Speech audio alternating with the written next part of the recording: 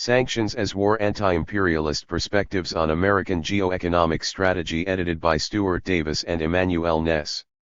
1. Introduction. Why are economic sanctions a form of war? 1. Stuart Davis and Emmanuel Ness.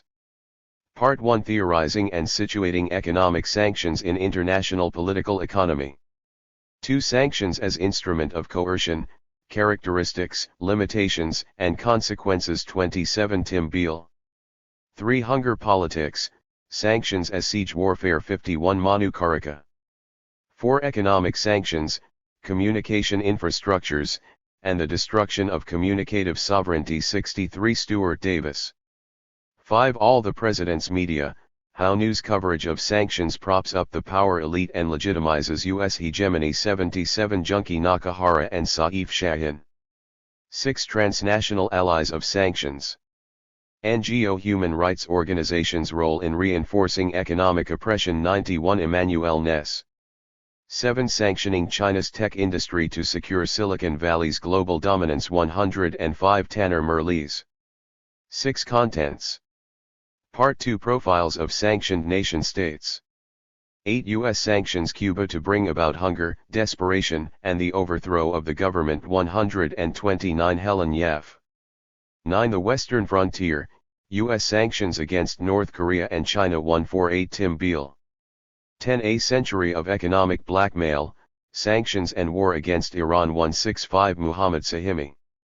11. Sanctions and nation-breaking, Yugoslavia, 1990 to 2190. Gregory Elich. 12. Targeted sanctions and the failure of the regime change agenda in Zimbabwe. 215. Washington Mazaraj. 13. Iraq, understanding the sanctions warfare regime. 231. Niemann-Aki I. 14. Writing out empire, the case of the Syria sanctions. 244. Greg Shapak. 15. The blockade on Yemen. 260. Shireen Al-Adiimi. 16. The U.S. war on Venezuela. 273. Gregory Wilpert. 17. Trying to unbalance Russia. The fraudulent origins and impact of U.S. sanctions on Russia. 290. Jeremy Kuzmarov. 18. The political economy of U.S. sanctions against China. 306. Sun Tzu and Fang Feilin. Contents. 7. Part 3. Resistance to economic sanctions and economic sanctions as resistance. 19. Blowback to U.S. sanctions policy. 323. Renata Breidenthal. 20. International solidarity against U.S. counterinsurgency. 333. Sarah Raimundo. 21. Boycott and sanctions as tactics in the South African anti-apartheid movement. 345. Jesse Booker and Stuart Davis. 22. Settler colonialism, imperialism, and sanctions from below, Palestine and the BDS movement. 360. Karina Mullen. 23. Epilogue. 379. Stuart Davis and Emmanuel Ness. Index. 387. Acknowledgements. This collection grew out of a series of public educational events, protests, and workshops organized by the International Committee of the Professional Staff Congress, PSC CUNY, around the increasing prevalence of unilateral sanctions as a vicious standard practice in U.S. geopolitical strategy. We would like to thank the International Committee, particularly the members of the Sanctions Subcommittee, Renata Breidenthal, Jackie DeSalvo, Tony Granois, Angel Martinez, Tony O'Brien, and Hamide Sejhi. We would also like to thank those who discussed sanctions policy at the International Committee monthly meetings or at the PSC-sponsored roundtable should an anti-war union oppose U.S. sanctions. In May 2019, Ervind Abrahamian, Dario Aitselani, Reza Garishi, Jeremy Kuzmarov, Hamide Sejhi, Gregory Wilpert, and Daniel Yanesi. Illustrations. Notes on contributors. Editors. Stuart Davis, Ph.D., University of Texas, is Assistant Professor of Communication Studies at Barrack College, the City University of New York. Centered on Latin America, specifically Brazil, his research focuses on digital media advocacy, protest politics, and digital media and public health. Since finishing his PhD in 2015, he has published 16 articles in journals including Communication Theory, Communication Monographs, Information, Communication and Society, and Digital Journalism, as well as chapters in edited collections including most recently Political Communication in the Time of COVID. Emmanuel Ness is Professor of Political Science at Brooklyn College, City University of New York, and Visiting Professor of Sociology at University of Johannesburg. Ness is author of numerous books and articles on labor, workers' movements, migration, and political economy. He is editor of the peer-review periodical Journal of Labor and Society. His most recent publications are Organizing Insurgency, Workers' Movements in the Global South, and the Oxford Handbook of Economic Imperialism. Contributors: Shireen Al-Adiemi is an assistant professor of language and literacy at Michigan State University's College of Education. She researches classroom discourse and holds a doctorate from Harvard University. Additionally, Dr. Al-Adiemi is an expert on the war and humanitarian crisis in her country of birth, Yemen. She writes for In These Times, speaks frequently on Yemen globally, and has been featured on NBC, NPR/PRI, The New York Times, Al Jazeera, The Nation, Current Affairs, and others. Tim Beale is a retired New Zealand academic who has written extensively on Asia, particularly on Northeast Asia and U.S. imperialism. Recent publications include U.S. Imperialism, The Korean Peninsula and Trumpian Disruption, International. 12 Notes on Contributors.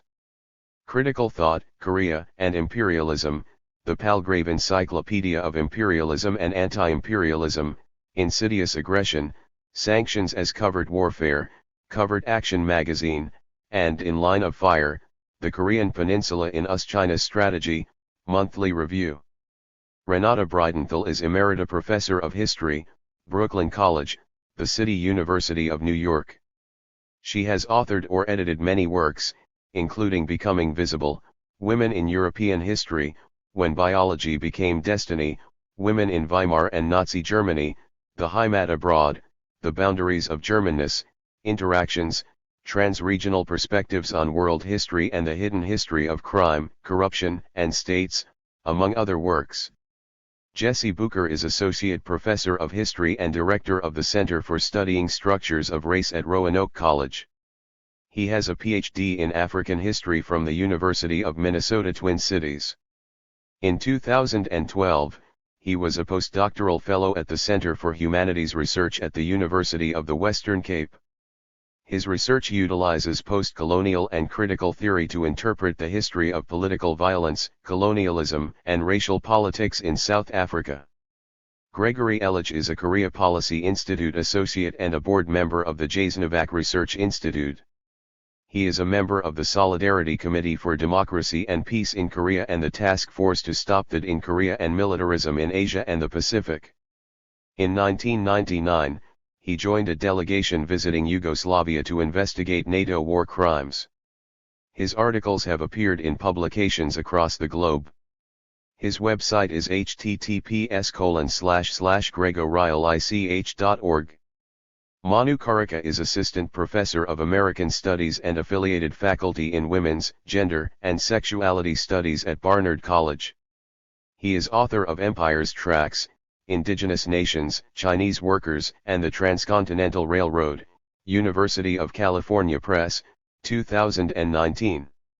Jeremy Kuzmarov is Managing Editor of Covert Action Magazine and is author of 4 books on U.S. foreign policy including The Myth of the Addicted Army, Massachusetts, 2009, Modernizing Repression, Massachusetts, 2012, The Russians Are Coming, Again, with John Marciano, New York, Monthly Review Press. Notes on Contributors 13. 2018, and Obama's Unending Wars, Atlanta, Clarity Press, 2019. He has also published articles in academic journals such as Diplomatic History, Class, Race and Corporate Power, the International History Review, Socialism and Democracy, and others. Fangfei Lin is an associate professor in the Department of Sociology, School of Politics and Public Administration, Xinjiang University, PR. China. She also is an anthropologist focusing on China's agrarian change and feminist political economy. Her current research is in action research, mainly exploring possibilities of collaboration between the improvement of pastoral livelihood and ecological sustainability in northern Xinjiang. Washington Mizoraj, born in Masvingo, Zimbabwe, holds a PhD in Public Administration, Peace Studies, obtained at the Durban University of Technology in South Africa. He is a lecturer at the University of Zimbabwe in the Department of Peace, Security, and Society. His research focuses on domestic Zimbabwean, regional Southern African, and international politics, governance, human security, peace and conflict studies, peacebuilding, conflict resolution and transformation. Tanner Merlis is an associate professor in the Communication and Digital Media Studies program at Ontario Tech University. He is the author of Hearts and Minds, The U.S. Empire's Cultural Industry, UBC Press, 2016, Global Entertainment Media, Between Cultural Imperialism and Cultural Globalization, Routledge, 2013, co-author of EdTech Incorporated, Selling, Automating, and Globalizing Higher Education in the Digital Age, Routledge, 2020, and co-editor of Media Imperialism, Continuity and Change, Roman and Littlefield, 2019. Karina Mullen is an anti-imperialist scholar based in New York. She currently teaches at John Jay and Brooklyn College, City University of New York, CUNY.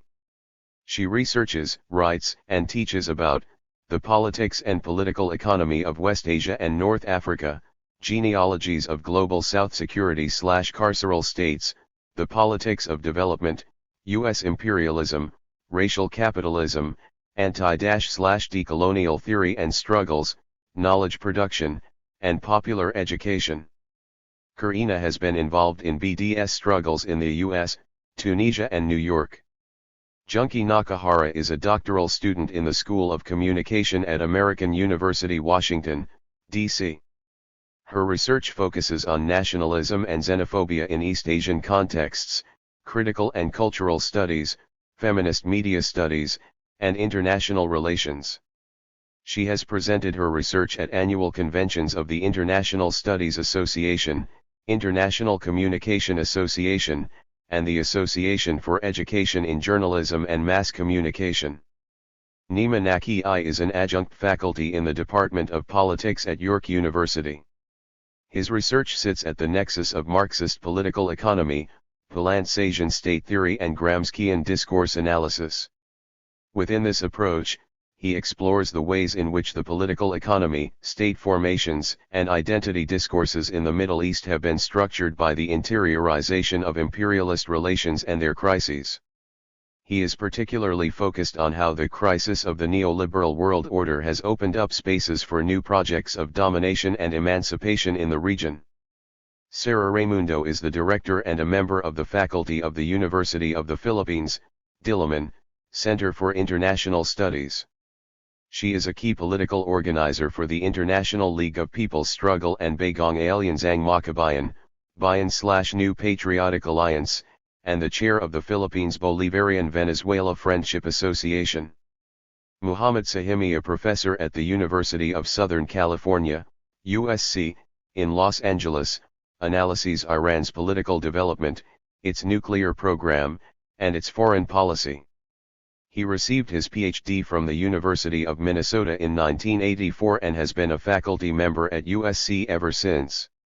His analyses have appeared in major political websites, including the Huffington Post, The National Interest, Antiwar.com, and many others, as well as in the New York Times, the Los Angeles Times, and Harvard International Review.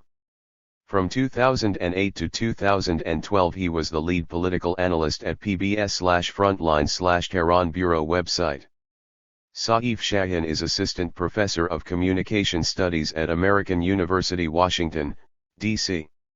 His research interests include critical data studies, digital culture, and media and politics in global contexts.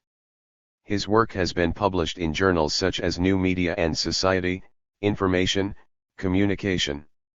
and Society, Social Science Computer Review, the International Journal of Press/Politics, and Communication Methods and Measures. He also serves as associate editor of the Journal of Information Technology and Politics. Greg Shapak writes fiction and political analysis. He teaches English and Media Studies at the University of Guelph Humber and is the author of the book, The Wrong Story, Palestine, Israel, and the Media, or Books, 2018. His work regularly appears in publications such as Canadian Dimension, Electronic Intifada, Fairness and Accuracy in Reporting, The Guardian, In These Times, Jacobin, The Nation, and Salon. Gregory Wilpert is a German-American sociologist and journalist who has covered Venezuela extensively for a wide variety of publications. He holds a Ph.D. in sociology, Brandeis University, 1994, and is author of the book, Changing Venezuela by Taking Power, The History and Policies of the Chavez Government, Verso Books, 2007. He is co-founder of the website VenezuelanAlisis.com. Currently he works as deputy editor at the Institute for New Economic Thinking. Sun Tzu is associate professor of economics at John Jay College, City University of New York. His main research interests include political economy, economic development, and the Chinese economy. He is on the editorial boards of Science and Society and the Journal of Labor and Society. His recent book is From Commune to Capitalism: How China's Peasants Lost Collective Farming and Gained Urban Poverty, Monthly Review Press, 2018. Helen Yaffe is a lecturer in economic and social history at the University of Glasgow, specializing in Cuban and Latin American development, and a visiting fellow at the Latin America and Caribbean Center at the London School of Economics. Since 1995, Dr. Yaffe has spent time living and researching in Cuba.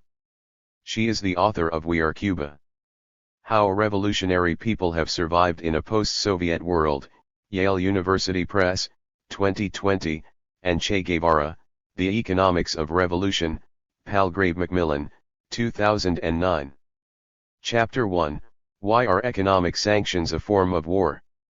Stuart Davis and Emmanuel Ness. The United States has maintained unrivaled global economic, political, cultural, and military hegemony for 70 years since the end of the Second World War in 1945 and reinforced with the fall of the Soviet Union, and for 25 years since the end of the Cold War in 1991. However, by the 2010s, American dominance in each of these four spheres has come under renewed contestation on a global basis. Most notable are China's rise as an engine of economic development and growth in East Asia and beyond, and the resurgence of the Russian Federation as a formidable regional military competitor in Europe and the Middle East. The shape of the emergent rivalry in 2020 is distinctive, as the US retains dominance in all four spheres, but the incipient threats to its absolute domination has given rise to a new repertoire to defend and advance its imperialist advantages. At the peak of US power, the 2 decades from 1990 to 2010, the US controlled the global stage through rewarding and punishing regional challenges to its supreme neoliberal economic order through a global military alliance to overwhelm countries that challenged its dominance in every sphere.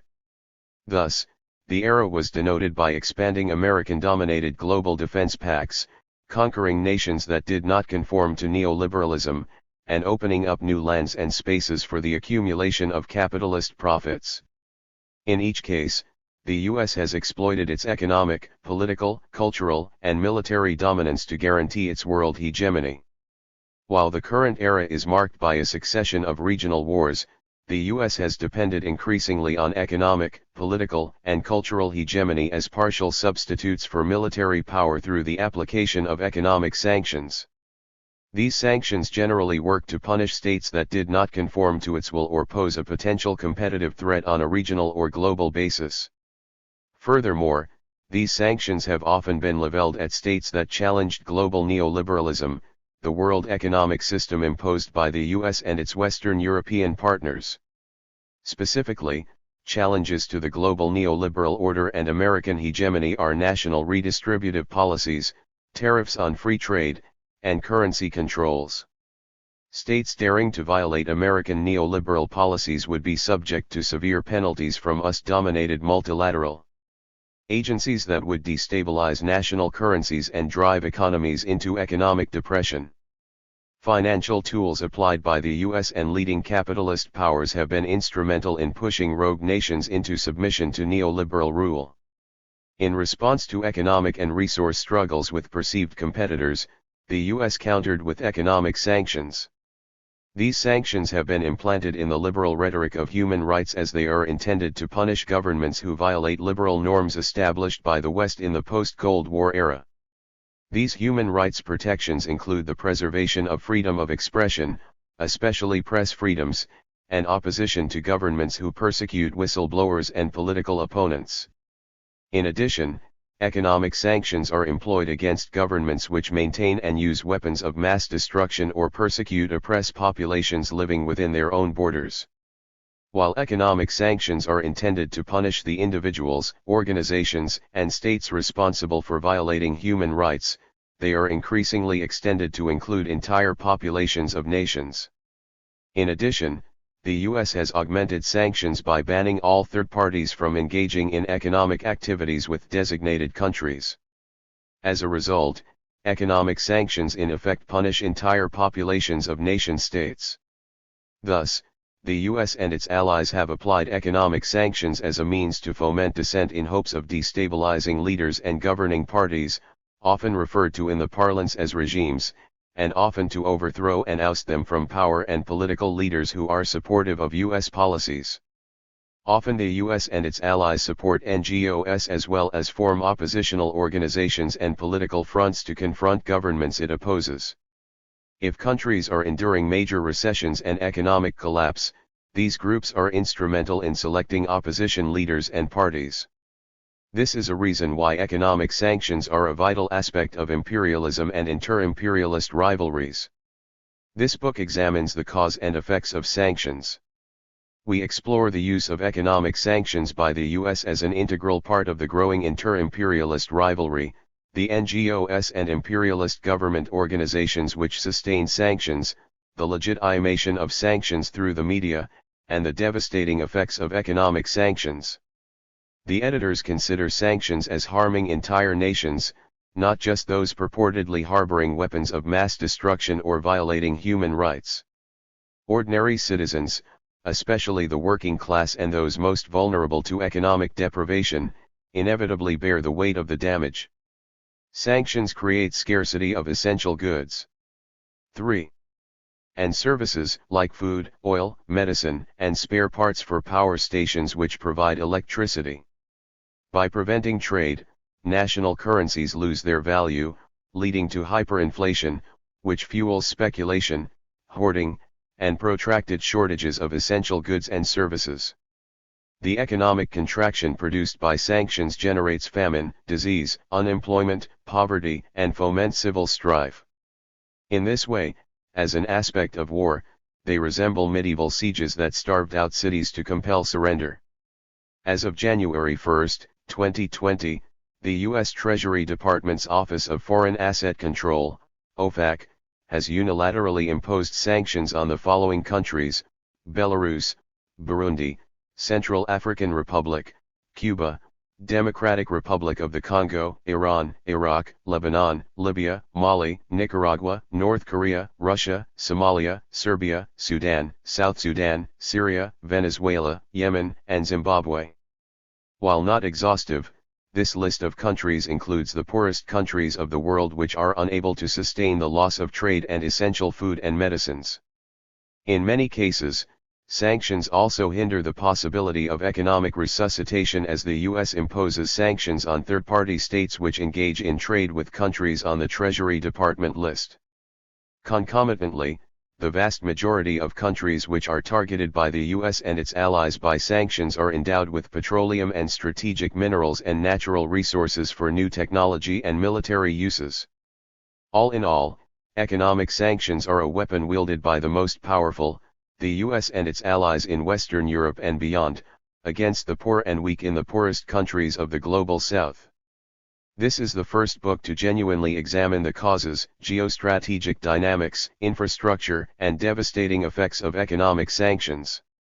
Along with deconstructing the political and economic logic governing the application of sanctions and documenting their tangible effects on subjected nations, this book also examines historical and contemporary sanctions efforts, which the U.S. and its allies have generally not favored, for the purpose of bringing to an end extreme inequality and exploitation by settler colonial states, apartheid South Africa against the black majority, and to encourage contemporary Israel to recognize the self-determination of the Palestinian people through the boycott, divest, sanction movement. The book chapters examine and inquire on the unique differences that punctuate how sanctions are imposed on oppressed countries, which comprise the vast majority, and those that are directed against oppressor states like apartheid South Africa and the present Israeli state. For Davis and Ness. 1. Demystifying the role of sanctions within international governance, moving beyond orthodox international relations theory. In an April 1964 speech to Congress later published in the State Department Bulletin, U.S. Undersecretary of State George W. Ball laid out what would become a long-standing formula for implementing American economic sanctions against the Republic of Cuba. Broken into 4 interrelated points that combine specific tactics with larger geopolitical strategy, this speech presents in embryonic form the geopolitical function of sanctions for the United States. The first 3 are particularly illuminating, as he writes. The first goal of economic sanctions is to reduce the will and ability of the present Cuban regime to export subversion and violence. Second, to make plain to the people of Cuba and to elements of the power structure of the regime that the present regime cannot serve their interests. Third, to demonstrate to the peoples of the American republics that communism has no future in the Western Hemisphere, quoted in Gibbs 2010-17.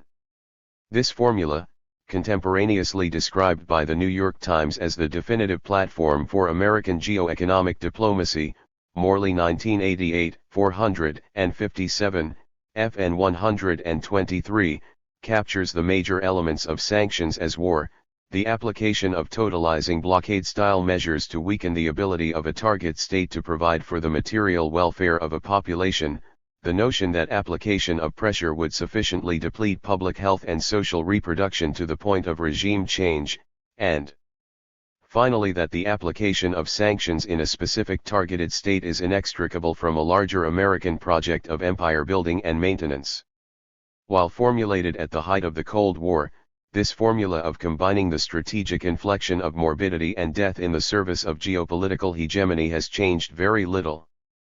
Though couched in a more technical and less ideologically apparent manner, contemporary academic and practitioner scholarship on sanctions tends to view these measures as a foreign policy panacea. Viewed as both a more humane and precise strategy for coercing nation-states perceived as rogue into compliance than overt military engagement, economic sanctions as a practice has increasingly become a preferred tool among geopolitically dominant states. In particular, the United States has employed sanctions regimes at a rapid rate in recent decades, expanding to over 30 different national contexts, as will be discussed in this collection. Ranging from the directed targeting of the bank accounts of individual perpetrators to rare commodities including caviar and purebred horses, sanctions are increasingly viewed as a privileged weapon for coercing non-compliant or threatening states.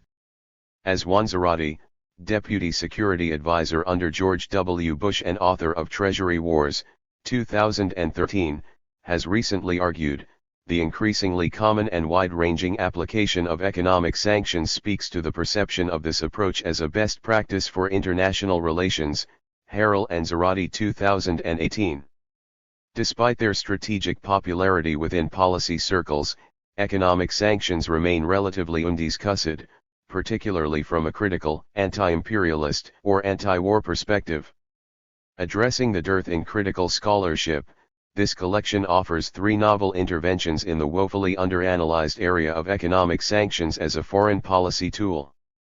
The first intervention is a theoretical call to move beyond the popular dyadic antagonism between those who conceptualize sanctions as a strategic negotiating tool in the game of geoeconomic statecraft, what we call the orthodox international relations approach, and those who decry sanctions for their impacts on civilian populations, the humanitarian view.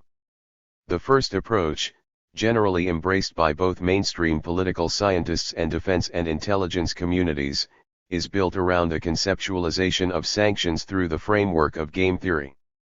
If the US is able to create conditions within a controlled engagement that will present sufficient pressure on a rival nation, it will be able to achieve strategic wins.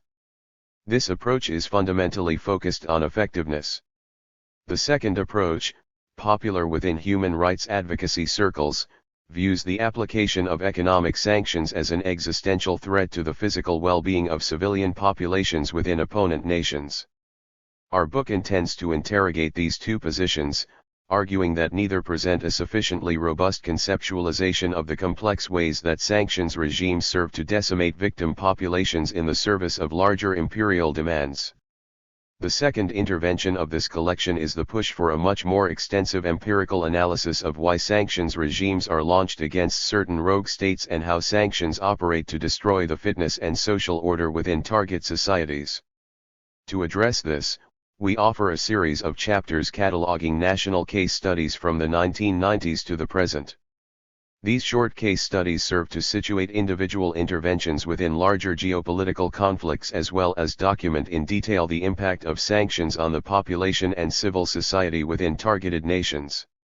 Though American or US-led sanction regimes against some nation-states like Iraq, Iran, and Venezuela have been 6. Davis and Ness. Documented to a certain degree, Arnove 2000, 2003, Weisbrot and Sachs 2019, other nations, ranging from North Korea to Sudan, have been largely ignored even within activist and human rights scholarship. Our collection aims to provide the first comprehensive cataloging of sanctions regimes globally. Our third intervention will be to address the possible of dislocating the tool of economic sanctioning away from the imperial designs of the US and allies to see if they can be employed to promote progressive social change or combat despotic political regimes. Specifically, we will be turning to both historical cases like the 1980s boycott against the apartheid regime in South Africa and ongoing advocacy projects like the Boycott, Divest, and Sanctions, BDS, movement to ask if there are possibilities for employing economic sanctions as a tool for practicing solidarity and empowering marginalized populations. 2. Conceptual Trend 1, Sanctions regimes as geoeconomic games within a traditional international relations approach. Sanctions as war seeks to move beyond this dichotomous opposition between mainstream international relations theorists/diplomats/policymakers on side and humanitarian activists on the other. In order to accomplish this, we must briefly address lacunae in each approach, beginning with the IR approach. For orthodox political scientists, pundits, and most American policymakers, the conceptual debate over economic sanctions centers on effectiveness. The question raised again and again within orthodox literature on economic sanctions has focused on their political efficacy as a tool for advancing geopolitical interests.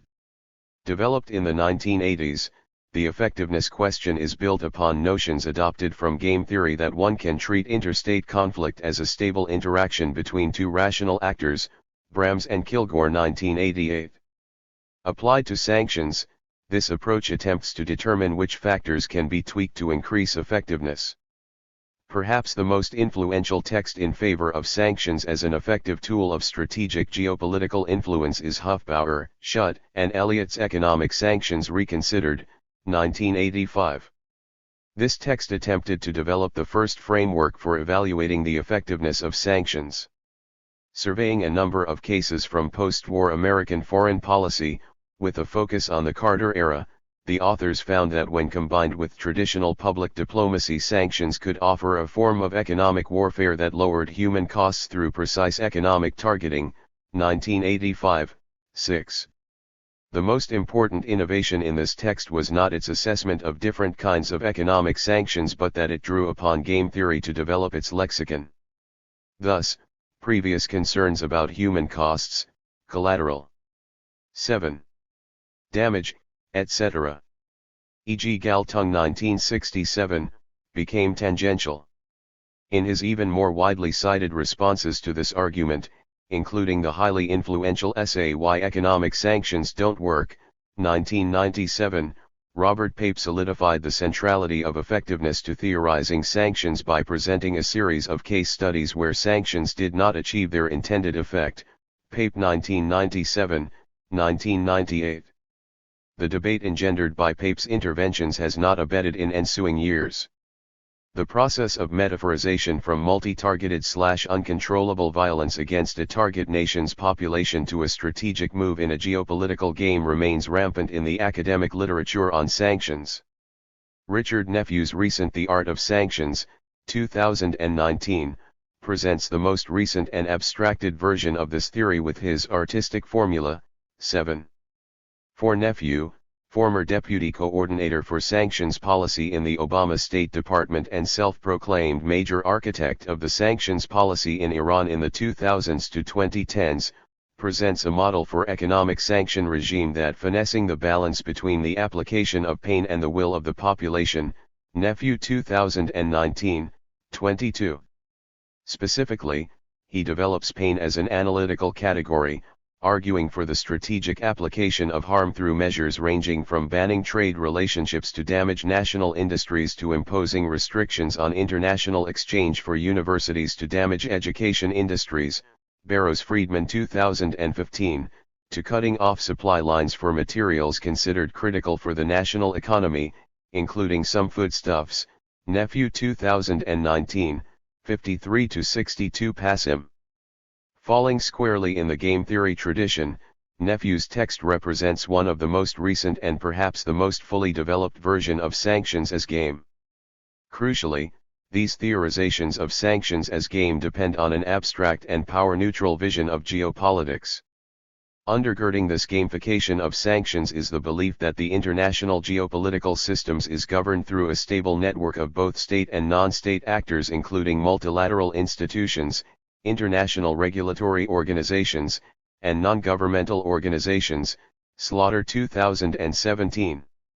These actors serve as network nodal points representing a variety of interests from human rights to environmentalism. This network of state and non-state actors interacting together provides the cohesive tissue that enables sanctions to effectively engage in the initiation and management of sanctions regimes, IBID. In a manner operating on a level of abstraction similar to theorizations of sanctions, this idea of a highly rational and accountable network of international institutions, what Anne-Marie Slaughter labeled the web under the chessboard of international security, 2017, 30, supporting state-to-state interactions creates the fantasy of a Manichean world of good guys who will help sanctioning nations fight the non-pliant bad guys.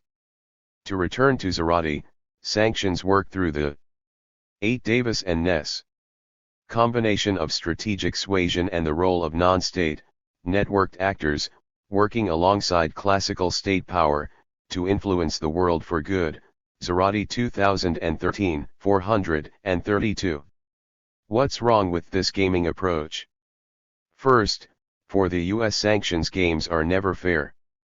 As Edward Herman has powerfully argued, these sanctions games are often designated as games only within the policy papers and official reports of the nation or multilateral configuration issuing the sanctions. As these actors are the ones designating sanctions policies as games and their side as protagonists, they set the rules. One of the tricks of imperialism has been to set unrealistic demands, then pretend that a targeted enemy has been offered a negotiating option, quickly claim that the option has been rejected, and move to even harsher sanctions, Herman, cited in Arnove 2003, 23. Many international relations theorists have argued that the game of sanctions cannot be delinked from the hegemonic asymmetries in global geopolitics. Written immediately in the wake of the U.S. invasion of Iraq in the first Gulf War crisis, Lisa Martin's Coercive Cooperation, Explaining Multilateral Economic Sanctions, 1992, offers an illustrative case for why the deployment of sanctions is much more complex than strategic moves within a stable game. In her account, Martin argues that the American imposition of sanctions has always included attempts to coerce or, in many cases, bully other nations, multilateral organizations, and NGOs to support the deployment of sanctions. Furthermore, For proponents of sanctions, winning is often conceptualized so broadly, in terms of a variety of objectives ranging from renegotiation to influencing global public opinion, that even using the terminology of winning and losing represents an extreme conceptual stretch. Martin 1992, 32. As a metaphor for the exercise of economic sanctions, gaming is both naive towards international power differentials and inappropriately sophisticated to understand geopolitical dynamics. In short, mainstream IR theorizations of sanctions as games suffer from an extreme lack of empirical insight. This lack of empirical consideration has significant human costs within sanctioned nations. What is wrong with this gaming approach for those cast as opponents? Gaming as metaphor relies on a metaphorical abstraction wherein two actors are locked in strategic application of pain and resilience. Nephew 2019, 24. This abstraction masks the empirical reality of the situation on the ground. Military actions are not against abstract actors but affect areas often populated with non-combatants and rife with collateral damage and human cost. Outside of the lineage of mainstream international relations theory, this notion of the gamification of war stands as part of the development of what Paul Virilio and Silvero Latringer have called the civilianization 9. of war, Virilio and Latringer 1983. This shift, also referred to as full-spectrum domination, describes a situation wherein the observed line between combatant and civilian as well as between enemy and citizen is consistently blurred to the point that no space of civil society is deemed off-limits. This shift is also deeply linked to the rise of dirty wars, Scahill 2013, conflicts that refuse to observe any of the traditional signposts of conventional warfare. Political theorist Brian Massumi recognizes the drastic results of this gamification of coercive violence, when the civil is no longer demarcated from the military, nor offense from defense, it becomes impossible to say where the exercise of force begins and ends. Massumi 2015, 68. From this perspective, sanctions regimes represent the erosion of any traditional conventions within interstate warfare. Therefore and crucially, sanctions are not an alternative to traditional warfare but instead an expansion that has the potential to leach into all aspects of civil society within targeted nations and beyond. 3. Conceptual Trend 2. Opposition to sanctions on humanitarian grounds and the problem of criticism without structural critique.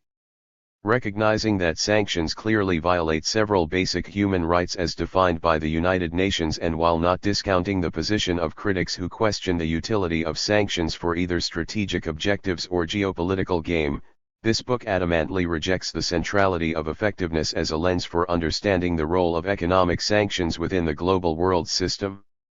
The systematic human suffering unleashed on the poorer and working classes of targeted nations cannot be encapsulated under a framework of effective suffering, or as Nephew puts it, the sanction regime's pain calculus, 2019, 41. However, we also eschew narratives built around simple or reductive explanations that focus exclusively on the human cost of economic sanctions within targeted nations. The lion's share of this sort of opposition to economic sanctions regimes has been raised by transnational activist networks, 10s, faith-based organizations, or NGOs, and have focused on humanitarian crises arising with their implementation. Anti-sanctions activists argue that these measures operationally amount to a blunt weapon of non-military warfare as they wreak havoc on targeted areas. Crucially, those who oppose sanctions on humanitarian grounds share IR theorists' skepticism about the effectiveness of sanctions as a tool for producing calculated intended consequences within specifically singled-out target areas. However, the skepticism of humanitarian activists comes from a much different place. For IR theorists, policymakers, and diplomats, sanctions regimes' ineffectiveness poses a problem with their 10 Davis and Ness. Coercive capabilities as a form of non-military pressure.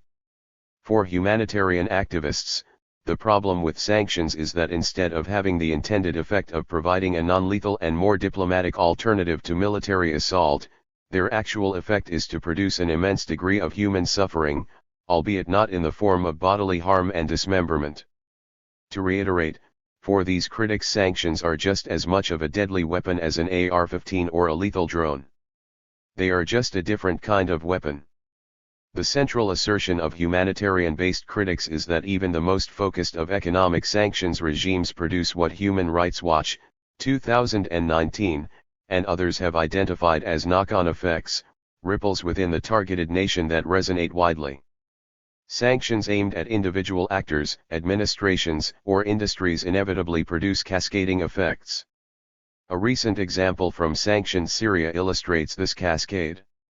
Since 2011, the U.S. government has initiated a number of sanctions against the administration of President Bashar al-Assad, including a sanction on U.S. citizens receiving payment for work conducted in Syria by any financial institution with ties to the Syrian government, McDowell 2018, Gisn 2020. These sanctions have created a host of problems for a variety of actors, from aid organizations like the International Red Cross to non-American companies trying to contract with the Syrian government to reconstruct roads and other essential infrastructure.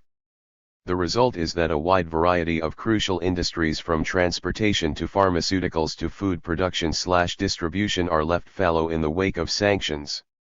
The Syrian case is not unique. From massive unemployment to widespread malnutrition, the consequences of sanctions are often just as lethal as military tactics, albeit within a somewhat longer time frame.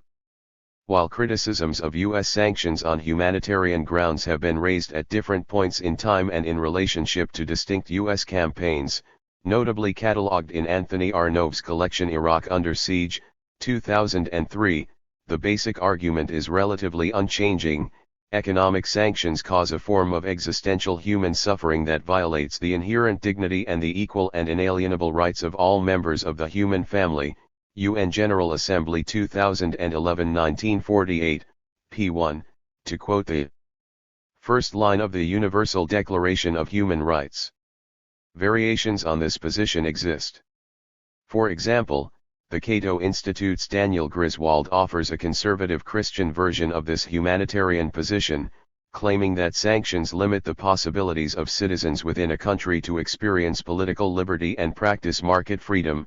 Griswold 2000. Nonetheless, the fundamentally existential nature of this position shines through. The most recent version of this humanitarian criticism of sanctions is a series of calls from policy-making bodies, anti-war activist groups, and others for the Trump 11 administration to suspend sanctions against targeted nations, namely Iran and Venezuela, in response to the global public health crisis caused by the 2019 to 2020 novel coronavirus pandemic.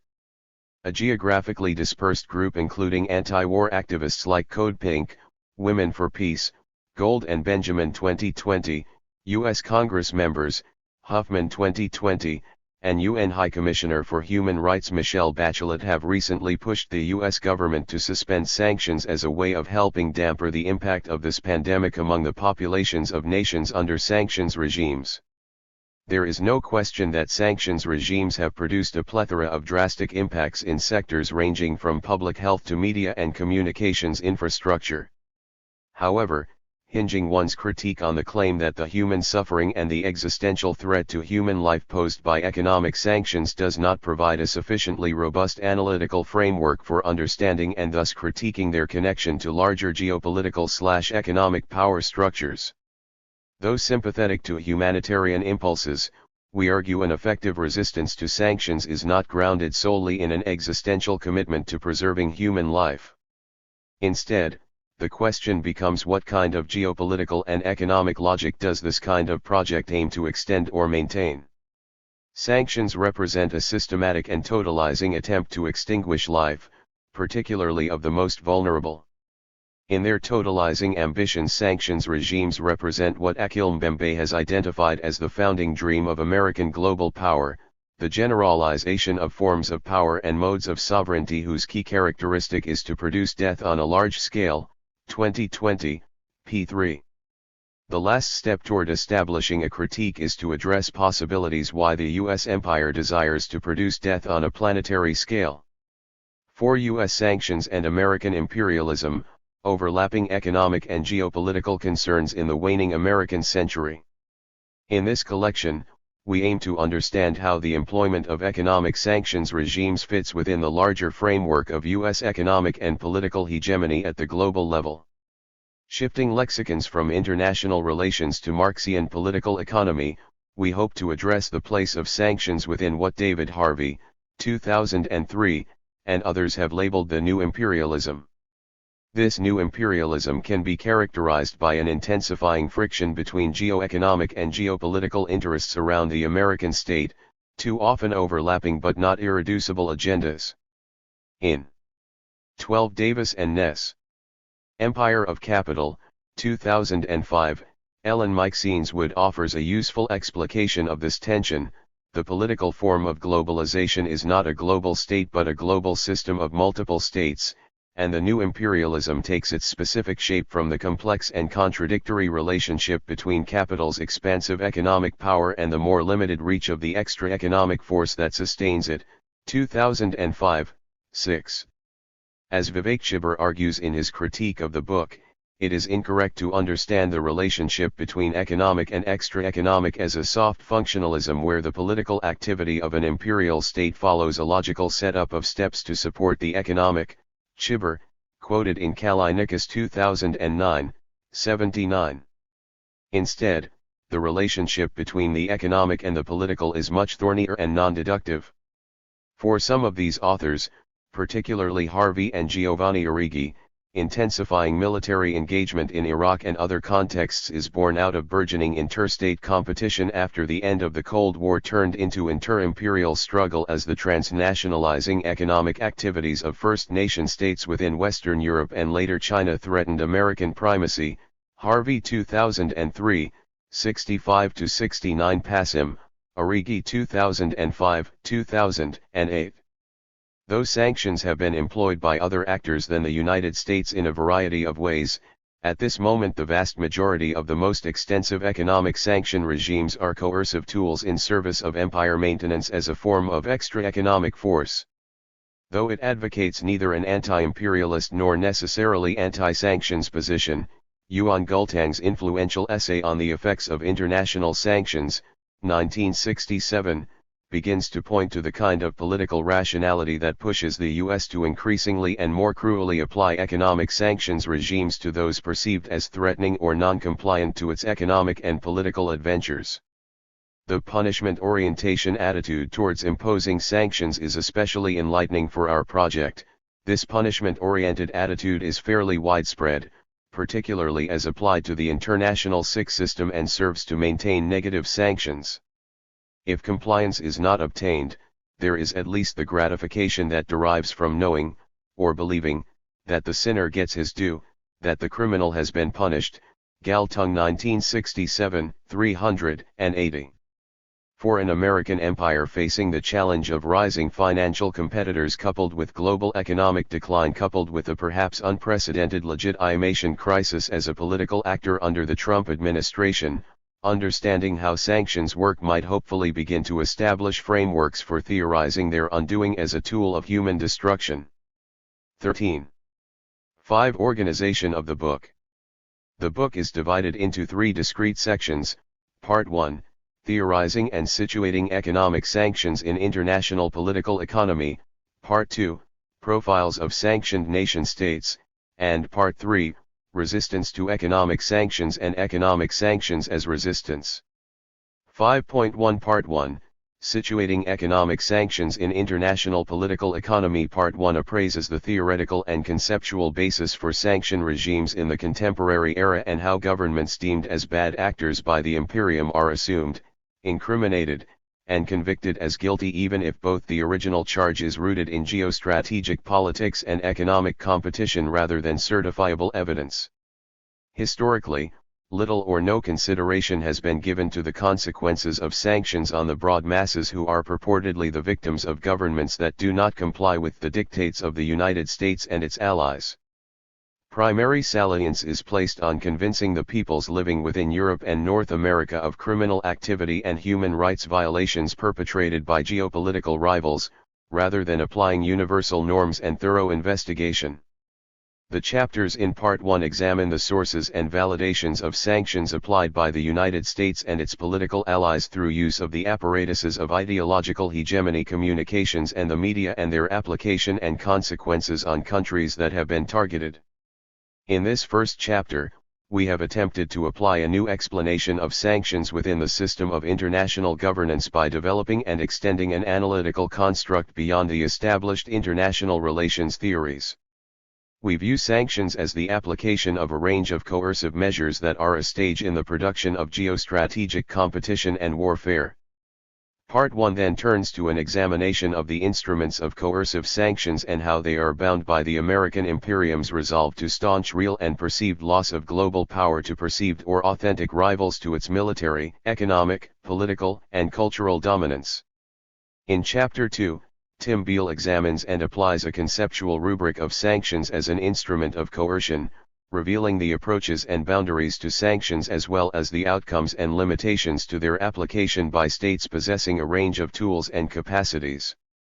As the United States retains the largest array of palpable sanctions, the focus is on its utilization of the array of coercive instruments to enforce and maintain its power through threats and intimidation.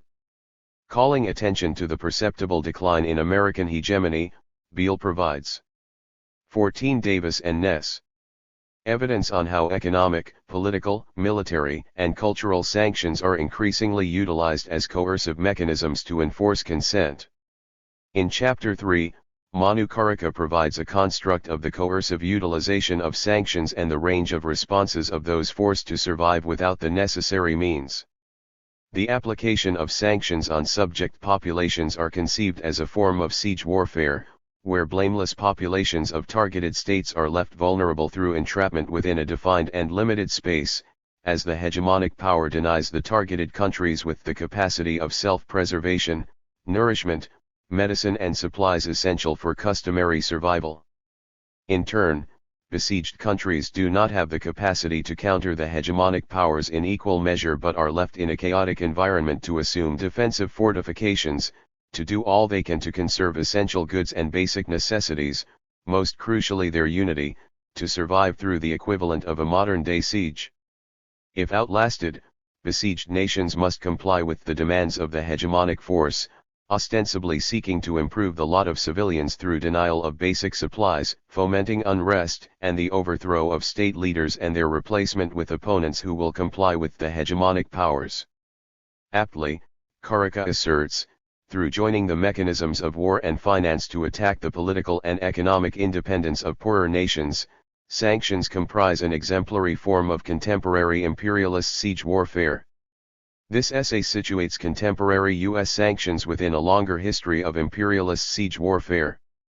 Building on the previous chapter's claim that sanctions serve as a form of contemporary siege warfare, in Chapter 4 Stuart Davis addresses the ways that economic sanctions regimes stifle the development of communication infrastructure within targeted states. Beginning by describing innovative attempts that Cuba, Venezuela, and other nations facing sanctions have utilized to develop their own public access film and television production programs and government-subsidized Internet, Davis tracks the ways that the exercise of sanctions has curtailed these initiatives. After discussing the debilitating impacts of sanctions on public programs for media access, Davis's chapter discusses the larger impacts that the employment of economic sanctions has caused on Internet access within sanctioned states, particularly during the COVID pandemic. The chapter concludes by arguing that the economic damage wrought by sanctions on the civilian population's access to media complicates contemporary work within media and communication studies on freedom of the press and communication rights, which largely treat these questions in terms of a money-chain struggle between an authoritarian government and individual citizens. 15. In Chapter 5, Junki Nakahara and Saif Shahin turn to an examination of how modern news coverage of sanctions bolsters, sustains, and legitimizes the American presidential establishment, and by extension, U.S. hegemony. Nakahara and Shahin's study of a decade of news coverage on Iran, North Korea, and Venezuela in the leading print media reveal that C. Wright Mill's conception of a power elite remains a compelling construct today in discerning the significance of the American government's capacity to apply a range of coercive sanctions on states. The writers validate the view of a propaganda model, advanced by Edward Herman and Noam Chomsky, that a power elite manufactures consent through a convergence of class interests, including maintaining the US as the predominant global hegemonic power. Purveying accurate information and empirical evidence is inimical to preserving political and economic power, and thus the media eschew accuracy to maintain the prevailing status quo through filtering dissenting and contrary information and views in favor of the establishment narrative, which predictably reinforces the efficacy of sanctions on rival states and their allies. In Chapter 6, Emmanuel Ness analyses how human rights non-governmental organizations, NGOs, have grown as a force in expanding the American sanctions regime. Pretending to act in the interest of oppressed populations living under autocratic rule, in reality human rights NGOs are a major global force for the imposition of sanctions on poor countries by the United States and its allies. After more than 2 decades of sanctions, NGOs have sought to recast their sphere of activity to identifying specific government elites who are perpetrating violations of Western norms, thereby mitigating detrimental consequences on the population as a whole. Ness reveals that applying sanctions on opponents in targeted countries has not mitigated the deleterious consequences of sanctions, which inevitably redound upon the vast majority of people. Led by Human Rights Watch, HRW, the chapter shows that economic sanctions devastate entire economies. HRW's default to impose economic sanctions fails to account for the pattern of global sanctions, which rich countries impose on poor countries, asserting that NGOs serve as useful instruments of the US and its allies. In the final chapter of Part 1, Chapter 7, Tanner Merlis provides a detailed explanation for the rise in the trade war between China and the United States, which has intensified into a widespread competition for dominance over new technology, and, in turn, geopolitical conflict. Indeed, Merlis provides abundant evidence that big tech are in support of the confrontational American stance toward China to maintain and advance dominance over the development of new technology. In this way, Merlis views the ostensible trade war as the new frontier of conflict in the 21st century, taking the form 16 Davis and Ness of irregular warfare, playing itself out on the world stage through cyber warfare, notably network attacks on corporate and military infrastructure, digital hacking and espionage. The sphere of competition over control over digital technology has intensified conflict between Silicon Valley and China's big tech for control over a rapidly transforming industry, which has significant implications for dominance over lucrative international markets. Merlis scrutinizes the nature of the competition, and, as the US is not maintaining market dominance, the conflict is slipping into economic war, and even intensifying conflict in the political and military arenas. 5.2 Part 2, Case Studies of Sanctioned Nation-States. Part 2 of this collection offers a series of 11 case studies of nation-states who have been subject to sanctions imposed either unilaterally by the US or multilaterally through collaboration between the US, other nation-states, regional associations, e.g. the European Union, or international organizations like the UN or World Trade Organization. Organized chronologically, the section begins with a discussion of the economic embargo launched against Cuba by the US shortly after the Cuban Revolution of 1958 and concludes with unilateral sanctions imposed by the US against China and Russia as recently as late 2020. Across these 11 cases, a larger historical arc begins to come into view. The earliest cases come from the 1950s and focus on American-led unilateral economic embargoes against individual states with affiliations to the Soviet Union, including North Korea, Cuba, and China, though the embargo against China was lifted in the early 1970s. In the wake of the Soviet Union's decline and eventual demise, sanctions regimes initiated or supported by the US took on a significantly more multilateral character. The 1990s, labeled the Sanctions Decade, Courtwright and Lopez 2000, Hofbauer and Ureg 2003, was characterized by draconian sanctions regimes supported by the US in concert with the UN, the European Community, and other multilateral organizations against perceived rogue states like Zimbabwe, Iraq, and the former Yugoslavia. Cases from the 2000s to 2010s, particularly the 2010s, show the return of unilateral sanctions regimes or individual sanctions launched by the U.S. government against individual nation-states, particularly those perceived as geopolitical competitors like Venezuela, Russia, and China, or those that serve as sites for proxy struggles including Yemen and Syria, seen as extensions of a continued American conflict with Iran. This current phase of sanctions is linked less to concerns about acts perceived as violating international political or juridical norms, like the 1990s cases, and more to explicit rivalries with perceived economic or political rivalries, specifically Russia and China. This newest phase, 17, of economic sanctions, we argue, represents a shift back to Cold War logics of challengers to American imperial ambitions. Addressing the longest ongoing sanctions regimes discussed in our collection, in Chapter 8 Helen Yaffe presents a comprehensive analysis of the history of American sanctions against Cuba, the link between sanctions and American politics, and the material impacts of sanctions on the Cuban people. Crucially, Yaffe makes a compelling case that American economic warfare against Cuba is best conceptualized as a unilateral blockade, unilateral in the sense that it is launched by the U.S. without buy-in from potential partner nation-states, and a blockade due to its attempt to prevent any other nation-state or company from conducting business within Cuba. As a blockade, therefore, the U.S. sanctions regime against Cuba in effect has created an economic stranglehold on the island which not only prevents the United States intercourse but also effectively blocks commerce with other states, their citizens, and companies, quoted in Yaffe. This volume. Chapter 9 provides an in-depth case study of the historical development and impacts of economic sanctions on the Democratic Public's Republic of Korea, DPRK, often colloquially known as North Korea. Framing his analysis in terms of the centuries-long attempt of the U.S. to exert economic and political control over East Asia, Tim Beale tracks the history of American and multilateral economic sanctions against North Korea. He specifically links the history of sanctions against North Korea to the history of American geopolitical conflict with China.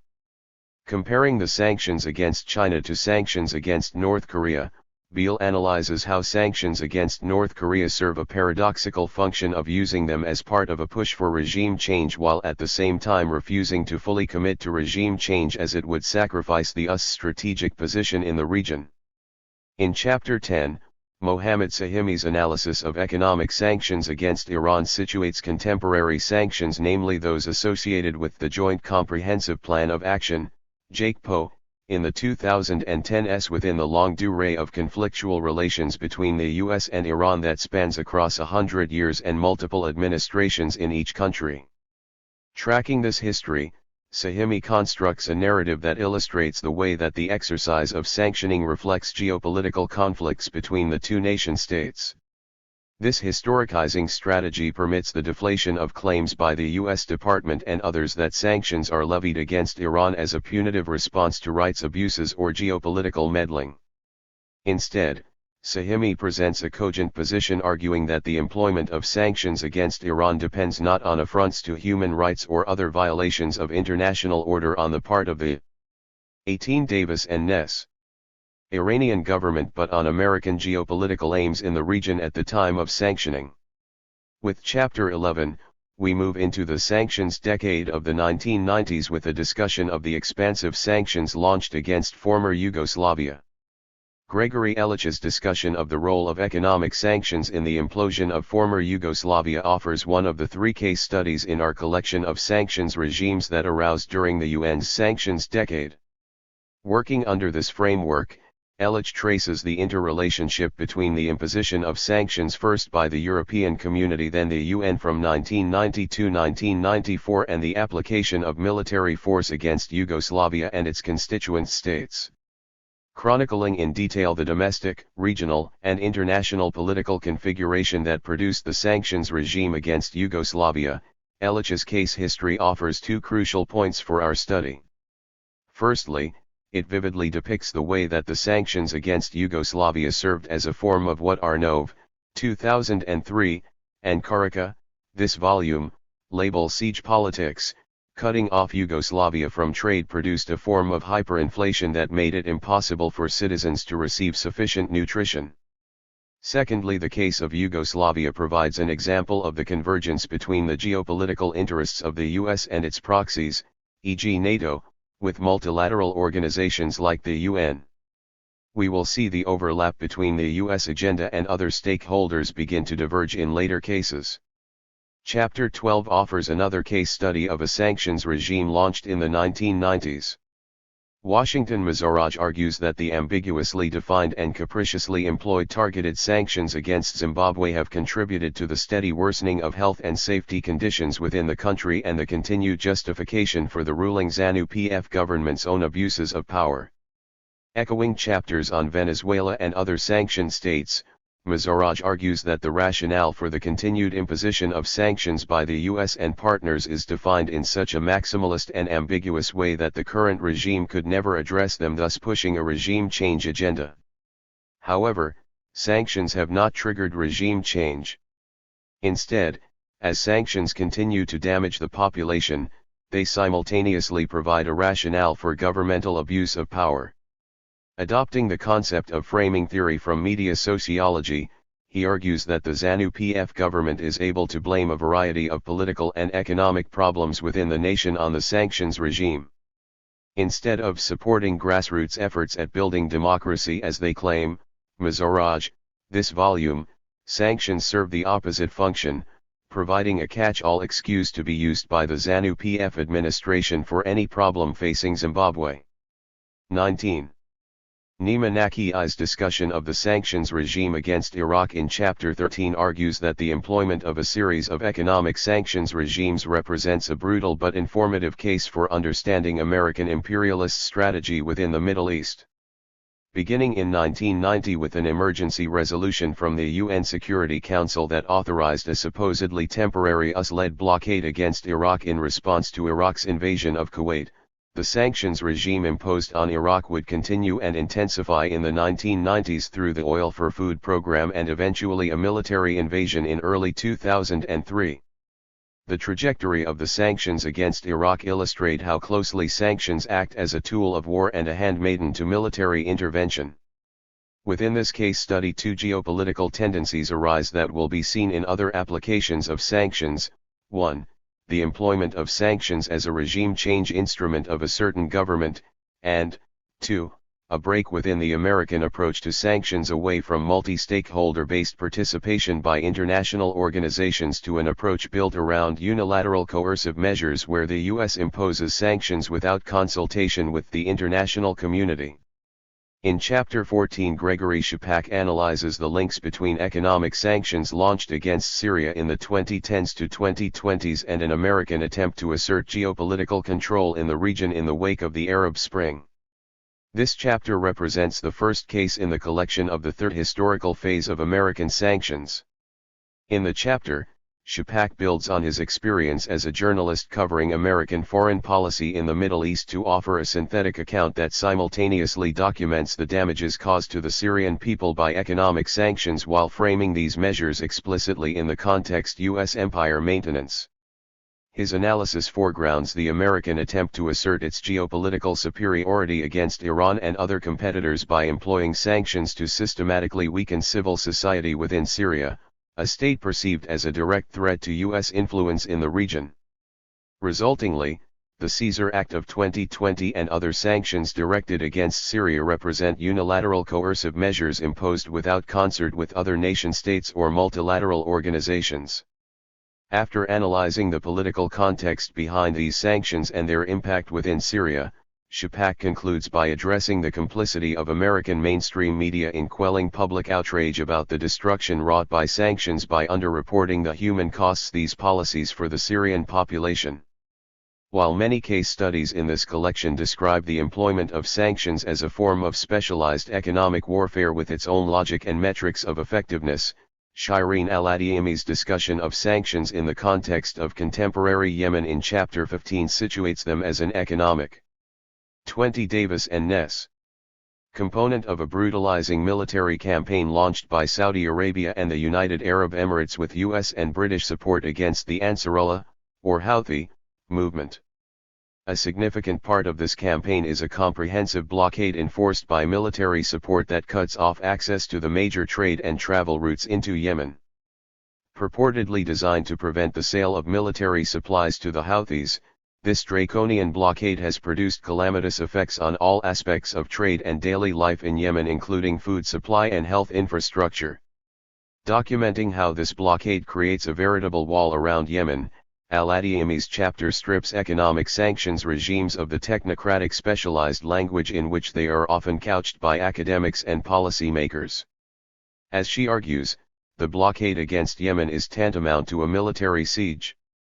Whereas the Yemen and Syria cases are inextricably linked to U.S. geopolitical conflict in the Middle East, the final three national case studies represent attempts by the U.S. to mobilize economic sanctions against national governments perceived as either stumbling blocks to the continued growth of a U-centered geopolitical imperialism, Venezuela, or potential competitors threatening American hegemony, Russia and China.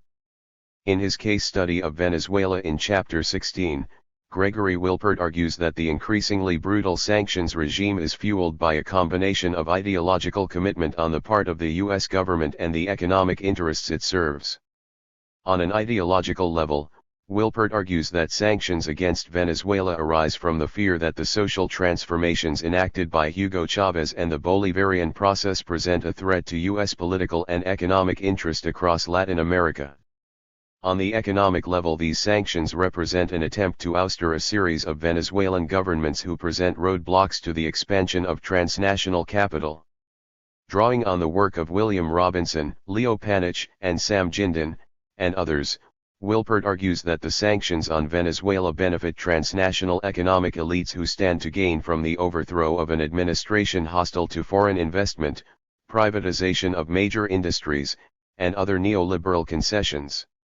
Jeremy Kuzmarov's analysis of the recent sanctions regime imposed by the U.S. and allies against the Russian Federation in Chapter 17, specifically the Magnitsky Act, illustrates the deep ties between the imposition of sanctions and American geopolitical rivalries, as well as provides a counterpoint to other cases by pinpointing the ability of the Russian government to engage in economic planning, including import substitution, to mitigate the impact of sanctions on the civilian population. In this way, the case, along with the discussions of China and, to a lesser degree, Iran, serves as a counterpoint to other cases this volume that document the ability of sanctions to derail civil. 21. Society and wreak extensive damage to human life in targeted states. In tracing the imposition of sanctions against Russia, Kuzmarov's discussion details the geopolitical context that produces them.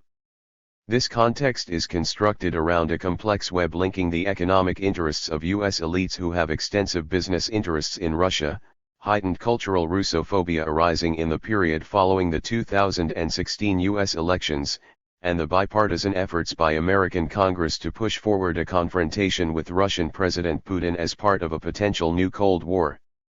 While the editors recognize Russia's position as a transactional state motivated by its own economic and political interests, as are many nation-states, we recognize the importance of this chapter in pinpointing the shortcomings of U.S. sanctions regime against Russia. In Chapter 18, Sun Tzu and Fang Feilin argue that sanctions against China are inextricably linked to the perceived threat it raises to American geopolitical hegemony. Since the success of the Chinese Revolution in the late 1940s, the position of China as a competitor to the U.S. has been a central concern of U.S. imperialism.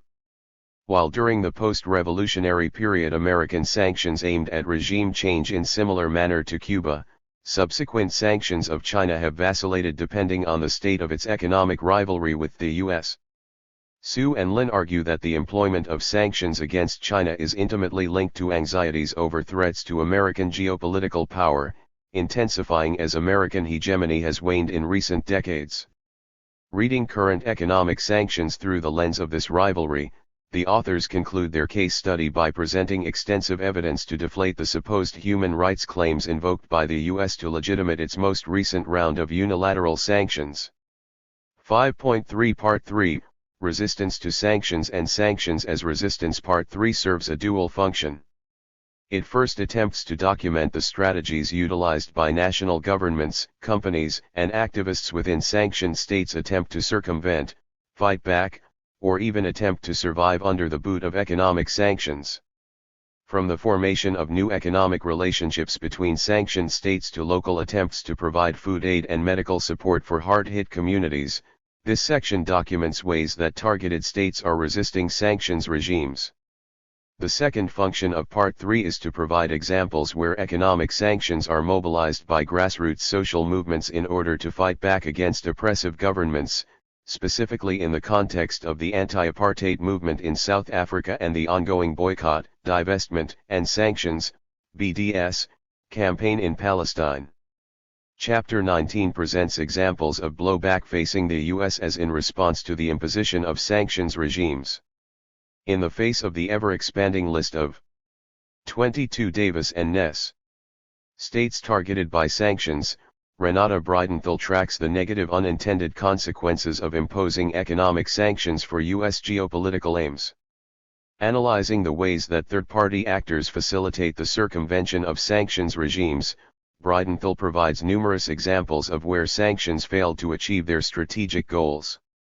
In the process, she tracks new alliances and forms of geopolitical cooperation, e.g. between Iran and Venezuela, rapidly developing monetary alternatives to the US dollar within global trade, and the development of transnational gray markets that bypass imposed restrictions within sanctioned states.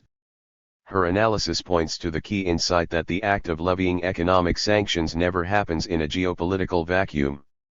Chapter 20 discusses how activists working within sanctioned states work to build networks of solidarity and support. Focusing on Venezuela, Sarah Raimundo looks at grassroots responses to the damage wrought by sanctions. Framing the imposition of economic sanctions as a form of counterinsurgency, Raimundo discusses the ways that international solidarity between social movements provide powerful avenues for support within sanctioned states. Labeling sanctions as counterinsurgency due to the way they purposefully inflict damage indiscriminately against designated combatants and civilians alike, Raimundo tracks how Venezuelan civil society, in coalition with transnational activist networks, fight these sanctions. To understand this resistance, she draws upon ethnographic research conducted in Venezuela that examines how public programs aimed at helping the population, from agricultural communes to food stamps to healthcare, continue despite sanctions. She also draws upon her own work within a social movement organization in the Philippines aimed at building solidarity with Venezuela to look at how collaboration between movements offers further possibilities for fighting sanctions and other forms of geopolitical domination. The remaining two chapters in Part 3 interrogate cases where the acts of calling for boycotts and attempting to impose sanctions are utilized as part of resistance movements on behalf of marginalized communities. In Chapter 21, Jesse Booker and Stuart Davis present a historical case study of how boycotts and sanctions can be utilized by marginalized communities to successfully challenge politically oppressive governments. Drawing on a discussion of the anti-apartheid movement in South Africa undertaken by the African National Congress, ANC, in the 1940s to 1980s, they begin by tracing how the act of boycotting shifted from being one tool among others utilized by the ANC for fomenting social revolution within South Africa to the central strategy for gaining international support against the apartheid regime. This shift ushered in a period of simultaneously encouraging transnational corporations to participate in the boycott and building support for national governments in the 23 Global North, particularly the US and the UK, to enact legislation enacting sanctions against the apartheid government. Booker and Davis argue that while this shift was instrumental in ending the apartheid regime, it simultaneously represented a withdrawal from the ANC's earlier aspirations for larger revolutionary transformations. In Chapter 22, Karina Mullen offers a powerful geopolitical analysis of the boycott, divestment, and sanctions (BDS) movement launched in solidarity with civil society actors and activists in occupied Palestine in the early 2000s.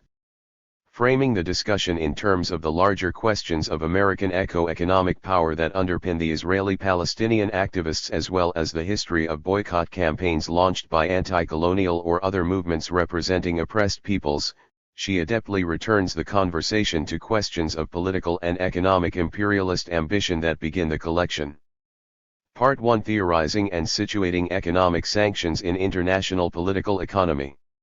Chapter 2: Sanctions as Instrument of Coercion. Characteristics, Limitations, and Consequences. Tim Beale. States have a range of instruments of coercion at their disposal. Michael Beckley of the American Enterprise Institute, AEI, gives a short, and very incomplete list. The United States would deploy every tool in its coercive arsenal: tariffs, financial sanctions, visa restrictions, cyberespionage, and drone strikes, Beckley 2020. The efficacy will vary with the state, and here the focus is on the United States since it has the full range and, in most cases, the most effective instruments, even though its power is in decline. Indeed, any analysis of contemporary sanctions must be centered on the United States. It uses sanctions most often and with greater economic consequences than any other country. Moreover, it is usually the instigator and enforcer of the application of sanctions by other countries, either through bilateral dominance or through its ability to utilize the United Nations Security Council, UNSC. In 2019 the US had some 30 sanctions programs, the UNSC a further 14, and a number of other countries such as Australia, Canada, the European Union, Japan, South Korea had their own additional programs, but all of them, it is safe to say, were consistent with US foreign policy, and probably a result of American guidance. Gordon 2019. American dominance is slipping, especially in relation to peer competitors, but at the moment the global sanctions regime speaks with an American accent. 1.1 Form of economic activity: restraints on trade in goods has a long history. In times of war there have been attempts at blockading the enemy, preventing all trade. The Napoleonic War presented the first modern attempt at that. In times of peace the restraints have been less and usually related to trade disputes. The Cold War brought in another phase where US geopolitical strategies used restraints on goods. 28 Beale. Especially high-tech and dual-use goods, and financial services to impoverish and weaken the Soviet bloc. Dual-use is a very flexible phrase because there are few things that do not have military as well as civilian use. As services have become increasingly important in the international economy, so have sanctions on them. Examples include the sanctioning of North Korea over migrant labor, Kim and Denier 2019, and the Trump administration's moves against Chinese apps WeChat and TikTok, Bradshaw and Zhong 2020. China's ability to retaliate is adding a completely new dimension to sanctions, which has tended, at least since 1945, to be a cost-free coercion instrument for the US. Other kinds of sanctions are linked to finance and banking and affect the use of the US-dominated international financial and banking system. They may be absolute North Korea, but also currently Iran and Venezuela, or partial. As with other forms of coercion, a threat may be nearly as effective while avoiding the complications, and potential blowback, of implementation. Liu and Nephew 2018. They may be complemented by the seizure of assets. Some estimates put the amount of frozen Iranian assets at $155 billion, 2016a. Because finance and banking are so information-rich, this gives the US amazingly precise power, and foreign individuals can be targeted quite easily. Carrie Lam, the chief executive of Hong Kong, has been placed on the Specially Designated Nationals and Blocked Persons List, or SDN list, maintained by US Treasury's Office of Foreign Assets Control, OFAC, with the result that she is not able to have a bank account and her government salary is paid to her in cash. Taylor 2020. 1.2 Reach, unilateral vs. multilateral. Many US sanctions are unilateral, although Washington usually expects other countries to comply either through secondary sanctions or through its assumption of extraterritoriality, where US law applies throughout the world.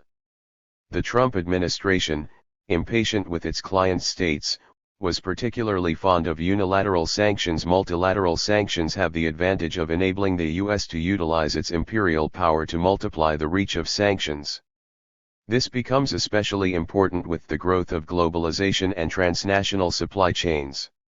It is likely that the Biden administration will put more effort into dragooning subordinate states into serving U.S. sanctions strategy, even when, as is often the case, it is against their interests.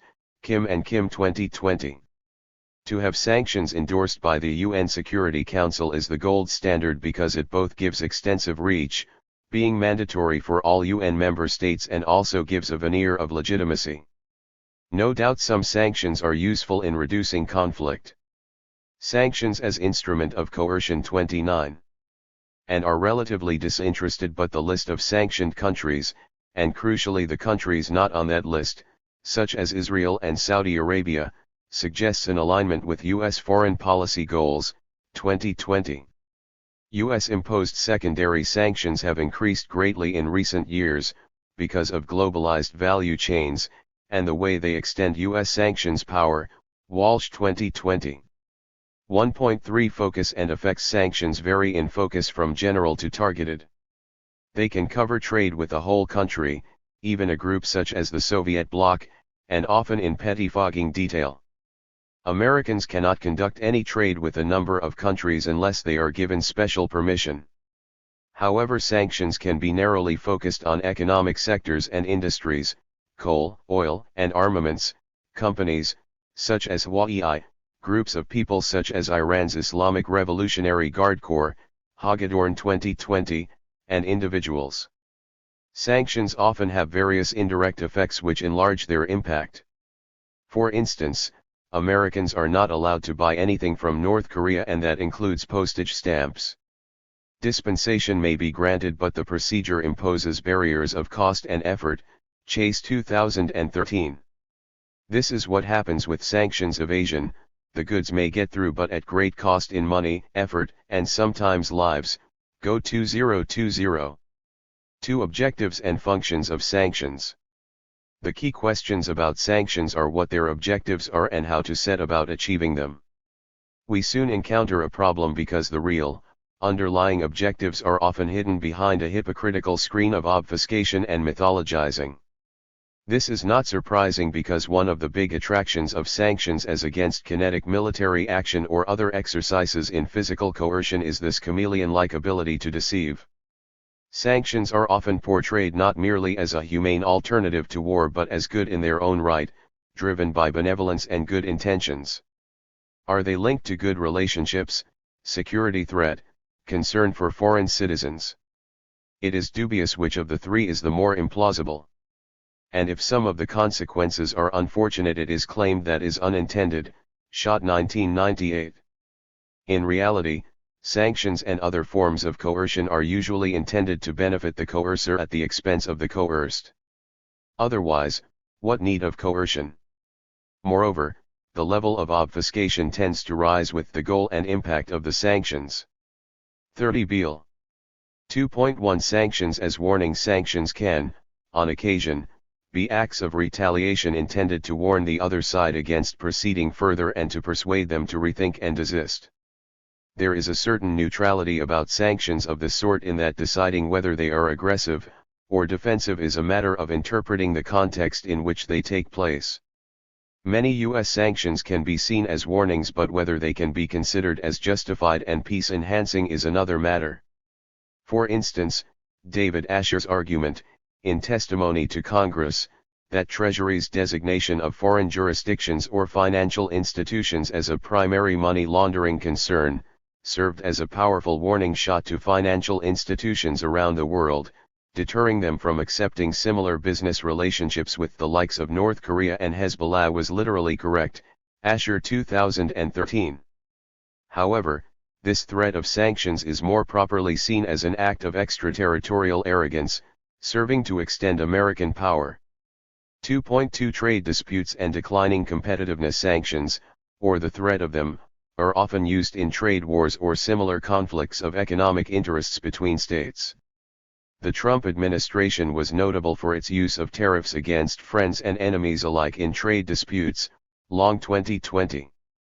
Of course, tariffs have been used for these purposes for centuries, and the only disguise employed is that protectionism, for good or bad reasons, is hidden behind the accusation that the other side, one country or a number of them, is engaged in unfair trade practices, including a manipulated exchange rate. A generation ago, the main culprit for America's trade deficit was seen as Japan, but the Plaza Accord, forced on Tokyo in 1985, brought to an end its high-speed economic growth, at that stage the greatest in history, and led to decades of stagnation. Trump was unlucky. China is not Japan. It is independent rather than a conquered foe, and U.S. corporations are more dependent on it than they were on Japan, Roach 2019. The U.S. is also in decline and experiencing an unprecedented loss of competitiveness. The failing competitiveness is not quite so new. Japan was ahead in many fields in the 1980s, but the difference this time is that the challenge comes from outside the empire. This means that economic disputes overlap with, and are couched in terms of geopolitics, which pressures allies to cooperate where they would be reluctant to do so in a purely commercial dispute. DITSC 2020. This chapter will naturally focus on the upper end, where the impact of sanctions has the greatest impact, both on politics and on people, and that is where the objective is the subjugation of a country rather than modifying its behavior. Sanctions as instrument of coercion. 31. 2.3 Subjugation/regime change. Destabilization is a frequent objective given in the studies of U.S. sanctions programs by the authoritative team led by Gary Hufbauer, et al. 2009. Amongst them is America's longest-running sanctions program, that against North Korea, initiated in 1950, but there is an extensive list of targets.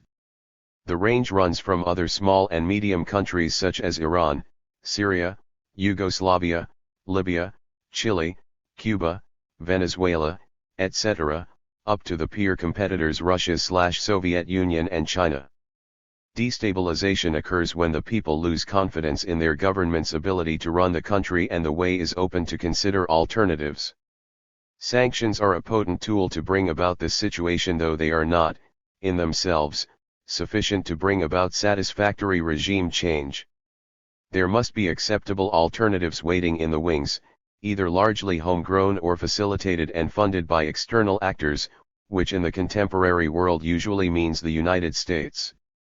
Victoria Nuland boasted after the coup in 2013 that the U.S. had invested $5 billion to bring about a secure and prosperous and democratic Ukraine, by which she meant a pro-American government, the security and prosperity being yet to be delivered. Nuland 2013. Whether destabilization is successful or not, the key point is that the people, albeit unconsciously and unwillingly, are participants rather than mere onlookers, the innocent civilians of propaganda.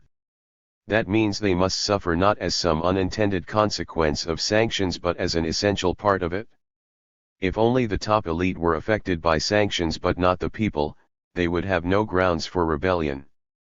Moreover, as sanctions produce economic and social degradation, governments tend to see themselves forced to take remedial action which are by their nature unwelcome, and if there is no societal acceptance of their necessity, the countermeasures become increasingly unpopular.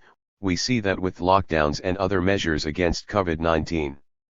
If all goes according to plan, the government becomes more repressive, fueling discontent. People will flee the country, even at huge danger. This displacement of people, the creation of refugees/asylum seekers/defectors, can be portrayed as further evidence of the wickedness of the target government, with unhappy citizens voting with their feet. The role of sanctions is seldom discussed. A Senate hearing on the plight of refugees from North Korea does not mention the word.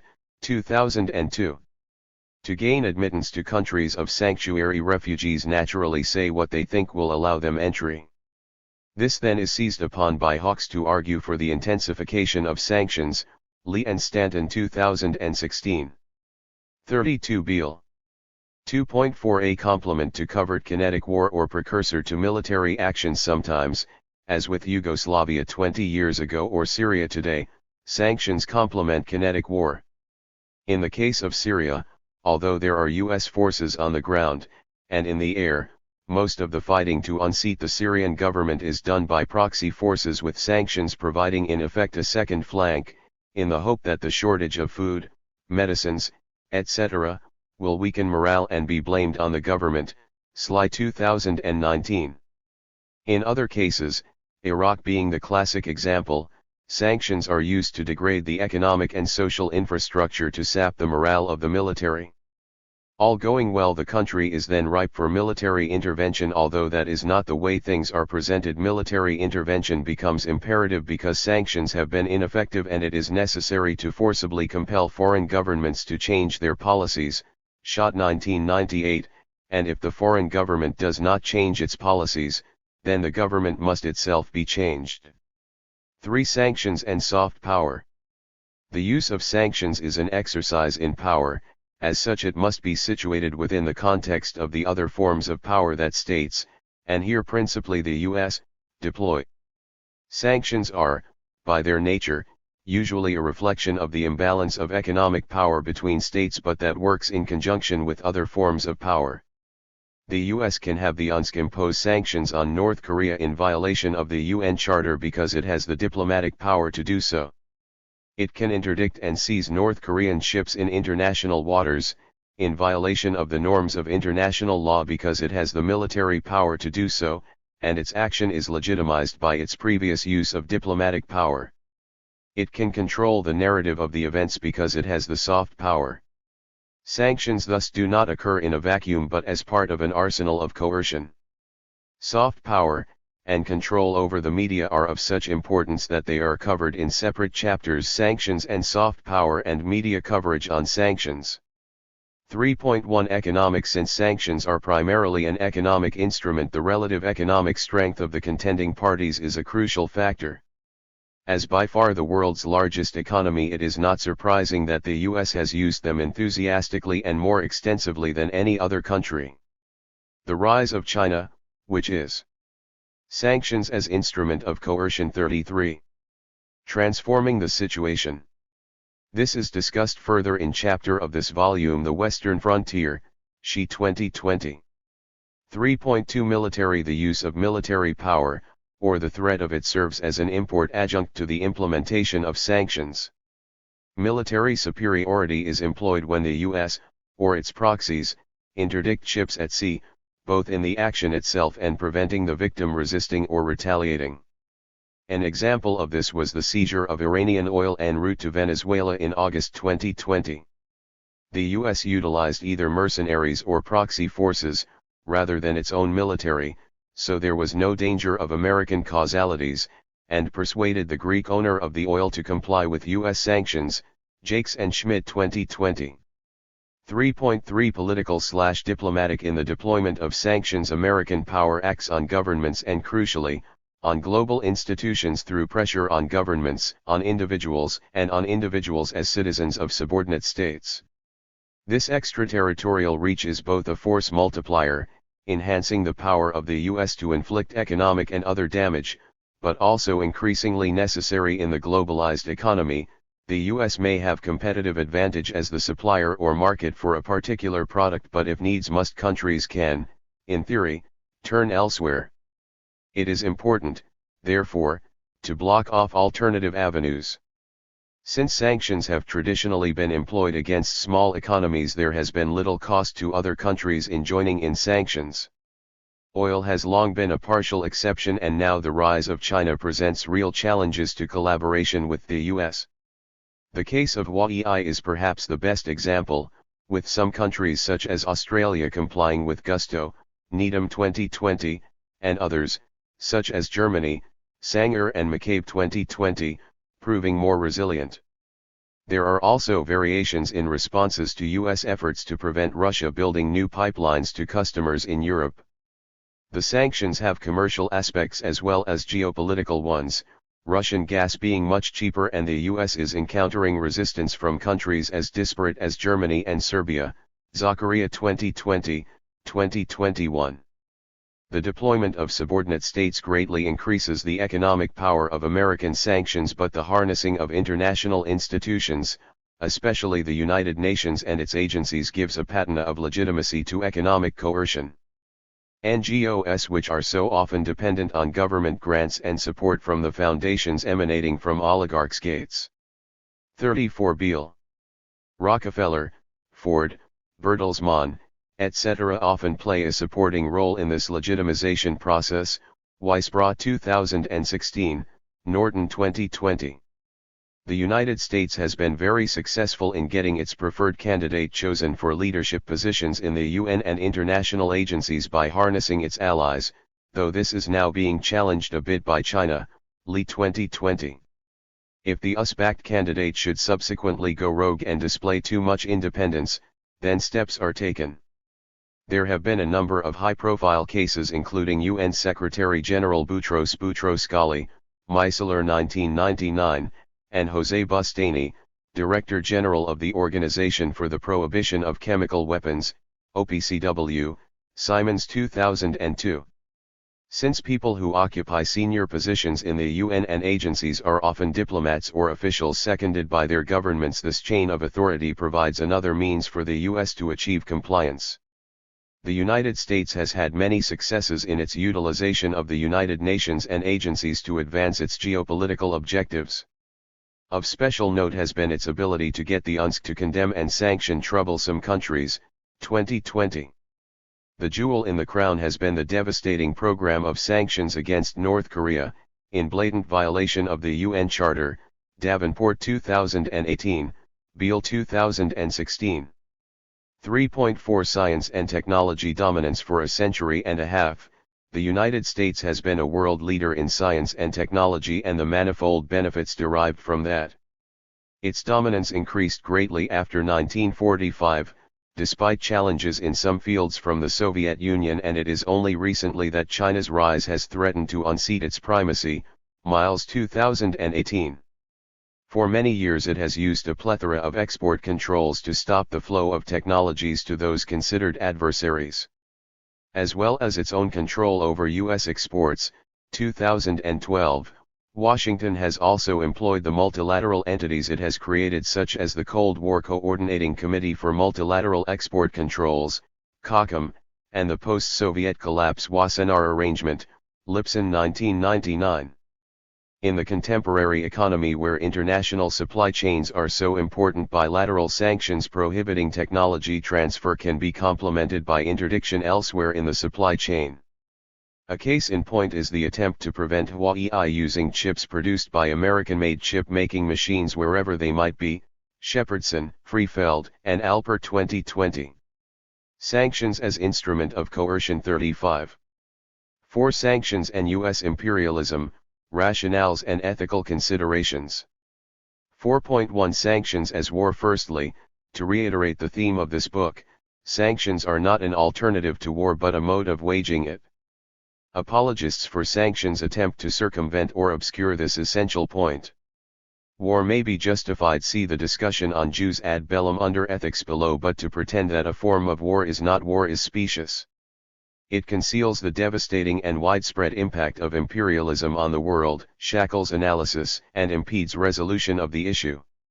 A particular case in point is the well-meaning, but counterproductive call by many people for a peace declaration or even a peace treaty in Korea without demanding an end to US-led sanctions as part of that, Chun 2020. You cannot have peace while one side is continuing to wage war. This fantasy is self-defeating because Pyongyang will recognize it for what it is, whilst Washington will continue to inflict economic devastation largely shielded from condemnation, Lederer 2019. And peace will be no nearer.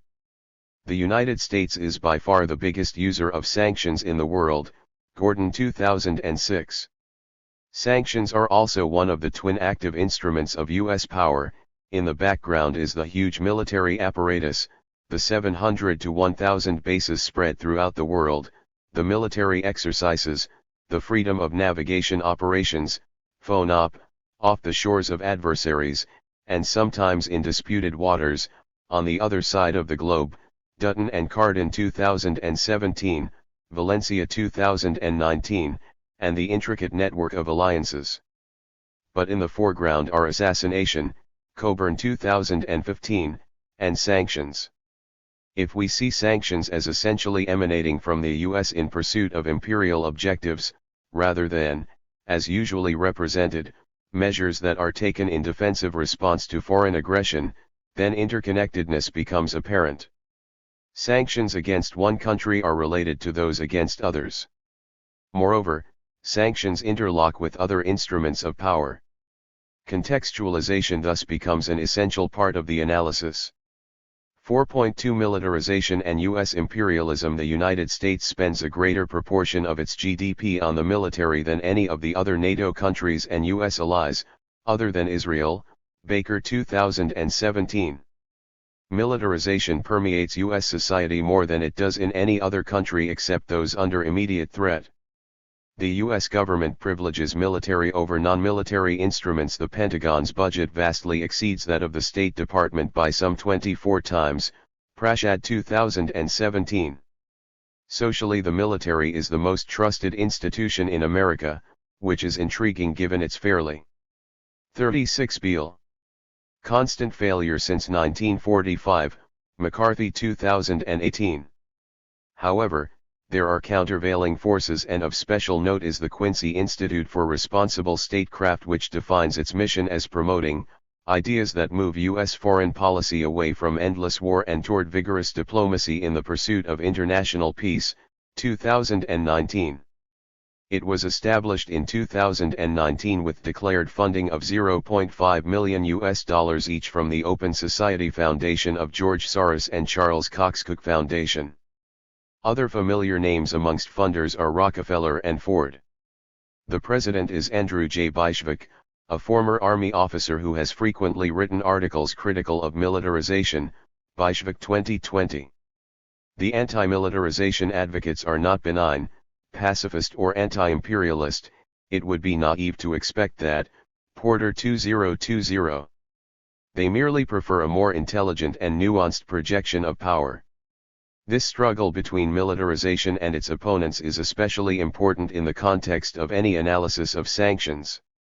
This is because sanctions are a form of coercion that is acceptable to both camps. For the anti-militarization camp, they are a non-military enforcement of power.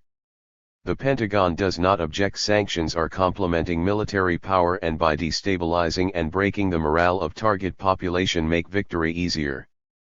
Moreover, sanctions do not take funding from the military budget, so both the Pentagon and the military-industrial complex are happy. 4.3 Ethics of sanctions as a form of soft warfare. With the passage of time, ethics, or at least lip service to it, has become a major issue in geopolitics.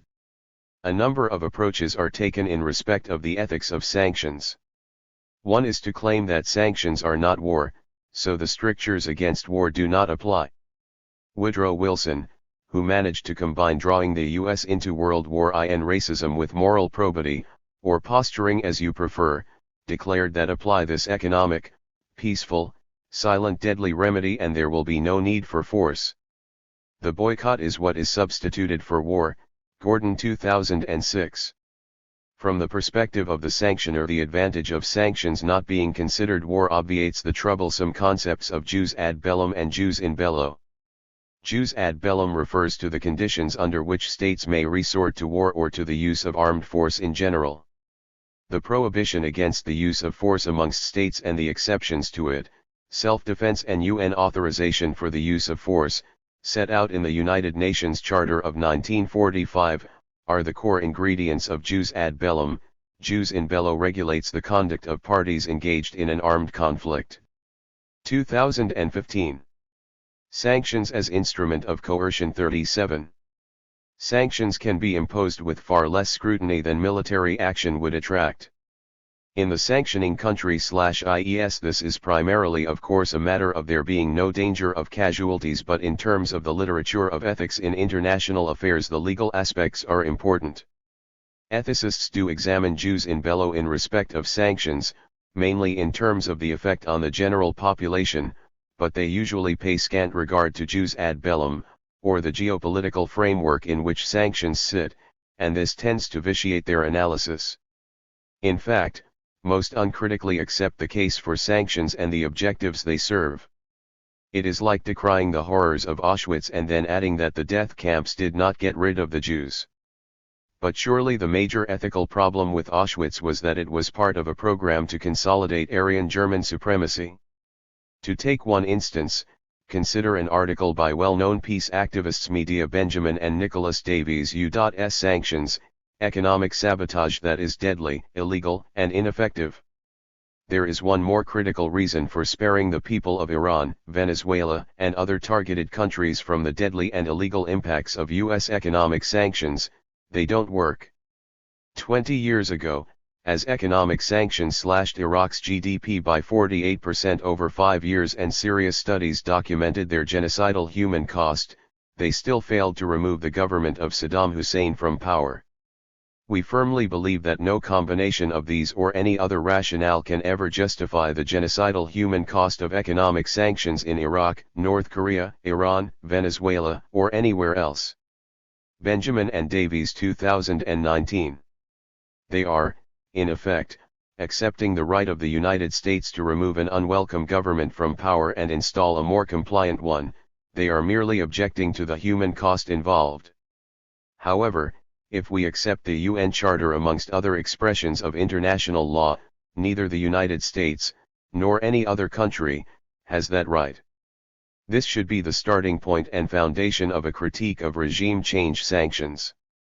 Even Hazel Smith, whose studies of ethics of sanctions of North Korea are a benchmark, makes this mistake. If the legal foundation and political consensus underpinning United Nations resolutions suggests that North Korea's denuclearization can be understood as a just cause, were the means used by the United 38 Nations also just? This essay draws on jus in bello analogies to analyze UN sanctions via standard ethical criteria of effectiveness, necessity, and proportionality. Smith 2020. The if is the problem in this statement. Gavan McCormick, amongst others, has pointed out that means such as the indiscriminate sanctions, such as those banning coal export and oil imports, are a violation of international law, and the Charter, McCormick 2017. However, the issue goes deeper than that. The very basis of the discriminatory condemnations of North Korea is illegal and is basically a manifestation of U.S. political and soft power. Why is denuclearization of North Korea a just cause and not that of other nuclear powers? The answer usually given is non-proliferation, which is applied notably now to North Korea and Iran but not to other countries such as Israel, which is a substantial, if undeclared nuclear power. When the possible nuclearization of countries such as Japan or South Korea is discussed, the verdict is usually of disapproval and regret, sometimes approval but very seldom the forceful condemnation which is reserved for Iran or North Korea. Sanger, Co. and Rich 2017, Days 2016, Bandow 2016. Many people regard non-proliferation as hugely important, sacrosanct, even existential, and so justifying rigorous methods. Although starvation of a population is usually considered a war crime, 2016b, the editorial board of the Wall Street Journal explains that withholding food aid to bring down a government would normally be unethical, but North Korea is an exceptional case, Board 2017. The issue of nuclear weapons is of immense consequence. A major nuclear war could destroy the planet. However, non-proliferation is not the same as the abolition of nuclear weapons, and despite promises to the contrary given in the Nuclear Non-Proliferation Treaty, NPT, the nuclear weapons states, NWS, have not moved towards nuclear disarmament. This is particularly relevant in the case of the United States, which has been the most vocal, and the most aggressive in demanding that the non-nuclear states keep to their side of the bargain, 2014. In reality, non-proliferation serves to preserve the monopoly of nuclear weapons by the NWS, not least the United States, Aristo 2019. Non-proliferation is like inequality, it does not abolish wealth but merely concentrates it in a few hands. Intuitively it seems plausible that the proliferation of nuclear weapons increases the danger of nuclear war, and then this is segued into the assumption that the spread of nuclear weapons makes war more likely. This is a logical fallacy. The possession of nuclear weapons by small states to deter stronger. Sanctions as instrument of coercion 39. Predators in fact makes war less likely. This is what Kenneth Waltz argued in respect of Iran, Waltz 2012, which seeks to deter two nuclear powers, the US and Israel, which officially not a NWS is well known to possess nuclear weapons, Birch and Smith 2014. In such circumstances proliferation is peace-enhancing, and this is certainly the case with North Korea. The substantive ethical challenge is the possibility of kinetic war, which is all around us, not potential but unlikely nuclear war. There are other fallacies prevalent in discussion of the ethics of sanctions, but two stand out. One is that there is a distinction to be made between the general populace and the government, one being innocent and the other guilty. However, in the context of aggression, here specifically that against North Korea, the distinction is invalid. There is nothing wrong about defending one's country against aggression. Moreover, victims of crime are, in that context, innocent. Victims of state aggression, individual rape, or murder may well have contributed to their plight, but the moral culpability lies squarely with the criminal. To talk of innocent and guilty in respect of the victims of aggression serves to obscure the criminality of that aggression. One variant of this theme is the false distinction between civilians and soldiers, with the implication that the killing of the former is wrong but that of the latter is permissible. Again, the context of aggression invalidates that distinction. Another is genderization, where the effect of sanctions on women is emphasized to the degree that it is implied that damage done to men does not count, Furin et al. 2019. We do not make this distinction when discussing murder. Why bring it in when discussing murder on a larger scale? It may well be that in practice women are affected more than men, but ethically they are equal victims. Ethical obfuscation is one of the major soft power instruments imperialism uses to disguise self-interested aggression under the mantle of disinterested benevolence, such as humanitarian intervention, Chomsky 2008. To counter this, the discussion of the ethics of sanctions requires a dispassionate, critical approach, free of double standards and hypocrisy. 5 Attractions, pitfalls, and efficacy of sanctions. Sanctions can be analyzed in terms of function, the objectives they seek to achieve, and type, the mode employed. A specific function may be addressed by a number of different types. The broader and more ambitious the objective, the more types employed. Each combination of function/type will have its own advantages and disadvantages. However, there are general points that can be made, with the focus naturally on the U.S. 40 Beale. 5.1 The United States and the attraction of sanctions. As noted above, the U.S. is the main user of sanctions, either directly or via its control or influence over other states and the UNSC, and sanctions are the main non-kinetic coercive tool in its arsenal. Sanctions offer the U.S. some very strong benefits, though the rise of China is diminishing them. 1. They utilize its great superiority in economic, financial, and political power over any other state. 2. They cause no American casualties and have limited economic costs. 3. There is the opportunity to slough off responsibility for the effects of sanctions, such as child malnutrition, and fix that on the government of the sanctioned country. 4. The standard of justification for sanctions is lower than that for military intervention, and this has facilitated manipulation of the UNSC so that sanctions, notably against North Korea, have been given its imprimatur and hence accorded legitimacy. 5.2 Unintended consequences. Despite their perceived strategic function in forwarding U.S. goals, sanctions produce numerous deleterious unintended consequences. Sanctions are like antibiotics in that excessive and indiscriminate use leads to degradation of efficacy and may, especially in the long term, exacerbate U.S. problems. 5.2.1 Financial sanctions. Financial sanctions are especially popular with the U.S. because they utilize its immense control over the international financial system and banking, and the traditional use of the dollar as the unit for international trade, and as a reserve currency. However, there is increasing concern in the establishment that misuse is having negative consequences, eroding U.S. power. This is particularly pronounced in the Trump administration's sanctions against Iran in violation of the Joint Comprehensive Plan of Action, JCPOA, agreement signed by the Obama administration, to which its main European allies, together with Russia and China, were party, Liu and Nephew 2018.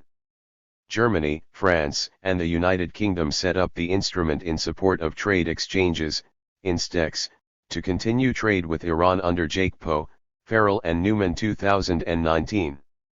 Further out, China is pushing for the Cross-Border Interbank Payment System, CIPS, to supplant the Brussels-based, but US-dominated SWIFT payment system, WEN 2020, and Russia has been developing the System for Transfer of Financial Messages, SPFS. These developments are seen by many U.S. commentators facilitating de-dollarization of international finance with the consequent serious erosion of U.S. power, Zakaria 2020. Sanctions as instrument of coercion 41.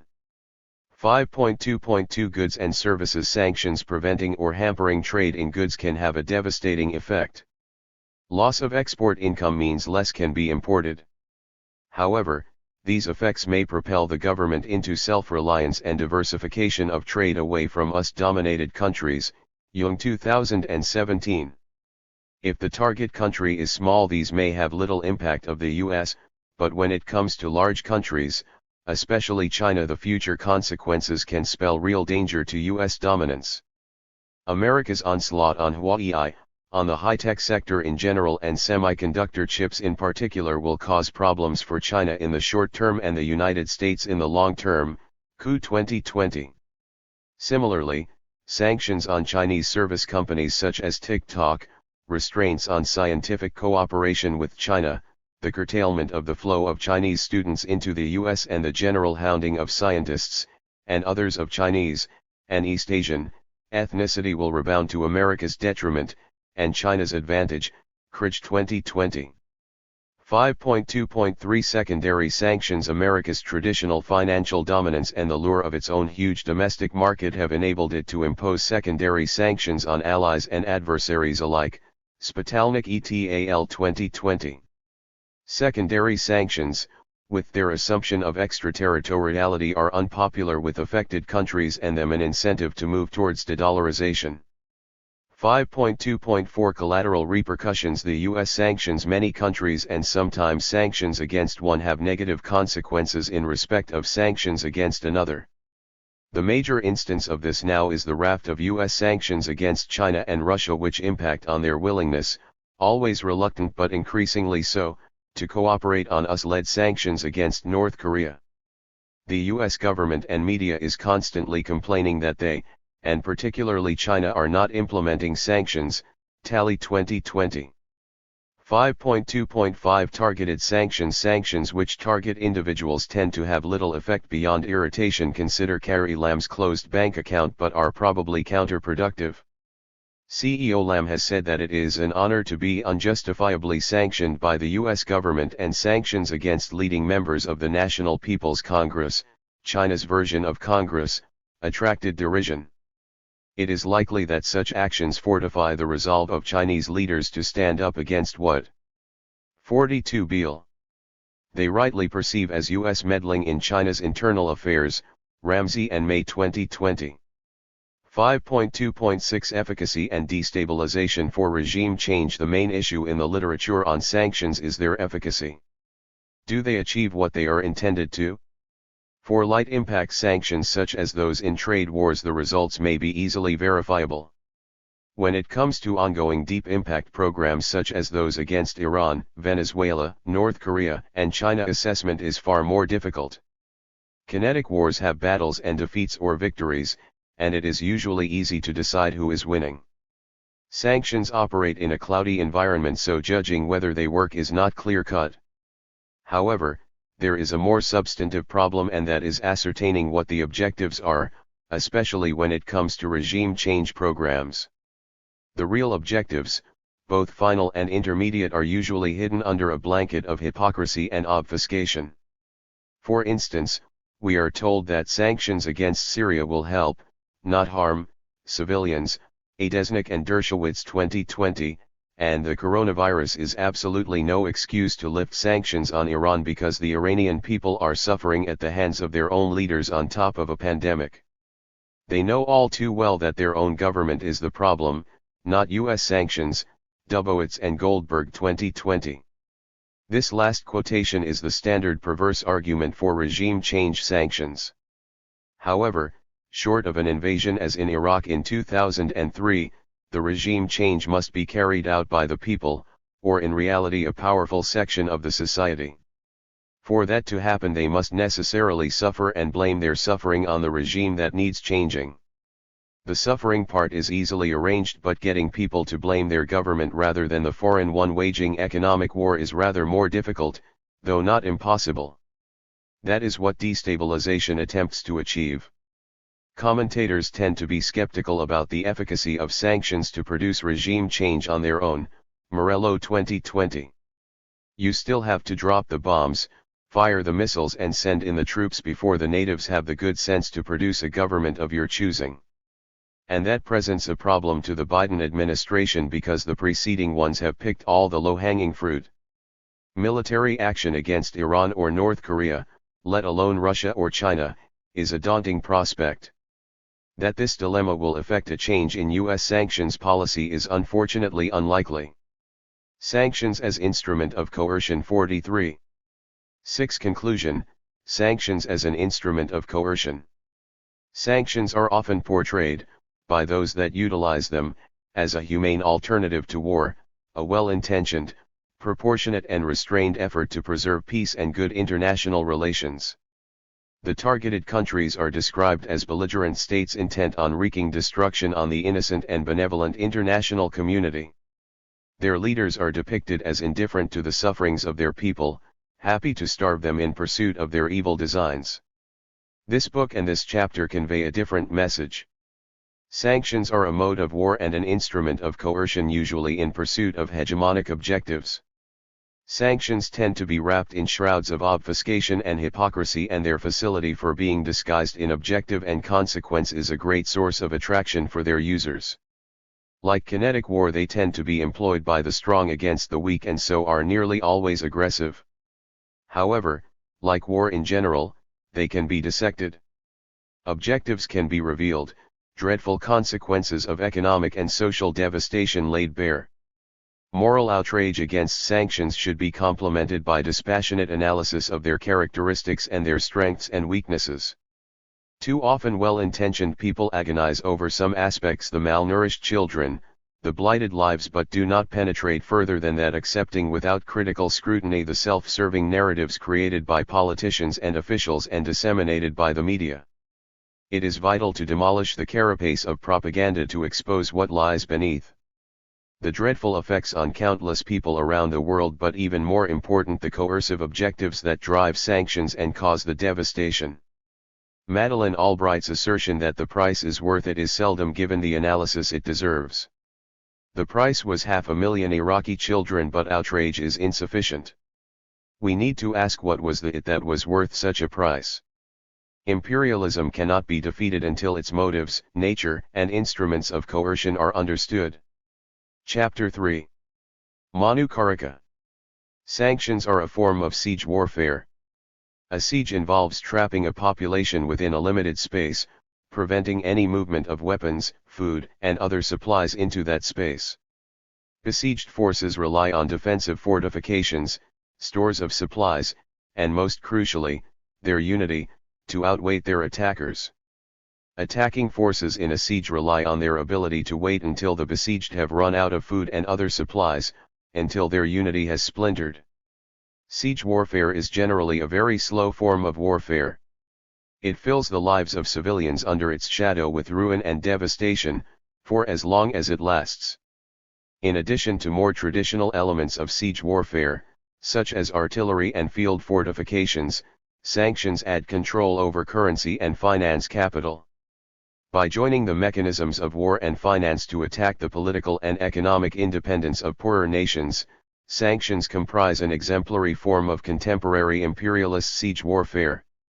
This essay situates contemporary U.S. sanctions within a longer history of imperialist siege warfare. It discusses sieges in the development of the bourgeois state. It compares imperialist sanctions, following the collapse of the USSR, to anti-imperialist sanctions against apartheid. Finally, it considers the effects of imperialist siege warfare on imperial society, against the principle of the unity of the besieged. Sieges have been associated with the medieval romances of feudal Europe, calling to mind crusading knights capturing Levantine towns for Christendom, or dying heroic deaths in failed defenses.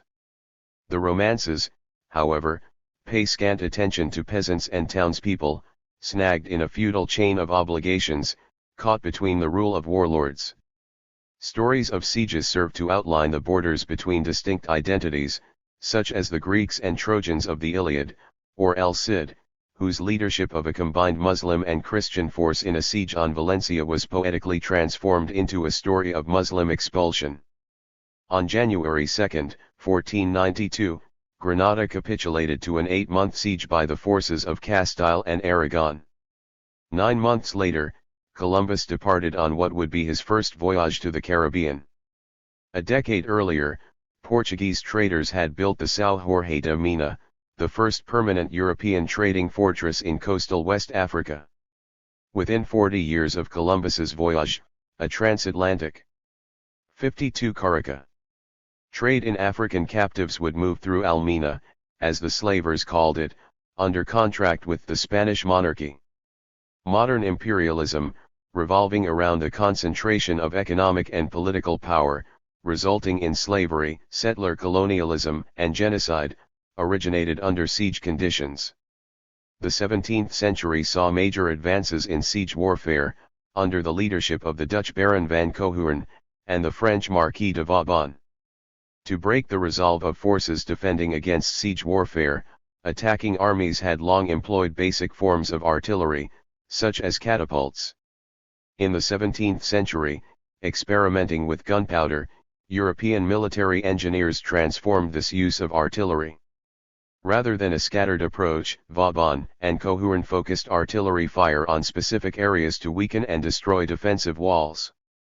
Vauban is associated with the statement "more powder, less blood," Cohen 1937, 169. Accordingly, the 17th century Dutch and French armies employing these methods presented them as a more civilized form of warfare. The military officers who refined novel siege techniques during this period participated in the concentration and centralization of state power.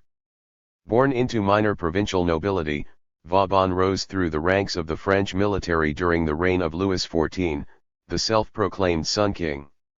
Siege warfare marked but one element in the bourgeois overthrow of aristocratic power.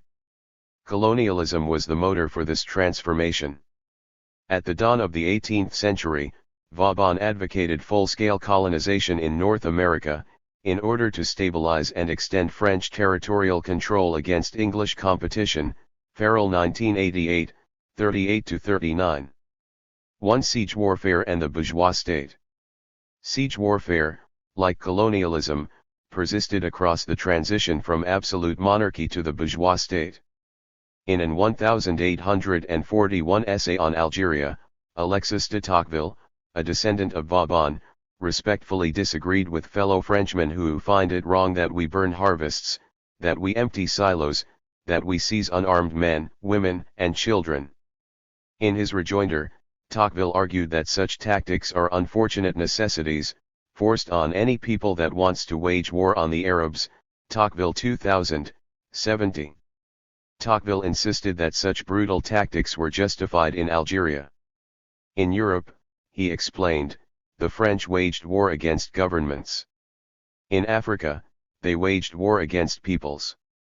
French military victory in Algeria necessitated shattering Algerian political unity. To achieve this, Tocqueville continued, it would be necessary for the French to employ all means of desolating these tribes, making life intolerable in order to splinter Algerians' alliance against French power.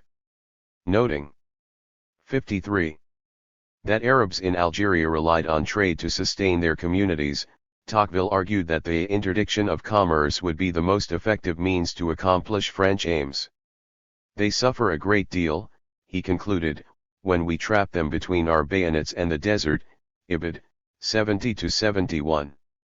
French military forces in Algeria were not involved in a purely military confrontation. Instead, they were deployed against the entire Algerian community. From this vantage point, Tocqueville observed in a later report on Algeria, the true conditions of war in Africa appeared, Ibid. 135-136. In 1849, French forces laid siege to Zaatcha, a fortified oasis in the Sahara.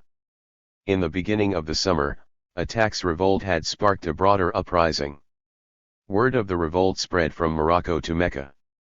After suffering a humiliating defeat that July, the French laid a siege in September. The besiegers breached Zaatcha's walls on November 26 and slew everyone inside. They then razed the town, leaving it, in the words of one observer, a mass of ruins and corpses. The rebel leader's decapitated head was mashed onto a post in the middle of the French camp. 3 years later, French forces laid another siege on a more populous town, La Haye, in order to quell another rebellion. After breaking through the walls, French soldiers spent the day massacring several thousand people before sunset, Brouwer 2009, 81-89. The French military in Algeria implemented lessons learned from U.S. military tactics against indigenous nations in North America. These French tactics, in turn, shaped the further development of U.S. military engineering. In his 1865 elementary course of military engineering, Dennis Mahan, a faculty member at West Point, drew heavily on Vauban's theories, and on the experience of the U.S. Civil War, to urge military measures that would result in success, at the least expenditure of time and blood, Mahan 1870-226. Mahan outlined 3 distinct phases of siege warfare. In the first phase, attacking forces take all necessary measures to cut off access of the besieged area with the outside world. In the second phase, attacking forces raise fortifications which enable them to approach the area under siege, gaining the ground to stage an open assault. The final phase consists of all subsequent operations leading to the surrender of the besieged. Siege tactics, Mahan explained, center on a policy of avoiding hand-to-hand combat at all costs. Instead, besieging forces seek to achieve their goals through the use of artillery and through positional warfare, skillfully pushing their trenches forward to tighten the siege. Those subjected to siege conditions, Mahan noted, are often constrained to a bolder course, exploiting any opportunities opened up by the besiegers' errors, Ibid. 284. While the U.S. Civil War, the context for Mahan's analysis, occurred primarily on land, it also saw the expansion and institutionalization of U.S. naval power, in order to maintain a naval blockade against the Confederacy. In 1890, Dennis 54 Carica. Mahan's son Alfred Mahan published his classic text of naval warfare strategy, Influence of Sea Power Upon History, 1660-1783, which linked naval warfare with naval commerce. War on the seas defends or disrupts seaborne commerce. The ability to raise and sustain seaborne siege operations, to destroy the commerce of a targeted area, is at the core of Alfred Mahan's vision of naval strategy. Naval warfare centers around the power to control, and if necessary, to obstruct naval shipping and trade, suggesting a fluid line between piracy and officially sanctioned naval operations. Moreover, Mahan argued, seaborne commerce necessitates the establishment and maintenance of colonies, to provide way stations for replenishing provisions and fuel. During a period when corporate trusts consolidated monopoly control over wide swathes of the U.S. economy, Alfred Mahan urged the United States to develop its naval power, in order to erect a shield of defensive power, Mahan 1894-49. Sieges are core techniques of imperialism.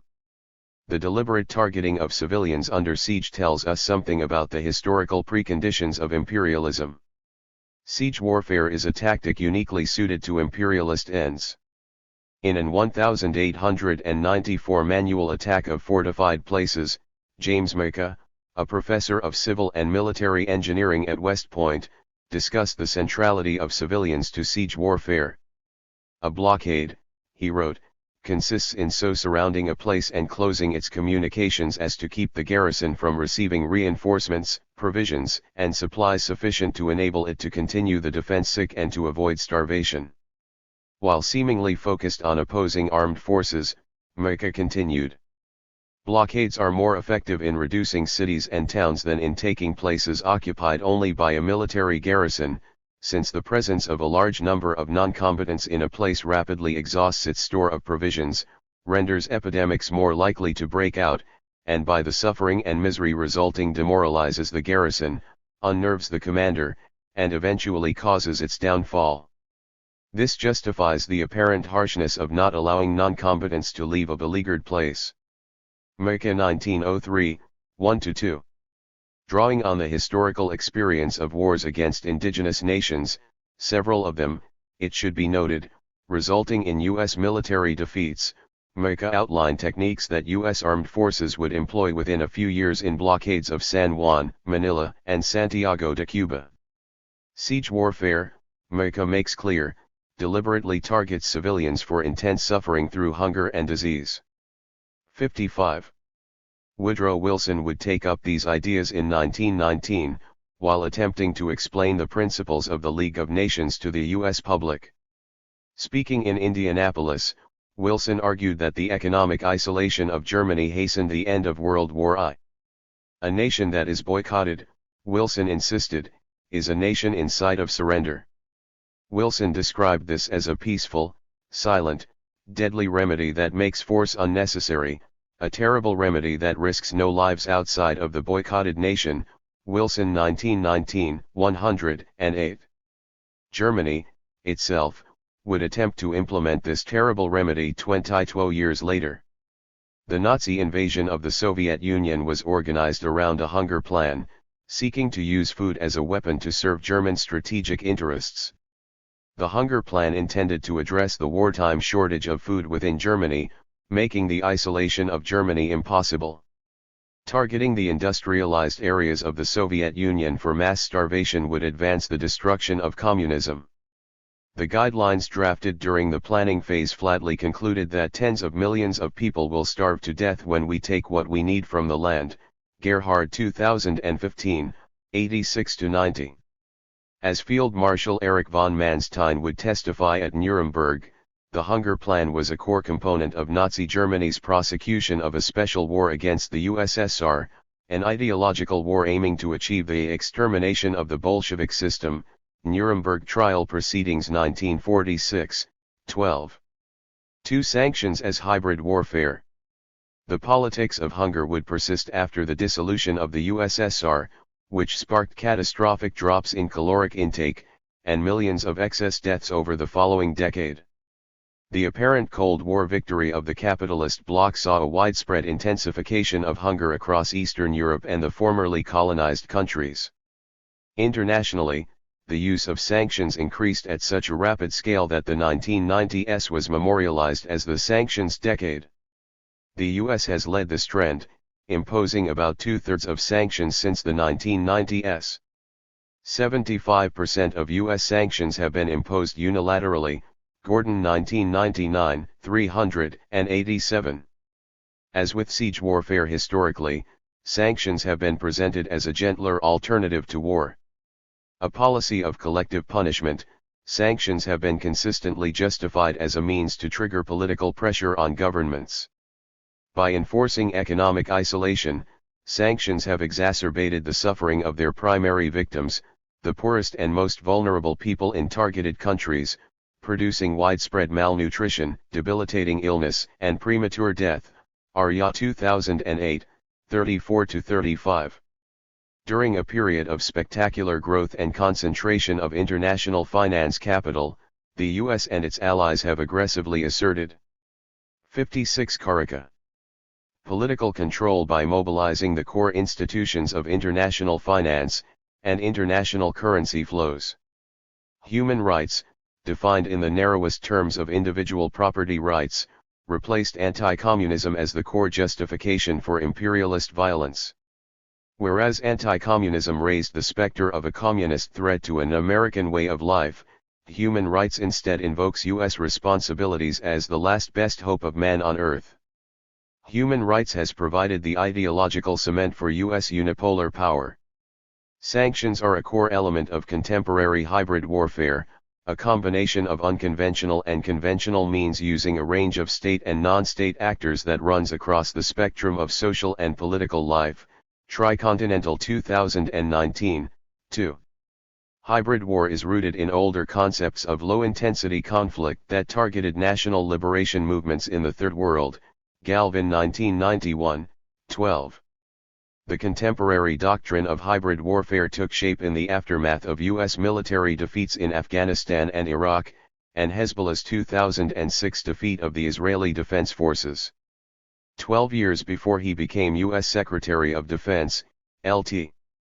General James Mattis drew on his experience commanding the U.S. siege of Fallujah to argue that in addition to fighting, distributing humanitarian supplies, and policing, U.S. Marines should include psychological or information operations aspects. Mattis presented this as a way to mitigate the violence of war. Successful information ops, according to Mattis, help the civilian population understand and accept the better future we seek to help build with them, Mattis and Hoffman 2005. More powder, less blood.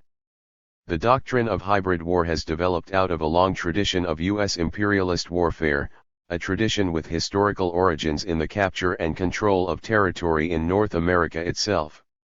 From its costly wars with the Seminole Nation, to its decades-long failed occupation of the Philippines, to the popular warfare it faced in Korea and Vietnam, where again, the U.S. was militarily defeated, to the pointless savagery unleashed on Afghanistan and Iraq, U.S. military planners have long faced the truth that overwhelming firepower does not facilitate military victories for imperialism. A combination of drones, long-range missiles, and satellites has enabled the U.S. to dominate the air with minimal risk to U.S. lives. In October 2011, U.S. Vice President Joseph Biden remarked on NATO airstrikes on Libya, "In this case, America spent $2 billion total and didn't lose a single life. This is more the prescription for how we deal with the world going forward than we have in the past," quoted in Juncker and Schmidt 2012. Air war, however, does not facilitate regime change. For that, U.S. military planners acknowledge, the long-term deployment of land forces is necessary. In land war, the U.S. is vulnerable to military casualties. After decades of intensifying economic, political, and social crises roiling U.S. society, there may be real limits to the long term. 57. Deployment of U.S. land forces, largely drawn from the ranks of the U.S. poor, mobilized through the ideology of the volunteer army. The ghosts of the draft army sent to Vietnam, where soldiers began to turn their weapons on their officers, haunt U.S. military doctrine. Siege warfare responds to these limitations. Tomahawk missiles and drone strikes are the new siege artillery. No-fly zones join naval blockades to totally isolate those under siege. U.S. cyber warfare capabilities allow for countrywide disruptions of electrical and water infrastructure, with lethal impacts on the most vulnerable civilians. But perhaps the sharpest innovation of siege warfare has manifested through U.S. control over the mechanisms of international trade, finance, and currency. U.S. sanctions block the entire world from trading with targeted countries. The U.S. backs this with three threats: denying access to the U.S. market, denying access to the mechanisms of international exchange, which the U.S. controls through its currency, U.S. criminal court proceedings, as evidenced in Canada's December 2018 House arrest and extradition proceedings of Huawei's chief financial officer, under the charge of skirting U.S. sanctions on Iran. By forcing all countries and enterprises in the world to sustain its siege policies, U.S. sanctions actually contradict core principles of capitalist competition. U.S. sanctions seek to isolate entire countries from access to international trade and credit, from remittances that are crucial for survival at the household level, and even from basic retail banking services. The U.S. can impose these measures because its currency is the international medium of exchange. Through sanctions, the U.S. coordinates imperialist siege warfare between the Departments of Defense, State, and Treasury. 3. Anti-imperialist sanctions. Siege warfare has been uniquely suited to the centralization of political power, and to ideological forms of warfare. However, we should be clear that not all sieges serve imperialist functions. Recall Dien Bien Phu, where the Viet Minh held the French garrison under siege for 2 months, striking the decisive blow against French colonialism in their homeland. Vietnamese forces dismantled artillery and anti-aircraft batteries, carried them up the mountains surrounding the city, reassembled the artillery, and proceeded to shell the French and prevent aerial reinforcements. As there are anti-imperialist sieges, there are anti-imperialist sanctions. The apartheid regime in South Africa served as a continental beachhead for imperialism. The international movement against apartheid supported a different future, not only for South Africa, but for the region as a whole. Multilateral. 58 Karaka. Sanctions against the apartheid regime, levied by international institutions, and by civil society, were important tools for this movement. As Winnie Mandela wrote, in her 1984 autobiography Part of My Soul Went With Him, we are only interested in sanctions now. Every alternative has been examined by those men who have spent their lifetimes in prison. One doesn't dream for 1 minute that sanctions alone would bring the government down, or disinvestment alone. But it is part of a tool one can use. And in fact, tools of this nature which are instruments of liberation would lessen the bloodbath we are heading for. Mandela 1985, 125. While the US has advocated and employed unilateral sanctions, it has also publicly stood against the use of multilateral sanctions. On June 16, 1964, only 4 days after the apartheid regime sentenced 8 defendants, including Nelson Mandela, to life imprisonment at the conclusion of the infamous Rivonia trial, Adlai Stevenson addressed the UN in his capacity as US ambassador. My government, Stevenson reported, continues to believe that the situation in South Africa does not today provide a basis under the UN Charter for the application by the Security Council of coercive measures. Stevenson 1964, 31. Stevenson highlighted a policy of U.S. support for higher education in South Africa, a policy which subsequent U.S. administrations would invoke to criticize the academic and cultural boycott of the apartheid regime. In 1965, 8 days after the white supremacist government of Rhodesia issued its unilateral declaration of independence, the UN Security Council, with France abstaining, urged a diplomatic and economic boycott of the illegal Rhodesian regime. UN Security Council Res 217. Prior to these sanctions, the US had obtained 40% of its chrome imports from what was then southern Rhodesia. In 1971, the U.S. Congress passed the so-called Byrd Amendment, which forbade the U.S. government from prohibiting or regulating imports of strategic and critical materials from non-communist-dominated countries or areas, in the absence of corresponding sanctions on the same materials from communist countries. U.S. Congress 1971. The U.S. thereby resumed imports of chrome, nickel, and asbestos from Rhodesia through the end of the decade. Tellingly, while the U.S. skirted multilateral sanctions on the Rhodesian regime, it later imposed unilateral sanctions in Zimbabwe in 2003, invoking human rights and political corruption. These sanctions persist almost 2 decades later. They have had devastating effects on the regional economy of southern Africa. In our own time, the boycott, divestment, and sanctions movement, BDS, targets Israel with a cultural and academic boycott, to pressure the Israeli government to comply with international human rights norms in its treatment of Palestinians. Unlike U.S. sanctions, no one will be denied food or medicine. 59. Because of BDS. Unlike U.S. sanctions, BDS does not deliberately target the poorest and most vulnerable members of Israeli society. A core aim of BDS is to lift the blockade of Gaza, which has devastated health, medical systems, and life expectancy in Gaza since it was first imposed by Israel and Egypt in 2007, punctuated with semi-regular bombing campaigns and ground military assaults. On February 5, 2020, the U.S. Senate passed the Combating BDS Act. The bill had been introduced by Sen. Marco Rubio, who proudly announced that it supports efforts by state governments and local communities to use the power of the purse to counter the BDS movement's economic warfare targeting Israel, Rubio 2020. 4. Imperialist fortifications, and the unity of the besieged. A basic building material for trench construction consists of brushwood collected into bundles, cut to an appropriate size for specific applications, called fascines.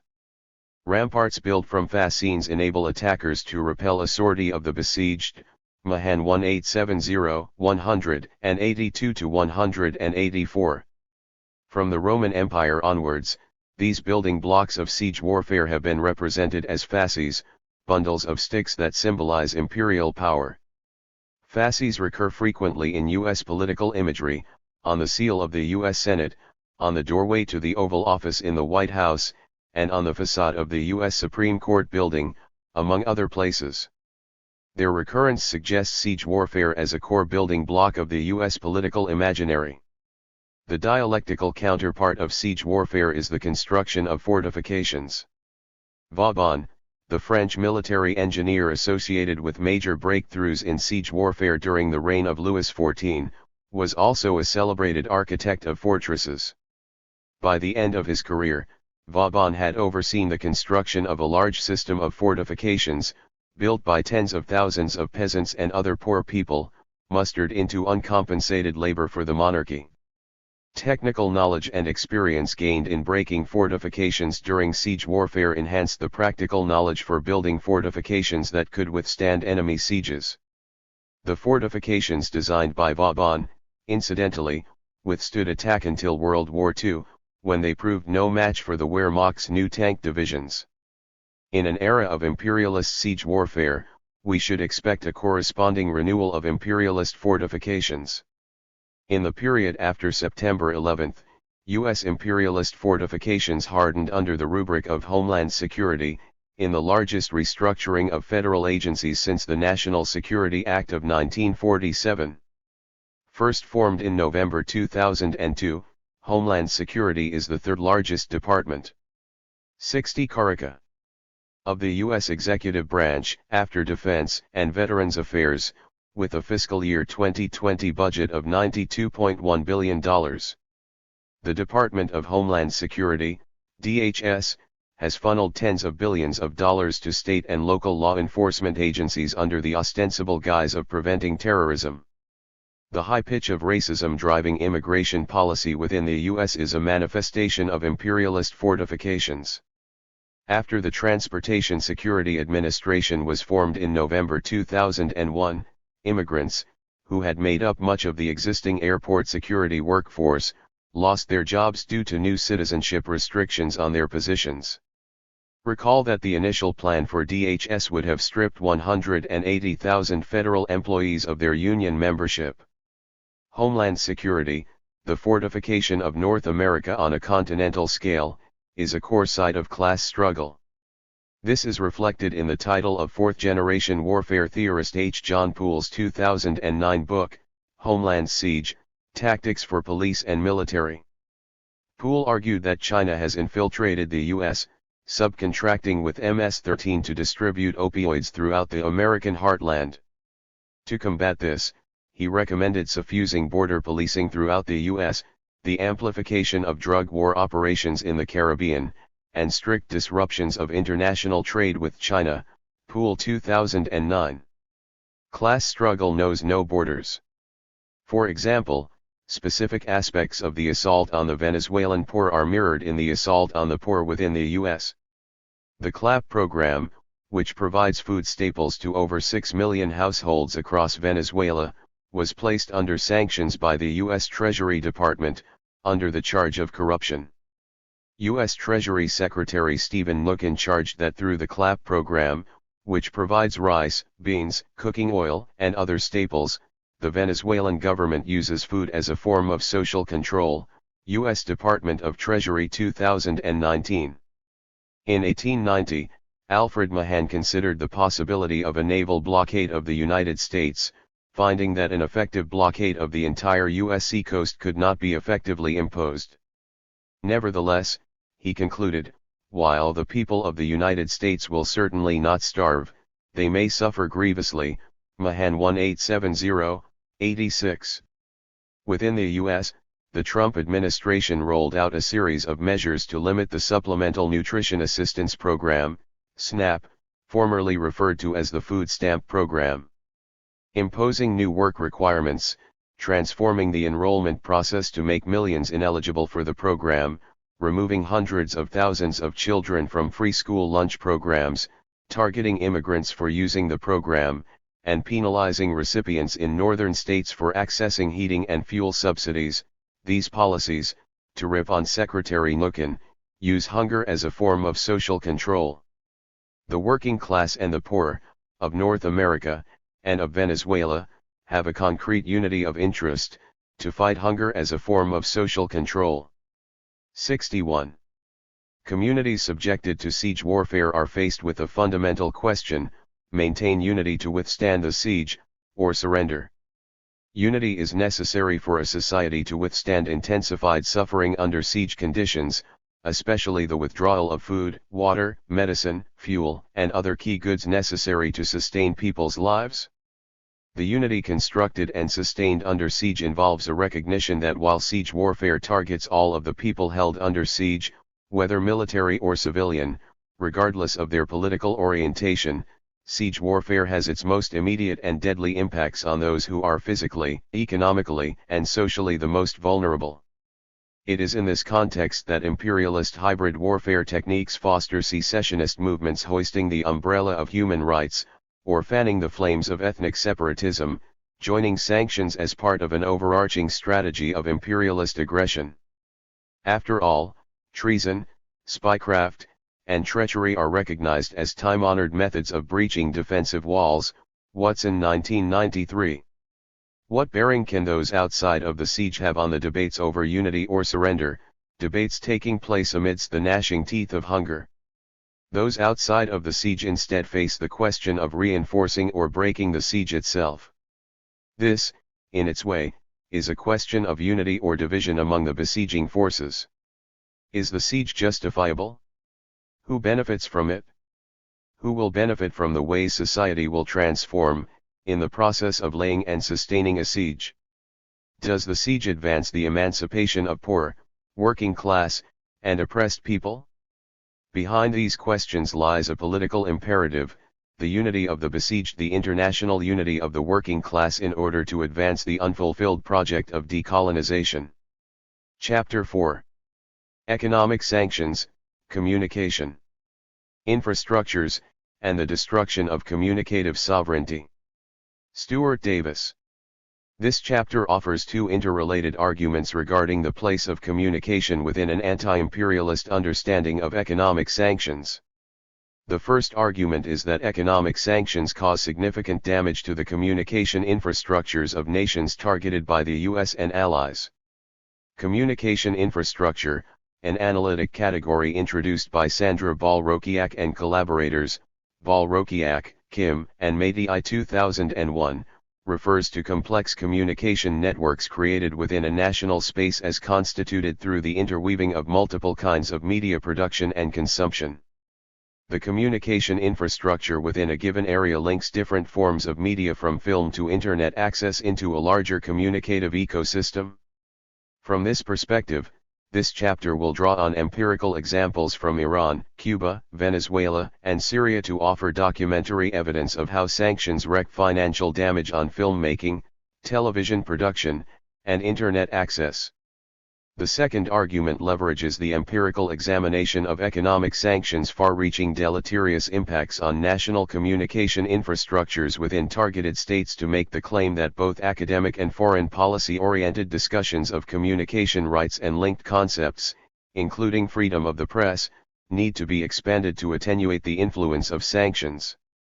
Most of these discussions are largely framed as existential struggles between heroic activists and authoritarian leaders attempting to stifle their speech and press rights, a position that Herring and Robinson, 2003, and Wilpert, 2007, have taken to task. Consequently, debates over communication rights largely ignore other factors creating or exacerbating problems with media and telecommunications industries in nations like Cuba, Iran, or Venezuela.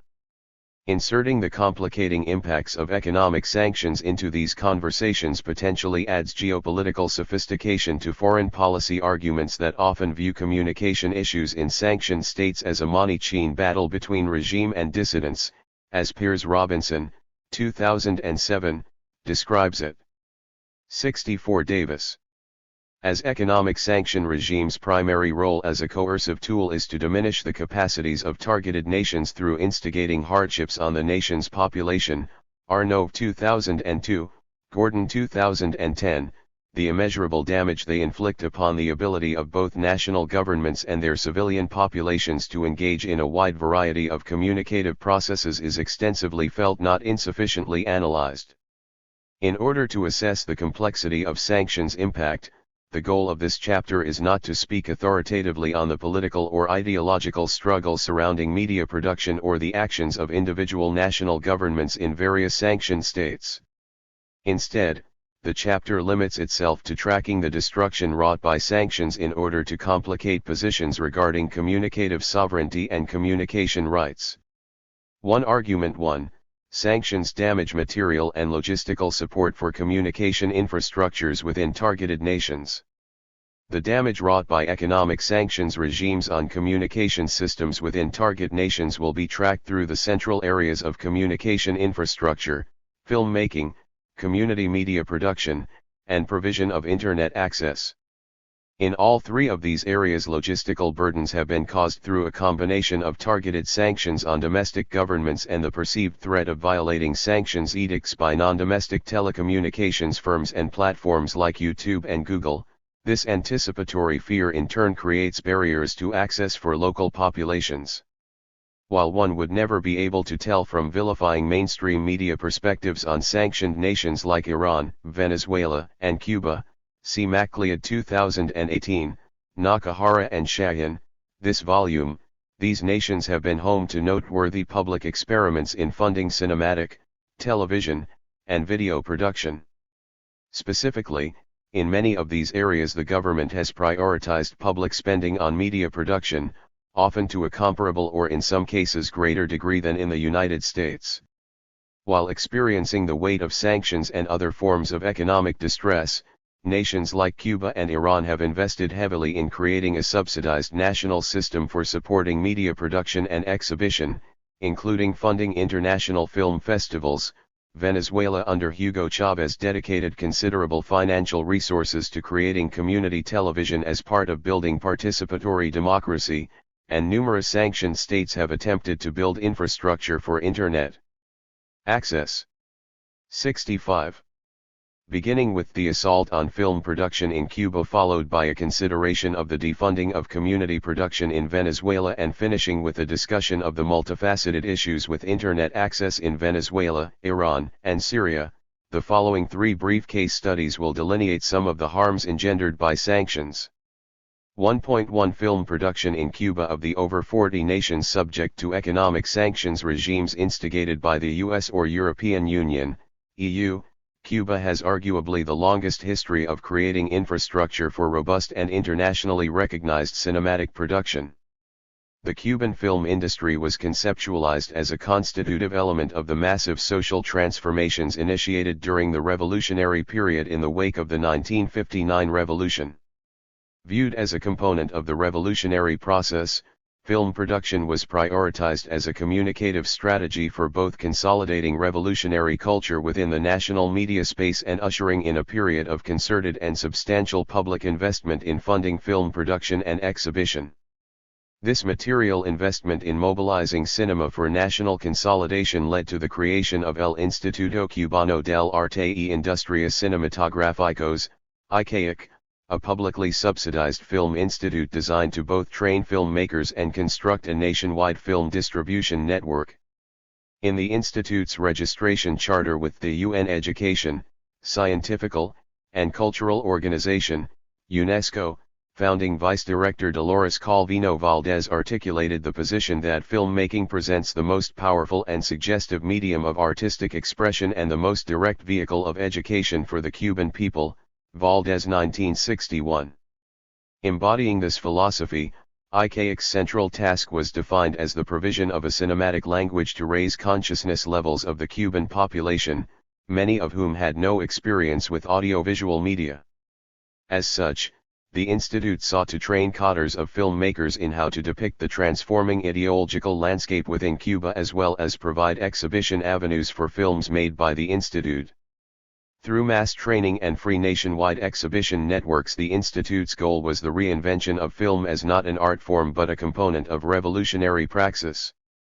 As Julio Garcia Espinosa, documentary filmmaker and one of the Institute's primary intellectual architect, famously stated in For an Imperfect Cinema, film as not arising from the expressed determination of any particular artist, but because reality itself has begun to reveal symptoms, not at all utopian, which indicate that, to quote Karl Marx, in the future there will no longer be painters, but rather men who, among other things, dedicate themselves to painting.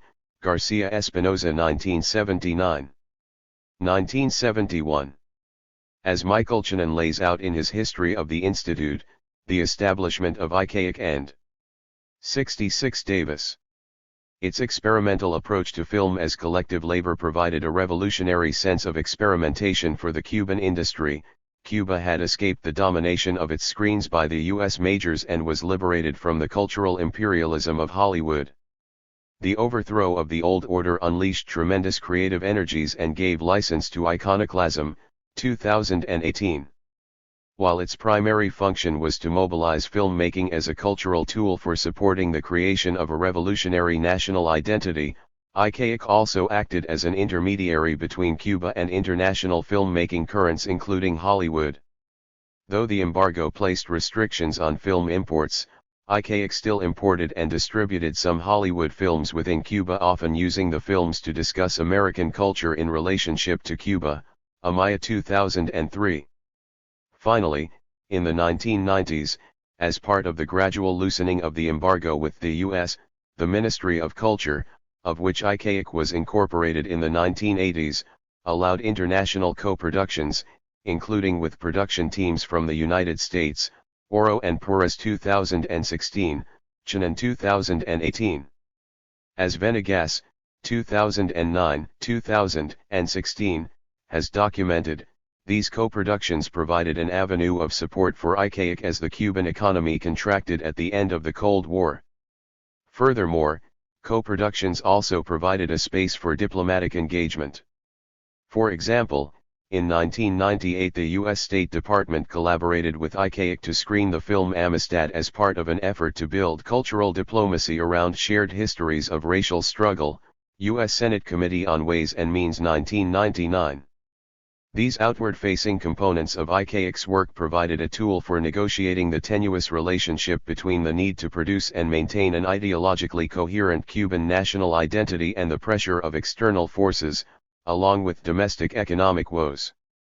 In spite of the complex nature of Cuba's engagement with the U.S. regarding film production and exhibition, the impact of sanctions on both state-funded and independent filmmaking has not proven as complex.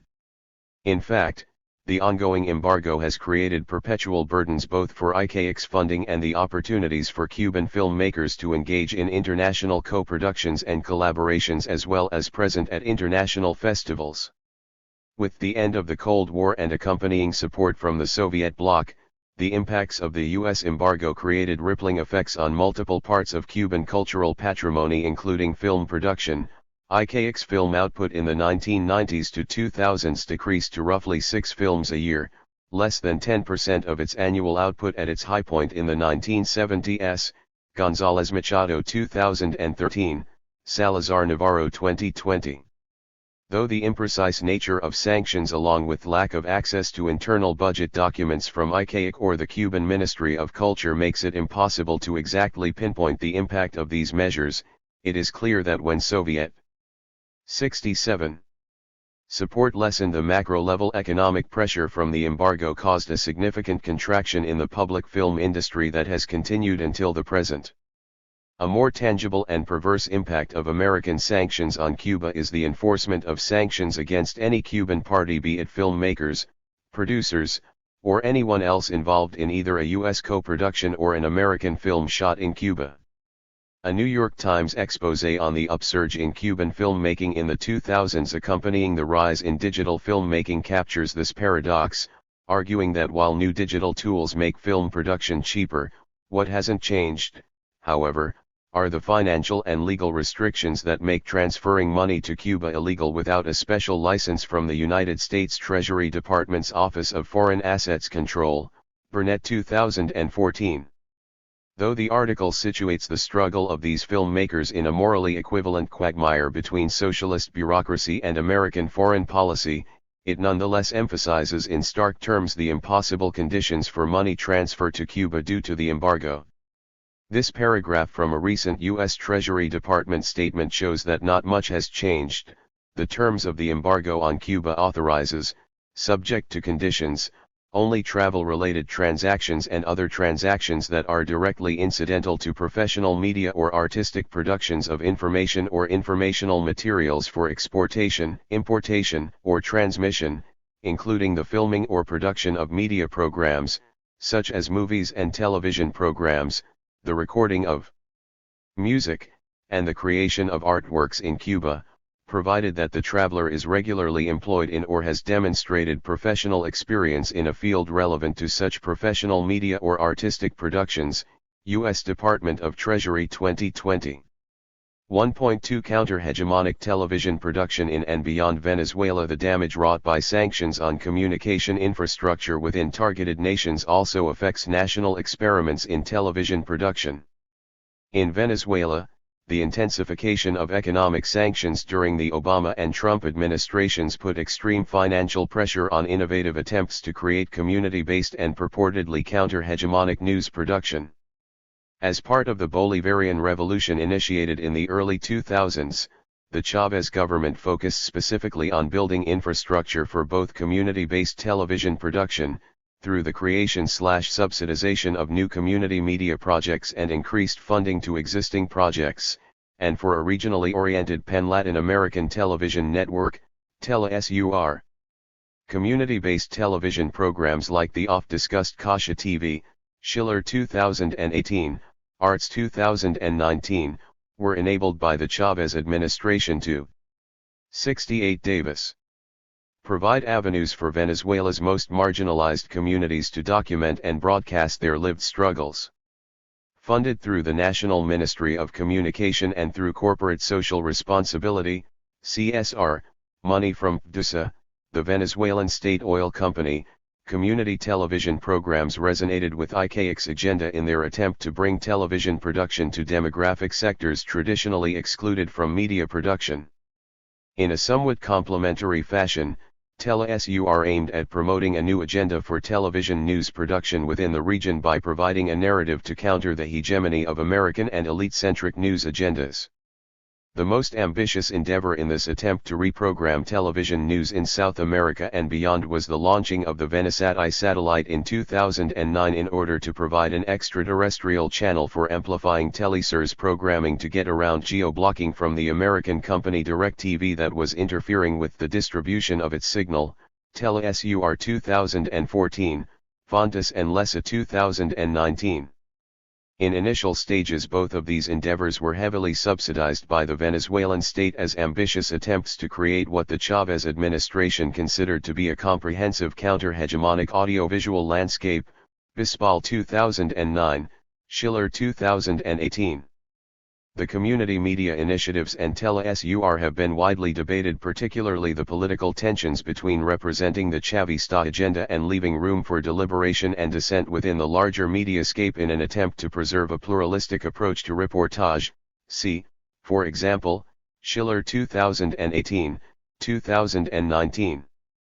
Bracketing these political struggles, we can see that their funding has been drastically cut along with many other Venezuelan public programs as a result of sanctions. Building on accounts by Wilpert, this volume, and others, it is important to note that sanctions on Venezuela have produced a panoply of detrimental downstream effects, throwing a wide array of public services into states of economic penury. This includes numerous public ministries, including the Ministry of Culture. As an integral part of the funding structure for both the community television initiatives and TeleSUR came through existing CSR streams within PTSA, sanctions impacted funding in yet another manner, as PTSA and its U.S. branch CITGO continue to face sanctions within the U.S., the resources available for supporting media production are evaporating accordingly. One of the areas where the financial crunch experienced by TeleSUR is most tangibly felt has been the scaling back of its international coverage. Designed as part of the network's geopolitical strategy to counterbalance the hegemony of American and British English-language television news coverage on Latin America, TeleSUR English 2014, TeleSUR in English opened a space for anti-imperialist perspectives from a variety of English-speaking pundits. One high-profile example of the effects of the 69 continued throttling of the Venezuelan economy as a result of sanctions on TeleSUR in English was the 2018 cancelling of The Empire Files, a television program produced by US-based journalists Abby Martin and Mike Prissner. As Martin and Prissner described in an interview regarding the shuttering of the program in 2018, contract TeleSUR journalists, including at The Empire Files, have had funding blocked by the U.S. government for over 6 months. Even wire transfers not originating in Venezuela, but ally countries which also fund TeleSUR, have been severed.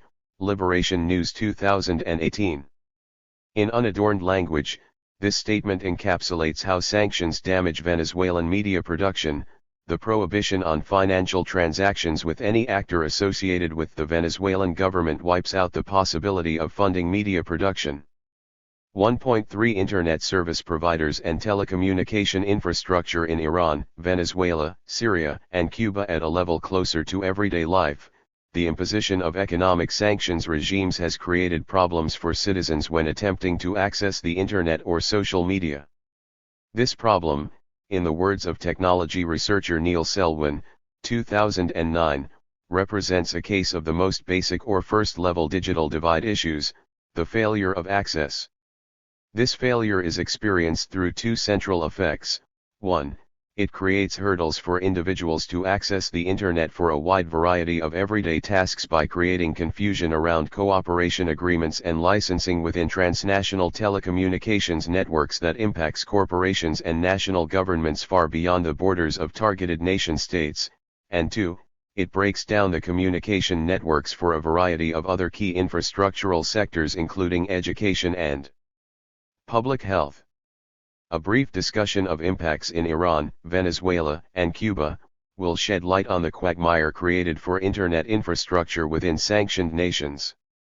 Like many of the effects of economic sanctions regimes addressed in this volume, the bluntness and lack of clarity in implementation creates a situation that makes it hard for both domestic and international telecommunications firms or Internet service providers to create a robust nationwide coverage net. Economic sanctions detrimentally damage the ability for service providers to create and maintain robust access for individuals living within a country. Though many of the individual sanctions imposed on target states like Iran are purportedly aimed to punish national governments or individuals within these governments for specific freedom or speech of human rights curtailments, their cumulative effect is the creation of even greater barriers to access. As Meta's legal analysis of the history of telecommunications sanctions against 70 Davis, Iran, 2016, argues, there has been a steady increase of sanctions against both Iranian telecommunications companies and international telecommunications firms that contract with certain individuals or cohorts or individuals included in the OFAC list of sanctions. Furthermore, the chain of liability in many of these sanctions extends from the violating individual to their entire firm. Resultingly, a chilling effect is produced, impacting both Iranian and international companies. Meta's conclusion is unambiguous: the effect of the ICT sanctions regime has been to impede ICT companies from doing business in Iran due to the legal, reputational, and financial risks involved. Therefore, Iranian civilians do not have access to crucial ICT tools, and their freedoms have been restricted. As a result, the U.S. government's intentions behind ICT sanctions have been undermined. Mehta 2016, p. 778. A similar case of economic sanctions regimes bluntly impeding the ability of ISPs to provide Internet access occurred in Venezuela in November 2020. China National Electronics Import and Export Corporation, a Chinese electronic engineering company, was sanctioned by the U.S. Treasury Department for providing infrastructural support to La Compañía Anónima Nacional de Teléfonos de Venezuela, CANTV, the central Venezuelan state-owned ISP, Saladakis 2020. The argument, as stated in the words of the Treasury Department, was that supporting CANTV was part of a larger geopolitical strategy by China to undermine democratic opposition in countries that opposed U.S. global order. Non-democratic governments use Chinese-exported technologies such as those CIEC has provided to repress political dissent within their own borders. CIEC has been supporting the Maduro regime's malicious cyber efforts since 2017, U.S. Treasury Department 2020. Similar to the case of Iran, the ultimate result was that a huge number of Venezuelan residents had their internet cut as technical support subsided. Once again, the paradoxical effect of sanctions aimed against telecommunications infrastructure produced an impact that did not affect the regime in power but did create ripples of problems with connectivity for the larger population. Paradoxically, the shambolic implementation of sanctions has also created the unintended consequence in some cases of damaging potential markets for US headquartered telecommunications and television companies. In 2019, the U.S. State Department reported on complaints received from American telecommunications firms that the sanctions made it hard for them to incorporate Cuba into their grid coverage.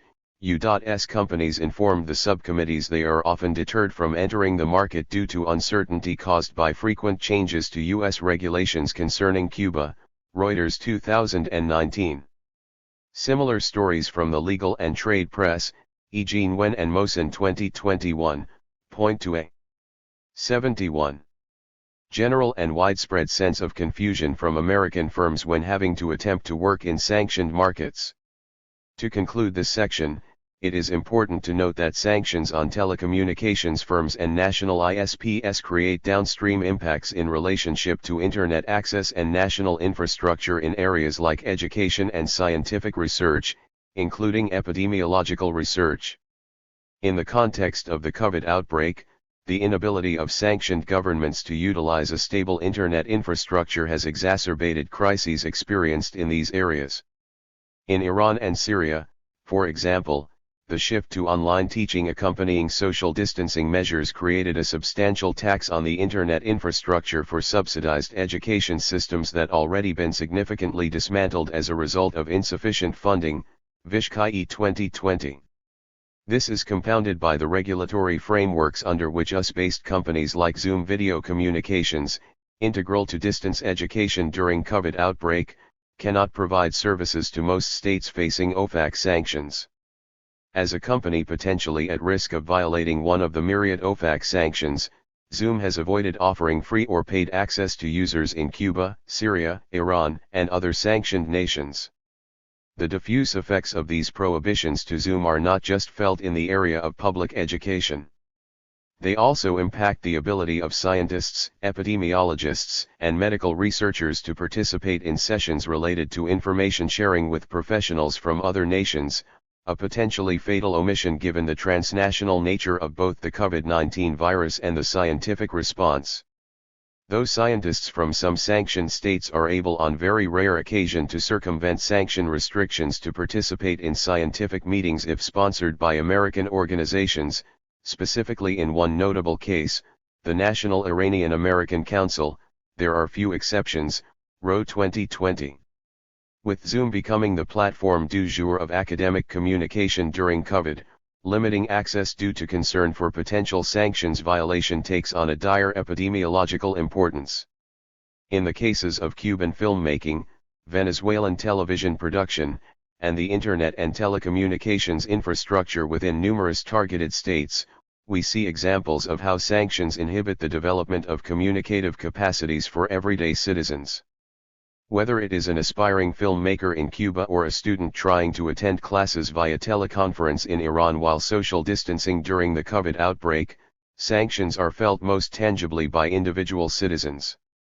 The infrastructural damage caused by sanctions within targeted nations creates hurdles for an array of communicative processes from the overtly political, in the case of tele-SUR, to the intimately interpersonal.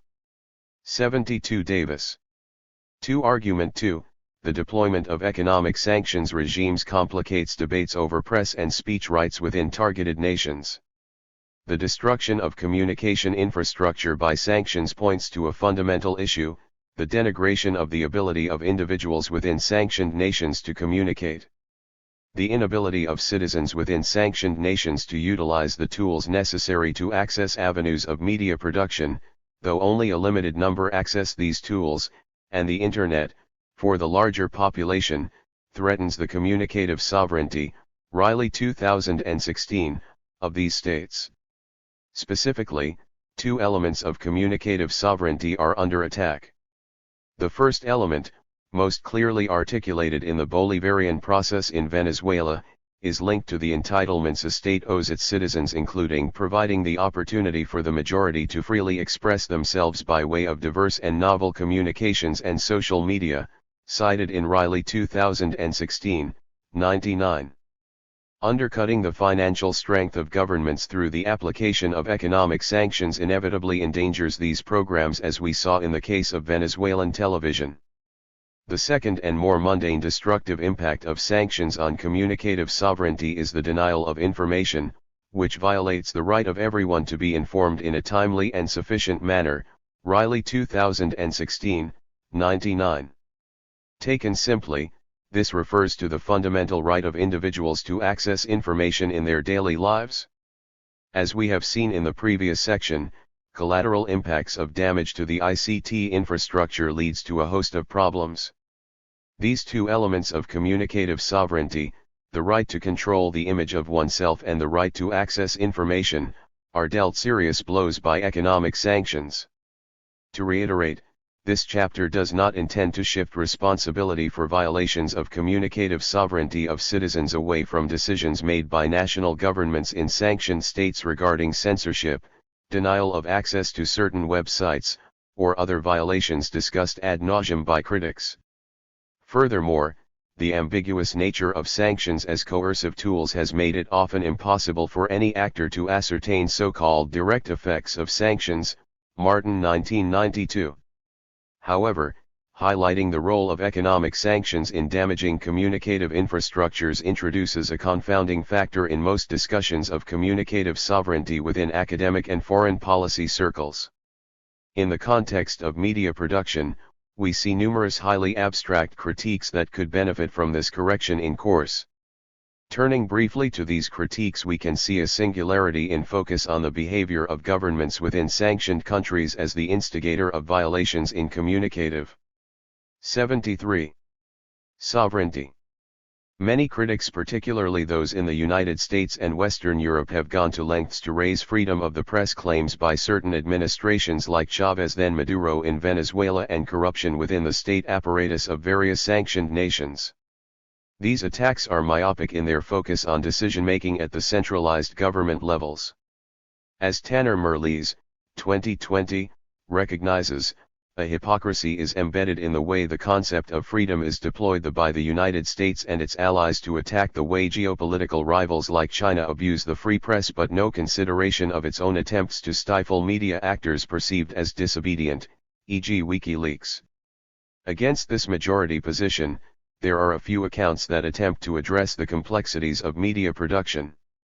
As anthropologist Naomi Schiller argues based on her extensive ethnographic fieldwork with Kasha TV, the discourse on press freedom as experienced in Venezuela is much more complex than a matter of dissidents being silenced by the government. Instead, she argues that these issues are also rooted in economic and social rights for marginalized populations, specifically poor people and Afro-Venezuelans. Until the Bolivarian process attempted to address these deeper issues, press freedom was a luxury of economic elites, Schiller 2019.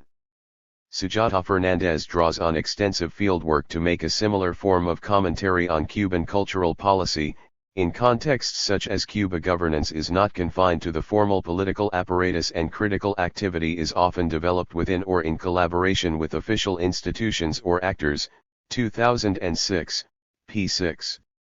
The conversation regarding Internet access in sanctioned nations like Cuba, Venezuela, Iran, and Syria within English-language academic and policy discourse is predominantly framed within a similar narrative as the one framing media production.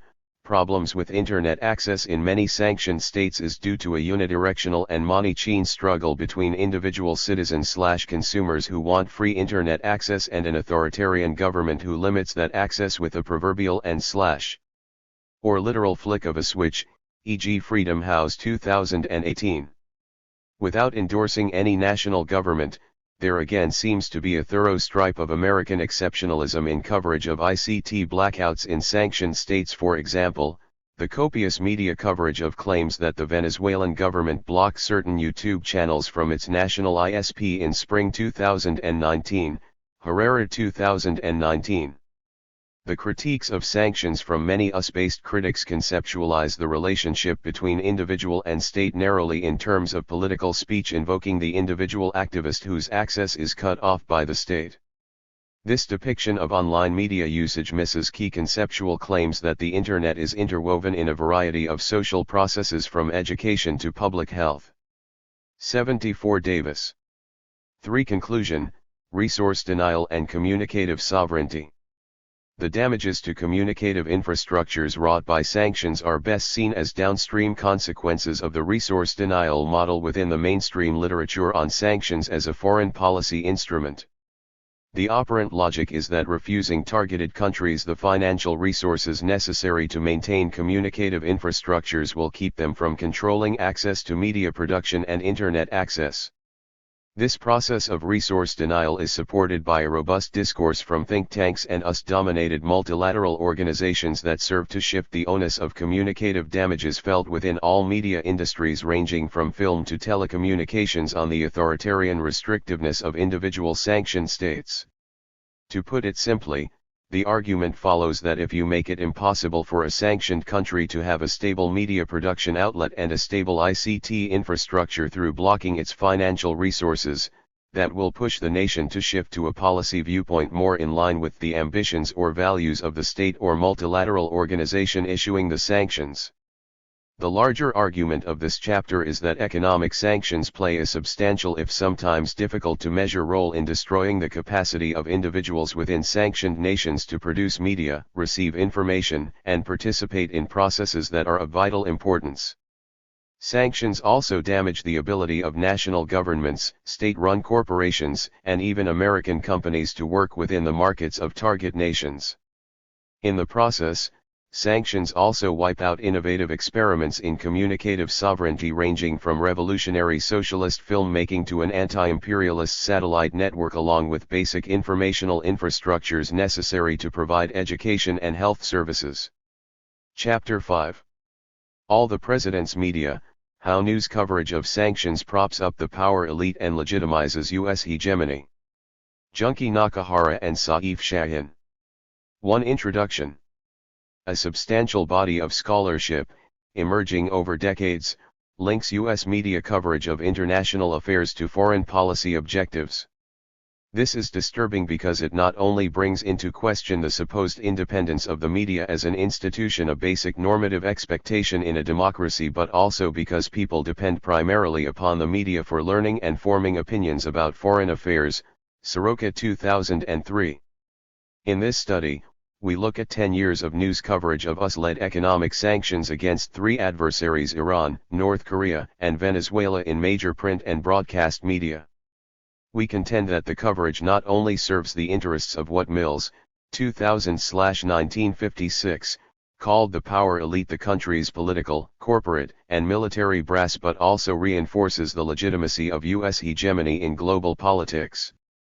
Although scholars broadly agree that U.S. policymakers influence media coverage of international news, they differ over the extent and nature of such influence. 3 theoretical models are prominent. 3 decades ago, Herman and Chomsky, 2002-1988, proposed the propaganda model, a fairly instrumentalist view of how the elite make use of mass media to manufacture consent for their policies. Media companies, because of their concentrated ownership and profit orientation, have to rely on governments and businesses not only for advertising revenue but also as their primary sources of information. They also want to avoid flak attacks from organizations affiliated with centers of political and financial power. In addition, media personnel themselves tend to be committed to anti-communism as an ideology. These filters make it nearly impossible for voices critical of government policy, especially foreign policy, to make it into news. To illustrate, Herman and Chomsky differentiate between the media coverage of worthy and unworthy victims.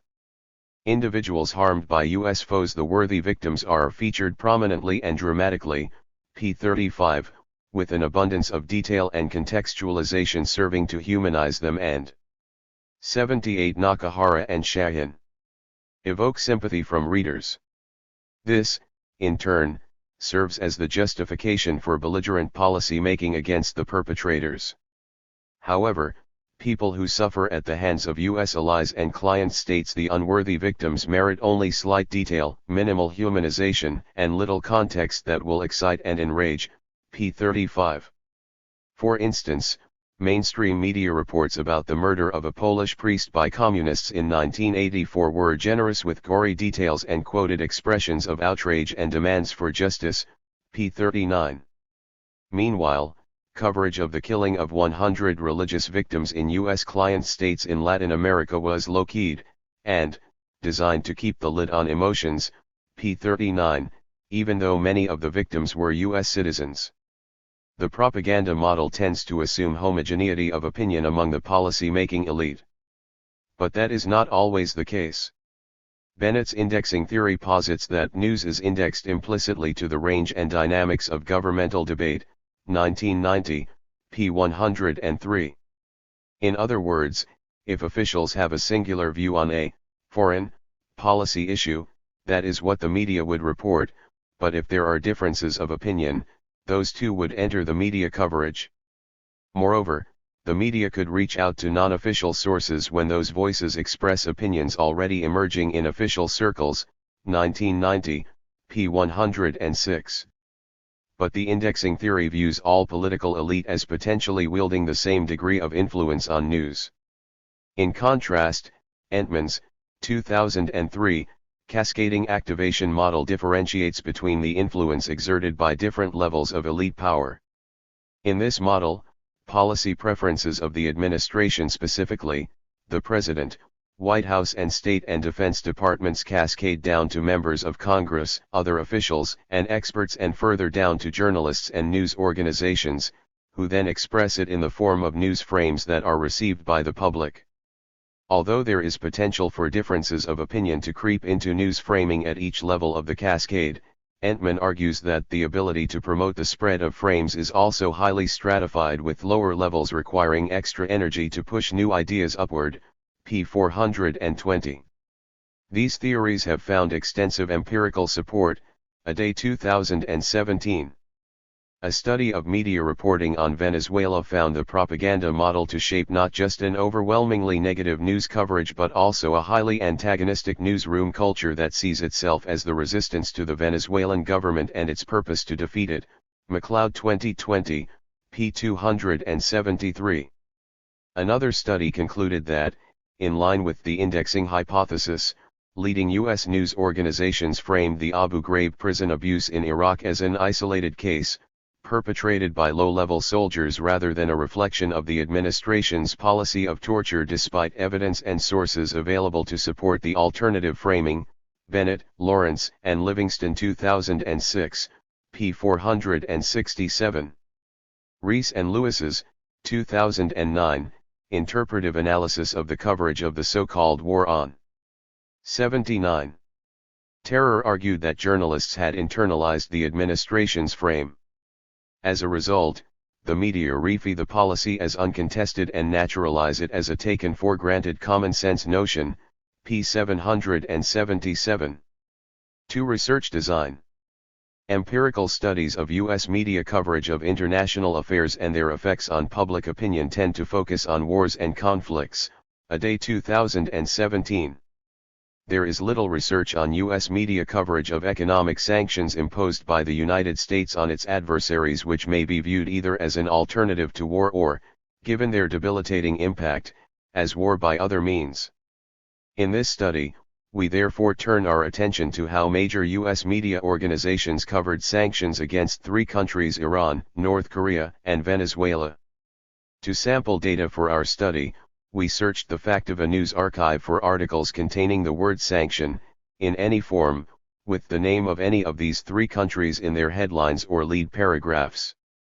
The search was limited to a 10-year period, January 1, 2011 to December 31, 2020, and focused on four major newspapers: New York Times, USA Today, Wall Street Journal, and Washington Post, and four major broadcast channels: CNN, Fox News, MSNBC, and NPR. It yielded a sample of 7,142 articles, including 5,023 for Iran, 1,621 for North Korea, and 498 for Venezuela. Duplicates were excluded from the sample.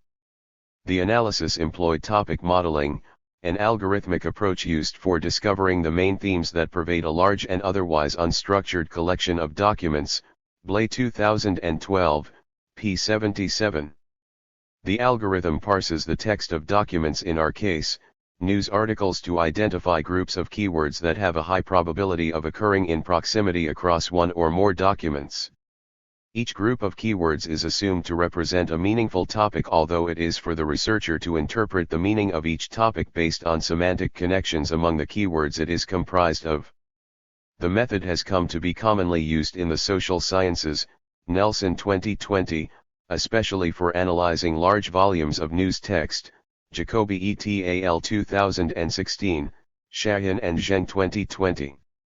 For our study, we define the sample of U.S. news coverage about each of the three sanctioned nations, Iran, North Korea, and Venezuela, as a document.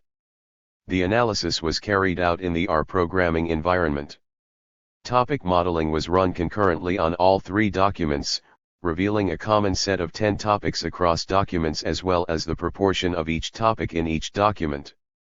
To interpret the topics, we looked closely at the keywords comprising each topic, see Table 5.1, and their usage in news coverage. We found that, despite topical differences in U.S. media coverage of sanctions against each country, see Figures 5.1, 5.2, and 5.3, there were fundamental similarities in the composition of multiple topics. We now focus on three prominent themes that emerged from our analysis. 3. Yes, President. One set of common keywords across several topics was President, Trump, Obama, Administration, White House, and Secretary, Table 5.1, suggesting that news coverage of sanctions, irrespective of topical focus, was oriented around the U.S. administration and its senior officials. A closer look at the use of these keywords in the documents showed that President Donald Trump and his top administration executives, such as Secretary of State Mike Pompeo, Secretary of the Treasury Stephen Mnuchin, and National Security Advisor John Bolton, dominated the coverage. A frequently employed phrase was U.S. officials say, or said, indicating that news reports relied heavily on statements and information obtained from interactions with U.S. officials as their primary news sources. In contrast, non-official sources, including foreign policy experts, analysts, and scholars outside the government, NGOs/NPOs, and human rights activists, appeared to be sidelined. As a result, the news coverage did not simply reflect an implicit alignment with U.S. interests, specifically, U.S. interests as defined by administration officials, but blithely relied on U.S. interests as the rationale for foreign policy decisions. For instance, CNN, 2019, quoted Bolton speaking about the political crisis in Venezuela: "Now is the time to stand for prosperity and democracy in Venezuela." We think stability and democracy in Venezuela are in the direct national security interests of the United States right now. And Washington Post, 2017, reported, President Trump is expected to announce next week that he will decertify the international nuclear deal with Iran, saying it is not in the national interest of the United States. Only one topic from each country included the names of Iranian President Hassan Rouhani, Topic 10, North Korean leader Kim Jong-un, Topic 6, and Venezuelan President Nicolas Maduro, Topic 9. Importantly, these topics simultaneously included references to U.S. allies within these countries or in their respective regions, such as Saudi Arabia and Israel, Topic 10, South Korea, Topics 6 and 7, and Venezuela's acting President Juan Guaido, an opponent of Maduro, Topic 9.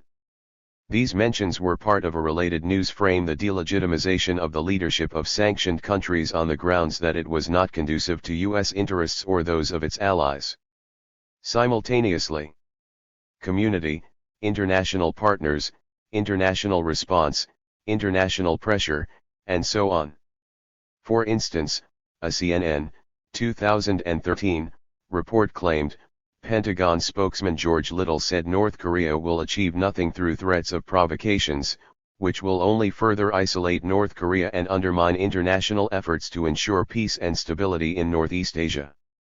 This framing gave the impression that sanctions were collaboratively imposed and upheld by multiple nations, obscuring how the United States exploited its hegemonic power to coerce weaker countries.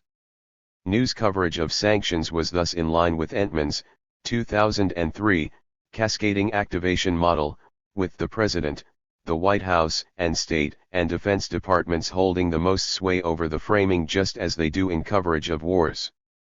However, the coverage was not always subservient. The media became increasingly critical of Trump's foreign policy over time and contrasted it with his predecessor, Obama.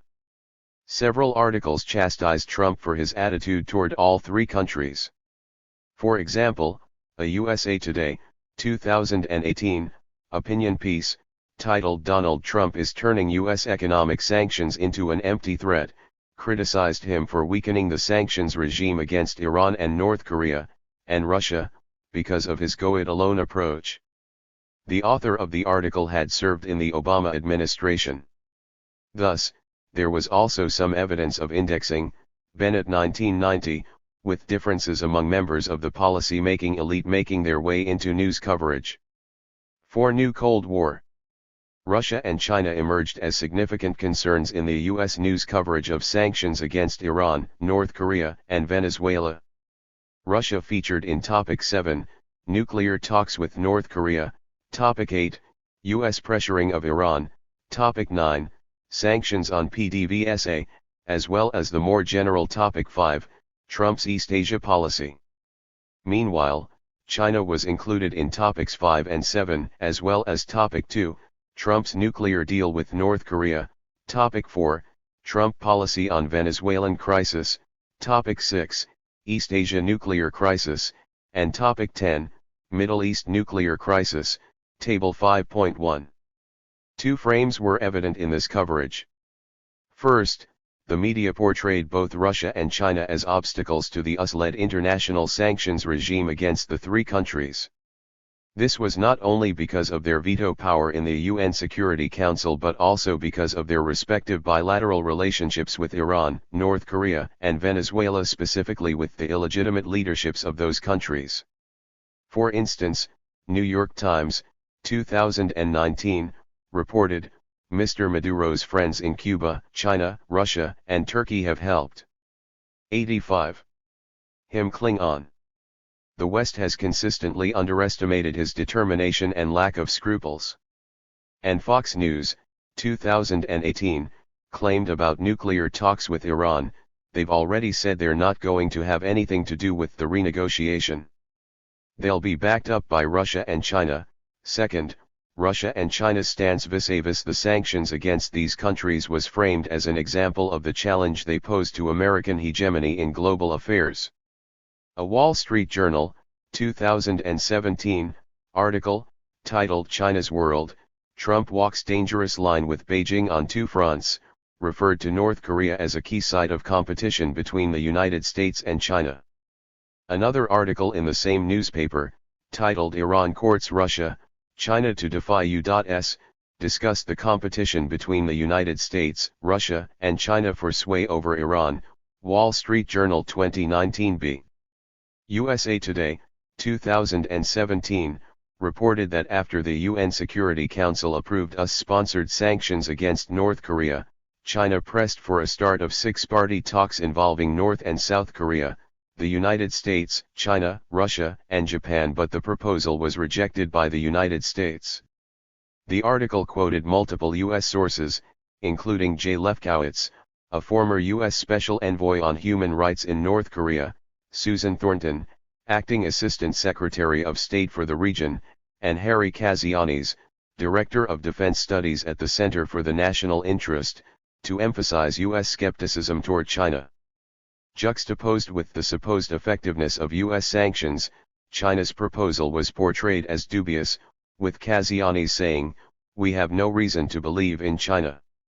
Since the mid-1990s, scholars and pundits have spoken of a new Cold War between the United States on the one side and Russia or China, or even a Sino-Russian axis, on the other, Legvold 2014, Shern and Kalin 2014, Shambaugh 1995. Whether or not a new Cold War is ongoing, the talk of global competitors who, directly or through regional proxies, threaten American interests plays a key role in building domestic support for an ever-expanding military budget, Soroka 2003, much of which ends up in the coffers of the defense industry.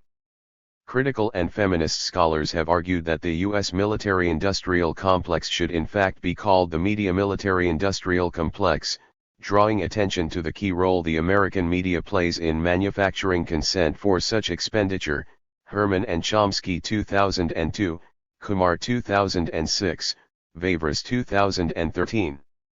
Media coverage of sanctions, as our analysis indicates, bolsters this narrative, framing the United States as locked in a competition with powerful rivals on a global scale that threaten its interests as well as its values, being authoritarian themselves and simultaneously propping up illegitimate totalitarian and anti-US regimes such as those in Iran, North Korea, and Venezuela. 86 Nakahara and Shahin. 5 Coal, oil, and power. Another set of keywords present across multiple topics included military, weapon, business, company, financial, commercial, treasury, economic, oil, and coal, Table 5.1. This seemingly indicated coverage of the U.S. military-industrial complex discussed above.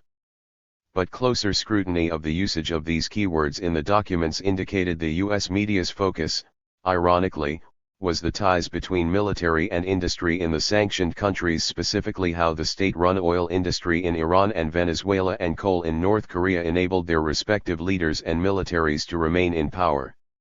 Describing Maduro and his military's control over Venezuela's oil industry, the Wall Street Journal, 2019a, said, "The military, which has helped Mr. Maduro thwart political challenges with violent repression, has increasingly become a major player in oil matters after Mr. Maduro last year ordered a purge of the technocrats that had long dominated PDVSA's upper echelon.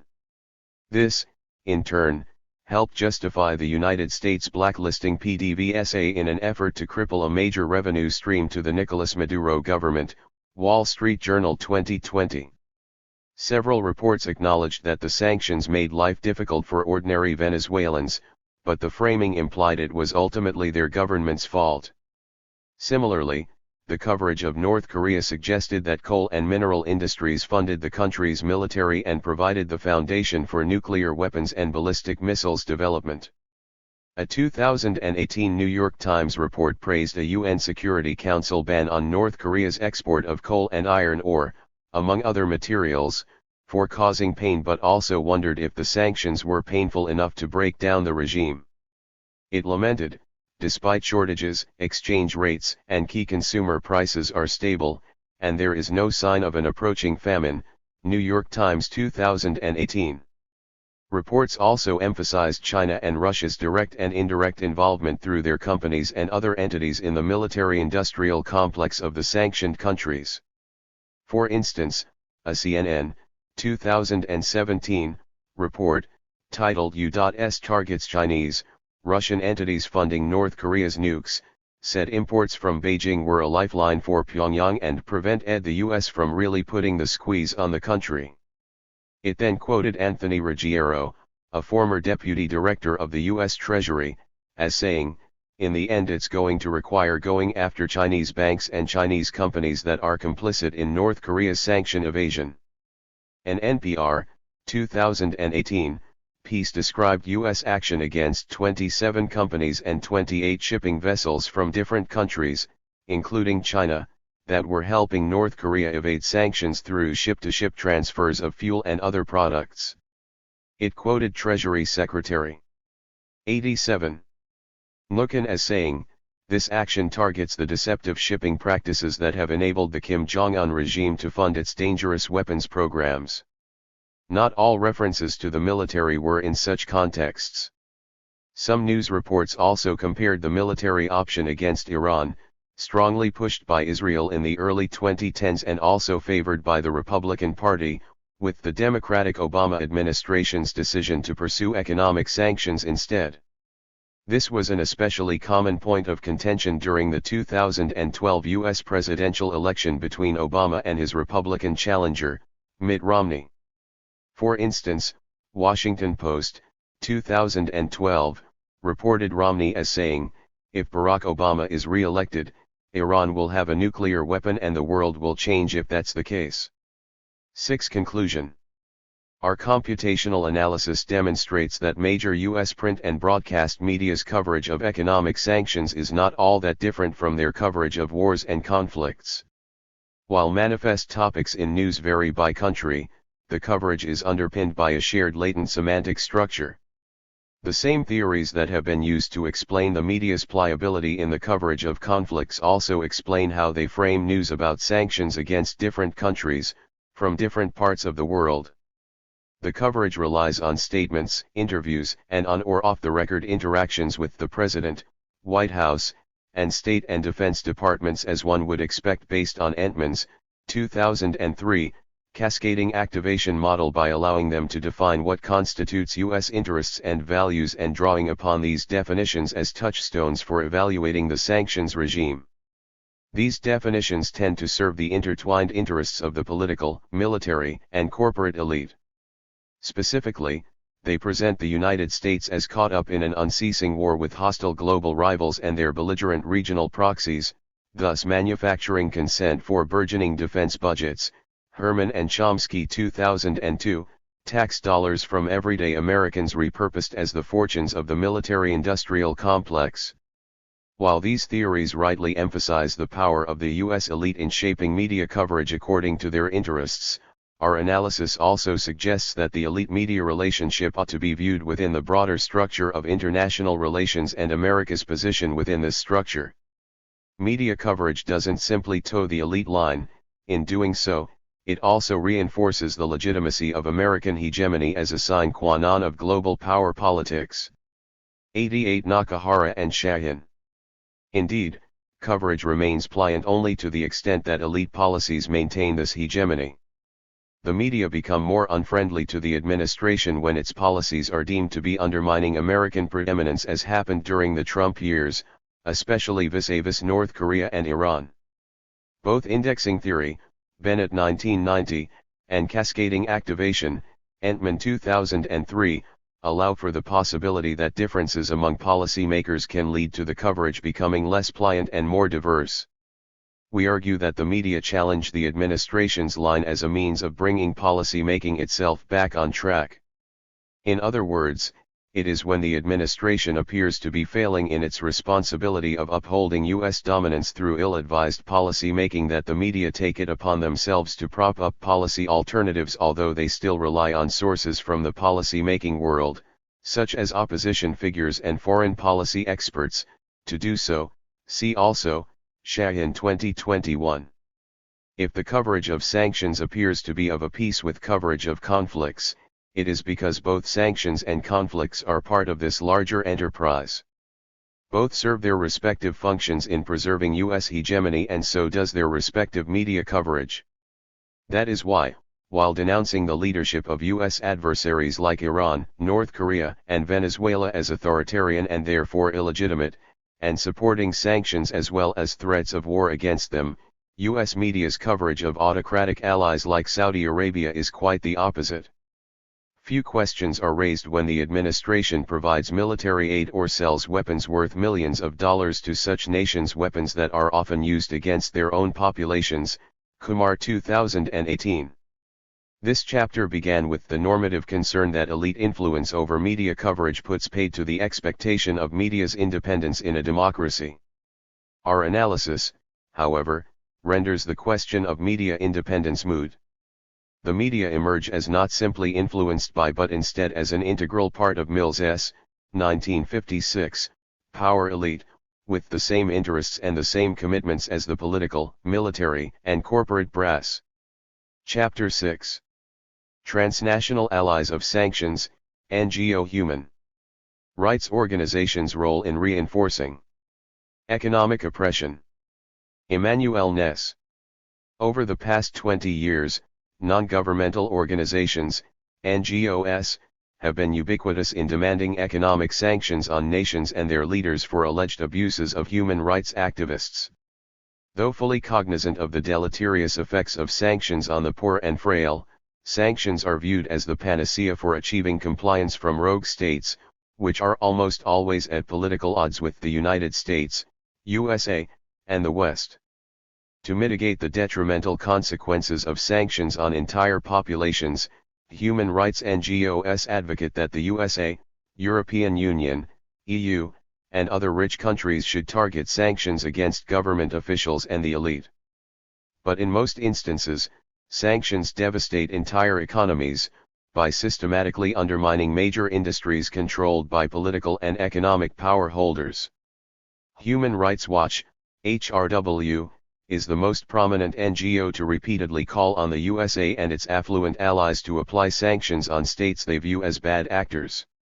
Economic sanctions are almost always applied by rich states in the global north against the poorest countries that can least withstand restrictions on trade in a world which is ever more integrated through globalization.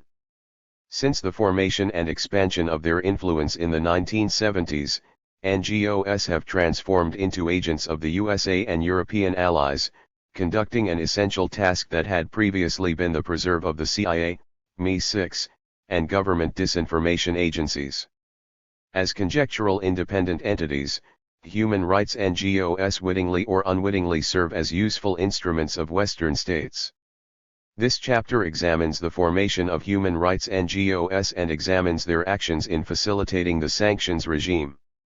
1. Formation of human rights NGOs. Amnesty International, AI, was founded in 1961 in Britain by genuine human rights activists troubled by foreign states' imprisonment of political activists. Their goal was to monitor and publicize the jailing and ill-treatment of government's political opponents. In the formative years, it became 92ness apparent that AI had been infiltrated by British operatives as a means to target states that the government opposed. Peter Benenson, a founder and first General Secretary of AI, resigned 5 years later in 1961 in protest at the organization's refusal to condemn credible allegations about torture of political prisoners by the British government in Yemen. Benenson concluded that the human rights organization was infiltrated and incapable of fulfilling its founding goals, Clark 2010, 15. Nevertheless, Amnesty International persevered and maintained its status as a human rights watchdog. Along with HRW, AI has promoted its status as a leading human rights monitor of abuses worldwide, despite its continuous and reliable support for positions advanced by the USA, Britain, and Western states. In addition, whilst the two NGOs denounce human rights violations among opponents, they almost never criticize infringement of personal freedom at home. Since the 1980s, NGOs have become even more dependent on the US government to fund their democracy promotion operations. Thus, human rights and democracy promoting organizations lack independence and the credibility to be taken seriously by foreign states, even if they may convince the U.S. media and sway public opinion. The National Endowment for Democracy, NED, founded in 1983, is a conduit for identifying and funding democracy-promoting NGOs, p. 2018, 693-711. HRW was founded as Helsinki Watch in 1978 to monitor treatment of dissidents in the Soviet Union, 16 years after the formation of Amnesty International in 1961 in the UK. HRW's reputation as the leading human rights organization was enhanced in 1997 upon winning the Nobel Peace Prize with the international campaign to ban landmines. HRW, deemed by academics and government officials to be the most respected human rights NGO in the world, along with AI, is a key linchpin in U.S. sanctions policy. Habitually, HRW issues reports and press releases reproaching governments, routinely called regimes, for violating human rights. Regimes are viewed as somehow maintaining power illegitimately, while governments adhere to Western norms of democracy. Yet, to various degrees, all countries violate what HRW would consider human rights, without recognition of how every nation has its own historic and cultural traditions that are at odds with Western norms. In addition, while the USA is a major perpetrator of human rights abuses at home and abroad, almost never have HRW and other human rights NGOs reprimanded the US regime, in power for nearly 250 years. The infiltration by government intelligence agencies in the operations and policies of AI, HRW, and other leading human rights NGOs contributes to the general acceptance that they operate at the behest and with the support of 93. Western governments. In this way, AI and human rights NGOs are not viewed as independent arbitrators of abuses of personal freedoms, but appendages of Western intelligence organizations and state policies. From the 1960s to the present, the CIA, MI6, and other Western intelligence agencies have increasingly shifted their modus operandi from direct operations against prospective political opponents to contracting out services to NGOs and other civil society organizations. These do their bidding and establish a case for taking action against ostensible targets.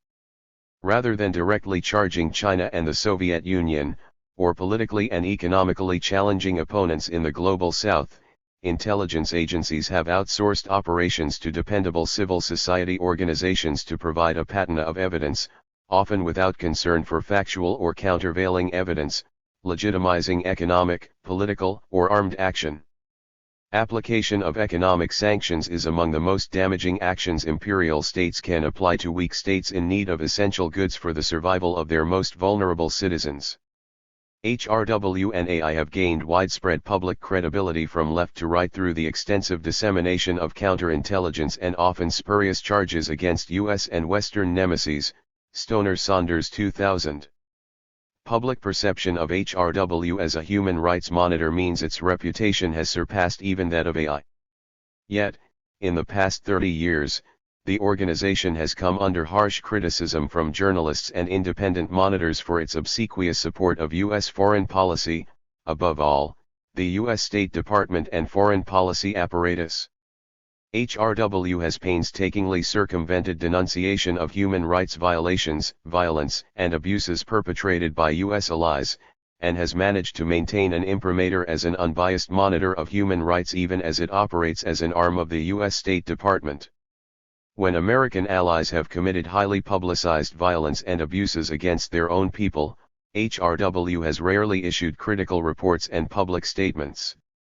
American allies such as Israel are rarely condemned for their suppression and massacre of Palestinian people, but in general, the NGO remains silent on the abuse of the Israeli state until a highly critical report on human rights abuses against Palestinians issued by HRW at the end of April 2021, in which the NGO equated Israeli policies with apartheid, Human Rights Watch 2021a.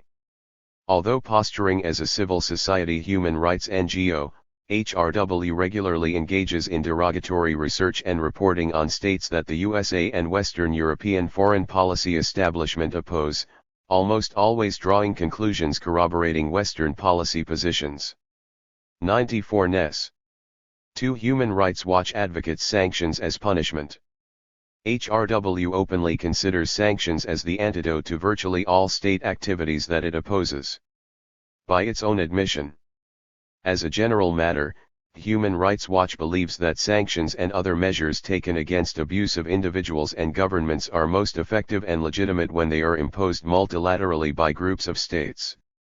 In cases where multilateral action is not feasible or not the most effective option, Human Rights Watch supports unilateral targeted sanctions. Human Rights Watch 2021b. To justify sanctions, routinely erroneous and subjective evidence is gathered from NGO operatives based on the ground in states that the USA and Western establishment oppose. This is then disseminated to the media to demonstrate the necessity of sanctions, even on the basis of innuendo, ambiguity, or no evidence whatsoever. In many cases, the conclusions drawn by HRW are simply false or fabricated. However, HRW's accounts, disseminated to the media and the general public, serve as justification for the USA and other states to take severe actions, including military intervention and economic sanctions. Ironically, whistleblowers with often valid opposing positions are discredited and belittled. While the purpose of this chapter is not to interrogate every single controversy involving NGOs and economic sanctions, the evidence is that in many instances HRW and AI base their conclusions on dubious and sometimes fraudulent claims. In July 2014, HRW, whose false claims had triggered U.S. military intervention in Haiti, 2004, and Libya, 2011, was condemned and denounced by the World Summit of Nobel Peace Laureates for its close relationship to the U.S. policy establishment.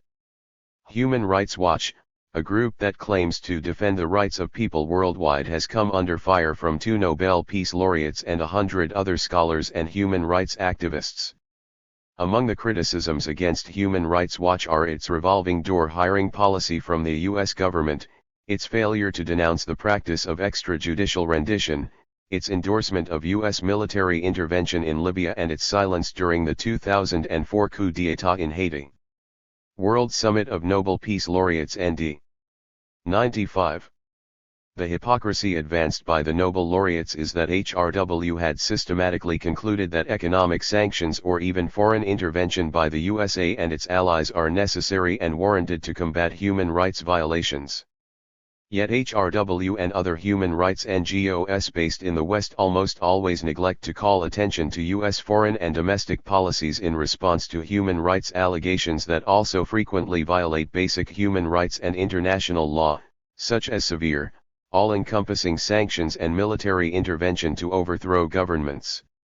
In lockstep with U.S. foreign policy, HRW stereotypically calls for sanctions on foreign governments it considers pariahs: Afghanistan, Burundi, Cuba, Democratic Republic of Congo, Iran, Korea, Myanmar, Sudan, Syria, Uganda, Venezuela, and others have been deposed internally or through foreign intervention. HRW particularly recommends sanctions against African states that are non-compliant with its norms. Implementing targeted sanctions before a crisis fully emerges could make a notable difference in preventing further repression. Targeted sanctions are a useful tool to show the possibility of real, individual consequences for repressive acts, particularly when imposed in tandem with the European Union and/or the United Nations. Human Rights Watch 2016. 3. Spotlighting sanctions on Russia and China. The Russian Federation and China are repeatedly sanctioned economically for the alleged actions of client states or are directly subjected to calls by HRW and other human rights NGOs. The list of entreaties for sanctions by HRW, Avaz, Freedom House, and other human rights NGOs, some funded directly by the U.S. National Endowment for Democracy, NED, is endless. Reports by human rights NGOs rarely discuss the economic and political violence perpetrated by opposition forces, often funded, or formed by U.S. organizations, Human Rights Watch 2020, Middle East Eye 2020, Reuters 2019, World ECR 2019. Sanctions are imposed by affluent states, typically the USA and EU, and less frequently by the United Nations, UN, on countries that are viewed as political, economic, military, and cultural opponents of the established imperialist order. State-imposed economic sanctions have grown dramatically from the 1990s to the present. State-sponsored sanctions are defined and exercised by states that claim to abide by democratic practices, especially the rule of law and human rights. These principles have been advanced by the USA and Western Europe in the aftermath of the collapse of the Soviet Union in 1993. Scholars have noted that human rights have been used as an ideological tool to maintain and solidify hegemony over the world. Faulkner 2005, 585-599, Cost M. 96 Ness. 2018, 726-752, Mallard 2019. In this way, as the leading economic power, sanctions were applied from the 1990s as a coercive measure to buttress U.S. imperialist dominance on a global scale. Economic sanctions have been triggered by a range of assertions by the UN and intergovernmental organizations which have provided documented evidence of weapons of mass destruction in violation of treaties. Yet increasingly, Western governments have replaced the UN as the major force in determining that rogue states will be punished by economic sanctions. After all, the UN has limited power to enforce sanctions and penalize states for disregarding economic sanctions. Economic sanctions require rich countries to send sanctions that will one way or another lead dependent states to comply with their demands or cause internal oppositional forces to depose governments, usually referred to as authoritarian regimes.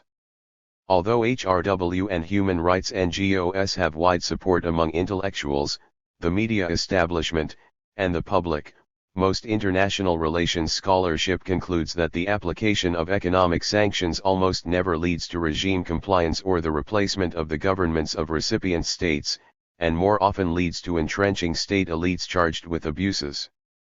In almost every case of general and targeted economic sanctions, the behavior of alleged authoritarian governments is not changed, nor does a formidable political opposition congeal within civil society capable of overthrowing and replacing the existing leadership. In an empirical study of their effects from 1981 to 2000, international relations scholar Duersoon Pekson finds that economic sanctions most often contribute to even greater damaging results through eroding government respect for physical integrity rights, including freedom from disappearances, extrajudicial killings, torture, and political imprisonment. Pekson also finds that extensive sanctions are more detrimental to human rights than partial/selective sanctions. Economic coercion remains a counterproductive policy tool, even when sanctions are specifically imposed with the goal of improving human rights. Pekson 2009, 59. From 2001 to the present, the Bush, Obama, Trump, and Biden administrations have applied economic sanctions on the Russian Federation and China to challenge their human rights practices, with evidence marshaled by human rights NGOs. Yet the evidence shows that economic sanctions are applied for the purpose of gaining geopolitical and strategic hegemony. In most instances, these sanctions are supposedly intended to improve human rights in the target state. For example, the Magnitsky Rule of Law Accountability Act of 2012, against Russia, following a case in which an alleged whistleblower was killed while in jail awaiting trial for participation in a fraudulent tax evasion scheme. The Magnitsky case is based on a distortion of facts, as the evidence 97 reveals that the protagonist was not a whistleblower, but an accomplice in a crime to defraud the Russian government. Nekrasov 2016. Empirical justification and legitimation are decisive for sending states to apply economic coercion to non-compliant target governments to obtain submission using the threat of expulsion from multilateral international political and economic organizations. If the U.S. government decides to change behavior or replace a government in power, providing some form of proof and confirmation is often required to garner international support for sanctions as punishment. Before economic sanctions are applied, Western independent monitors with field operations within the target country are used to substantiate the violations justifying economic sanctions to either change the behavior or depose the government in power. Human rights NGOs are principal agencies charged with conducting investigations and reports on target countries. Proponents suggest that human rights NGOs work together with the USA and Western allies to conduct unbiased independent investigations on human rights violations by target states. But NGOs most often provide limited substantiation of human rights abuses, particularly in the Russian Federation and China, where access is often difficult. Nonetheless, these NGO investigative reports are treated as sacrosanct. Given how human rights organizations situated in the West are viewed as independent and unbiased, they contribute to sending state decisions to apply sanctions on target countries. A fundamental justification for economic sanctions is that countries which violate the rule of law and engage in human rights abuses will be punished through economic isolation. A crucial facet to applying economic sanctions is the apparent belief that they will lead to the mitigation of human rights abuses by what are typically referred to as authoritarian leaders, the improvement in human rights practices, or the overthrow of a government, regime. In addition, NGOs provide justification and legitimation to gain broad popular approval from sending countries' stakeholders and intellectuals, or at least a degree of support. Four-color revolutions and the limits of regime change. Since the dissolution of the Soviet Union, human rights NGOs have proliferated to support government opponents through monitoring potential abuses of power by states via government dissidence reports or stationing personnel on the ground, often with the collusion of the NED, which provides financial and logistical support for civil society opponents of the leadership. Human rights NGOs often assist in developing and coordinating local civil society organizational infrastructure through cultivating existing opponents to the 98ness government in power, and by establishing local NGOs, supported by NED funding. Unequivocally, the effectiveness and capacity of foreign human rights NGOs to launch viable oppositional groups is dependent on the presence of extant oppositional structures and practices to establish organizational cohesion. HRW, AI, AVAZ, and other human rights NGOs seek to cultivate opposition to the government and assist in setting up operations in a range of states with the objective of regime change. This process began in states that emerged following the dissolution of the Soviet Union and former Yugoslavia, and extended to the Caucasus, Central Asia, and Africa.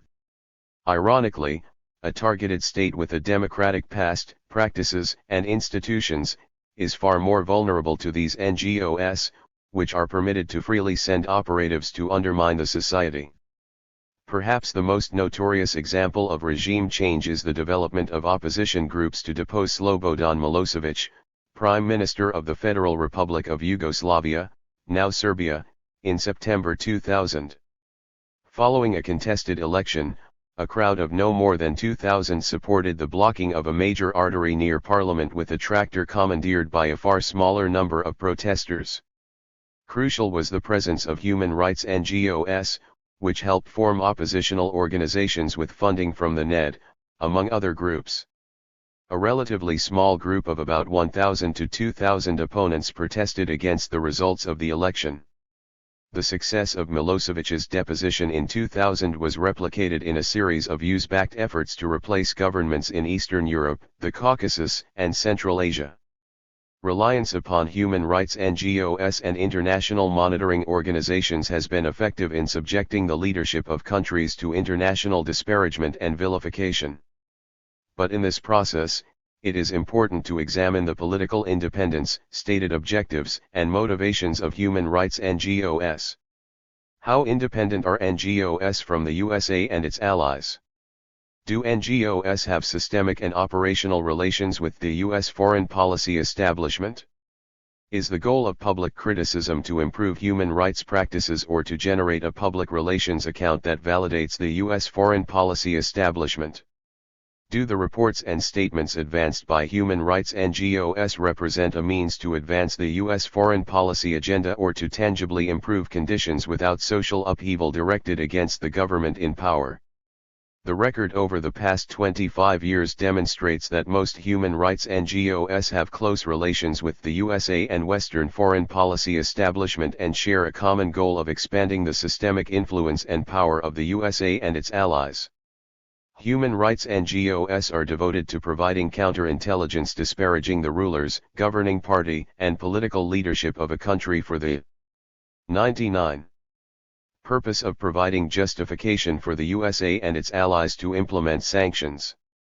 These sanctions are intended to contribute to popular economic insecurity, in the hope that such penalties will lead to reform or, preferably in most instances, to social and political upheaval strong enough to overthrow the leadership of the target country.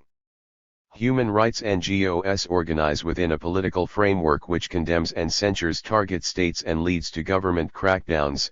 These further corroborate claims of human rights abuses perpetrated by targeted state leaders. Through alleging human rights abuses, persecution, and repression of opponents, NGOs face an ethical and moral conundrum.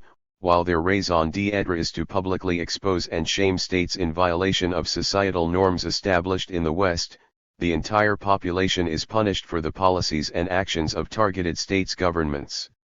In this way, NGOs direct their charges against countries which are infringing human rights, yet, as they join forces with the USA and the West, the outcome of their reports and charges typically does not lead to mitigation of the violation, whether true or false. In most instances, the insertion of human rights NGOs inexorably leads to the immiseration of a far larger share of the population who are not engaged in claimed human rights abuses. In most nations, popular majorities are not the subject of government repression. More often, small organizations with a limited political base are the recipients of Western aid. Thus, human rights organizations are a tactical trigger to be activated in developing a set of charges against the target government for seeking to quash dissidents who would have no power were it not for US and Western aid. The NGO will seek to limit itself exclusively to counterintelligence to damage the reputation of the government and enable the USA and its allies to take tangible action to materially undermine the target. The human rights NGO is caught in a moral and dialectical contradiction. By charging state leaders with human rights abuses, NGOs are often the source of economic sanctions, economic ruin, armed conflict, and even civil war.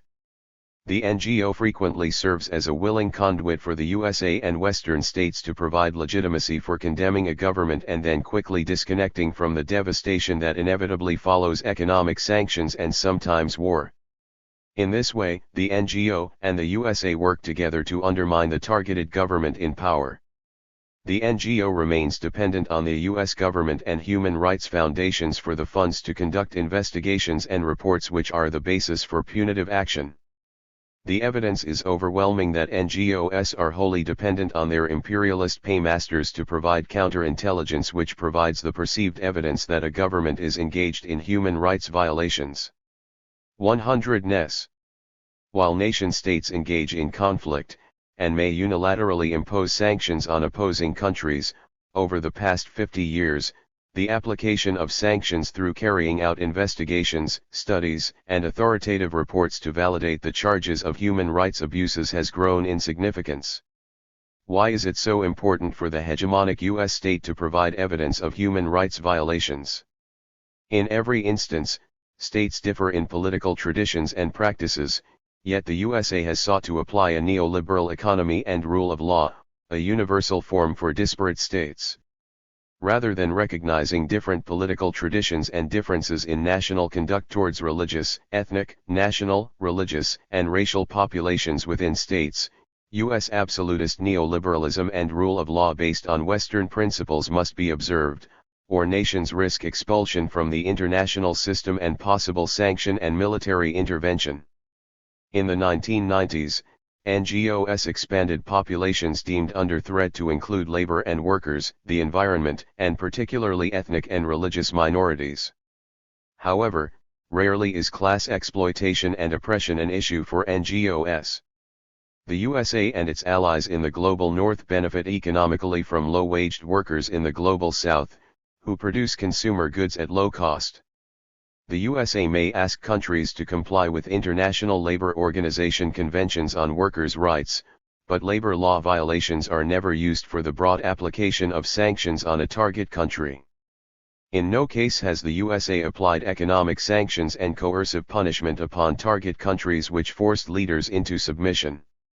Most often, if the USA is not successful in a color revolution, the affluent and elite in small states are able to withstand economic penalties while workers and the poor are subjected to higher inflation and lack of access to food, medicine, and necessary commodities. Larger states, like the Russian Federation and China, are typically able to tolerate even sanctions that are applied broadly, by developing alternative economic partnerships or resorting to autarkic mechanisms to replace foreign products with locally produced goods. 5. Pushing strong states into sanctioning weak countries. In response to pervasive calls for action against China's meddling in the internal affairs of Hong Kong, Donald Trump signed the Hong Kong Human Rights and Democracy Act in November 2019, thereby sanctioning 11 Hong Kong officials. The next week, China announced that it would sanction key American NGOs and politicians in the USA. The Chinese government charged 5 NGOs, 101 and U.S. political organizations with interfering in China's internal affairs. The NED, a funder of the Center of Democracy and Technology, HRW, Freedom House, the International Republican Institute, and the National Democratic Institute for International Affairs. China also announced sanctions for abetting and instigating the Hong Kong protests, and for those organizations' egregious role in instigating the protests which caused extensive economic disruption and property destruction for residents of the city. The US NGOs had all publicly supported the Hong Kong protests, which the Chinese government viewed as an attempt to foment a color revolution, Beach 2019. The NGOs, legislative officials, and media in the USA viewed the sanctions as unjust, and charged the Chinese government with suppressing freedom and democracy, Morello 2020. The article by Washington Post journalist Carl Morello made no references to the violence and destruction accompanying the civil unrest in Hong Kong, which certainly would have been de rigueur in a report on virtually any other country. In the aftermath of Beijing's sanctions against NGOs, HRW, and Freedom House in January 2020 issued reports incredulously critical of the Chinese government, denying participation in the civil unrest and asserting that the sanctions suppressed press freedoms, Reuters 2020. 6. HRW mantra, sanction, sanction, sanction. Reading HRW reports and press releases, one theme seems to dominate: first sanction, then verify and mitigate. A smattering of HRW's recent press releases reveals these dominant themes that are intended to lead to regime change. Burma's military leaders are not communicating on the same wavelength as the rest of the international community. They are not prepared to appreciate or even hear its verbal denunciations and demands. So, the time has come to impose targeted sanctions and other measures that carry a real practical or financial cost on Burma's senior military command. It may be impossible to convince the military leadership to care about the Rohingya, but it might be possible to stop them from killing or displacing any more Rohingya if the consequences of continuing such abuses create a burden that military leaders don't want to bear. Sifton 2017. HRW consistently advocates that sanctions conform to U.S. and Western efforts to isolate and undermine the political leadership of target states like Myanmar. 102 NES. Which are often supported by U.S. rivals. Thus, sanctions against Myanmar can also be viewed as an extension of U.S. efforts to weaken and discredit China. In an April 2021 report, HRW asserted that China may be blocking a UN Security Council vote to sanction Myanmar. Could Beijing allow UN sanctions to pass with a mere abstention? The only way to identify China's limits is to circulate a draft resolution calling for targeted sanctions on junta leaders and an arms embargo, and start negotiating. Ahmed 2021. Testifying at the Senate Foreign Relations Committee in July 2015, HRW advocated a broad application of the Magnitsky Act.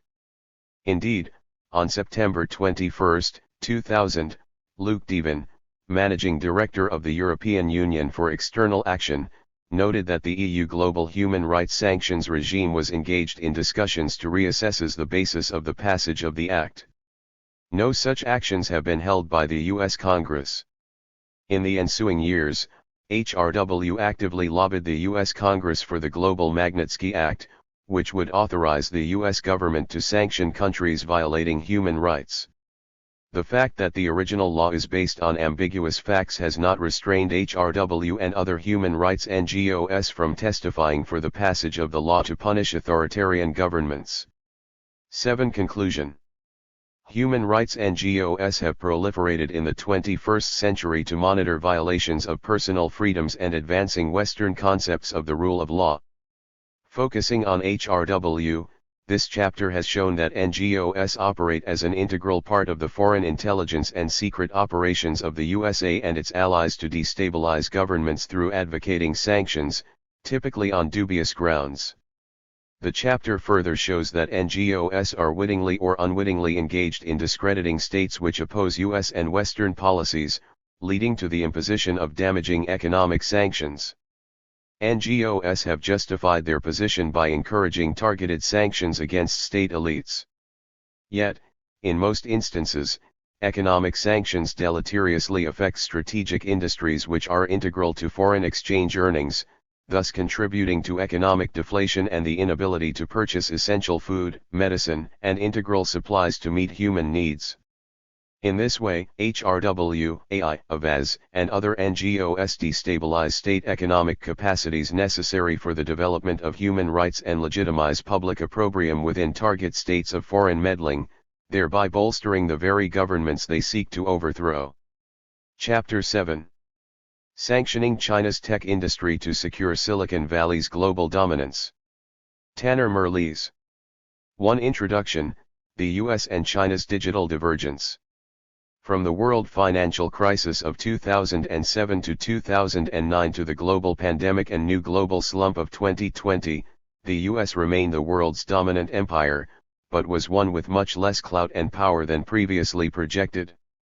For the past decade, international competition between US and Chinese corporations has been supported by each country's security state, and as this intensified, so has geopolitical conflict. Nowadays, each country's business elites and political technocrats are restructuring their respective national societies to outmatch the other, regrouping to reshape the institutions, rules, and relations of global order, and trying to push and pull other countries into their orbit. This epoch's new US-China trade war is accompanied by irregular warfare, and cyber warfare network attacks on corporate and military infrastructure, digital hacking and espionage, and information operations is the newest front in the 21st century's global battle space.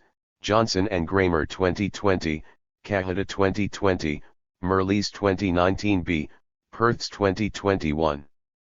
As global competition and conflict between the US and China mount, digital technology has emerged as a flashpoint in this fractious cross-border relationship. Inkster 2021, Kaifu 2018, Murdoch 2019. Indeed, digital technology, its research and development, ownership and control, design, production and distribution, and usage has become one of the most contentious sites in the US-China war to make the world's future. This chapter probes the new international competition and conflict between the US and China over digital technology. The US is home to Silicon Valley, the biggest and most significant digital technology industry on the planet, but China's big tech industry is rising fast, and increasingly going global. As digital technology corporations based in the US and China compete for international market dominance, the US and Chinese states are trying to secure their respective digital technology industries' interests, and frequently clashing in the process. The US state has long pursued a foreign policy of digital free trade with China in support of Silicon Valley, but with no success.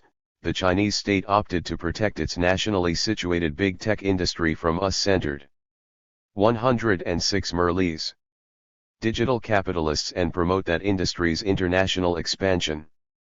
Having failed to tear down China's Great Firewall with digital free trade and facing China's digital expansion into the U.S. territorial market and elsewhere, the U.S. state is now sanctioning China's big tech industry to secure Silicon Valley.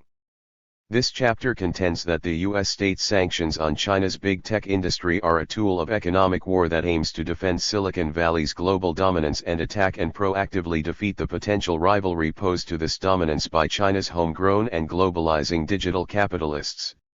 To this end, the first section, American Global Digital Dominance, demonstrates the U.S. empire's resilience vis-a-vis a rapidly rising China and highlights how digital technology is made and remade to serve the U.S. empire's means and ends of transnational capitalist expansion, surveillance, public diplomacy, and cyber warfare.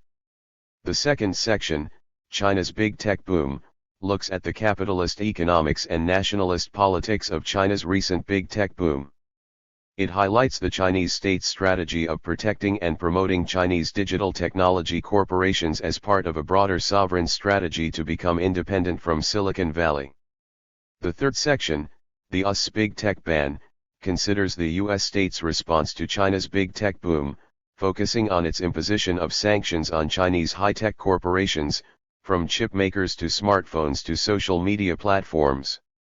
The U.S. state's recent imposition of sanctions on China's big tech industry reflects a shift in U.S. foreign policy away from trying to induce China into a U.S.-centered global digital capitalism with peaceful digital free trade deals to directly attacking China's global technological ascendance and potentially rival Russia's position with a blunt instrument of coercive power.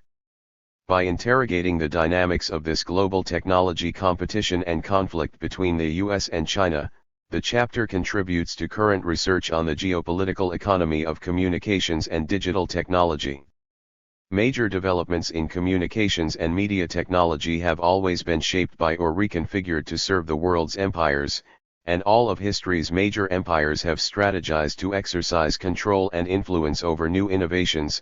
Schiller 1969, 1996, Schiller 2014, Merlis 2019a. The economic, military, and cultural growth and maintenance of the U.S. empire have relied upon print, telegraphy, the motion picture, radio and TV broadcasting, and the Internet. Schiller 1996, Schiller 2014, Merlis 2019a. As this chapter shows, digital technology, personal computers, smartphones, wireless networks, software, websites, apps, and data is now of vital importance to the U.S. empire's ongoing expansion and solidity. That is why Silicon Valley's Big Five Google, Amazon, Facebook, Apple, and Microsoft align with the U.S. China's tech industry to secure Silicon Valley's dominance. 107. State to fortify the U.S. position of global digital dominance against China, a rising challenger. 2. American global digital dominance, the U.S. empire vs. China. Following the end of the US-Soviet Cold War and up until the US-led global war on terror hit the wall of the global economic slump of 2007 to 2008, the US was the planet's sole empire. But during the presidencies of Barack Obama and Donald Trump, the U.S. empire was said to be declining due to the rise of China, a country that has grown rapidly and internationally over the past 2 decades and maintained its sovereignty in the face of the U.S. state's use of a mix of persuasion and coercion to try to induce and pressure China to integrate into an American model of global capitalist order.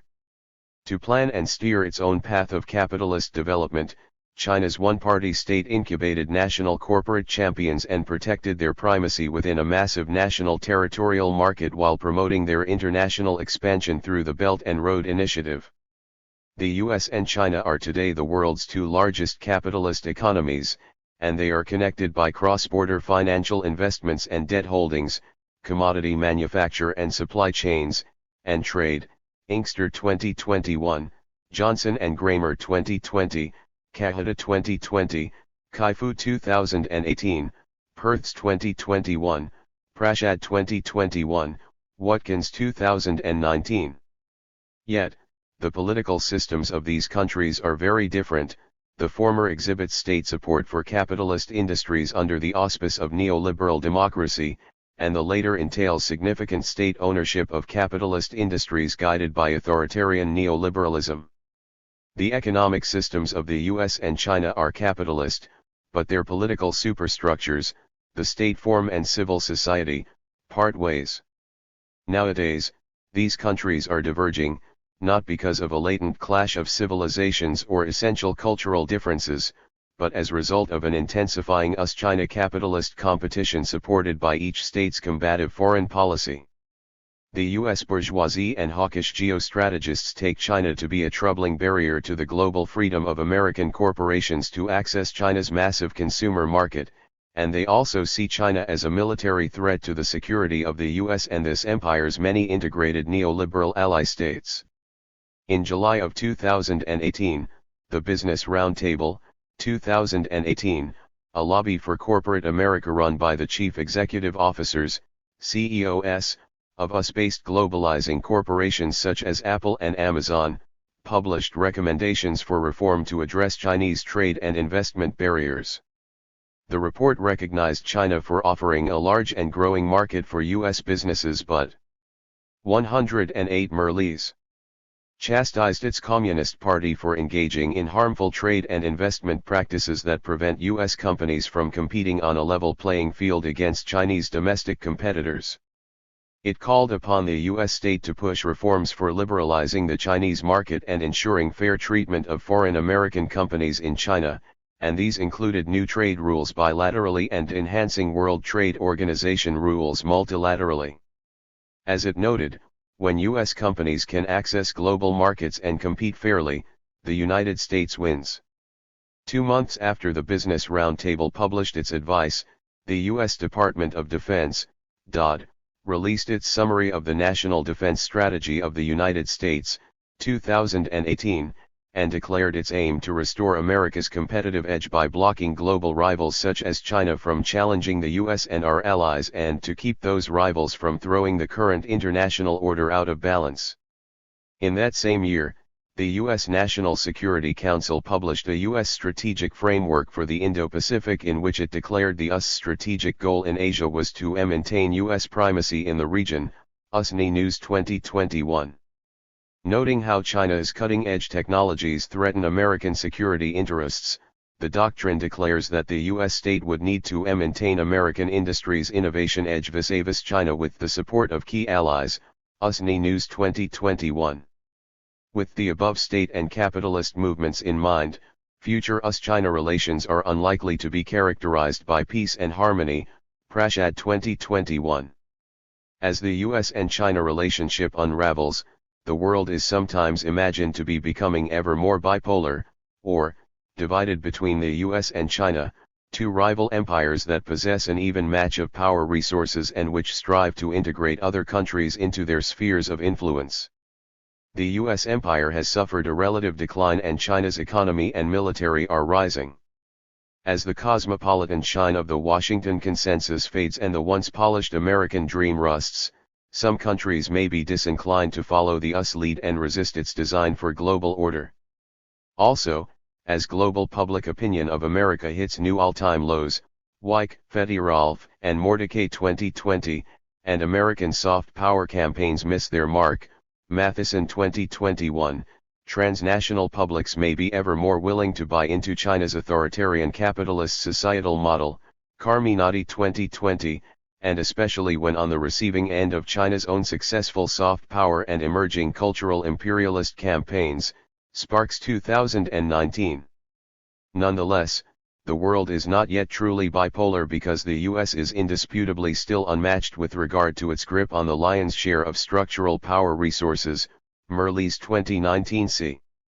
While the US is certainly being challenged by China, for now, the US still outmatches China, economically and militarily, and especially with its digital technology industry.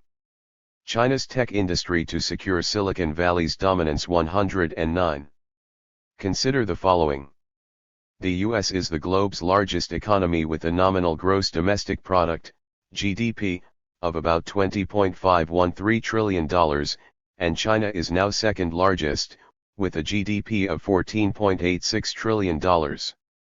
According to the 2020 Forbes Global 2000 list of the world's largest public companies, the US is still home to most of the world's largest corporations, headquartering 588, while China is home to 324, Tucker 2020a.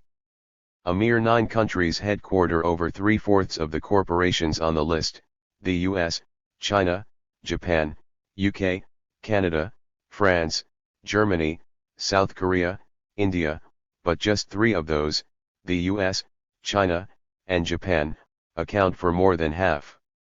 Of the top 20 largest global corporations, 12 are American and 5 are Chinese. The dollar, not the renminbi, is the world's reserve and most used currency. The US capitalist strength is paralleled by its military might, which China does not match. The US military expenditure of $778 billion in 2020 overpowered China's estimated $252 billion by more than 3 times, SIPRI 2021. From South Korea's Daegu Air Base to German's Spangdahlem Air Base, hundreds of US military installations and bases span many countries and also encompass to contain China. By comparison, China has only one foreign base in Djibouti, at a great distance from the US. Silicon Valley augments the US empire as the world's major center of gravity for digital capitalism. Of the 161 digital technology corporations on Forbes Global 2000 list of the world's largest public companies, almost half of these are headquartered in the US, and most of the biggest of these are American, example Alphabet, Google, Apple, Facebook, Amazon, Microsoft, Intel, IBM, Cisco, Oracle. The US is also home to AT&T and Verizon, 2 of the largest global telecommunications corporations. China is also home to massive high-tech corporations, but these do not yet rival the US globally, Tucker 2020b. The Silicon Valley corporations that produce and sell digital hardware, software, site services, and data are the vanguard of US capitalism, the leaders of the so-called Fourth Industrial Revolution, Merlis 2019b, Murdoch 2019, Panich and Albo 2020, Van Dijk, Powell, and Duvall 2018, Van Dijk 2019, Zuboff 2019. The U.S. Bureau of Economic Analysis, 2021, reported that in 2018, the U.S. digital economy's goods and services accounted for about 9% of U.S. gross domestic product, GDP, a whopping $1.8 trillion contribution to the U.S. national economy. The corporations that rule the sector also serve global capitalism's general need for an advertising system. For example, Google, Facebook, and Amazon currently control more than half of the American and transnational online advertising market, and together, they help other corporations create consumer demand for their commodity supply, Hagi and Vranica 2021. In 2020, Google used the data generated by the billions of users conducting billions of searches every day to generate $147 billion in ad revenue. 110 Merlis. That same year, Facebook, one of the world's leading platform imperialists, Jin 2019, generated $84 billion in ad revenue, and each day, advertisers bid to buy what Facebook sells, the chance to expose target users to ads for their products. Amazon now ranks among the world's top digital ad sellers, and it annually rakes in billions by exposing billions of people to ads for the myriad products sold on its e-commerce platform.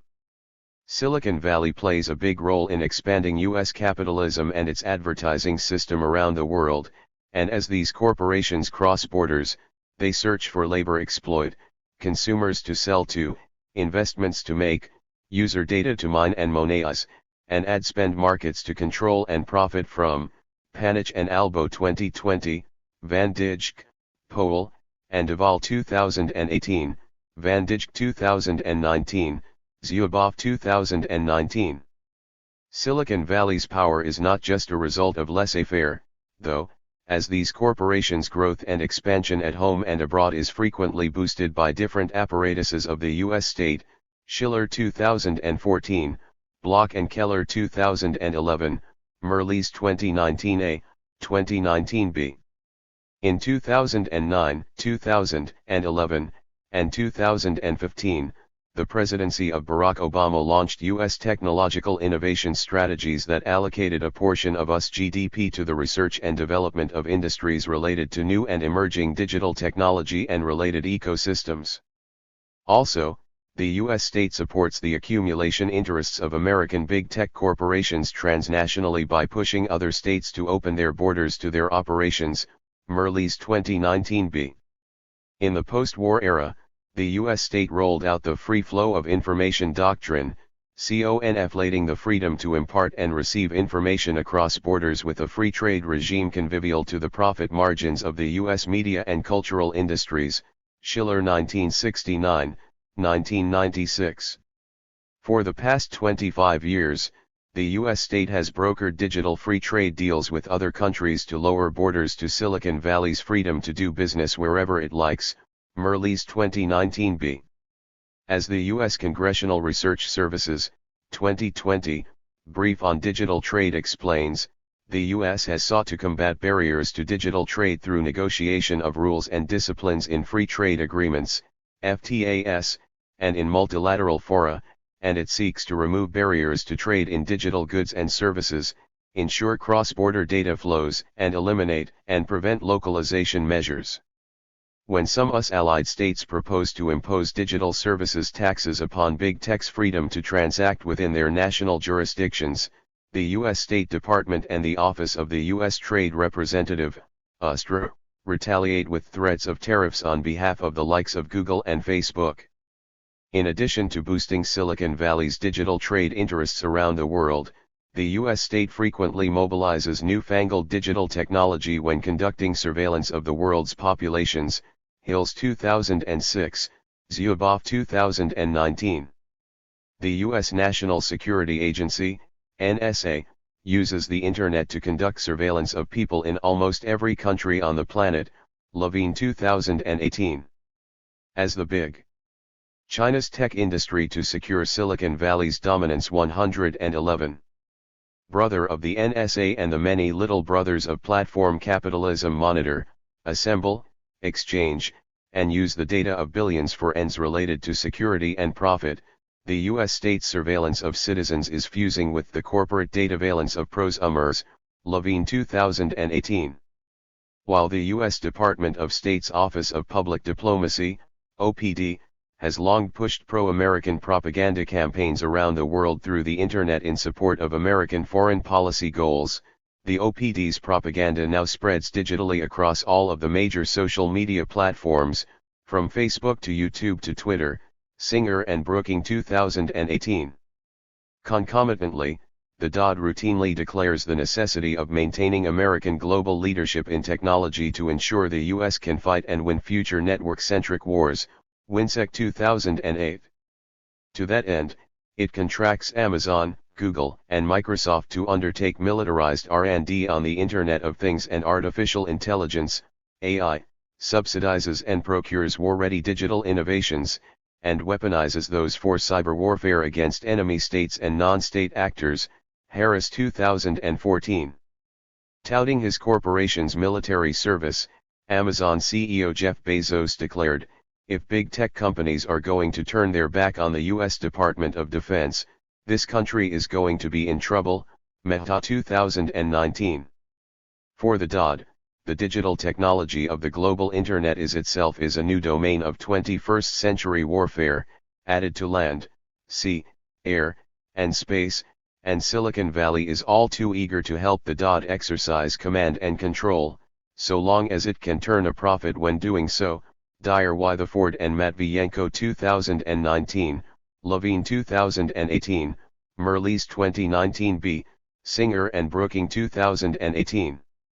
Evidently, digital technology is integrated with the means and ends of the contemporary U.S. empire.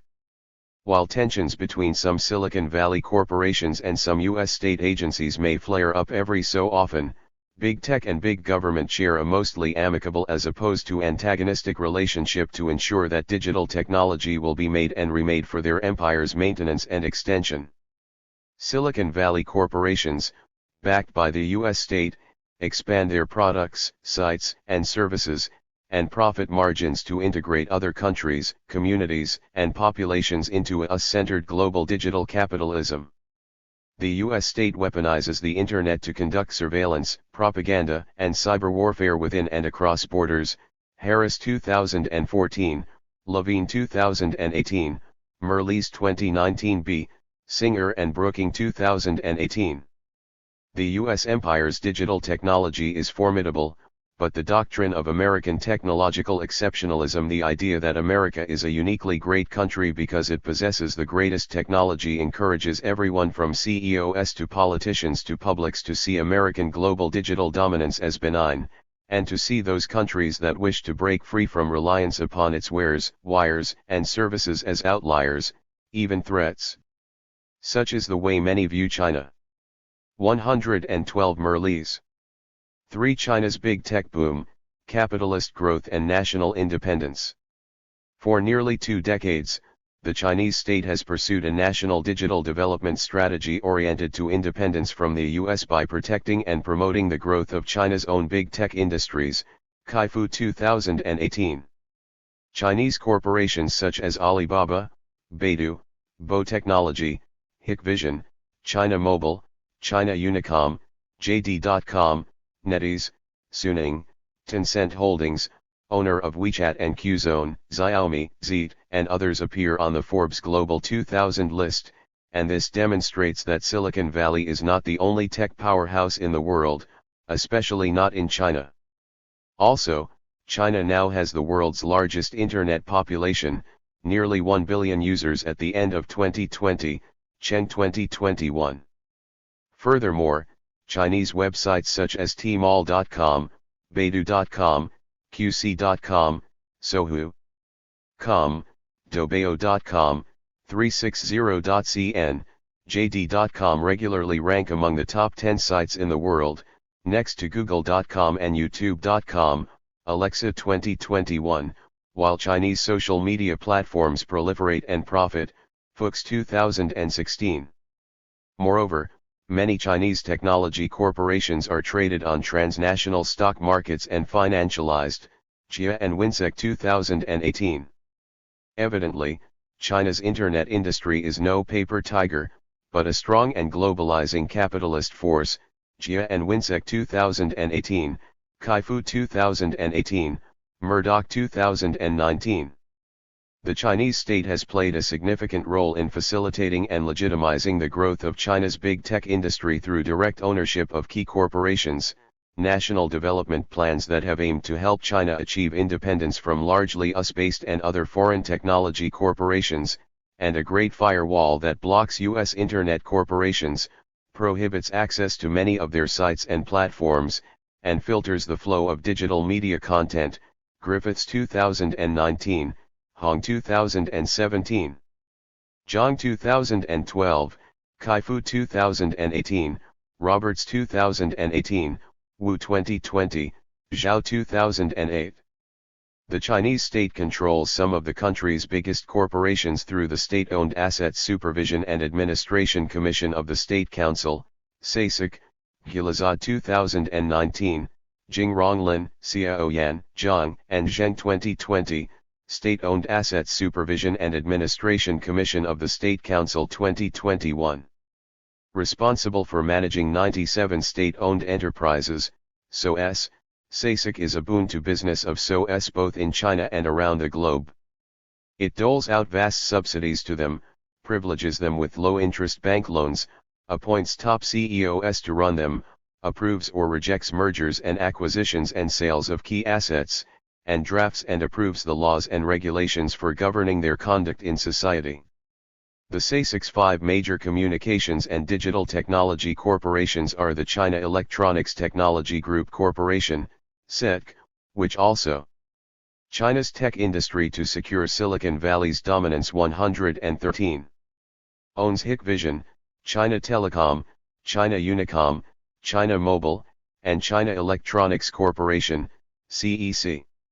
From the turn of the millennium forward, China's medium and long-term National Science and Technology Development Plan, 2006 to 2020, helped these corporations to grow, Kaifu 2018, Wu 2020. Bemoaning China's dependence on Western corporations for core technologies and wanting to break free from digital dependency, this plan advanced a strategy to achieve national independence in technological R&D and innovation, UNESCO 2016. To do so, the Chinese state protected Chinese national corporate champions from foreign competition while brokering partnerships with foreign investors. It subsidized and gave tax incentives to Chinese corporations to kickstart and reward innovation. It prioritized Chinese high-tech corporations for state R&D and procurement contracts. And it strengthened these corporations' intellectual property, IP, rights. This medium and long-term plan was interwoven with recurring 5-year plans that undergirded China's big tech boom, Kaifu 2018, Wu 2020. For example, the 10th 5-year plan, 2001 to 2005, raised state R&D expenditure to more than 1.5% of GDP to enhance technological innovation.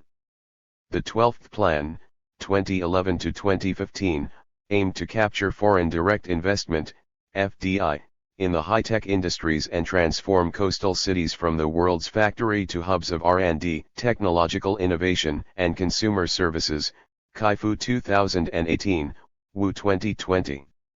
The most significant state plan for supporting China's big tech industry was the 13th, 2016 to 2020. This plan singled out innovation as key national priority and proclaimed to shift the country's mode of production from old manufacturing industries to new digital technology production and services sectors. The centerpiece of the 13th plan was Made in China 2025, a bold initiative to transform China from an offshore production facility for American and Western-owned companies looking to exploit low-cost labor into an independent technological dynamo that would lead the world in high-tech product and service production and circulation, Dominguez 2015, He 2020, Hopewell 2018, Kaifu 2018, Wu 2020.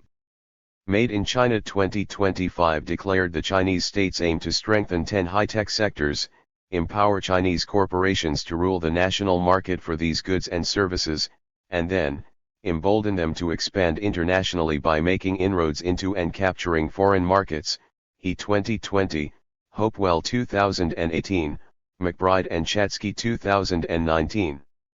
In 2015, China's President Xi Jinping declared he would build China into a world leader in computers and smartphones, 5G networks, and semiconductor chips. China's informatization of the National Economy Program, 2016, policy further emphasized China's ambition to not only become independent of foreign technology supply chains, but to one day lead to the globe in the Fourth Industrial Revolution. 114 Merlis. Kaifu 2018. The 14th Plan, 2020 to 2025, reiterated China's goal of technological independence, Carpel 2021, Mark 2020. Technological self-sufficiency is a strategic pillar of the nation's development, explained China's Minister of Science and Technology Wang Zhigang. We must boost independent innovation and do our own job well, because key technologies can't be bought or asked for from others, cited in He 2020. In addition to supporting the growth of its own big tech industry, the Chinese state has constrained Silicon Valley's expansion into the national territory and market over which it presides. With nationalist law and policy oriented to bringing the global internet under its national sovereignty, the Chinese state has prohibited its population of over 1 billion internet users from accessing to non-Chinese websites, apps, and services, Griffiths 2019, Roberts 2018. For example, Apple, Amazon, Facebook, Google, Twitter, and YouTube are blocked in China, along with websites for U.S. news sources such as The New York Times and The Economist, Lskin 2019. This Great Firewall of China is frequently explained with regard to the Chinese state's attempt to secure the reigning national culture, however invented, from the threat of American media or cultural imperialism, and is often chastised for enabling a one-party state to exercise authoritarian control over national consciousness by preemptively neutralizing any dissenting ideas that might put that state in a negative light and foment revolutionary upheaval. But China's internet censorship regime is also an industrial policy that gave a massive, protected territory and market to national digital technology corporations looking to grow and prosper. By blocking Silicon Valley's websites and banning US-owned digital media services, the Chinese state supports the prosperity of Chinese internet and digital technology corporations within the world's most populated country to ensure that they, not Google or Facebook, will be empowered to sell to, and monitor and monetize, the data of nearly a billion internet users. Evidently, China has experienced a big tech boom over the past decade. Like the US and other powerful countries, China increasingly takes digital technology to be integral to its economic and military planning, and cultural influence around the world. As the Chinese state partners with Chinese digital technology corporations to protect and preside over the national market in preparation to compete for the global one, the US empire's bourgeoisie and state administrators worry that China's rise might one day deplete if not defeat American global digital dominance. Also, Silicon Valley is looking to invest in and sell its wares, wires, and services in China, but the Chinese state prevents it from profit maximizing on that national market turf. Given that the US is home to the most expansive digital technology industry in the world and digitally delivered services amount to more than half of the US service trade, it is China's tech industry to secure Silicon Valley's dominance. 115. No surprise that Silicon Valley and the state have constructed China's big tech boom and Great Firewall as a national security threat. Claims and statements about the Made in China 2025 threat to the US amass, adding to an already massive elite and popular imperial discourse that represents China as America's enemy other. The Council on Foreign Relations, 2018, is a prominent U.S. foreign policy think tank whose members include Google, Microsoft, AT&T, and Dell Technologies, and in 2018, one of its writers declared publicly that Made in China 2025 threatens U.S. technological leadership, while others have echoed the Trump administration's notion that this threatens global trade itself. McBride and Chatsky 2019. For the past 3 years, U.S. national security planners, Republican and Democratic politicians, think tanks, Silicon Valley corporations, and news media outlets have lambasted the Chinese state for protecting China's digital technology giants and blocking digital services free trade with America. They've alleged that China is forcing U.S. companies to transfer their technology IP to Chinese firms at America's expense. They played upon xenophobic fears that China's smartphones and social media platforms violate the privacy of American citizens by collecting their data and siphoning it back to China, while saying little about how the GAFA mine and extract the data of people around the world, transfer it back to the US for processing and profit. All in all, China's big tech boom has been framed as a major problem for American global digital dominance and for the US's prosperity, security, and democracy. Barfield 2017, Business Roundtable 2021, DISIS 2020, 2021, U.S. Department of Defense 2018, U.S. Congressional Research Service 2020, USNI News 2021, Thompson and Bremer 2018. To solve this problem, the U.S. state has moved to impose sanctions on Chinese digital capital. For the US's big tech ban, sanctioning Chinese digital capital to secure Silicon Valley. The US is an empire, and the practice of US imperialism involves the US state's support of the transnational interests of US-based corporations, legally, diplomatically, communication ally, and, frequently, with forms of coercion. Merlis 2019a. US imperialism has never been peaceful because, far from relying exclusively on soft power or persuasion, example propaganda campaigns, invitations and attractions, and trade incentives, to get other countries to do what it wants them to do, The US state has also consistently used hard power or brute force, wars, invasions, and occupations, and sanctions, to punish and pummel countries that do not conduct themselves as US planners prefer. In World Affairs 116 Merlis. Economic sanctions are a coercive power instrument that the U.S. state uses with great regularity when pursuing its geostrategic and national security interests vis-a-vis other states and whole countries, Masters 2019. While the executive branch or imperial presidency may unilaterally impose sanctions upon other countries without congressional approval, the U.S. Department of Treasury's Office of Foreign Assets Control, OFAC, carries them out. Also, the State Department's Office of Economic Sanctions Policy and Implementation, SPI, and the U.S. Commerce Department's Bureau of Industry and Security, BIS, among other federal agencies may also impose economic sanctions. Economic sanctions can be conceptualized as a coercive tool of the U.S. empire's power in world affairs, and these encompass repressive as opposed to persuasive state tactics such as embargoes, trade blocs, and tariffs, as well as asset freezing and other financial restrictions. The U.S. state uses sanctions proactively and reactively to prohibit and slash or punish types of economic conduct and market activity by non-US states and corporations with the goal of achieving strategic ends, whether economic or geopolitical. Concretely, the U.S. state uses sanctions to compel other states to change their conduct in a way that syncs with U.S. national security interests, deter them from behaving in ways that may threaten those interests, and damage their reputation in the eyes of other states, corporations, and citizens around the globe. From the Trump presidency to the Biden presidency, the Office of the United States Trade Representative, USTRA, the Department of the Treasury, the Federal Communications Commission, FCC, the Department of Commerce, DOC, and the Department of Defense, DOD, have mobilized their personnel to impose massive sanctions upon China's big tech industry, Chen 2020, Castrenex 2018, McCabe 2020, Swanson 2020.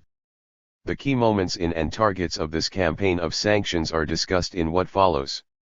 Between 2015 and 2017, Chinese corporations were investing in major U.S. corporations covering new and emerging technologies, as well as start-ups in AI, virtual reality, and blockchain technology, but this raised concerns that China was using its investors' privilege for espionage and IP theft, BRA 2020, USTRA 2018. Recognizing these, the DOTS Committee on Foreign Investment in the United States, FIUS, launched the Foreign Investment Risk Review Modernization Act, FIRMA, in September of 2018, Blakey 2020. This act gave the U.S. state a mechanism for assessing the potential national security risks and costs of foreign investments in the U.S. by other countries, especially China, and extended the FIUS's jurisdiction over certain non-controlling investments into U.S. corporations involved in critical infrastructure, critical technology and sensitive personal data, Kalbfleisch and Pano 2020. In addition to investing in the U.S., Chinese corporations were supplying U.S. digital China's tech industry to secure Silicon Valley's dominance. 117. Capital with high-tech equipment and services for building the 5G wireless infrastructure. To arrest the flow, the USTRA placed massive tariff on approximately $50 billion worth of Chinese imports originating from Chinese corporations that had supported or benefited from China's 2015 Made in China 2025 plan, USTRA 2018.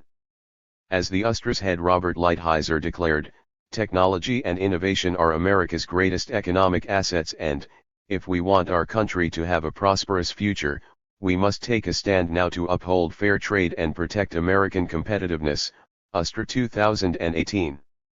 The U.S. state also singled out ZTE and Huawei for sanction, Chen 2020, Castrenex 2018, McCabe 2020, Swanson 2020.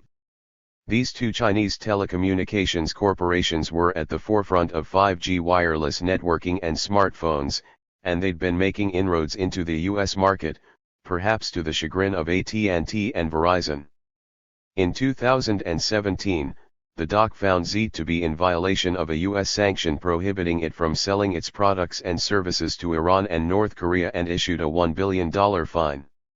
In 2018, the DOC imposed an export ban on ZTE that prohibited all U.S. corporations from doing business with this company for 7 years. By the end of that year, the congressionally approved National Defense Authorization Act for fiscal year 2019 had banned the U.S. federal government's use of technology produced and sold by both ZTE and Huawei, framing these corporations' goods and services as national security risks that might extend Chinese state surveillance into America and violate the citizenry's right to privacy.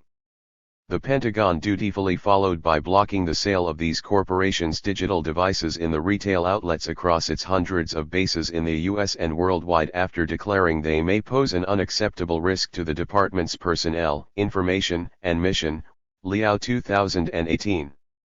Soon after, the FCC revoked ZTE and Huawei's authorization to sell their goods and services to corporations and consumers in the U.S. market.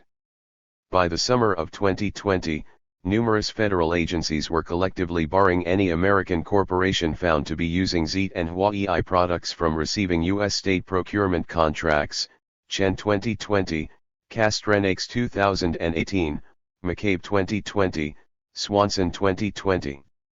In August 2018, the DOC's Bureau of Industry and Security, BIS, dropped the hammer on China when expanding its sanctionable export licensing entity list to include 44 Chinese corporations. The DOC declared that these Chinese corporations were acting contrary to the national security or foreign policy interests of the United States due to being involved in the illicit procurement of commodities and technologies for unauthorized military end use in China, Wu 2020. Between August 2020 and January 2021, the DOD fortified the DOC's position when publishing a blacklist of 44 Chinese corporations that supposedly had links to China's People's Liberation Army and 118 Merlis, which had also been doing business in the U.S., Duffy 2021. Many of these Chinese corporations were at the forefront of digital technology. Then, in November of 2020, Donald Trump signed Executive Order 13959, addressing the threat from securities investments that finance communist Chinese military companies, which was extended and expanded by Joe Biden in June 2021, the White House 2021. This sanction prohibited all American citizens and corporations from investing in, buying or selling the shares of enterprises of what the DOD calls communist Chinese military companies. Some of the affected companies include the China Electronics Technology Group Corporation, CETC, and its subsidiary, Hikvision, as well as the Semiconductor Manufacturing International Corporation, SMIC. Also, in early 2021, the New York Stock Exchange, NYSE, had delisted China Telecom, China Mobile, and China Unicom, Patridge 2021, and by March 2021, the U.S. Securities and Exchange Commission, SEC, had adopted the Holding Foreign Companies Accountable Act, which instigated a stock value slump for some Chinese technology companies, Johnson and Murdoch 2021.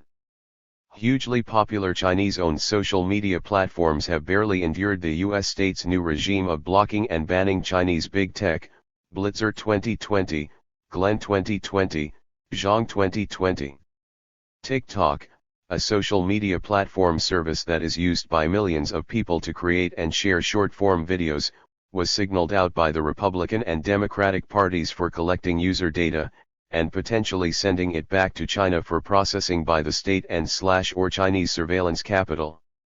The Democratic National Committee warned its employees not to use TikTok on their smartphones because of the amount of user data it collected, Zhang 2020, and in a July 2020 interview with Fox News, U.S. Secretary of State Mike Pompeo told American citizens that when they use TikTok, they put their private information in the hands of the Chinese Communist Party, Blitzer 2020, Glenn 2020. In August 2020, Trump released an executive order on addressing the threat posed by TikTok to completely ban TikTok transactions in America unless its Chinese owner ByteDance sold it to an American firm, noting he had credible evidence that ByteDance might threaten U.S. national security, the White House 2020. Evidently, the U.S. empire's federal agencies have unleashed a multifaceted sanctions campaign that aims to punish China for pursuing technological independence at Silicon Valley's expense. These sanctions aim to put pressure on China to lower its Great Firewall so Silicon Valley can expand its digital goods and services trade in this vast market. They try to deter China from protecting its national tech titans while aiming to shield the U.S. digital technology industry from a Chinese corporate takeover. They also aim to ensure that U.S. corporations will prosper from new digital developments and be first in line to bid. China's tech industry to secure Silicon Valley's dominance. 119. On and win lucrative government contracts for building the digital age. At the level of cultural politics, the U.S. state sanction campaign is a communicative act that works to generate fear of Chinese technology corporations, thereby depleting the currency of their brand images and diminishing their ability to prosper in the U.S. and elsewhere. In all of these ways, U.S. sanctions on China's big tech industry serve to weaken China and strengthen the U.S. position in the current global battle over the future of digital technology. 5. Conclusion: the US-China disintegration, toward a new imperial rivalry. This chapter probed the endurance of the U.S. empire vis-a-vis a rising China, and the U.S. state's use of sanctions against China's big tech industry as a way to secure Silicon Valley, at home and abroad. The U.S. state has long promoted the free flow of media and technology around the world, but its sanctions on China's big tech industry represent a shift in the US foreign policy away from engaging and trying to open China to Silicon Valley's bottom line, and toward more coercive measures to contain and constrain China's technological rise in order to secure Silicon Valley's digital dominance. In that regard, the US commitment to global free trade and the free flow of media and technology seems malleable. The U.S. state advances a borderless world for Silicon Valley when it stands to benefit most but closes borders to non-US companies that may loosen Silicon Valley's global grip. Today, competition and conflict between the U.S. and China is a social fact of the global system, and digital technology is on the front lines of these two countries' emerging rivalry to decide the digital future. Inkster 2021, QFAI 2018. As the US and China move to decouple or potentially disintegrate their economic systems, partially or fully, each state will struggle to build and universalize their own specific national roads to the future. Johnson and Gramer 2020. Their strategic interests may run parallel to each other and when intersecting, may collide. Digital technology is now integral to the conduct of the US and Chinese states, and the ruling political and capitalist elites of both countries are working to try to prevail over the other. If this explodes into a full-blown rivalry, smaller countries around the world will be invited and cajoled to pick a side, and then find themselves enlisted into a junior officer or client role in the battle. Perth's 2021. The global future is uncertain, but what is now clear is that the powers of Silicon Valley and the U.S. state are aligning and more deeply integrating to protect and promote a global capitalist order wherein the US digital model 120 Merlis presides, over which the U.S. state makes and enforces the most important rules, and in which America's nationalist ideology prevails over China's. In the years to come, the U.S. state will likely continue to try to secure American global digital dominance and the economic, military, and cultural power flowing from it against the threat posed by China's rise. Opponents of this new Cold War will need to reboot and recharge an anti-imperialist politics that does not play into or get played by a nationalist campist outlook on the US-China rivalry, and instead, works toward supporting internationalist working-class struggles and global local forms of unity and solidarity, everywhere. Clark 2021. Part 2 Profiles of Sanctioned Nation-States. Chapter 8. U.S. sanctions Cuba to bring about hunger, desperation and the overthrow of the government. Helen Yaff. 1. Introduction. The United States embargo of Cuba, officially imposed since 1962, constitutes the longest and most extensive system of unilateral sanctions applied against any country in modern history. It is not merely a legal or a bilateral issue, as many of its proponents have claimed. It is a key instrument in the U.S. toolkit to pursue regime change on the island. It is an act of war, a violation of human rights, designed to obstruct Cuban development, to undermine its example as a revolutionary alternative, and to intentionally cause suffering among the Cuban people. While the pretext for U.S. actions against Cuba has changed over the last 6 decades, the objectives have not. The driving motivations of the United States post-1959 Cuba policy are established in the secret one-page memorandum written by Lester Mallory, U.S. Deputy Assistant Secretary of State for Inter-American Affairs, on April 6, 1960. Under the subject title, The Decline and Fall of Castro, Mallory wrote, "Salient considerations respecting the life of the present government of Cuba are, 1. The majority of Cubans support Castro. 2. There is no effective political opposition. 3. Fidel Castro and other members of the Cuban government espouse or condone communist influence. 4. Communist influence is pervading the government and the body politic at an amazingly fast rate. 5. Militant opposition to Castro from without Cuba would only serve his and the communist cause. 6. The only foreseeable means of alienating internal support is through disenchantment and disaffection based on economic dissatisfaction and hardship." Mallory 1960. The CIA had already launched operations against Cuba's revolutionary government, in the second half of 1959, orchestrating acts of terrorism and sabotage and recruiting Cubans on the island as agents. But clearly, they were 130 YF. Considered ineffective. How would the population be turned against the Cuban Revolution? Mallory proposed that every possible means should be undertaken promptly to weaken the economic life of Cuba, denying money and supplies to Cuba, to decrease monetary and real wages, to bring about hunger, desperation, and overthrow of government. Mallory 1960. The human rights of the Cuban population were not on the radar. Furthermore, although Cuba's revolutionary government had already carried out the agrarian reform in 1959, confiscating unproductive plantations over 1,000 acres, and in January 1960, expropriated 70,000 acres from U.S. sugar companies, Mallory does not frame sanctions as retaliation for nationalization, or to pressure the government over the issue compensation, a claim subsequently made to justify the U.S. embargo in international law, Y2019. The concern expressed is over communist influence, not nationalizations.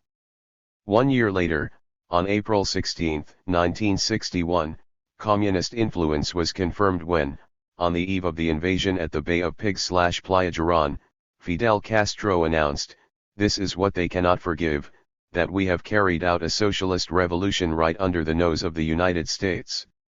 Castro 1961. The early measures of Cuba's new revolutionary state, 693 new laws, resolutions, and decrees in 1959, 229 more in 1960 and 93 in 1961, according to Valdez, 2003, rapidly encroached on private interests, domestic and foreign, dismantling the economic and political institutions of the old Cuba, a U.S. client state, building new institutions, power structures, and social relations, adopting a centrally planned socialist economy and founding the organizations of the masses. Notably, while it was the threat of communism, in the context of broader geopolitical factors, that marked Cuba as a target for U.S. sanctions, it was the adoption of socialism, and the shift to trade with the USSR and the socialist bloc countries, which enabled Cuba to survive the economic devastation wreaked on the island by the U.S. blockade. 2. U.S. embargo. U.S. blockade? This chapter refers to U.S. sanctions against Cuba as a blockade, even while citing U.S. legislation which states that it is an embargo. The difference in terminology is political and has implications for whether U.S. sanctions are regarded as legally justified and a bilateral issue, or whether they are regarded as an act of war. Formally, An embargo is when one nation establishes a policy not to trade with another nation and not to allow its own ports or territory to be used for commerce with that nation. It is usually a penalty in response to some action. Establishment of an embargo is the prerogative of any nation. A blockade is hunger, desperation, and the overthrow of the government. 131. When a country uses a military threat or force to close the coast of another entity to international commerce, it prevents third parties from undertaking normal commercial activity. A blockade is an act of war rather than a country exercising its own prerogatives. However, as international law scholar Nigel White concludes, while the U.S. measures against Cuba do not amount to a blockade in a technical or formal sense, their cumulative effect is to put an economic stranglehold on the island, which not only prevents the United States intercourse but also effectively blocks commerce with other states, their citizens, and companies. White 2019, p. 163, FN1, Davalos Fernandez 2012. The United States imposes a blockade on Cuba. 3. A history of incremental sanctions. In July 1960, 3 months after Mallory's memorandum, President Eisenhower used the Export Control Act of 1949 to cut Cuban sugar exports to the United States purportedly in response to Cuba's nationalizations of U.S. sugar interests in Cuba. Cuba responded with further nationalizations of U.S. businesses whose owners were instructed by the U.S. government to reject Cuban offers of compensation.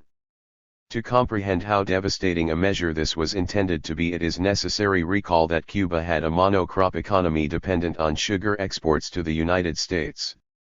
Cuba was the world's largest producer and exporter of sugar in the 1950s. Sugar and its byproducts accounted for 86% of exports, and 80% of Cuban sugar exports were shipped to the U.S. The USSR stepped in to purchase all sugar exports dropped from the United States. The successive tit-for-tat retaliations between the Cuban and U.S. governments has been well documented. Franklin 1997. It culminated in a full diplomatic and economic rupture between the countries on January 3, 1961. Subsequent to those first sanctions, the U.S. blockade of Cuba has been enforced through 6 main statutes: Section 5b of the 1917 Trading with the Enemy Act, Section 620 of the 1961 Foreign Assistance Act, the 1963 Cuban Assets Control Regulations, the 1992 Cuban Democracy Act, known as the Torricelli Act, the 1996 Cuban Liberty and Democratic Solidarity, Libertad, Act, known as the Helms-Burton Act, and the 2000 Trade Sanctions Reform and Export Enhancement Act, Amnesty International 2009. p. 7. The scope of these regulations is outlined below. These sanctions have been targeted at key economic and strategy areas of development in Cuba: sugar and nickel exports, tourism and, more recently, biotechnology, as Joy Gordon points out, adding, and the projects that could significantly change Cuba's economic. 132 YF. Prospects, such as oil drilling and major infrastructural improvements. Gordon 2016, 477.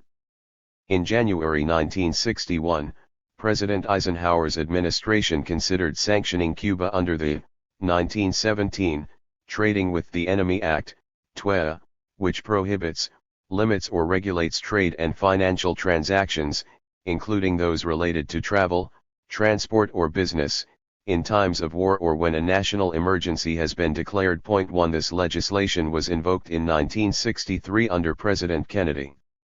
Today, Cuba remains the only country in the world subject to U.S. sanctions under the TWEA, which is extended yearly by presidential signature. President Obama did this in 2015 and 2016, confirming Cuba's status as an official enemy, despite restoring diplomatic relations with Cuba and declaring his opposition to the U.S. blockade. In September 1961, the U.S. Congress approved the Foreign Assistance Act, to restructure U.S. overseas support, distinguishing between military and non-military aid, and setting up the United States Agency for International Development, USAID, to manage the latter. Point 2 Section 620 of the Act states, no assistance shall be furnished under this Act to the present government of Cuba. As an additional means of implementing and carrying into effect the policy of the preceding sentence, the President is authorized to establish and maintain a total embargo upon all trade between the United States and Cuba. The pretext was the issue of equitable compensation to citizens and entities for property taken, by the government of Cuba, Foreign Assistance Act of 1961, 219. The Act goes on to prohibit assistance to any communist country and other countries assisting Cuba, thus already endowing U.S. sanctions with an extraterritorial character. On February 3, 1962, 8 months before Soviet missiles were deployed in Cuba, Kennedy issued Presidential Proclamation 3447, based on the Foreign Assistance Act, to suspend all trade with Cuba. This legislation remains in force. By 1963 the Cuban Assets Controls Regulations, CACRA, were issued under Section 5b of the TWA, with the expressed goal to isolate the Cuban government economically and deprive it of U.S. dollars, cited in Amnesty International, 2009, 8. Cuban assets in the United States were frozen, and all financial and commercial transactions were prohibited unless approved by a permit, as were the direct and indirect export of U.S. products, services, and technology to Cuba, while Cuban exports to the U.S. were prohibited.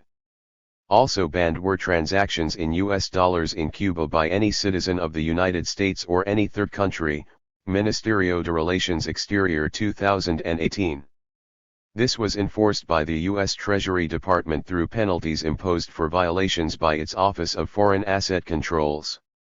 Penalties rose to a maximum 10 years in prison, corporate fines of up to $1 million and individual fines of up to $250,000 with civil penalties up to $55,000, Amnesty International 2009. These sanctions might have brought the Cuban Revolution to its knees. Since the Platt Amendment of 1901, followed by the Trade Reciprocity Treaty of 1904, the Jones-Costigan Sugar Act of 1934, later the Sugar Act of 1937, U.S. legislation in the early 20th century had fostered Cuba's economic dependence on the United States for trade, investment, and loans. Meanwhile, the U.S. dollar was established as the basis for international trade in 1944. The Soviet Union's decision to step in and assist the Cubans, after Deputy Premier Anastas Mikoyan visited the island in February 1960, threw a lifeline to the revolutionary government. Cuba's trade with the USSR and the Socialist Bloc, and its full integration from the mid-1970s into the Council for Mutual Economic Assistance, was not without problems from the technical, geographical, and economic perspective. However, there is no doubt that this was decisive for the survival of the Cuban Revolution and cushioned the island from the impact of the United States blockade. That came to an end, however, between 1989 and 1991, as the Socialist Bloc collapsed, generating a severe economic crisis as Cuba lost around 87% of its trade and investment. Cuba's GDP nosedived by 1/3 in 3 years.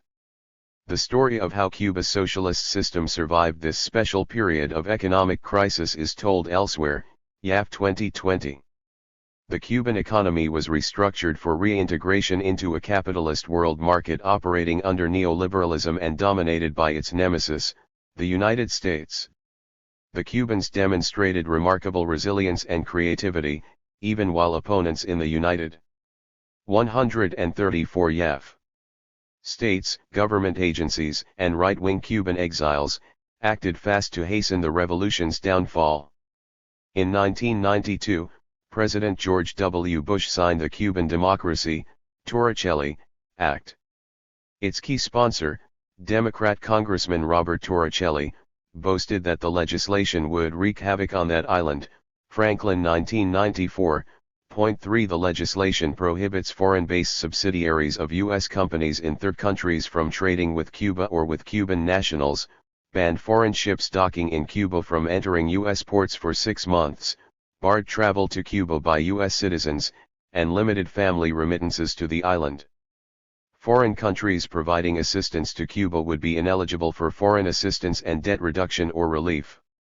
The Torricelli Act declares medical goods can be exported to Cuba if the President determines that the United States government is able to verify, by on-site inspections and other appropriate means, that the exported item is to be used for the purposes for which it was intended and only for the use and benefit of the Cuban people.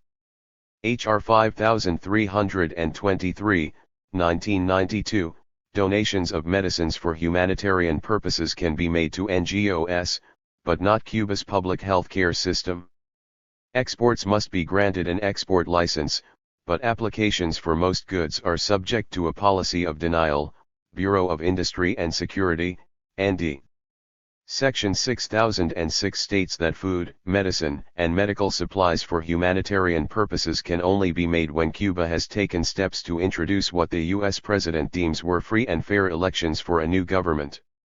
For sanctions to be waived, the President must report to Congress that, among other conditions, Cuba has held free and fair elections, is moving toward establishing a free market economic system and has committed itself to constitutional change, H.R. 5323, 1992. In imposing these conditions, the Torricelli Act blatantly violates the Declaration of the United Nations General Assembly of December 1960, which states that, all peoples have the right to self-determination. By virtue of that right they freely determine their political status and freely pursue their economic, social, and cultural development. UN General Assembly 1960. By 1996, Cuba had turned the corner in its economic crisis, returning to growth with new international partners investing in the tourism industry. This became a target for Cuba's opponents in the United States.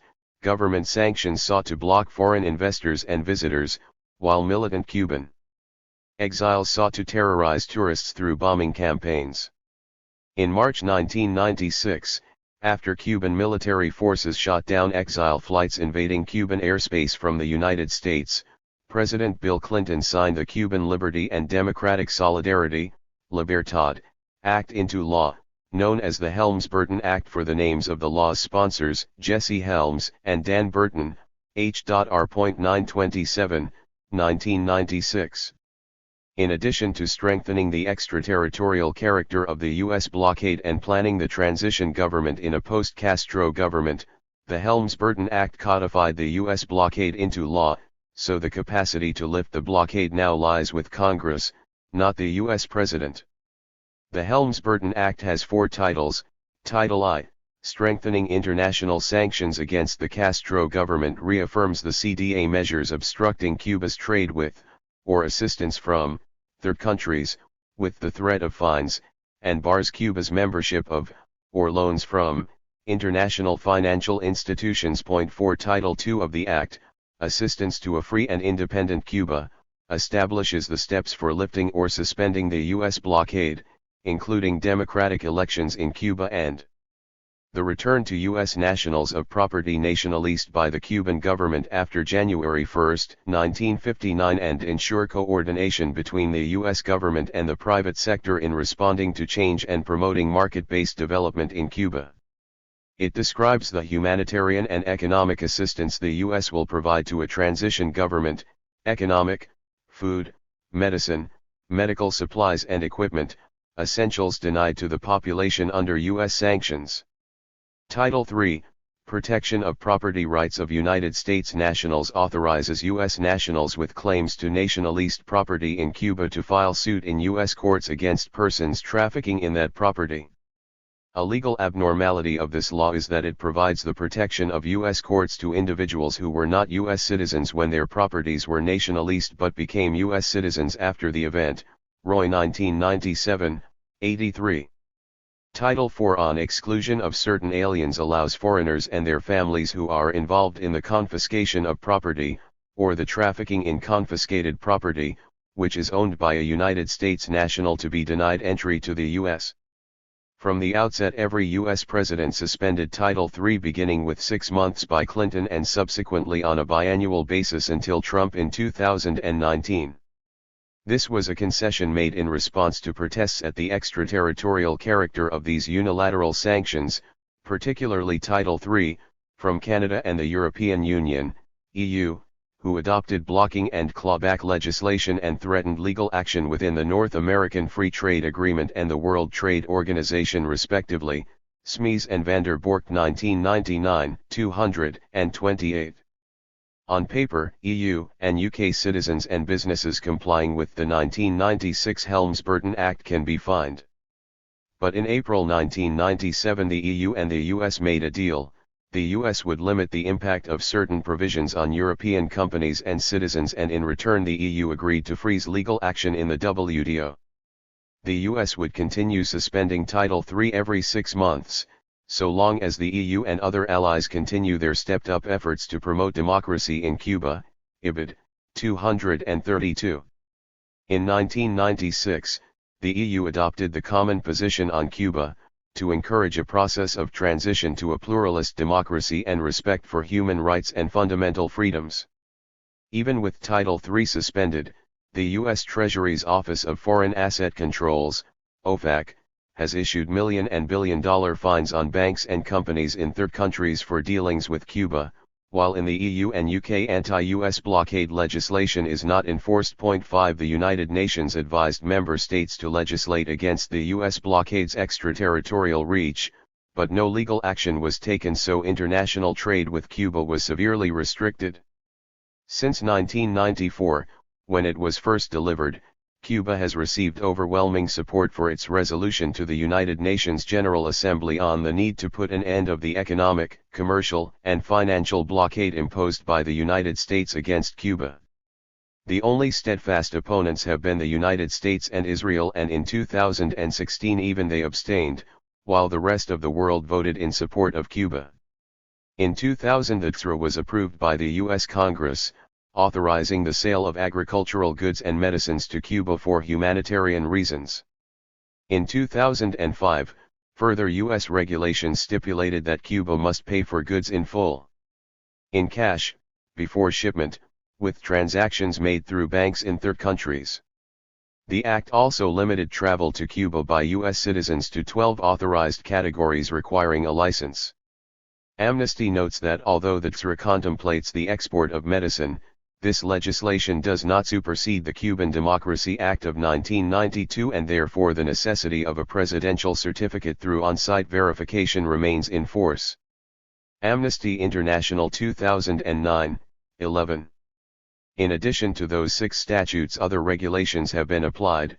Ministerio de Relaciones Exterior 2018. Under the Export Administration Act of 1979, Cuba was included in a list of countries for which the U.S. President could set special export controls on the basis of national security considerations. It established a general policy of refusal for exportation and re-exportation to Cuba up to the present. U.S. Department of Commerce 2019.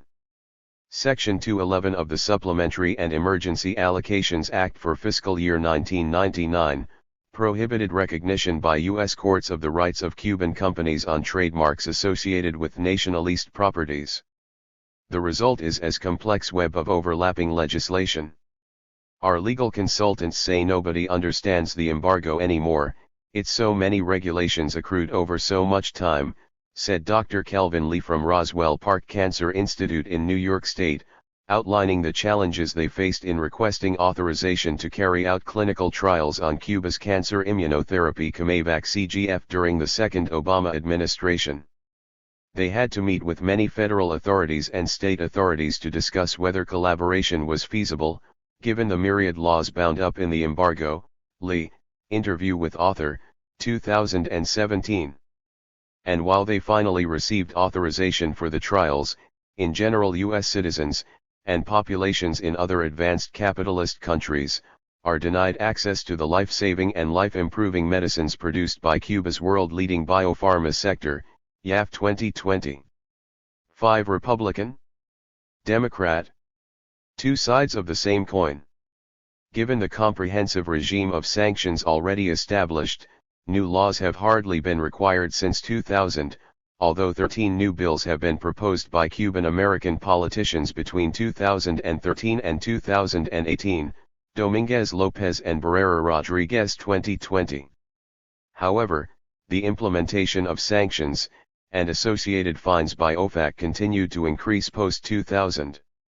From January 2001 to January 2020, U.S. sanctions legislation was applied 121 times against Cuba, according to research by Cuban scholars Escobedo Dominguez Lopez and Cida Barrera Rodriguez. Their analysis demonstrates how these were used as a political tool. 138 YAF. To mobilize, award or compensate key electoral sectors, that is, the Cuban exile community, which has huge political leverage in Florida, a decisive state in the U.S. presidential race. Sanctions were applied more frequently in electoral and post-electoral years. Dominguez Lopez and Barrera Rodriguez 2020, 184. Under President George W. Bush's administration from 2001, 38 sanctions were imposed in 8 years, a rate of 4.75 per year. This rose to 51 during Obama's 8 years from 2009, with 6.38 per year, and 32 in Trump's first 3 years, from 2017 to 2019, soaring to 10.67% per year, IBID, 186. Most of these sanctions were what Dominguez Lopez and Cida Rodriguez define as continuing, ongoing, sanctions, for which legislation is introduced to revive existing sanctions. For example, third parties are prohibited from selling to Cuba equipment in which there are a proportion of U.S. components. This proportion has fluctuated between 10% and 25%. The cap on remittances permitted by Cuban Americans has also fluctuated. The authors also identify the measures introduced to increase the flexibility, or reduce the reach, of sanctions: 11 under Bush, 42 under Obama, most in 2015 and 2016 following rapprochement, and 5 in Trump's first 3 years, IBID, 184. Meanwhile, since the 2000s there has been a renewed political onslaught to reinforce the pressure for regime change articulated in the Torricelli and Helms-Burton Acts. Sophisticated and multifaceted regime change programs were developed, from Clinton's people-to-people programs, to Bush's plan for a free Cuba, and Obama's civil society engagement, Kornbluth and Leo Grande 2015. President Bush established a commission for assistance to a free Cuba, to explore ways we can help hasten and ease Cuba's democratic transition. Powell 2004. The Commission's first report was published in May 2004 with over 450 pages of demonizing propaganda, plans for destabilization, regime change, and a tightly US-controlled transition to a democratic capitalist Cuba. This required dismantling the socialist state apparatus, reorganizing the economy and education system, and introducing multi-party elections from which Cuban communists and officials would be excluded. 6 The report's flagrant violations of national sovereignty and international law sparked outrage, not least from within Cuba. The Commission's second report, published in July 2006, recommended $80 million be channeled into U.S. programs over the next 2 years to boost Cuban civil society and plan for a post-Castro transition to capitalism, then $20 million to be spent annually until the dictatorship ceases to exist. Commission for Assistance 2006. 7 The report contained a secret anexa classified for security reasons. Former President of Cuba's National Assembly, Ricardo Alarcón, asked reporters, "What on earth could the secret part say when the public part violates all kinds of international law?" Cited in Goldenberg 2006. Over several decades, Alarcón led the Cuban side in official and back-channel talks with the United States. 8 This history has been detailed by U.S. scholars William Leo Grande and Peter Kornbluth, who note that progress was scant while both sides imposed conditions. Kornbluth and Leo Grande 2015. The Cubans asserted that the U.S. blockade must be lifted for Cuba and the United States to negotiate as equals. The United States placed preconditions just to talk about broader relations. "I don't remember them ever saying if you do this, we will lift the embargo," explained Alarcón, interview with author, 2016. Only once both sides dropped preconditions could the restoration of diplomatic relations finally take place under President Barack Obama's second term. Even then, Obama made clear that the objective of U.S. policy had not changed, only the means to achieve it. Obama 2014. 6. Obama's rapprochement, a castle made of sand. In December 2014, the presidents of the United States and Cuba simultaneously announced that, following 18 months of secret talks, they had agreed to a rapprochement.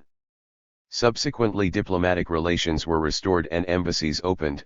The U.S. removed Cuba from its list of states supporting terrorism. The Havana Club rum label was finally registered in the United States, resolving a 20-year-long ownership dispute instigated by the Bacardi Corporation. Coast Guard cooperation issues were resolved. Postal services and regular flights were restored with restrictions on U.S. citizens' travel to Cuba eased, although visits still required a license. High-profile prisoner releases took place. Obama eliminated the wet foot, dry foot policy, which encouraged illegal and dangerous emigration from Cuba. However, commercial and economic progress was minimal and financial restrictions remained. Obama used his executive powers to grant licenses to selected U.S. companies to operate in Cuba: 6 telecoms, 4 cruises, 1 hotel, 8 airlines and 2 small banks. While the Helms-Burton Act codified the U.S. blockade in law, Cuban officials claim that Obama could have done more to dismantle sanctions through decisive use of executive powers. Obama continued extend the Trading with the Enemy Act against Cuba. And while he issued regulations authorizing financial institutions to provide Cuba with finance and credit, as long as Cuba remains on the list of countries under U.S. sanctions, U.S. and international banks remain too terrified of fines being imposed to try this. And with good reason, given his record-breaking sanctions list. Effectively, Cuba still could not use the dollar in the international economy, nor make deposits in international banks. Cuban goods still could not be exported to the United States. 9. 7. Trump tightens the U.S. blockade. From 2017, the new President Donald Trump's administration ratcheted up hostility towards Cuba, with rhetoric reminiscent of the Cold War and an injurious tightening of the U.S. blockade, particularly from autumn 2018. In spring 2019, Trump threatened to impose a full embargo on Cuba unless it withdrew support to the Maduro government in Venezuela. Asked about this threat by US TV network MSNBC, Carlos Fernandez de Casio, Cuba's General Director of U.S. Affairs, pointed out, there is already a practically total embargo of Cuba. We've had it for over 60 years and it's been rejected, condemned by the UN almost unanimously for many years. What else can he do? He was soon to find out as the Trump administration extended U.S. sanctions to unprecedented levels, including threatening to fine shipping companies transporting Venezuelan oil to Cuba. This effectively generated a new energy crisis that briefly halted public transport and devastated agricultural production, as there was little fuel for tractors, replicating the severe economic crisis of the 1990s, Belly of the Beast 2020. The cost of finding unplanned, unbudgeted replacement sources put terrible strain on the already weakened Cuban economy. The scenario was repeated in most sectors.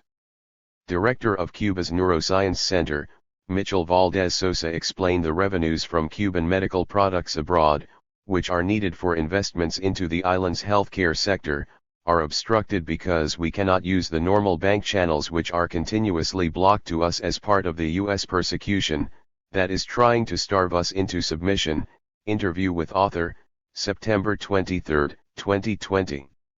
In April 2019, on the 58th anniversary of the Bay of Pigs invasion in 1961, the Trump administration announced that Title III of the Helms-Burton Act would be enacted after 23 years of suspension, that U-turn financial transactions, which Cuba uses to circumvent sanctions and access hard currency and the U.S. banking system, would be blocked, that non-family travel to the island would be limited, that remittances would be severely capped, and that visa restrictions would be enforced on foreigners trafficking in confiscated properties. U.S. Treasury Secretary, Stephen Mnuchin declared, "Treasury is denying Cuba access to hard currency, and we are curbing the Cuban government's bad behavior while continuing to support the long-suffering people of Cuba." U.S. Department of Treasury 2019, the Monroe Doctrine, which stakes the United States' claim to exclusive domination over the Americas against rival European powers, was declared alive and well, Newman 2019. The Trump administration introduced 242 new actions, sanctions and measures against Cuba and, in act of vindictiveness, returned Cuba to the list of state sponsors of terrorism just days before it ended.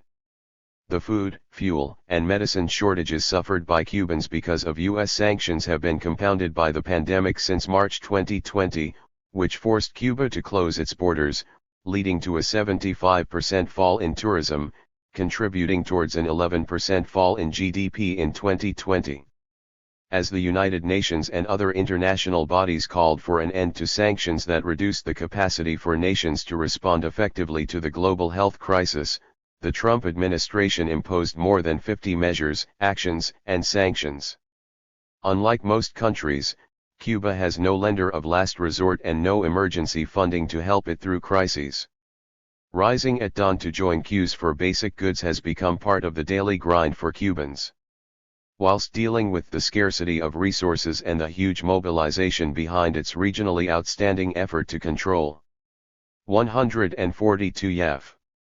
COVID-19 at home, within a year Cuba had sent 57 brigades of medical specialists in disease control and disaster response to treat 1.26 million COVID-19 patients in 40 countries around the world, including in Europe. 10 to U.S. imperialism, Cuba continued to represent the threat of a good example in international solidarity.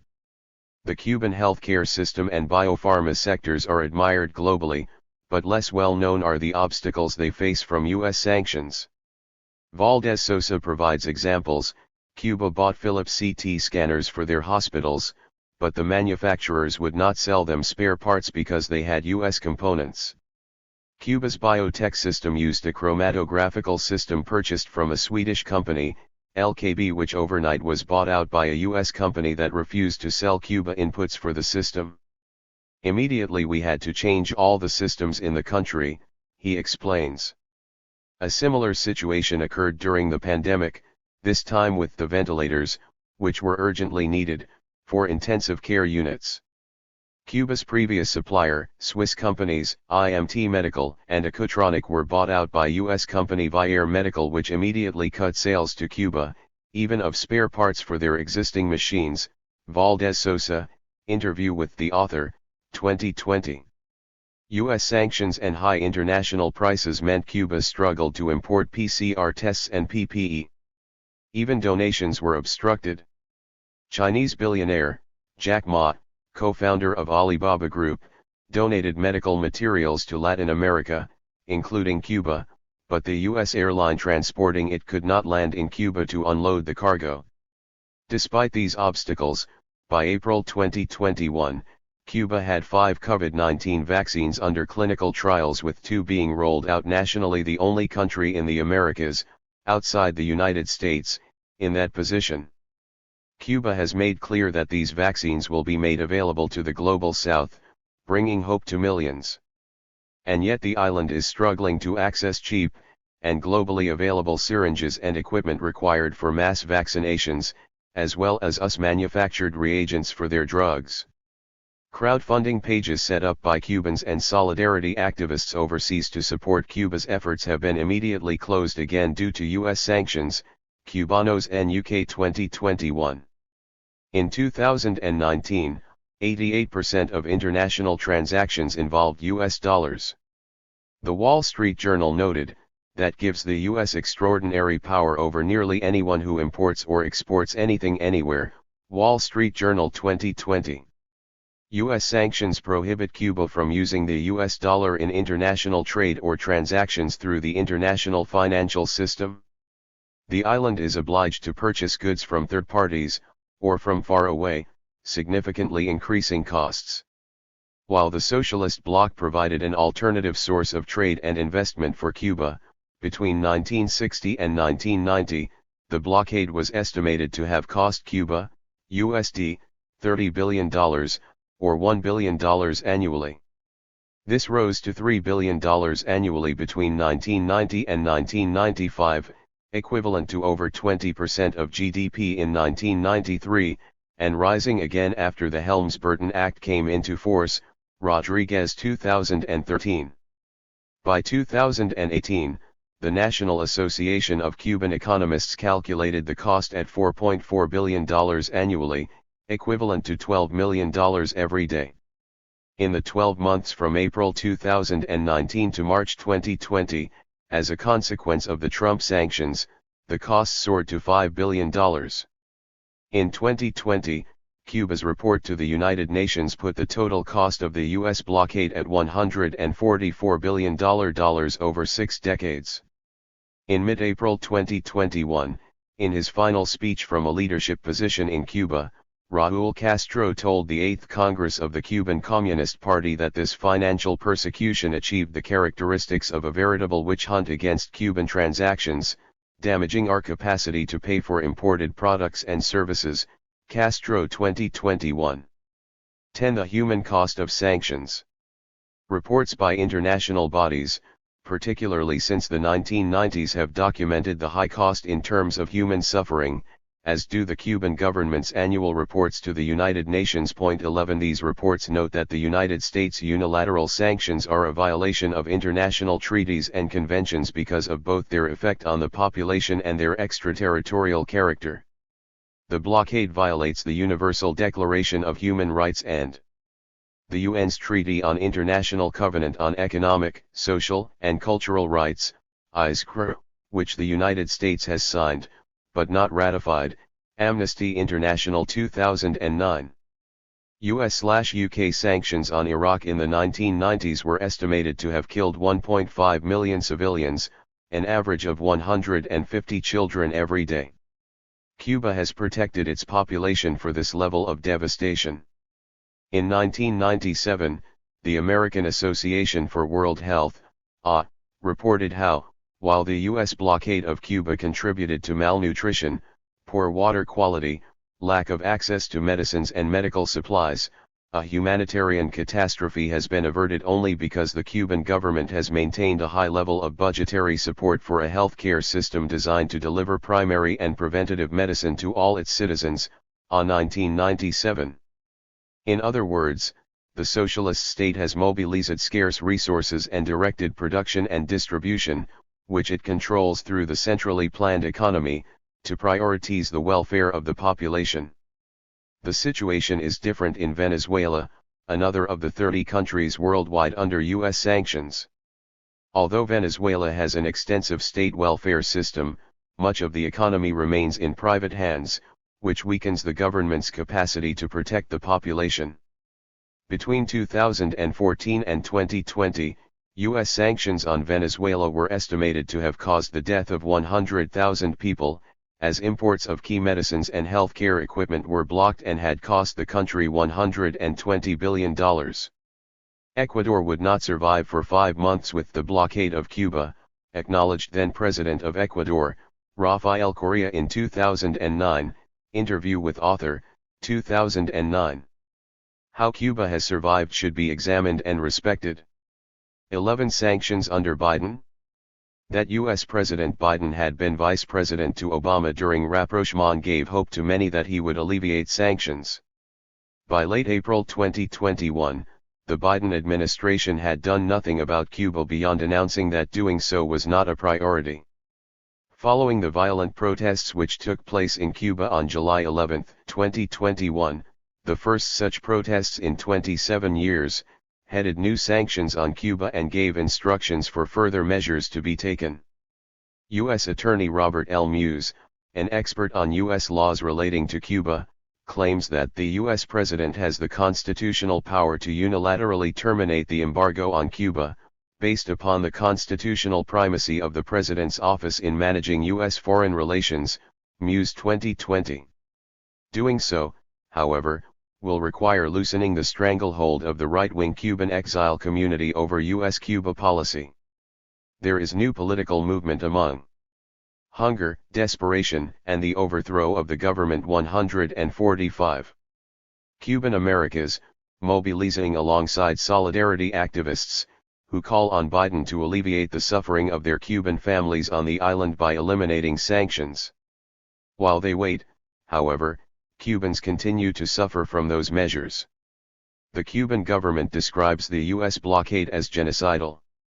For that claim to hold, according to Nigel White, it would be necessary to prove that the U.S. government, or its leaders, had the intent to destroy, in whole or in part, the Cuban people. White 2019, p. 177. Mallory's memorandum clearly stated the aim of economic aggression as generating hunger, desperation, and overthrow of government. The legal mechanisms, the sanctions regime, set up to achieve that remain in place. They are one instrument in the U.S. toolkit to achieve regime change on the island. There has been little evidence that the objective of U.S. policy towards Cuba has changed since then. Chapter 9. The Western Frontier, U.S. Sanctions against North Korea and China. Tim Beale. Sanctions are a mode of waging war, and war has causes as well as consequences. To understand U.S. sanctions against North Korea and China, we must put them in a context which embraces current geopolitics, including other types of coercion, and which is cognizant of its historical roots. The starting point is a very brief overview of the history of America's journey to its present confrontation in East Asia. This survey is necessarily brief, a fuller version can be found at Beale, this volume. 1. Manifest Destiny and the Three Phases of U.S. Imperialism in East Asia. The manifest destiny of the United States has propelled its domain over the continent, and across the Pacific, picking up acquisitions along the way and transforming the ocean into an American lake. However, on the western shores of the Pacific lie the great powers of Japan, China, and Russia. Japan was defeated in 1945 and turned into a state that is both a client and a deputy. Russia and China remain independent and a challenge to American power, with China threatening to deprive it of its hegemony. In between is the Korean Peninsula, one half under American domination, with an American general in charge of its military, while the northern half remains independent and, although battered by 70 years of sanctions and hostility, resilient and defiant. This is the western frontier of the American empire. The establishment and its maintenance for both protection and expansion can be divided into three phases. 1.1 The first phase, competing with Japan over China as part of its western expansion, a territorial aggrandizement that has few parallels. Mearsheimer 2014. In the 19th and first half of the 20th century, the United States competed with other imperialist powers, but mainly with Japan. U.S. sanctions against North Korea and China. 149.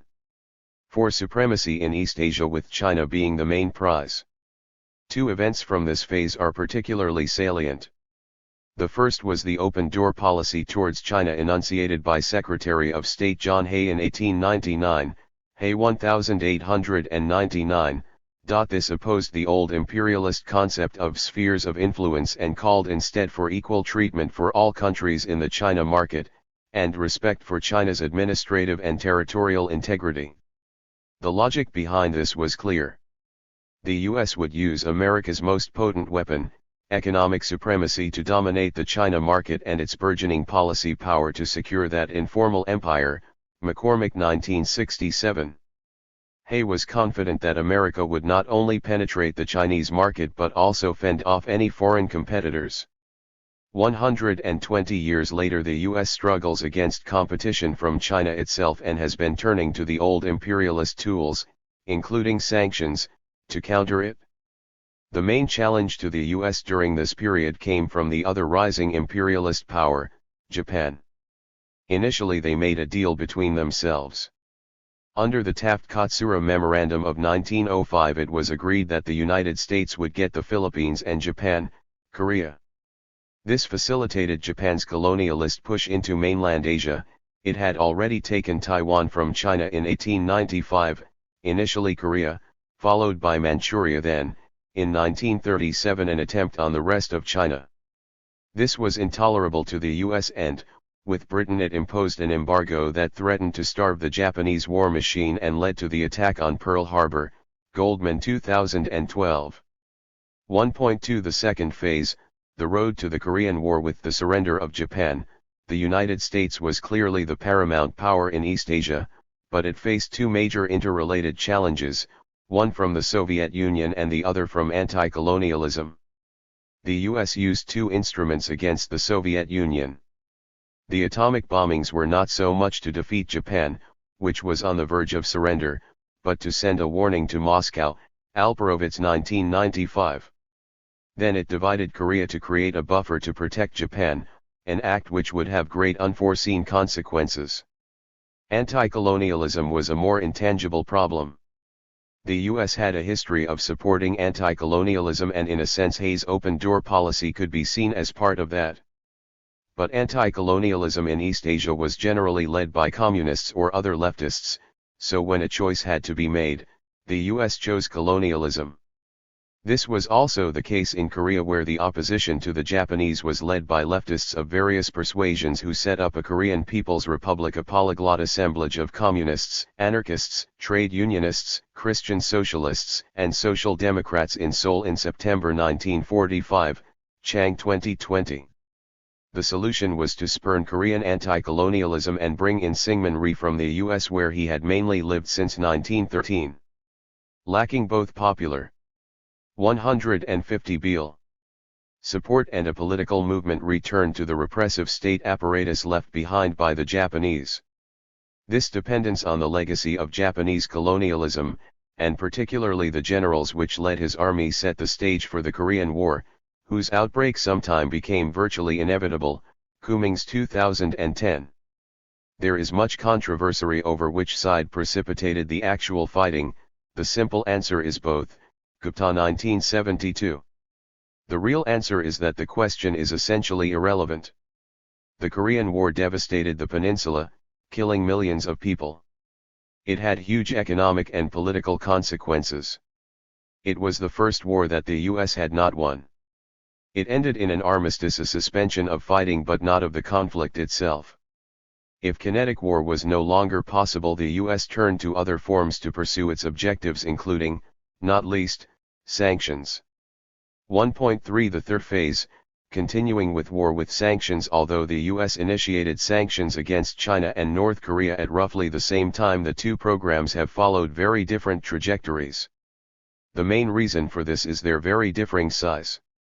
China is big, important, and cannot be ignored, although the US did that for nearly 25 years. North Korea is small and poses neither substantial danger nor opportunity. It can only retaliate in extremis, the nuclear deterrent, and it has no value as a pawn against others.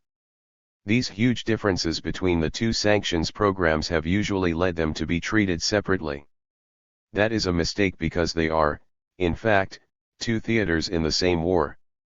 Korea is important mainly because of its location, where the US meets Japan, Soviet Union/Russia and China, Beale 2019. The peninsula was divided because of its strategic location. China is both a major reason for sanctions against North Korea and the key to their implementation. China has long been the focus of US foreign policy in Asia, and now it dominates the global horizon. The linkages between the two should not be overlooked. The overarching theme is US imperialism, which is an international enterprise for whom actions in one country have ramifications in the rest. 2. Sanctions against China. Sanctions against China can be broken into three periods. The first, from the establishment of the People's Republic, PRC, in 1949 until the 1970s, with the China card. Then there was a period of quietude until fears about the rise of China led to Obama's pivot to Asia in 2011. Since then, there has been heightened confrontation and an increasing recourse to sanctions. But now China. US sanctions against North Korea and China 151 can retaliate to an increasing extent, which adds a new dimension to US sanctions, which hitherto had usually been risk-free. 2.1 The embargo, 1949 to 1970. The U.S. responded to the establishment of the PRC in October 1949 by imposing selective trade controls, and these were extended in March 1950 to be coextensive with those against the Soviet Union. On the outbreak of the Korean War on June 25, 1950, the controls were expanded, and by December all exports required a license, all imports were banned, and Chinese assets in the United States seized. The basic objective was to slow economic growth and hopefully precipitate an economic crisis which would lead to the downfall of the regime. Destabilization for regime change, Hofbauer et al. 2007a. Curiously, there seems to have been little or no resistance within the American business community to the embargo. As time passed, there was some relaxation of the embargo, but what really rang the death knell for it was the belated realization of two things: the PRC was not going to collapse, and the Sino-Soviet split offered opportunity. This led to Kissinger playing the China card, doing a deal with Beijing that enabled Washington to utilize it against Moscow. However, flowering of the economic relationship depended on the establishment of diplomatic relations, Eckstein 1975, which involved the thorny question of Taiwan. The Carter administration took the plunge, and relations were established on December 15, 1978, despite vociferous domestic opposition. In 1979, Deng Xiaoping visited the U.S. to cement relations. His visit was extremely successful as he charismatically wooed Congress, the media, and the American people. Journalists depicted the Chinese leader as personable, famously photographing him at a rodeo wearing a 10-gallon hat, State Department historian 2016. Deng was feted and was given the message, "Help us against the Soviet Union, continue along the capitalist road, play by our rules and you can join the club." His successors were to find out that this promise of accepting China's peaceful rise came with conditions. The embargo had exacerbated Sino-Soviet relations because it forced China into an unnaturally high level of trade with the Soviet Union, Zhang 2001. Some argue that it was completely ineffective in curtailing China's economic growth, Chen 2006. This is unpersuasive given the immense growth in China's foreign trade in following decades, and the high economic growth rates that facilitated. 2.2 China Card Rapprochement, 1970 to 2011. The embargo was lifted, and for the next 40 years general sanctions against China faded from sight. There were controls on exports deemed to have military or technological significance, and after events such as the Tiananmen 152 Beale incident of 1989, limited sanctions were imposed and soon lifted, Rajan 2020.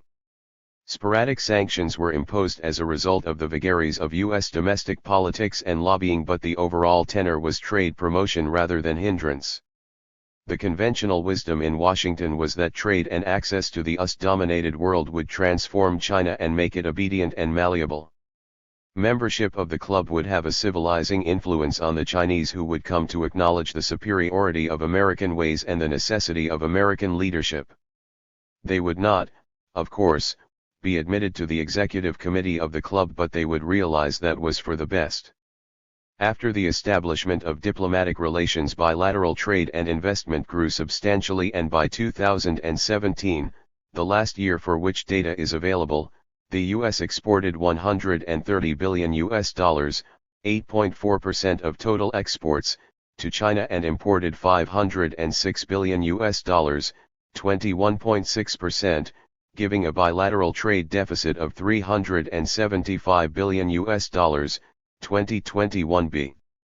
Offshoring the manufacturing of goods in China by U.S. companies to some extent offset this, but it caused unemployment and contributed to Trump's 2016 victory. The rapprochement carried within it the seeds of its own discontent. China was just too successful. The trade balance and unemployment were not the only issues, but they were perhaps the most visible. 2.3 Heightened geopolitical and economic confrontation. 2011. The unstated conditions in the promise given to Deng Xiaoping became increasingly evident by the time of Obama's pivot to Asia. A modest military capacity against the Soviet Union/Russia was welcome, but full modernization to protect China's borders, as in the South China Sea, was not. China was to respect U.S. global hegemony. It was to remain low in the international value chain, utilizing cheap labor to manufacture cheap goods for Walmart but not challenge America's position at the top end. The U.S. was to remain the place where the knowledge for tomorrow was created. Where it could, China tended to accept these rules. For instance, it supported U.S. moves in the UNSC to condemn and sanction North Korea, though that was against its own strategic interests. However, in other areas there was a degree of automaticity. The South China Sea is a choke point for much of China's maritime trade and has to be defended. China's modernization is on autopilot and the government in Beijing cannot turn it off just to mollify Washington. Even if China does not exert its growing strength, its very existence is a problem.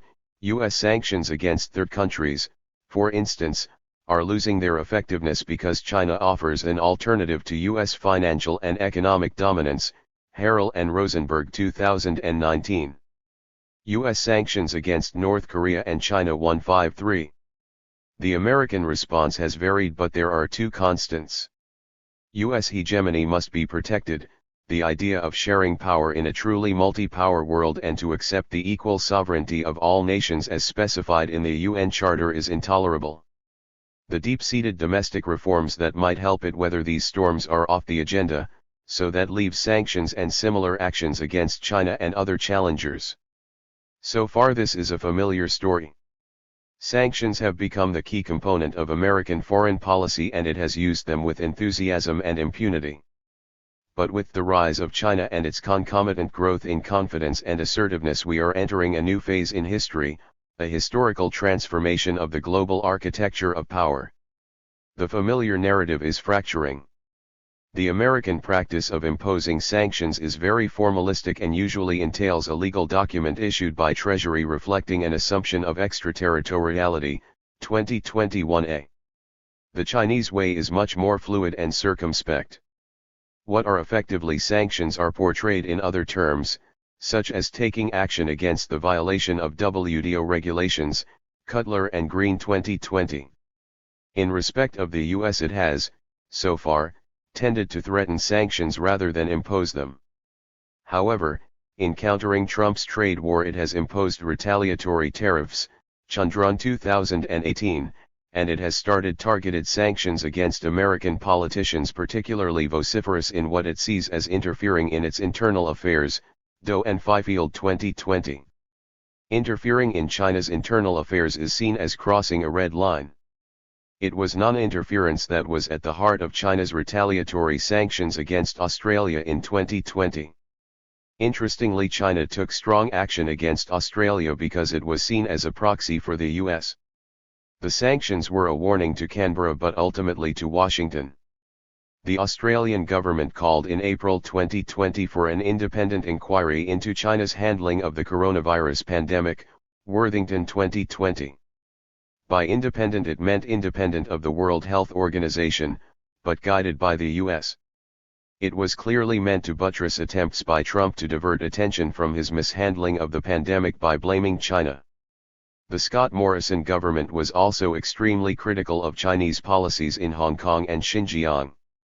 Why the Australian government embraced the role of attack dog for the Trump administration is a mystery, since there was little to be gained and so much to lose. The likeliest explanation is that it was a short-sighted domestic political ploy to divert attention from the government's failures, of which the bushfires were the most obvious example, and also to tap into the deep historical fear of the yellow peril amongst large swathes of the Australian electorate, Kevin 2020. The Chinese economic response was calibrated to serve as a warning to Australia, and the US, about interference in Chinese internal affairs while 154 Beale, allowing it to step back and avoid further damage. A report in September 2020 on Chinese economic coercion found that the effect of Chinese sanctions had been minimal and the PRC could inflict far worse trade punishment on Australia than it has done to date, Lawrenson, Pantel, and Zhou 2020.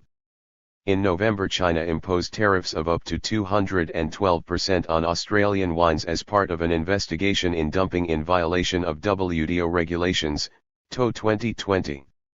The dumping charges were probably justified, but it was also clear that this was part of the retaliatory sanctions program, Butler 2020.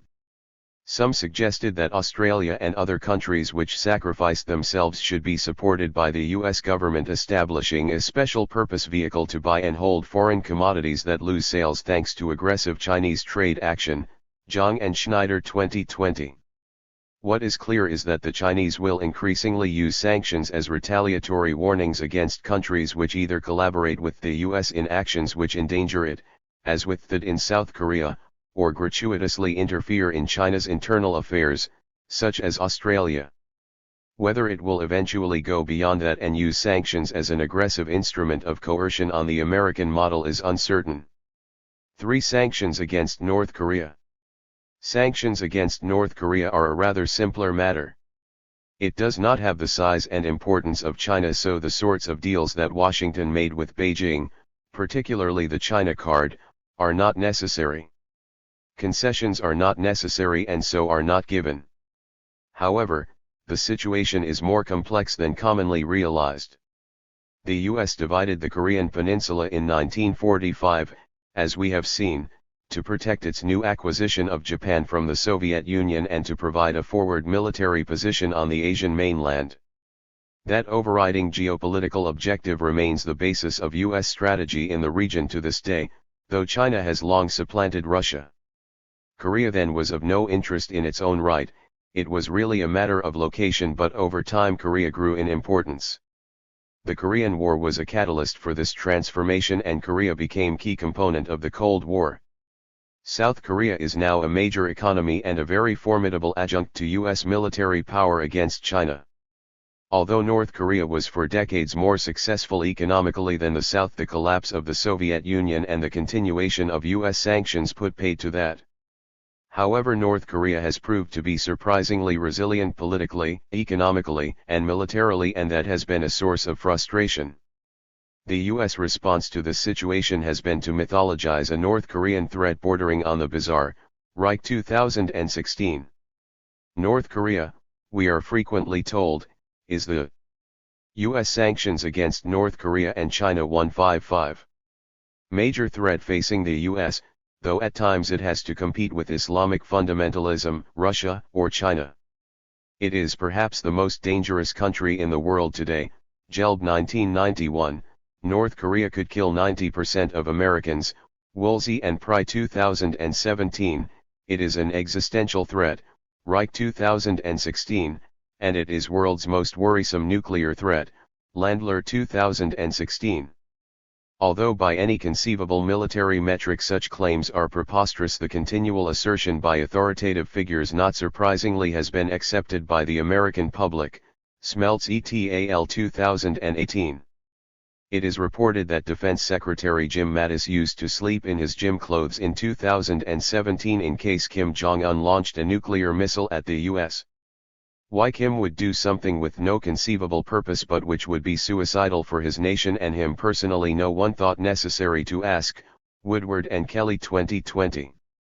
The myth has become so embedded in US consciousness, both at elite and popular level, that it has become an item of religious faith, beyond reason.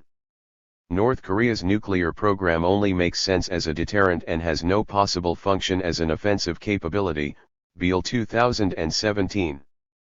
The imagined threat provides a rationale for sanctions, but it also inserts conflicting objectives into the strategy. This threat also serves to justify the US military presence in South Korea and Japan. It helps underpin the forward military presence from Guam westwards, which forms the northern flank of the containment of China. However, if the sanctions work in some way and remove the threat, then what happens to the justification for the forward presence? Dropping the pretense of North Korea and just focusing on China might be acceptable in Tokyo, which has its own history of confronting China, but would be more troublesome in Seoul. These conflicting objectives to remove the threat but also preserve it are basically the reason why American presidential attempts to negotiate with North Korea always run into the sand. Despite the rhetoric, the best situation for the Pentagon is a continuation of the status quo, a horror movie illusion of danger fueling tension. Despite the contradictory objectives, Sanctions fulfill several functions. They punish North Korea and its people for defiance, a punishment which must cause satisfaction in some quarters. They provide a post facto justification for U.S. policy. Why would the United States, known for its good intentions and concern for human rights, impose sanctions unless there was a good reason? But most important of all, it forces North Korea to respond, thus fueling tension. Sanctions are an act of war which cause economic and social distress and cannot be ignored. The American people might think they are not still at war in Korea, but in fact they are. When American commenters claim condescendingly that North Korea is seeking attention, they are quite right, though. 156 Beale. Their interpretation and proposals are perverse. Kaplan 2012. The history of sanctions against North Korea can be roughly divided into three periods. 3.1 Bilateral sanctions, 1950 to 1993. President Truman imposed a total trade embargo against North Korea on June 30, 1950, just 5 days after the outbreak of the Korean War, and this prohibition was continued despite the armistice in 1953, Hufbauer et al. 2007b. It is difficult to ascertain the direct consequences of U.S. sanctions in this period. The North Korean economy was sheltered by its relationship with the Soviet Union and China. However, we can surmise that the loss of potential benefit, as with China's experience of sanctions, was considerable. Even bilateral sanctions have a wide collateral effect. For instance, companies from third countries will be unwilling to investing in factories if the output cannot be exported to America. 3.2 Entry of the UNSC, 1993 to 2006. In the early 1990s, after the collapse of the Soviet Union, the United States was much more able to bend the United Nations to its will, from the destruction of Yugoslavia to discriminatory treatment of North Korea. The main issue then, as now, was the nuclear program.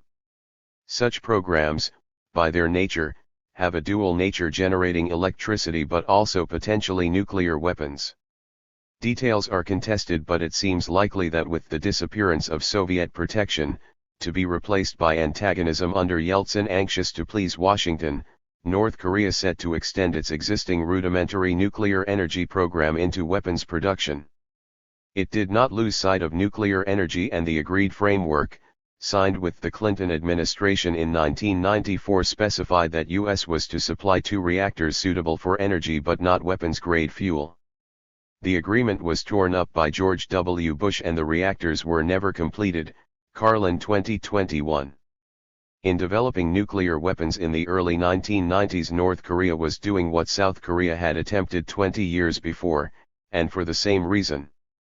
In the 1970s, Park Chung-hee, faced with America's imminent defeat in Vietnam and fearing that it would withdraw from Asia, leaving South Korea to its fate, embarked on a clandestine nuclear weapons program. The Americans found out about it and forced him to close it down. Hayes and Moon 2011, Snyder 2008. The U.S. took a much stronger line with North Korea, and working through the International Atomic Energy Agency, IAEA, was able to exert a lot of pressure. The scrapping of the agreed framework and continued U.S. hostility led to North Korea leaving the NPT and eventually succeeding in exploding a nuclear device in October 2006. With this, the U.S. was able to bring the UNSC into play. U.S. sanctions against North Korea and China. 157. 3.3 UN sanctions, 2006. By getting the UNSC to impose sanctions, the United States greatly increased the force of its own program. UNSC sanctions are mandatory for all members of the UN, although implementation has varied. The U.S. has been able to utilize the UN to a large degree since the Korean War, but 2006 marked a new stage with the imposition of sanctions. Resolution 1695, July 15, imposed limited sanctions relating to weapons of mass destruction, or WMD, 2006a, but it was Resolution 1718 passed on October 14 following North Korea's first nuclear test of October 9 that fully harnessed the UNSC to U.S. policy and provided the basis for the UNSC sanctions program, 2006b. This resolution established a Sanctions Committee, Security Council Committee established pursuant to Resolution 1718, 2006, which was to administer the program, 2020b. The bureaucratic apparatus was subsequently expanded with a panel of experts who monitored the implementation of the sanctions, and the measures taken by North Korea to circumvent them, 2009. The problems inherent in the UNSC actions against North Korea are evident. The US has conducted over 1,000 nuclear tests without censure. The UNSC condemned the acquisition of nuclear weapons by North Korea but not their continued possession by the US. This discrimination is a clear violation of the Charter of the United Nations, which holds that all nations are equal, the principle of the sovereign equality of all its members, 1945. There was another, less obvious problem with Resolution 1718 and the whole UNSC program. That is the assertion that proliferation constitutes a threat to international peace and security. This, of course, is what the United States and other states possessing WMD want us to believe, but on examination it becomes clear that it is likely that the opposite is true.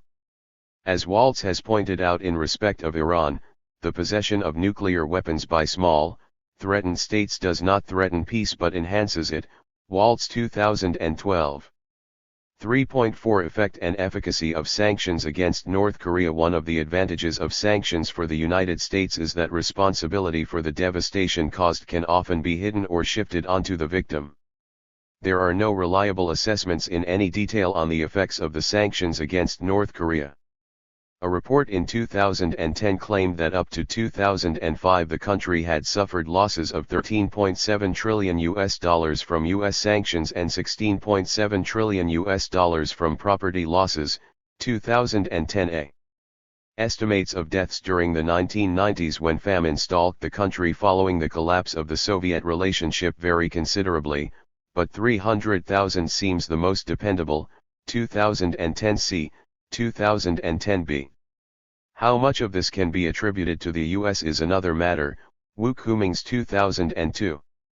Sanctions themselves may have had only a minor role, but what the 158 Beal Koreans call the US hostility policy offers a better perspective because it includes the military threat, which imposes a huge defense burden, and the use of political power to deprive North Korea access to international bodies, investment, and markets. We know from UN agencies that malnutrition is a continuing problem in North Korea and US hostility is surely the prime cause, Letterer 2019. Kim Jong-un in his speeches to the 8th Congress of KWP admitted that all sectors had fallen a long way short of planned targets, He identified the barbarous sanctions and blockade by the US and other hostile forces as the main objective factor for that, followed by natural disasters and coronavirus pandemic, 2021c. The effect of sanctions, and the US hostility policy in general has undoubtedly been dire, blighting the lives of generations of North Koreans, but what of efficacy? If by that we mean unilateral nuclear disarmament or collapse of the state regime change as the euphemism has it, then clearly US policy has not worked. Whatever politicians and officials may claim, experts tend to be skeptical about the efficacy of regime change sanctions, Cohen and Weinberg 2019. The basic reason is that the consequences of surrender, for the leadership and the country as a whole, outweigh the costs of struggling on. Libya became the emblematic example of the issues involved and their consequences. Secretary of State Condoleezza Rice assured Libyan leader Muammar Gaddafi that if he abandoned his nuclear deterrence program the United States would not attack. Secretary of State Hillary Clinton reneged on that promise, Hirsch 2006. Gaddafi was brutally killed and Libya devastated. This was widely seen as a warning about the folly of disarming in exchange for American promises, McDonald 2011, and when John Bolton wanted to derail the negotiations between Donald Trump and Kim Jong-un in 2018 the word Libya never left his lips, Brunstrom 2018. However, efficacy must be measured against objectives, and it is clear that regime change is not necessarily the main one. An attack on North Korea, or precipitating its collapse through the destabilizing effects of sanctions, risk crisis and perhaps war with China. War with China is one of the options being considered, but if it is judged that the time is not right, or the risks too high, then continuing the present state of tension, and stoking it when necessary without precipitating war, becomes a sensible objective. The sanctions program serves that function very well, in which case the objective is realized. U.S. sanctions against North Korea and China. 159. 4. The conflicted role of China. China's role in this is confusing and conflicted. It is the ultimate target of U.S. policy towards North Korea, but has sought since the 1970s to maintain the rapprochement. In the UNSC it has, like Russia, attempted to water down U.S. proposals, and then, having achieved as much as it thinks it could, ended up voting with the U.S., de Thomas 2017. Subsequently the sanctions have been implemented with varying degrees of vigor, sending messages to both Washington and Pyongyang, Silberstein 2019. Beijing has been anxious not to provide Washington with any reason or excuse to impede its peaceful rise, and compromise on the Korean question must have seemed sensible. However, there are problems with this strategy which may now be coming to the end of its usefulness. The United States is being driven inexorably to take stronger measures to counter the Chinese challenge to its hegemony, and the measures taken by the Obama and Trump administrations will, in all likelihood, be continued under Biden. Bear 2020. China wants peace and stability on the Korean peninsula, but the U.S. needs tension there to sustain its forward presence in Asia.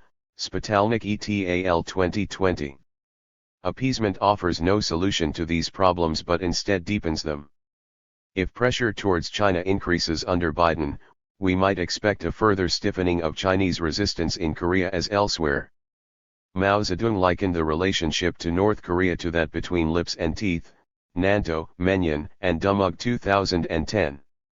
Although there has been much friction over the years, the metaphor continues to be valid. A North Korea not controlled by the U.S. is vital to China's security. The Chinese economy and its intervention in case of an American attack are essential for North Korea. The reasons the U.S. divided Korea in 1945 still hold good. When Washington looks at Pyongyang, it sees Beijing. The three countries are locked together in a relationship, and U.S. sanctions policy must be seen in that context. Chapter 10. A Century of Economic Blackmail, Sanctions and War Against Iran. Muhammad Sahimi. 1. Introduction. Due to its strategic location at the crossroads between Asia, Europe, and the Middle East, as well as its natural resources, Iran was a focus of attention of European powers for at least a century. Russian and British empires competed over Iran and exerted great influence on its internal affairs during the 19th and early 20th centuries, blackmailing it frequently. Since 1945, the American establishment has espoused the idea that the security and prosperity of the United States requires it to be the Middle East's hegemon. Successive administrations have advanced this belief through various means, including military invasion and occupation, regime change campaigns, drone wars, supporting dictatorships, imposing economic sanctions, and coups. A prime victim of this policy has been Iran and its people. As a result, over the last century, Iran has experienced two Western-supported coups, has been invaded twice, and its two revolutions, one from 1905 to 1911 and a second one in 1978 to 1979, did not achieve many of their goals, for which one main factor has been a century of economic and political blackmail, sanctions, coups, and wars imposed on that nation. The purpose of this chapter is to take a look at this history of imperialist interventions in Iran, the resulting sufferings of the Iranian people, and their consequences. Two great powers' rivalry, Russian and British intervention in Iran. Through two wars and the Treaty of Gulistan in July 1813 and the Treaty of Turkmenchay in February 1828, Russia succeeded in taking control of a significant part of Persia-Iran in the Caucasus region, which currently includes Georgia, Armenia, and Republic of Azerbaijan, and Dagestan, that is part of the current Russian territory. In addition, the Persian Cossack Brigade was established in 1879, whose commanding officers were entirely Russian. The Cossack forces supported the counter-revolutionaries during Iran's constitutional 166 Sahimi Revolution of 1905 to 1911. When Muhammad Ali Shah of the Qajar dynasty tried to overthrow the government that had been elected after the initial success of the revolution in 1906, the Cossack forces supported him by surrounding the Majlis Iranian parliament and shelling it. With the support of the Cossack commander, Colonel Vladimir Platonovich Lyakhov, Muhammad Ali Shah succeeded temporarily and ruled as a dictator for a short time. But, although his regime was overthrown by the revolutionary forces in July 1909 and the constitutional monarchy was restored, the Cossack forces continued to exert great influence on Iran's internal affair by occupying a large portion of the Iranian territory in northern part of the country. Worried by Germany's rise to a global position of power and its triple alliance with Italy and Austria-Hungary signed in May 1882, Britain decided to form an alliance with Russia to counter Germany. The Anglo-Russian Convention of 1907 in St. Petersburg, Russia, ended the rivalry between the two nations. One important outcome of the convention was the agreement over recognizing the spheres of Russian and British influence in Iran. Britain agreed to not meddle in northern Iran and recognized it as Russia's sphere of influence. In turn, Russia agreed that southern part of Iran, including the shores of the Persian Gulf and the Sea of Oman, was Britain's region of influence. The results was chaos for over 15 years. 3. Persian famine of 1917 to 1919. The Anglo-Russian alliance and partitioning of Iran into quasi-colonies of Russia and Britain had catastrophic consequences for the Iranian people, as it contributed significantly to the Persian famine of 1917 to 1919. Although Iran had declared its neutrality during World War I, Russia and Britain ignored it, as their forces occupied Iran. The entire granary of the Sistan province in southeastern Iran on the present border with Pakistan was sold to the British forces in 1915. All the roads to and from the Khorasan province in northeastern Iran were blocked by Russian forces to prevent transfer of grains, except those intended for them. All means of transportation were dedicated to transporting fuel and everything else from Khuzestan, Iran's oil-rich province in the southwest, to the forces of the two nations. The result was a great disruption in Iran's network of roads and transportation, making distribution of food extremely difficult. This gave rise to a great famine, not well known in the West, which contributed to the death of at least 2 million Iranians, Abrahamian 2013, although estimates as high as 8 to 10 million have also been claimed, MAG 2003, 72.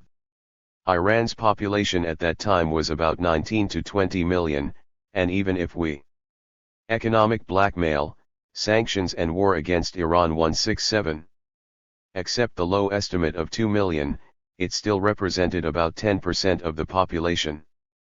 After the October 1917 revolution in Russia, the new Soviet Union renounced all the treaties that the old Russian Empire had imposed on it, except for the treaties of Gulistan and Turkmenchay. This left Britain as the most influential power in Iran, which wished to dominate Iran in order to protect its colony in the Indian subcontinent and, with discovery of vast amounts of oil, have access to cheap fuel for its navy. For the Anglo-Persian Oil Company and the seeds of the first economic sanctions. Mozaffar al-Din Shah of the Qajar dynasty granted an oil concession to the British businessman William Knox D'Arcy in May 1901 for a period of 60 years. The concession covered 3/4 of Iran, all but the northern part of the country on the border with Russia, and gave exclusive rights to D'Arcy to prospect, explore, exploit, transport and sell petroleum, natural gas, asphalt, and mineral waxes in Persia. In return, the Shah received £20,000 in cash, another £20,000 worth of shares of the operating company, and Iran would receive only 16% of the annual net profit. On May 26, 1908, oil began flowing from a well in Musjid-e-Soleiman, a town in Khuzestan. The Anglo-Persian Oil Company, APOC, the present British Petroleum, was formed in 1909, hence laying the foundation for the future economic sanctions that Britain would impose on Iran as a result of Iran nationalizing its oil industry in 1951, as well as the U.S. intervention in the Iranian affairs and its 40 years of economic sanctions since the Iranian Revolution of 1979. 5. Britain's own men, the 1921 coup and the emergence of Reza Shah. Britain tried to use Iran to topple the new political order in Russia after the 1917 revolution, or at the very least to contain it. Russia responded by supporting establishment in June 1920 of Persian Socialist Soviet Republic, Atabeyka 2009, 63, also known as the Republic of Gilan, Abrahamian 2008, 58-61, an Iranian province in the northern part of the country on the Caspian Sea shores. The republic was led by Mirza Kuchak Khan, who had played a leading role in the constitutional revolution. He led a progressive movement called Janbeshi Jangal Jungle Movement, a reference to the thick forests in Gilan. But this was not the only perceived threat by Britain. Mirza Kuchak Khan's forces, in 168 Sahimi alliances with other revolutionary forces from other parts of Iran, wanted to take Tehran, the capital. To prevent a leftist takeover of Iran, Britain brought its own men to power. First, in January 1921, General William Edmund Ironside, commander of the British forces in Iran, called the North Persian Force, promoted Reza Khan, a little-known commissioned officer in the Persian Cossack Brigade with a military rank roughly equivalent to brigadier general, to be the overall commander of the force. Next, in a coup supported by Britain, Ghani 2001, 147, Reza Khan and his forces took control of Tehran on February 22, 1921, toppled the government, and installed Sayyid Ziauddin Tabatabai, a friend of the British, Milani 2008, 551, as the Prime Minister, while keeping Ahmad Shah, the last king of the Qajar dynasty, on the throne. Reza Khan was Minister of War in the coup government, taking the title Sardar Sepa, meaning Commander-in-Chief of the Armed Forces. The new government lasted only 4 months and was replaced by another one. Reza Khan was appointed Prime Minister by Ahmad Shah in 1923. Eventually, Reza Khan forced the Majlis to depose Ahmad Shah, who was in Europe at that time. He wanted to transform Iran to a republic, but senior clerics, as well as Britain, opposed the idea. Thus, the Majlis declared him the new Shah on December 12, 1925, beginning the Pahlavi dynasty. Reza Shah was also granted dictatorial power. Despite some achievements for reconstructing the country and founding Iran's modern bureaucracy, Reza Shah's reign is considered one of the darkest political periods in contemporary Iran, marked by political suppression, censorship, and jailing, exiling and even murdering political dissidents, hence destroying all the achievements of the constitutional revolution. 6. Cancellation of the Darcy concessions and the rise of Iranian nationalism. From the beginning it was clear to the Iranian intelligentsia that the Darcy oil concession was unfair. However, because the country was in turmoil and the central government was weak, Iran did not have any leverage to renegotiate the oil concessions. But by the mid-1920s the unfair nature of the concessions had become so glaring that even Reza Shah was not willing to continue business as usual. Renegotiating the concessions was not, however, easy. Winston Churchill, who was the First Lord of the Admiralty at that time, wanted a secure source of oil supply for His Majesty's Navy and, therefore, introduced on June 17, 1914 a bill in the House of Commons to propose that the government economic blackmail, sanctions and war against Iran 169. Invest £2.2 million in the APOC for acquiring 51% of its stock, and place 2 directors on its board of directors with powers to veto decisions unfavorable to Admiralty fuel contracts. In addition, a secret and separate document provided the Admiralty with a 20-year contract for fuel oil, and a rebate to the Royal Navy from the company's profits, Ferrier 1982, Jurgen 1991. By August 10, 1914 the British government had become the major shareholder of the APOC. One main point of contention between Iran and the APEC was that although Iran was to receive 16% of net profit of the company, there was sharp disagreement over what constituted profit. The APEC was excluding its profits from its operations outside Iran, and was deducting the discount that it was giving to the British Royal Navy as operating expenses. Thus, new negotiations began in 1928 and continued until 1933, at the time when there was a worldwide deep economic depression. So, just when a new agreement was in sight, the APEC declared that Iran's proceeds from its 1931 operations had declined over the previous year by 76%, whereas the company's own profits had declined by 36%. This angered Reza Shah, prompting him to reject the emerging new agreement, Bamberg 1982. The Iranian government declared on November 27, 1932 that the Darcy oil concessions had been nullified, and reported it to the League of Nations, League of Nations Documents 1933. Sir John Cadman, chairman of the APEC, arrived in Tehran in April 1933. He held two face-to-face meetings with Reza Shah.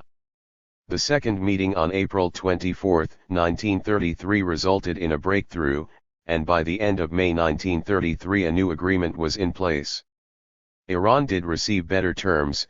The APEC relinquished about 80% of the area covered by the 1901 concession.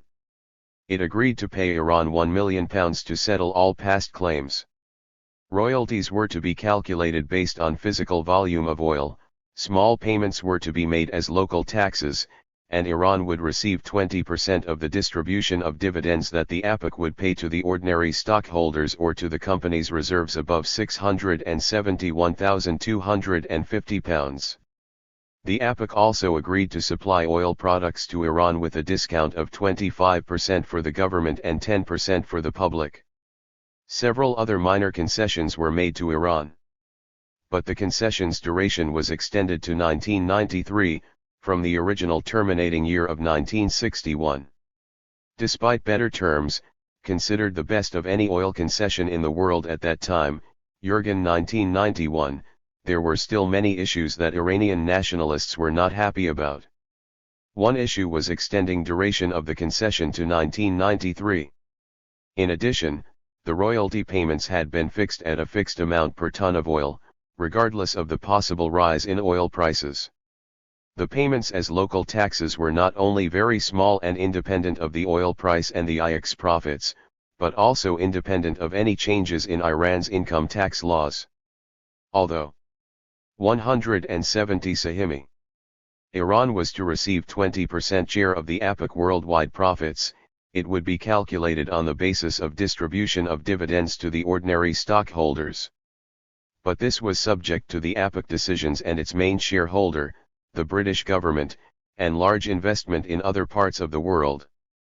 But the issue most important to the Iranian nationalists was the question of control over the country's oil resources, Abrahamian 2013, which the 1933 agreement did not make any concession about it. As a result, the seeds of discontent planted by the 1901 concession produced rapidly growing shrubs by 1933, leading to a revolt against Britain and its looting of Iran's oil resources, nationalization of Iran's oil industry, and Britain's economic war against Iran and its people. 7. The nationalization of Iran's oil industry. In 1935 Reza Shah changed the official name of the country from Persia to Iran, meaning land of Aryans. Therefore, the APEC was also changed to Anglo-Iranian Oil Company, IOC. Reza Shah also manifested sympathy for the Nazi regime in Germany. Thus, the Soviet Union and Britain invaded Iran on August 25, 1941 and occupied it. They deposed Reza Shah and exiled him to Johannesburg, South Africa, and put his 22-year-old Crown Prince Mohammad Reza on the throne. Between 1941 and 1953 Iran was a relatively democratic state. The young king had not consolidated his power, there were many political parties, many newspapers and weeklies had sprung to life, and there was fierce competition between the nationalists, leftists, Islamic forces, and other groups. At the same time, nationalism was on the rise due to occupation of Iran by the British and Russian forces as well as the pressure by American and British corporations to obtain exclusive rights for oil exploration and extraction in northern Iran. The most important nationalist figure of that era was Dr. Mohammad Mossadegh, who had opposed the coronation of Reza Shah and had been jailed and exiled internally. In the elections for the 14th session of the Majlis in 1943, Dr. Mossadegh, a candidate from Tehran, received the highest number of votes. In a fiery speech in the Majlis, he spoke against the 1933 oil concession. In 1944 he proposed a new law, passed overwhelmingly on December 2, 1944, banning the government from granting any oil concession to any foreign corporation or government without the explicit approval of the Majlis, Center for Majlis Documents, Hurwitz 1979. Economic blackmail, sanctions and war against Iran 171. In the elections for the 15th session of the Majlis in 1946, the intervention of the Imperial Court, the army, and the then pro-Britain Premier Ahmed Ghavam, prevented Dr. Mossadegh from getting elected. The Nationalists and Independents nominated Dr. Mossadegh for the premiership, but he fell short by one vote. They did succeed in approving a new law on October 22, 1947 that denied the Soviet Union any oil concession in the northern part of Iran that Ghavam had agreed to, and ordered the government to try to renegotiate the 1933 agreement. Sensing the rising Iranian nationalism, the IAC began negotiating with the Iran on September 28, 1948, led by Neville Gass, its managing director. Iran's negotiators pointed out, among other issues, that the royalties paid to Iran were much less than those received by Iraq, Kuwait, and Venezuela. An equal sharing of the profits had already been agreed to with Venezuela. But, the most contentious issue was again the question of use of Iranian engineers and experts by the IAC, as well as Iranian control on its natural resources. Thus, the initial negotiations failed. In 1949 Dr. Mossadegh and his comrades founded the National Front, a coalition of various political forces and thinking. Abbascollah Golshian, the finance minister, insisted that the October 1947 law would not allow acceptance by Iran of anything less equal sharing of the profits. The IAC was forced to separate its Iran operations from the rest of the world, and then agreed to the principle of 50/50 profit sharing. An agreement, essentially a supplement to the 1933 oil concession, was reached and became known as the Gas-Golshian Agreement. But the extension of the oil concession to 1993 remained in place.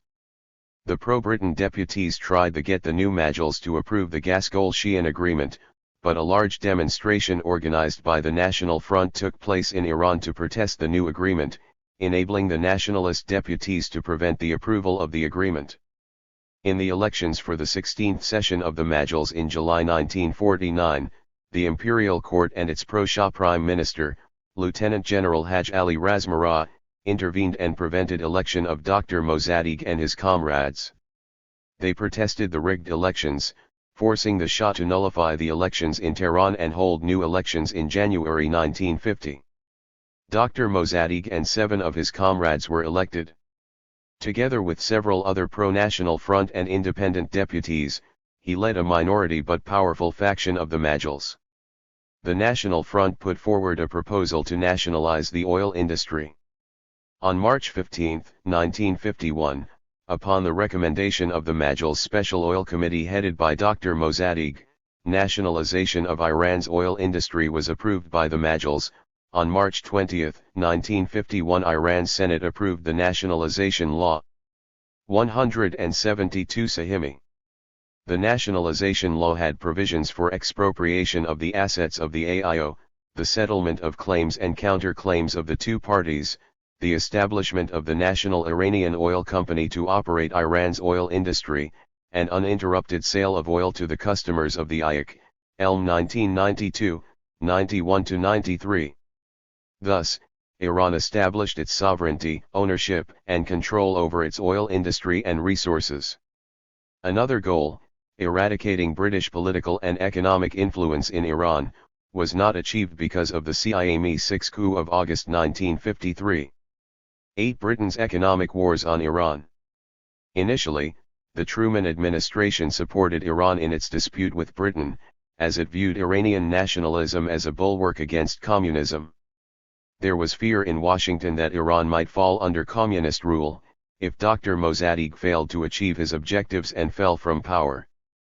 Dr. Mossadegh visited the United States and was warmly received by President Truman. Britain embargoed Iran's oil, preventing Dr. Mossadegh's government from exporting any oil. His government lost 2/3 of its foreign exchange earnings and 40% of the total revenue. Although the government took measures to boost non-oil exports, and decrease imports, which were highly successful, the oil embargo still caused great hardship for the Iranian people. According to a 1952 World Bank report on the nationalization of Iranian oil industry, World Bank Report 1952-20, classified until 2003, Iran had only received just about 1/4 of its contractual share of the IOC's income and was owed at least $1.2 billion. This was a dispute that never got to be resolved properly. The IOC also brought legal action against anyone who bought Iran's oil. Acting under the Defense Production Act of 1950 and with antitrust exemption, 19 American oil companies formed a voluntary committee to coordinate and work closely with a similar British committee to move supplies around the world, so that the absence of Iran's oil would not be felt in the market. At the same time, Britain took steps to freeze Iran's assets outside the country. But the International Court of Justice declared that it had no jurisdiction over the Iran-Britain dispute, handing Dr. Mossadegh a major victory. A joint Churchill-Truman proposal to Iran in August 1952 for settling the dispute was rejected by Dr. Mossadegh in February 1953, because it still did not recognize Iran's sovereignty and control over its oil resources and industry. Economic blackmail, sanctions and war against Iran. 173. 9. The 1953 coup. By then, the Eisenhower administration had come to power, and had concluded with Britain that Dr. Mossadegh had to be removed from power.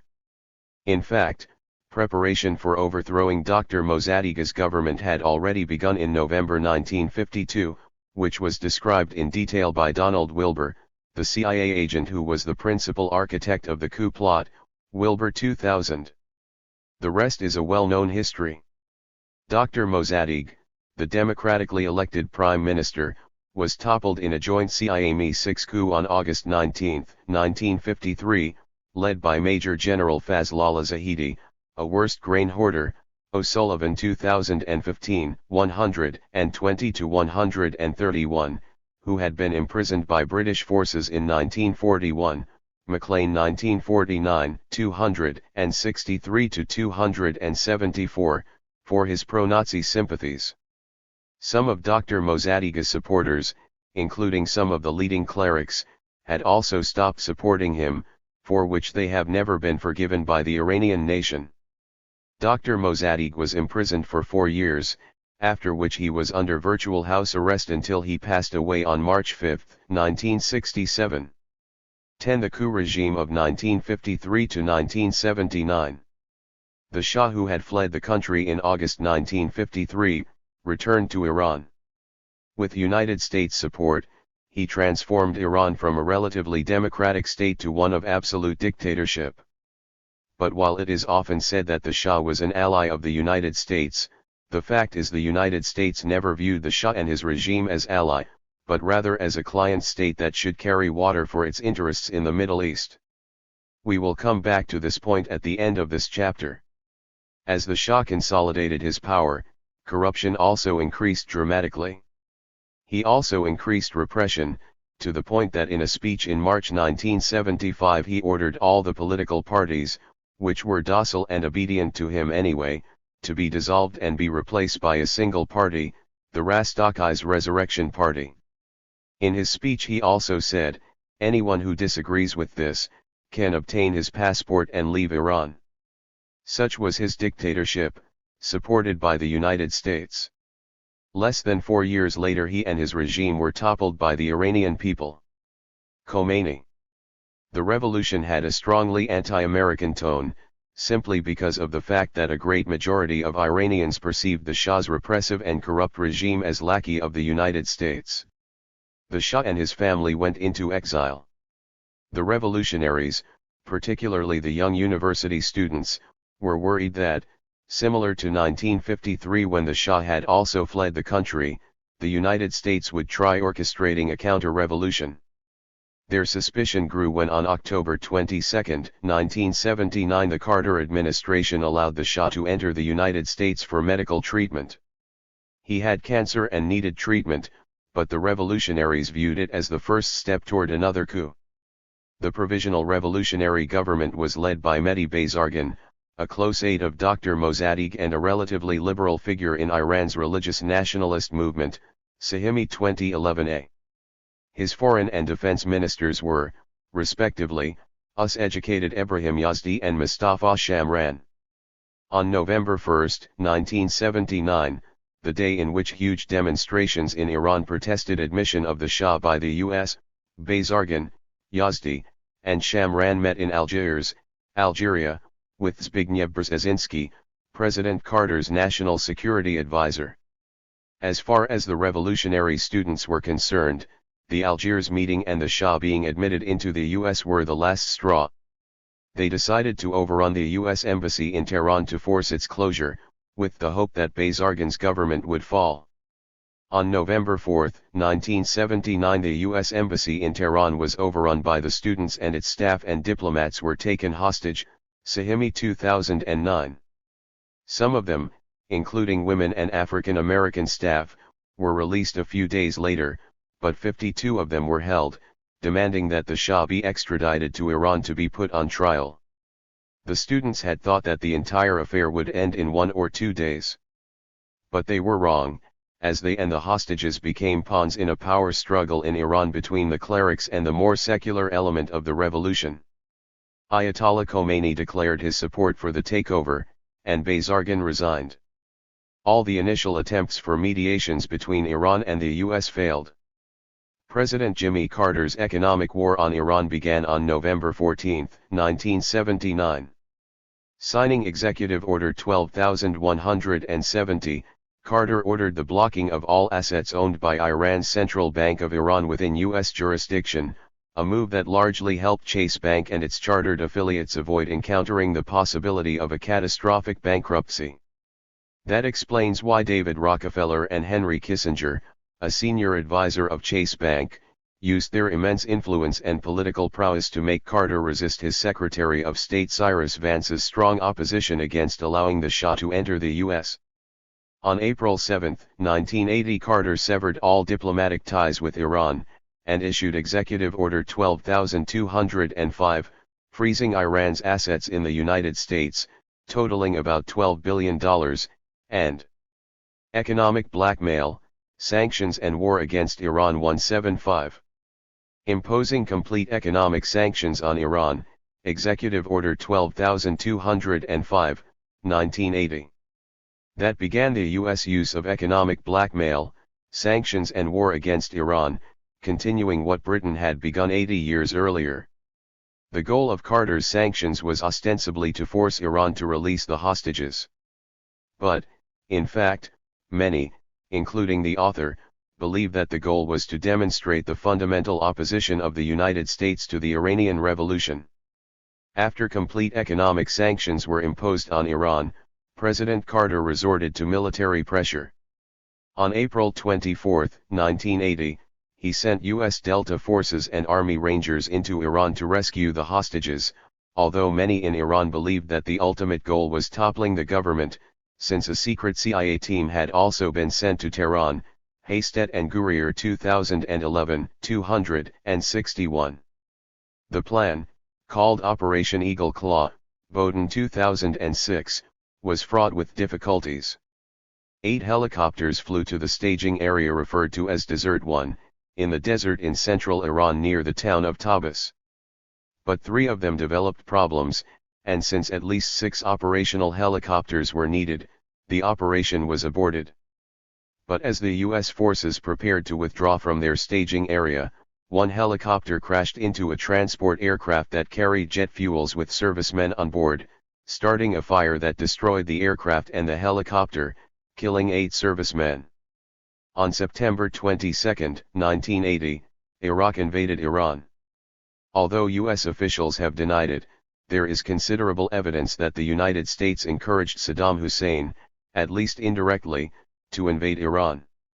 For example, right after the hostage crisis began, the Carter administration approached Iraq to re-establish diplomatic relations, to which Saddam Hussein responded affirmatively. In fact, according to a New York Times piece from 1990, Saddam later acknowledged that Iraq had accepted David Newsom's offer during the 2 months prior to the war between us and Iran, but when the war started, and to avoid misinterpretation, we postponed the establishment of relations. Newsom was Under-Secretary of State for Political Affairs. In addition, 2 exiled Iranian officials, Shapur Bakhtir, the Shah's last prime minister, and General Gholam Ali Ovaisi were urging Iraq to invade Iran, and the CIA was in contact with both. Both were assassinated in Paris, Sahimi 2011b. Joost Hilterman, director of the Middle East and North Africa program for the International Crisis Group, was quoted by Blight et al. 2012, as stating that the U.S. giving a green light to Saddam Hussein regime was also a belief among the Arabs. In fact, in August 1980, just before attacking Iran, Saddam Hussein traveled to Saudi Arabia, during which King Khalid reportedly gave his personal blessing to the invasion and promised Saudi backing. Gibson 2010, 31-36. This was stated on page 2 of a top-secret document prepared in April 1981, National Security Archive 2012, which was a report on a trip to Saudi Arabia. 176 Sahimi. By Alexander Haig, President Ronald Reagan's Secretary of State, that it was also interesting to confirm that President Carter gave the Iraqis a green light to launch the war against Iran through then Crown Prince Fahd, meaning when Hussein had made his trip to Saudi Arabia in August 1980. Haig's interpretation of what he had been told by Fahd has, however, been disputed. Serious negotiations for the release of the hostages began in September 1980, and were concluded with the Algiers Accords of January 19, 1981. The next day, 30 minutes after Ronald Reagan took the oath of office, the hostages were released. Point I, Paragraph 1 of the General Principles of the Declaration of the Government of the Democratic and Popular Republic of Algeria, that is, the Algiers Accords, stated in the New York Times in 1981, Non-intervention in Iranian affairs. The United States pledges that it is and from now on will be the policy of the United States not to intervene, directly or indirectly, politically or militarily, in Iran's internal affairs. But the United States never delivered on its promise, and it is still intervening in Iran's internal affairs by supporting the exiled opposition, imposing economic sanctions, threatening military attacks, and various forms of blackmail. 12 Sanctions, threats and military attacks in the Reagan era. According to the Algiers Accords, the United States was obligated to lift its economic sanctions imposed on Iran, and President Reagan did deliver on it. Sanctions on the sale of military hardware to Iran remained in place, however.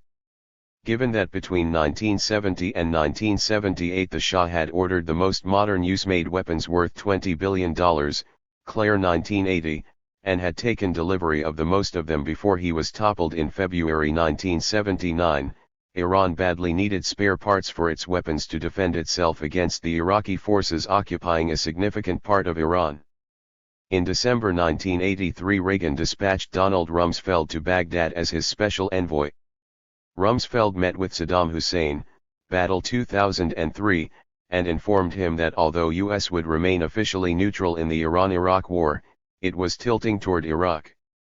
Thus, for the rest of the war, which ended in July 1988, the Reagan administration provided Iraq with several $billion worth of economic aid, the sale of dual-use technology, non-US origin weaponry, mainly spare parts and ammunition for the Soviet weaponry that the Soviet Union had stopped supplying it to Iraq due to its opposition to the war, military intelligence and special operations training. Italy and Britain played essential roles in helping the Reagan administrations to support Iraq, Friedman 1993. In 1984 Iraq attacked Iranian oil tankers and terminal at Karg Island in Persian Gulf. Economic blackmail, sanctions and war against Iran 177.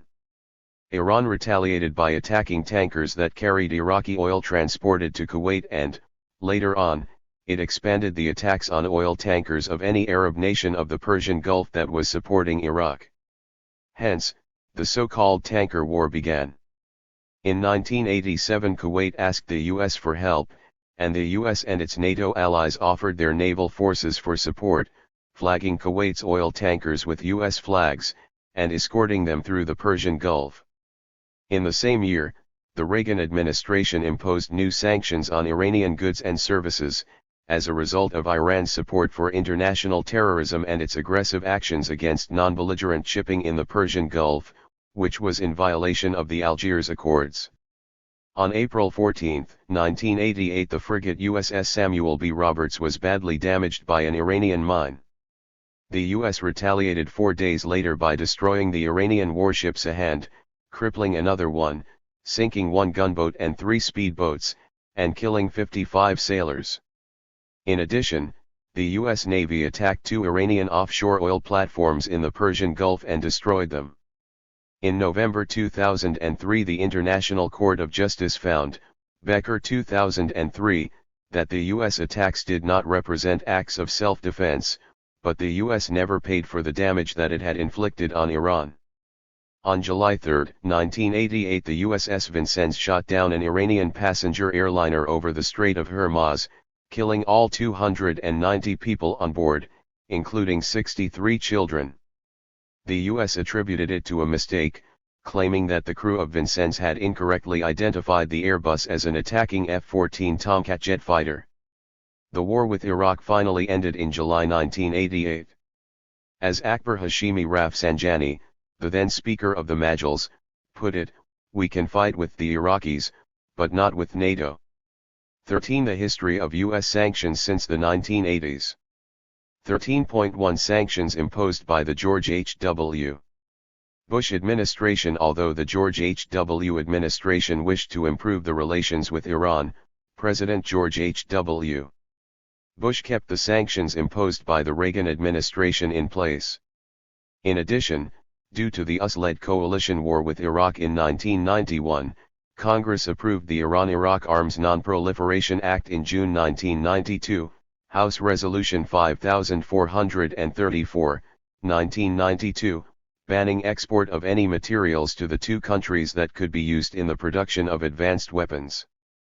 13.2 Sanctions and military threats during the Clinton administration. From its inception in January 1993, the Clinton administration was determined to pressure Iran, following its policy of dual containment, GAUS 1994, of both Iran and Iraq, even though Iran sat out the war between the US and its 178 Sahimi allies with Iraq in 1991 and did not support Saddam Hussein's regime.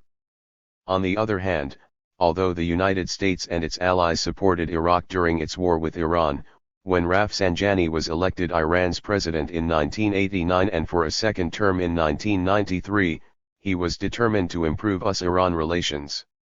Thus, in 1994 Iran invested $350 million in an $8 billion oil consortium, which consisted mostly of Western oil companies, to explore and develop oil fields in the Republic of Azerbaijan. Under pressure by the Clinton administration, Iran was forced to withdraw from the consortium. In January 1994 a bill was introduced by Alphonse D'Amato, the Republican senator from New York, that banned American companies from buying Iranian oil. Eventually, after also including Libya, the bill was approved in September 1996, House Resolution 3107, 1996, and became known as the Iran-Libya Sanctions Act, which banned investing more $20 million in Iran's oil industry. Despite such setbacks, the Rafsanjani administration granted on March 6, 1995 a large contract to the American oil company Conoco, the New York Times 1995, to develop 2 offshore oil fields in the Persian Gulf, even though Conoco's terms were less favorable to Iran than what it had received from European oil companies. In response, President Clinton signed Executive Order 12957, Government Information 1995A, on March 15, 1995, prohibiting investing in Iran's oil industry, and buying Iran's oil and petroleum products, which prevented Conoco from moving forward with the project. Israel's lobby played a leading role in persuading Clinton to stop Conoco, Jewish Telegraphic Agency 1995. Executive Order 12959, signed on May 6, 1995, Government Information 1995b, imposed complete economic sanctions on Iran. In addition, during 1996 to 1997 Clinton contemplated attacking Iran in retaliation for the Khobar Towers bombing that destroyed a U.S. Air Force barracks outside Dhahran, Saudi Arabia. The bombs killed 19 servicemen and wounded close to 400 others. The United States blamed Iran for the attack, even though Saudi Arabia intelligence believed that a Saudi terrorist group linked with Al-Qaeda was the culprit, and Clinton's Defense Secretary William Perry acknowledged publicly much later that it had indeed been done by Al-Qaeda-affiliated groups, United Press International 2007. However, Clinton decided not to move forward with the military attacks because in May 1997 the reformist Mohammad Khatami won Iran's presidential elections in a landslide.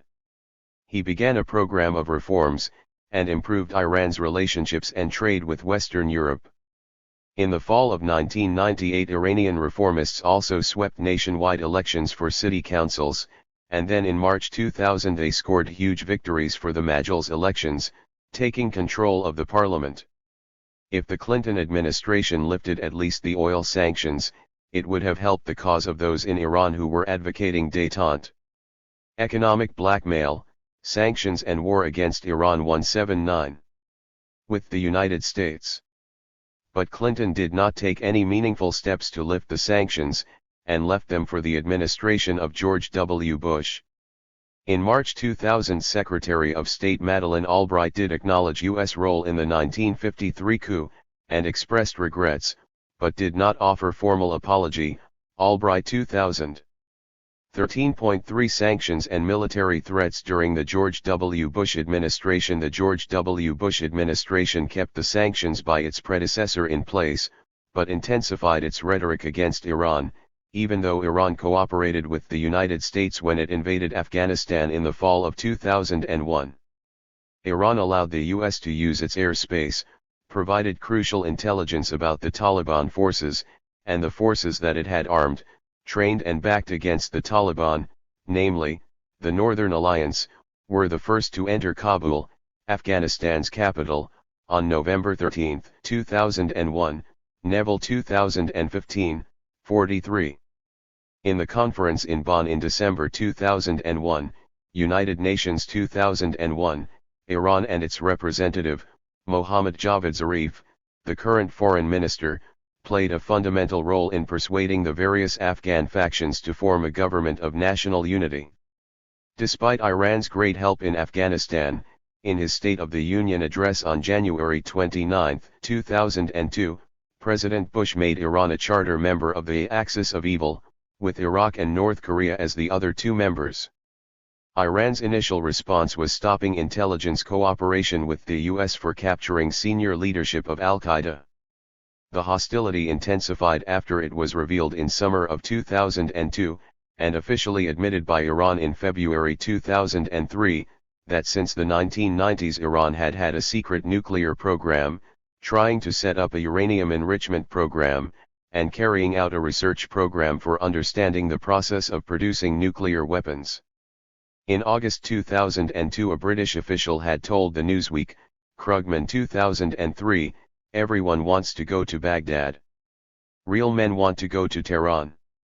In February 2003, Israeli newspaper Haaretz reported that the then Undersecretary of State John Bolton had told Israeli officials that, after defeating Iraq, the United States would deal with Iran, Syria, and North Korea.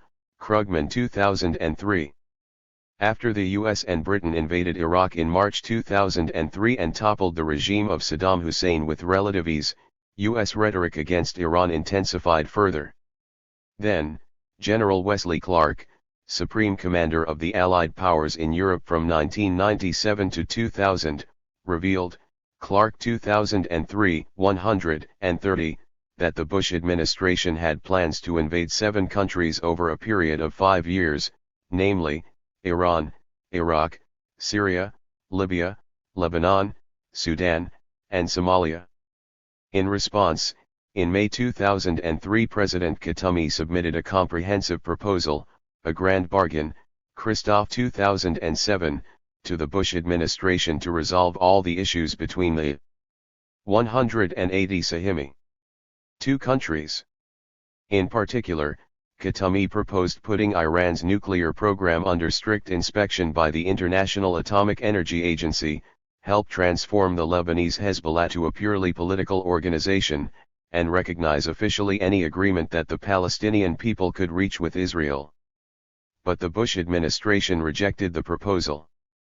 The neoconservatives, together with Israel and its lobby in the United States, were determined to prevent any détente with Iran, and invade it if possible.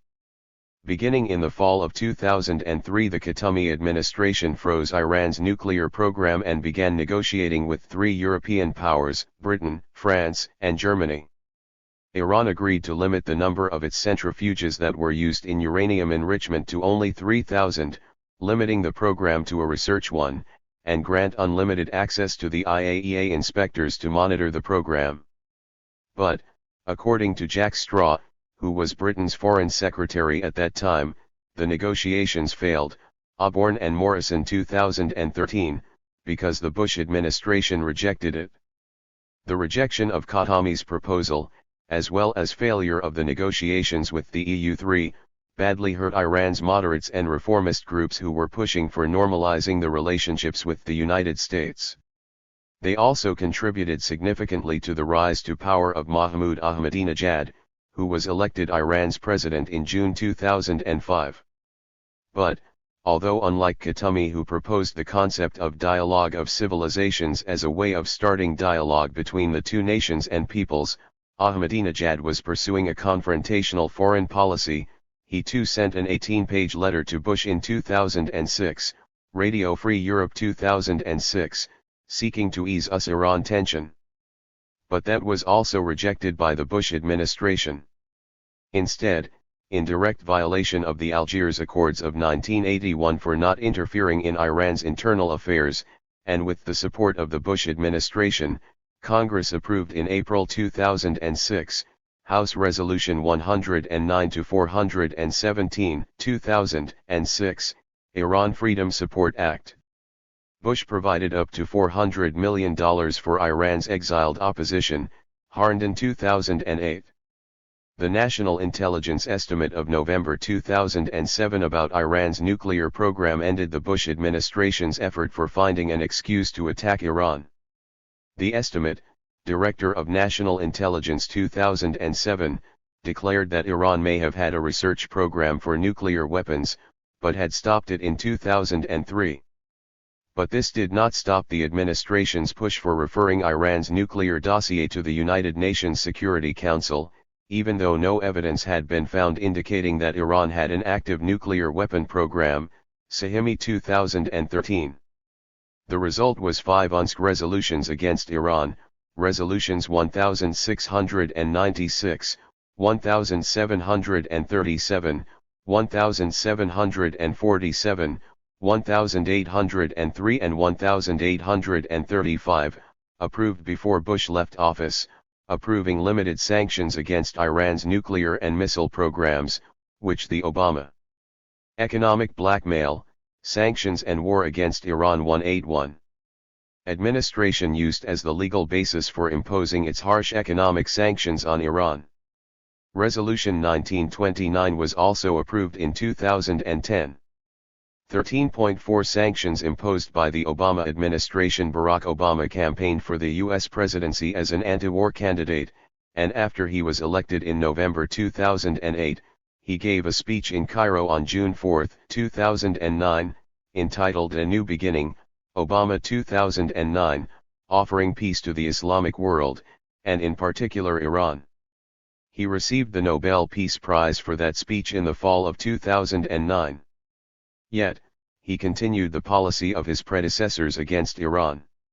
On December 15, 2009, the House of Representatives approved legislation, amending the aforementioned 1996 oil sanction law, to impose sanction on foreign companies that help supply gasoline to Iran. It was eventually signed by Obama on June 30, 2010 into law. But Obama did not stop there. Beginning on May 4, 2011, he began signing a series of executive orders, EO 13574, 13590, 13622, and 13645, with the last one issued on June 3, 2013, Federal Register 2013, imposing complete sanctions on all aspects of Iran's economy. Most importantly, the U.S., in complete cooperation by the European Union, succeeded in cutting Iran off from the Society for Worldwide Interbank Financial Telecommunications, SWIFT, system that allows international transfer of money.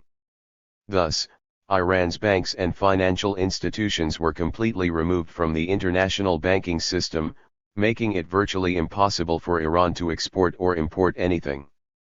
In a speech on March 4, 2012, Obama boasted that few thought that sanctions could have an immediate bite on the Iranian regime. They have, slowing the Iranian nuclear program and virtually grinding the Iranian economy to a halt in 2011, White House 2012. However, Obama's boasting could not hide the hardship that his sanctions had imposed on the Iranian people. While Iran's rate of GDP growth in 2010, right before the new sanctions were imposed, was about 6%/year, in 2012 it dropped to 7.5%, while in 2013 it was 0.2%, World Bank data, GDP growth. While the annual rate of inflation in 2010 was about 10%, by 2013 it had grown to about 37%, World Bank data, inflation. After Hassan Rouhani was elected Iran's president in June 2013, negotiations between Iran and the 5+1 states, the 5 permanent members of the UN Security Council plus Germany, resumed in the fall of 2013. An agreement, known as the Joint Comprehensive Plan of Action, JCPOA, was finally signed on July 14, 2015. Iran agreed to severely limit its nuclear program and put it under strict inspection by the IAEA. President Obama signed an executive order on January 16, 2016, lifting all the sanctions that he had imposed on Iran, but not those imposed by the Congress that require its approval. 182 Sahimi. 13.5 Sanctions imposed by the Trump administration throughout his campaign for president in 2016. Donald Trump referred consistently to the JCPOA as the worst deal ever. He also repeated the lie that the United States had given Iran $150 billion.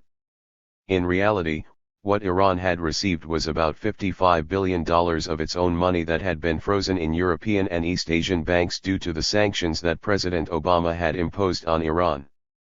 During his campaign, Trump also vowed that, if elected, he would take the United States out of the JCPOA and reimpose harsh sanctions on Iran. That Trump would take such a position vis-a-vis JCPOA is not surprising.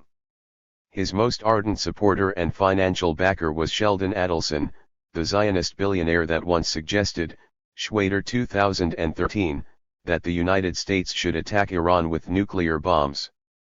Trump also received major financial backing from other Zionist billionaires, Clifton 2018, such as Bernard Marcus, founder of the Home Depot, and Paul Singer, founder and CEO of the hedge fund Elliott Management Corporation.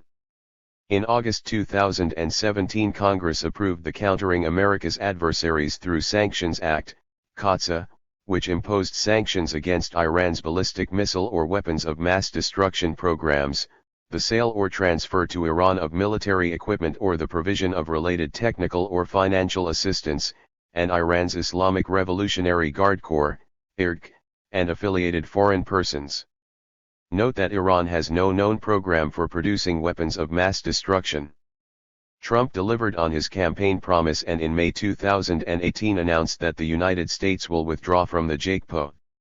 His Secretary of State Mike Pompeo laid out a list of 12 demands that Iran had to satisfy before the United States would even agree to resume negotiations with Iran for replacing the JCPOA with a better agreement. The 12 demands were tantamount to capitulation by Iran, and were rejected immediately by Iran. In October 2018, the International Court of Justice ordered the United States to cancel all the sanctions against Iran. The unanimous decision was based on the 1955 US-Iran Friendship Treaty that the two sides had signed. In response, Pompeo withdrew the United States from the treaty. Full sanctions were imposed on Iran once again in November 2018.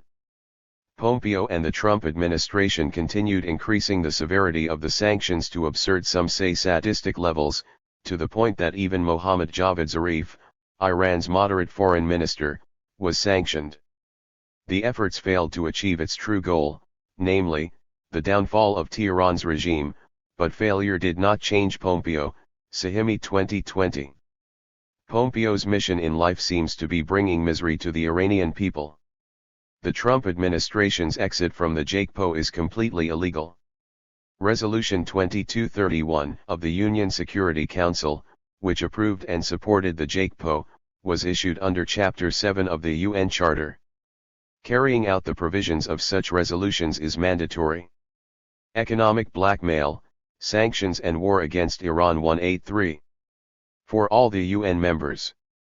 Reimposing the sanctions on Iran, given that Iran had delivered on all its obligations, is both illegal and immoral. The effect of the Trump sanctions on Iran's economy has been catastrophic. Iran's economy, that had grown by about 13.4% in 2016, contracted by about 6% in 2018 and another 6.7% in 2019. The rate of inflation, that was 7.2% in 2016, jumped to 18% in 2018 and 40% in 2019. Even at the height of the coronavirus pandemic, the United States did not relax its sanctions, so that Iran could import critical medicine and medical equipment that it needed to confront the pandemic.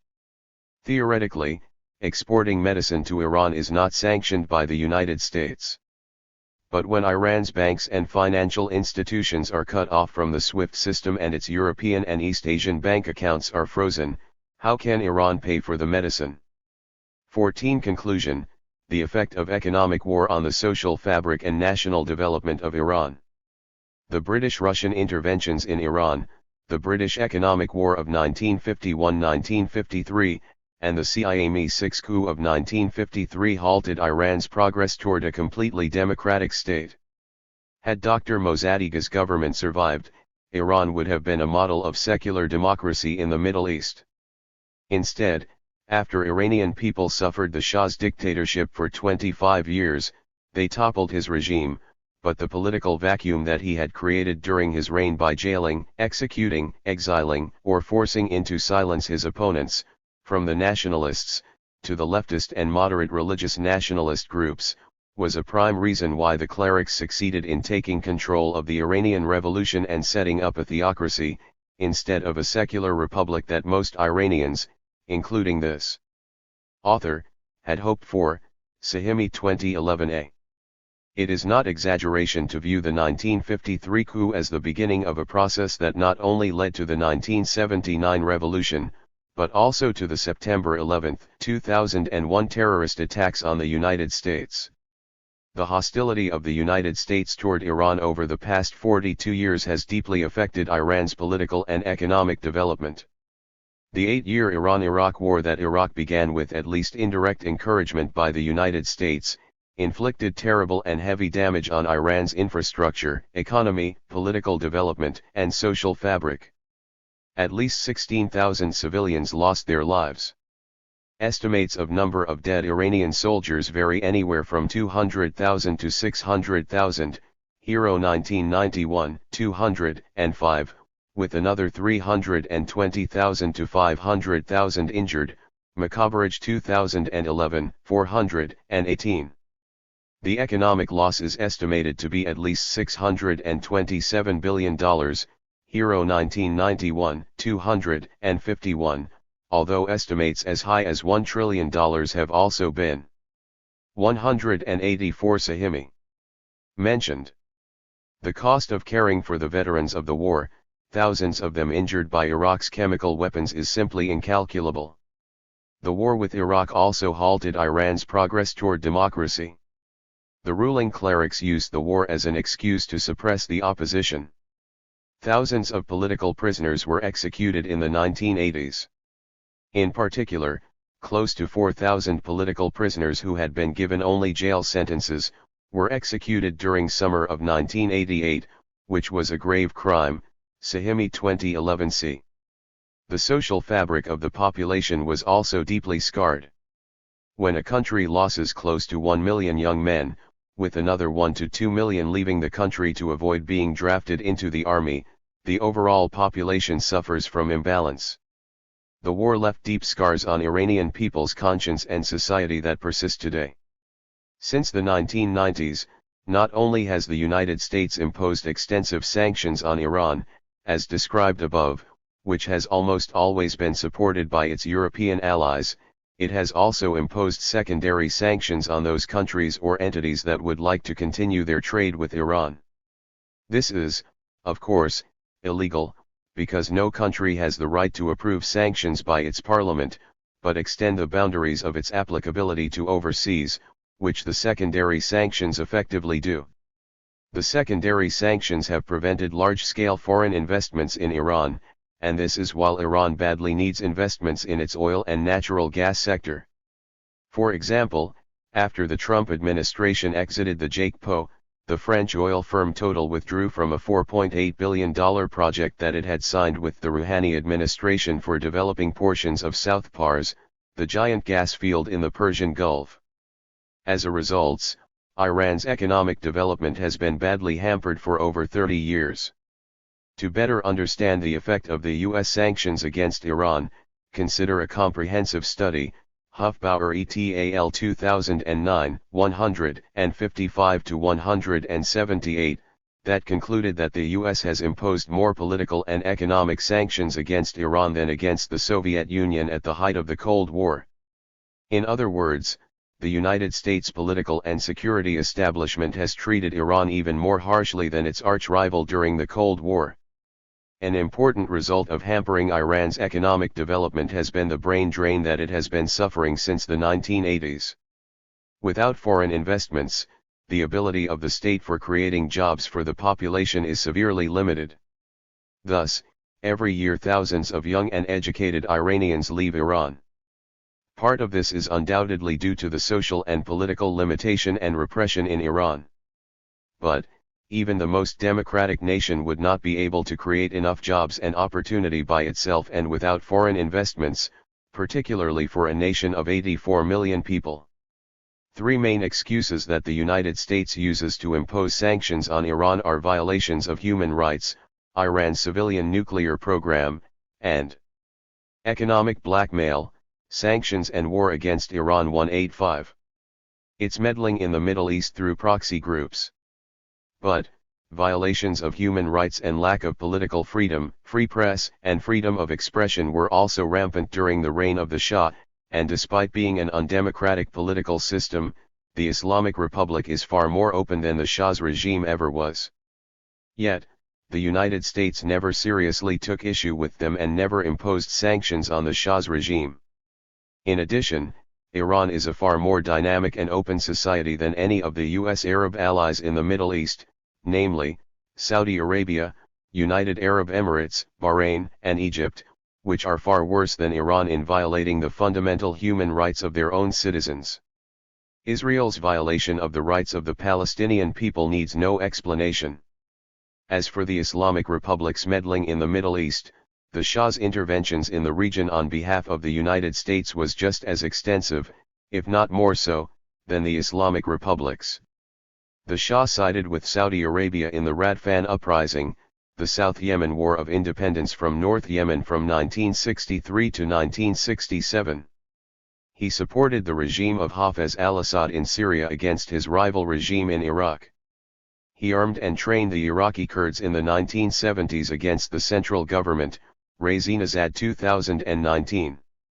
In the 1970s he also sent Iran's military to Oman to intervene in the Dhofar Rebellion, a leftist insurgency, Allen and Rigsby 2000, 72-73. When a leftist government came to power in Afghanistan through a coup in 1973, it was the Shah who first began training and arming the so-called Afghan Mujahideen, Cordovez and Harrison 1995, 15-16, and sending them into their country to fight with the central government. None of these raised any objections by Washington, simply because the Shah's Iran was a client state. This is not to say that the Islamic Republic is without fault, far from it. Iran does share major responsibility for the state of affairs of its relations with the United States. But, much of what the Islamic Republic has done in the Middle East has been in reaction to what the United States and its allies have been doing against Iran and its interests, particularly, security interest, in the region. Constant threat of all options are on the table by the United States will rattle any nation, let alone Iran with its bitter history of its relationship with the U.S., not to mention its historical sense of insecurity, a result of being invaded by foreign powers. Chapter 11. Sanctions and Nation Breaking, Yugoslavia, 1990-2000. Gregory Elich. Like an iceberg, the bulk of U.S. and Western European foreign policy is hidden from general view. Yugoslavia's breakup and descent into bloodshed illustrate many of the ways in which imperial powers can impose their will on other nations. American and European leaders deployed their entire arsenal of malign foreign policy tools to dismantle and reconfigure Yugoslavia. Economic sanctions were intertwined in the hybrid war against Yugoslavia and are properly understood in that context. Other components in the anti-Yugoslav project included diplomatic machinations, threats and intimidation, relentless media propaganda, support to opposition parties, subversion, covert operations, mobilization of violence, and kinetic warfare. Aside from NATO's 1999 war, the West's role in the Balkans has largely faded into oblivion. Instead, we are presented with the manufactured image of a crisis that needed Western military intervention to put things right. Omitted is any suggestion that the West fomented mayhem in the first place. But then, it usually is only the targeted country that is fully aware that the United States and Western Europe conduct foreign policy as arsonists rather than firefighters. Political economist Umayakumar Bugji has described imperialism as the persistent tendency of mature capitalist state systems to generate violent conflicts, cited in Karika 2019. Although generally promoted as a soft option, sanctions are only another manifestation of violence in the harm that is done to people. However, in all of its forms, violence was what American and European leaders delivered to Yugoslavia's peoples. Following the collapse of socialism in Eastern Europe and amid Mikhail Gorbachev's dismantling of socialism in the Soviet Union, Yugoslavia's independent socialist development model stood out as the last European challenge to neoliberal orthodoxy. Inevitably, that attracted Western attention. Sucked into the political vortex generated by events in Eastern Europe, Yugoslavia encountered internal divisions and a crisis of socialist confidence that the West capitalized on to disarticulate the nation and create small dependent states. Debt accumulated during Yugoslavia's growing reliance on international loans during the 1980s inevitably exposed the nation to vulnerabilities. 191. That the West tried to exploit. Market reforms were demanded.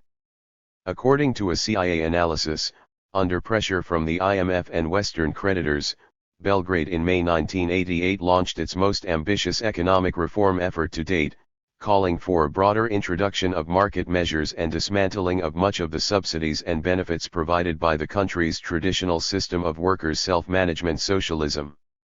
However, those measures encountered stiff resistance, leading the CIA to complain, implementation of reform measures thus far has been slow and the population is in no mood for further belt-tightening, CIA 1989. Ante Marković became Prime Minister of Yugoslavia in March 1989, at a time of intense ideological struggle between those who sought capitalist restoration and those who remained committed to the socialist path. Markovic's plan to accelerate the privatization process could only make slow headway. Appealing to the IMF for additional loans, Marković was rebuffed and told that no new loans would be forthcoming until neoliberal plans were carried out, Sinai 1989. Because Marković sought to destroy socially owned property in a manner that would have allowed Western corporations to swoop in and grab the best assets at bargain basement prices, the Yugoslav Assembly planned to hold a no-confidence vote. Panicked at the prospect of losing their man, US and Western European officials threatened to block all of Yugoslavia's financial accounts held abroad unless the Assembly cancelled its scheduled vote. In the international arena, the mere threat of sanctions can frequently be enough to compel obedience. So it proved on this occasion, and Marković stayed in office until resigning near the end of 1991. According to Borisav Jovic, who was Yugoslavia's president then, they knew that the National Bank of Yugoslavia at the time had around $3.5 billion in foreign banks and that the blocking of accounts would finish off our already exhausted economy, Jovic 1992. The Socialist Federal Republic of Yugoslavia, SFRY, comprised 6 republics: Bosnia-Herzegovina, Croatia, Macedonia, Montenegro, Serbia, and Slovenia. Elements within the League of Communists began to favor separatist and anti-socialist policies. A walkout by the Slovenian delegation in January 1990 brought the 14th Party Congress to a quick close, and that hastened the party's dissolution.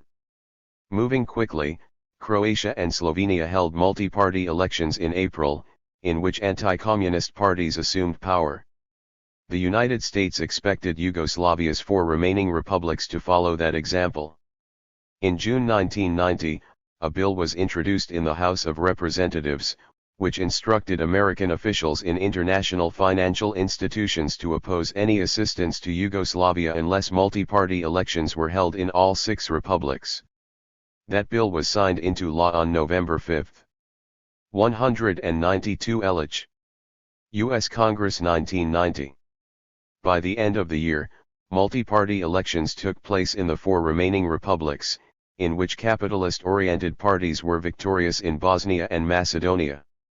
In contrast, socialist parties that were the League of Communists' offspring retained power in Serbia and Montenegro. The latter 2 republics' electoral outcome was the antithesis of U.S. hopes and determined who would be marked for regime change. Borisav Jovic wrote in his diary that a reliable source had informed him that a U.S. diplomat met with the leaders of Croatian anti-communist parties in Zagreb and that through them, the United States had chosen to destroy communism in Yugoslavia at the cost of shattering the country. Jovic also learned that Austrian officials met in Ljubljana with secessionist-minded leaders from Croatia, Macedonia, and Slovenia. Everything is clear, he concluded. This is treason and the breakup of the country with international assistance, Jovic 1995. Yugoslavia was led by a collective presidency that included 1 member from each republic and autonomous province. As first Slovenia, and then Croatia, waged a secessionist war against the Yugoslav People's Army, Jugoslavenska Narodna Armija, the nation was plunged into a crisis that called for an emergency response. However, the presidency was split, and no agreement was possible between members who wanted to save the country and those who hoped to destroy it.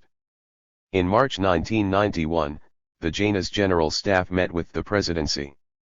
It proposed that a state of emergency be declared, authorizing the army to halt the nation's disintegration and prevent a civil war.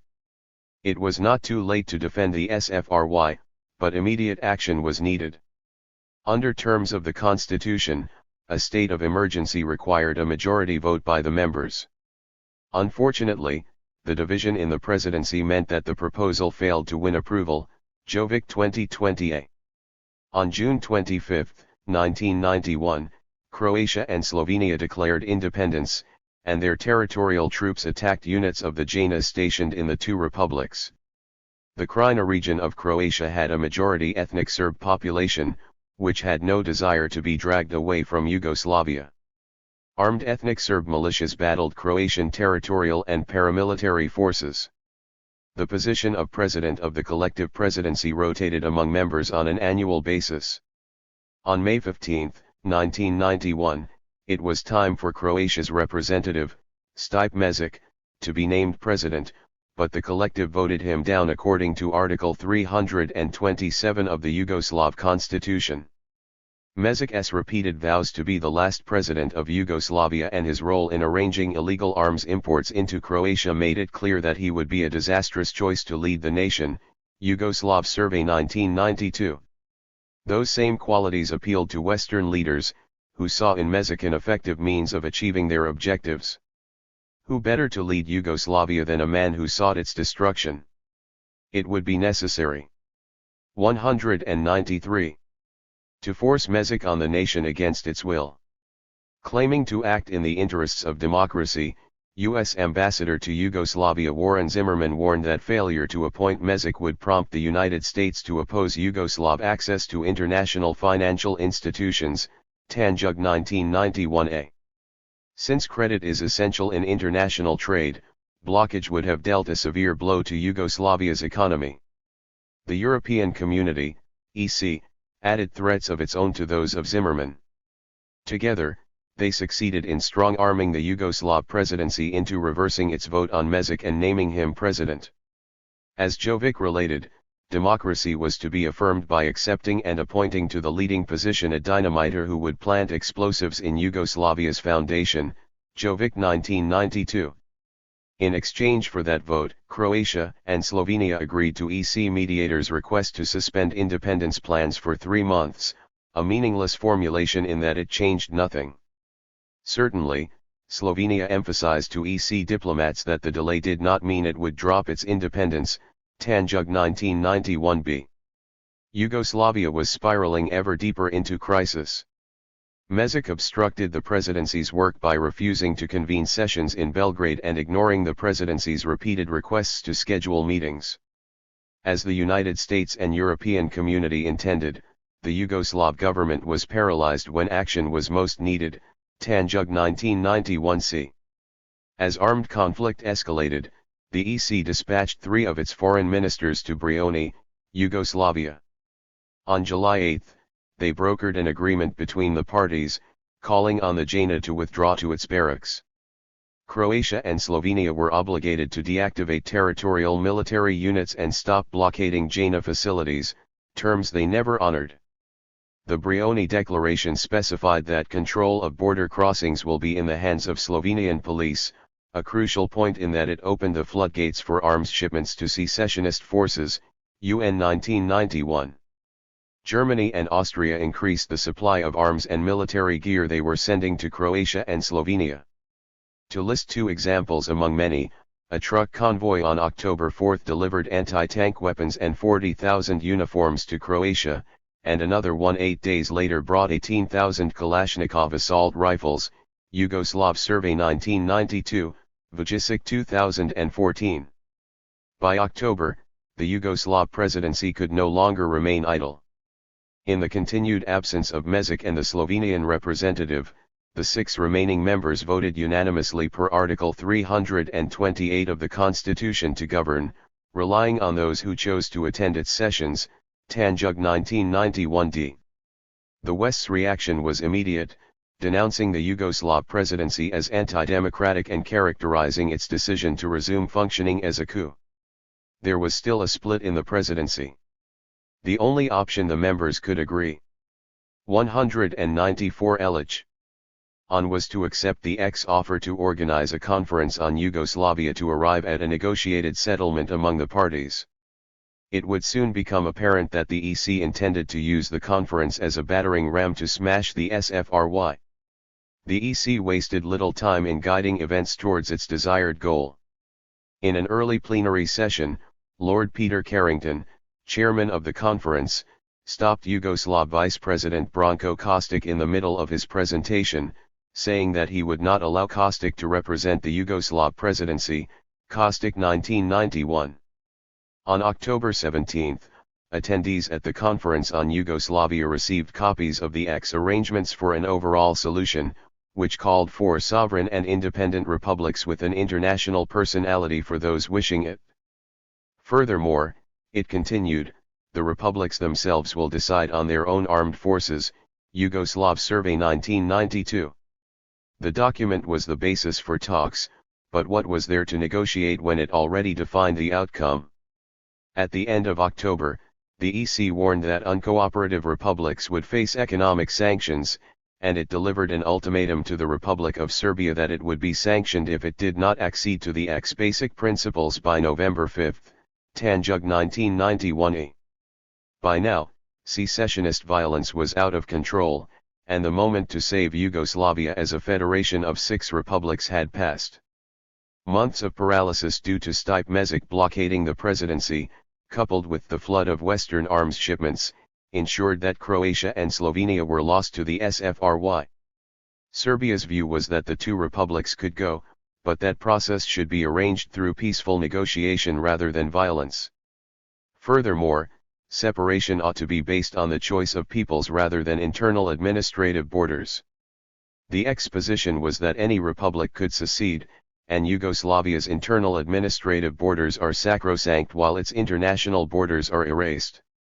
Serbia argued that the X principles should not be applied selectively only to those who wish to leave Yugoslavia, but must also include those who want to remain.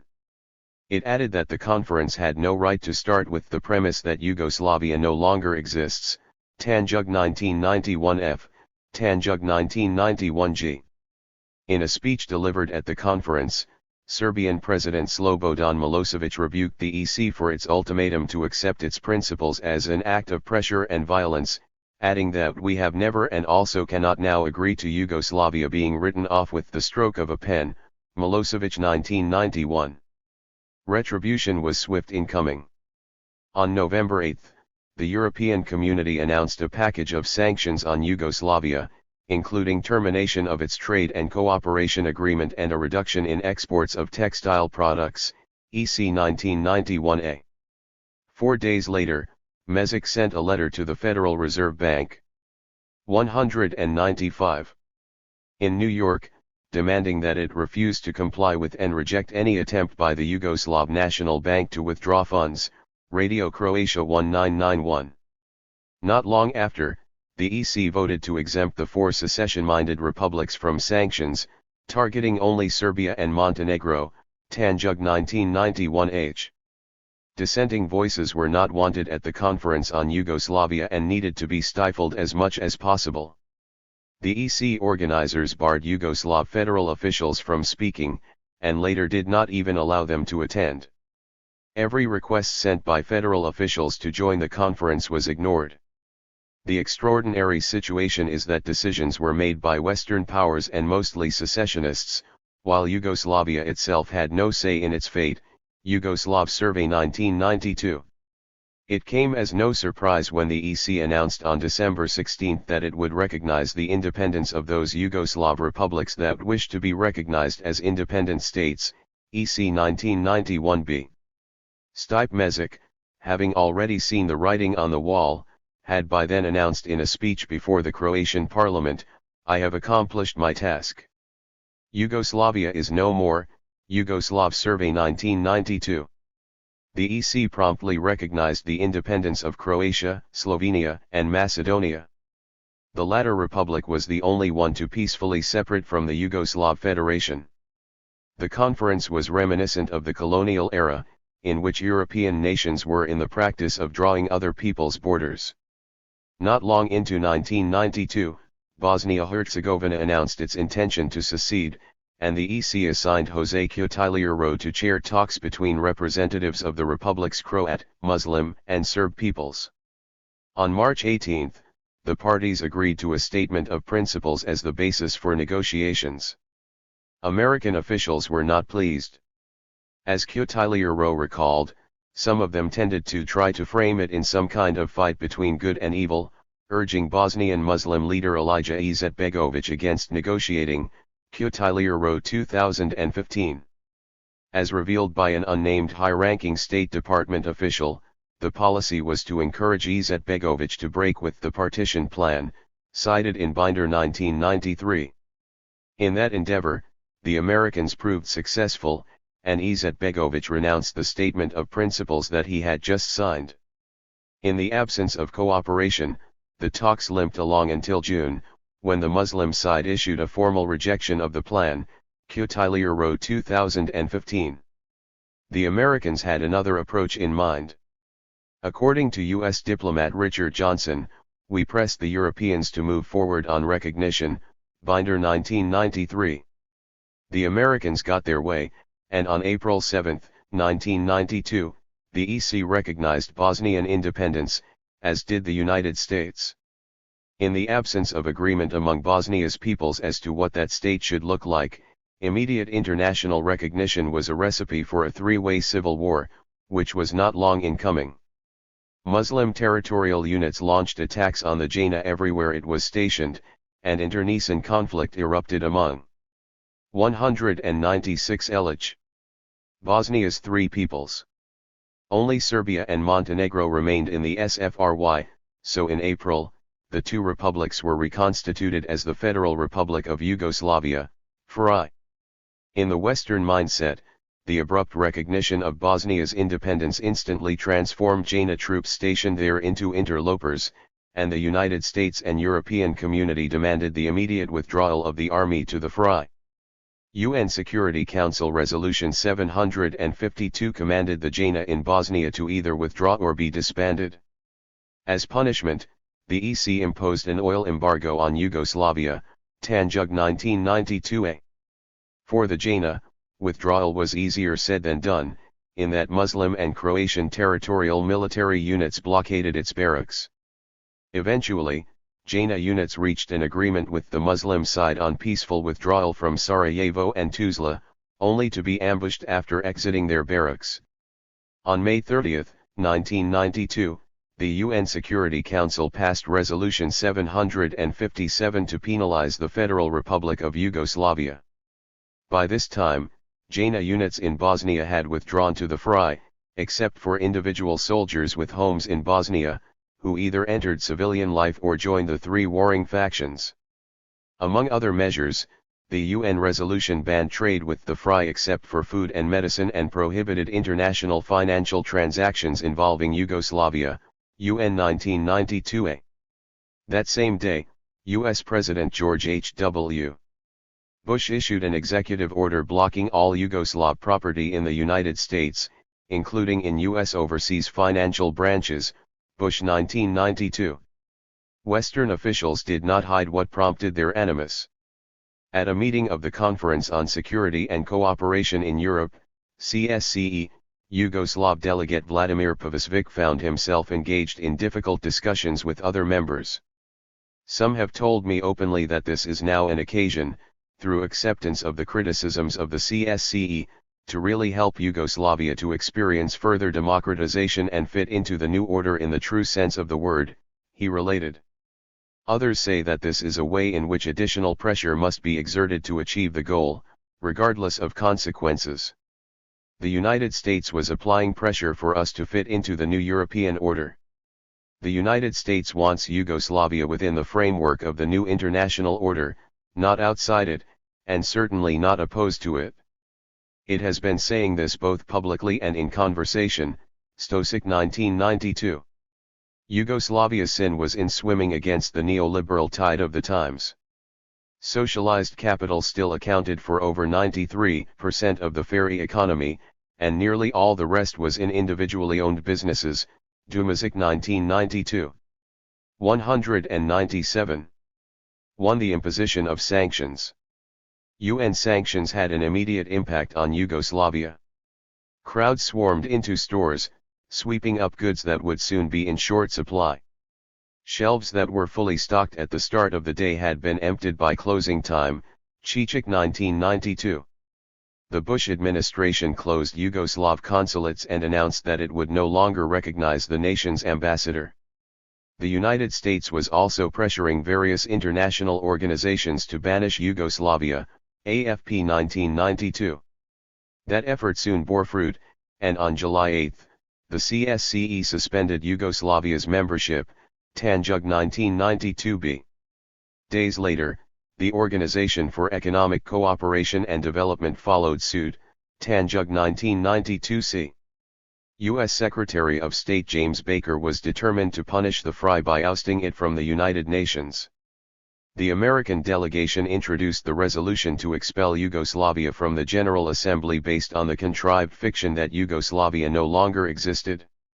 That measure passed by majority vote, and Yugoslavia was gone from the organization, Kempster 1992, Lewis 1992. The professed justification was nonsensical but convenient.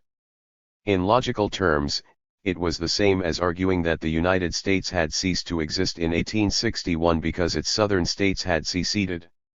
To this day, Yugoslavia remains the only country ever to be thrown out of the United Nations. The vindictive nature of UN sanctions spared no one. Nearly 60,000 Yugoslav retirees had earned foreign pensions while working abroad, but sanctions immediately halted their monthly annuity payments, leaving them destitute. Many also lost foreign health insurance coverage in the process. Yugoslavia appealed to the UN Sanctions Monitoring Committee for an exemption for retirees, only to be turned down, Tanjug 1992d. When it came to matters that the United States cared about, the UN Sanctions Monitoring Committee acted with alacrity in issuing exemptions. The U.S. government's request to import more than $250,000 of equipment to the pro-opposition Studio B broadcaster won immediate acceptance, timed to arrive 1 month before elections, Binder 1992. By the third month under the sanctions regime, Yugoslavia's industrial sector was already reeling, plummeting 40% compared to the same period the year before, Iconic 1992.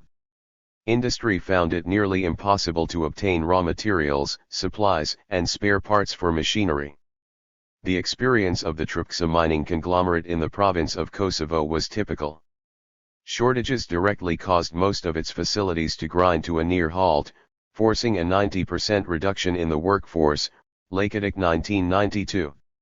At Novkabel, the largest factory in Novi Sad, General Director George Saradovic described his 198 LH. Firm's predicament. Our trouble is that we have not only lost important foreign trading partners, but we have stopped all investments. Even if a few trucks get through, it is like feeding berries to a hungry lion, Azelik 1992. US and Western European leaders were anxious about the impact sanctions were having on Yugoslavia's people. Their abiding concern was that sanctions were not causing enough pain.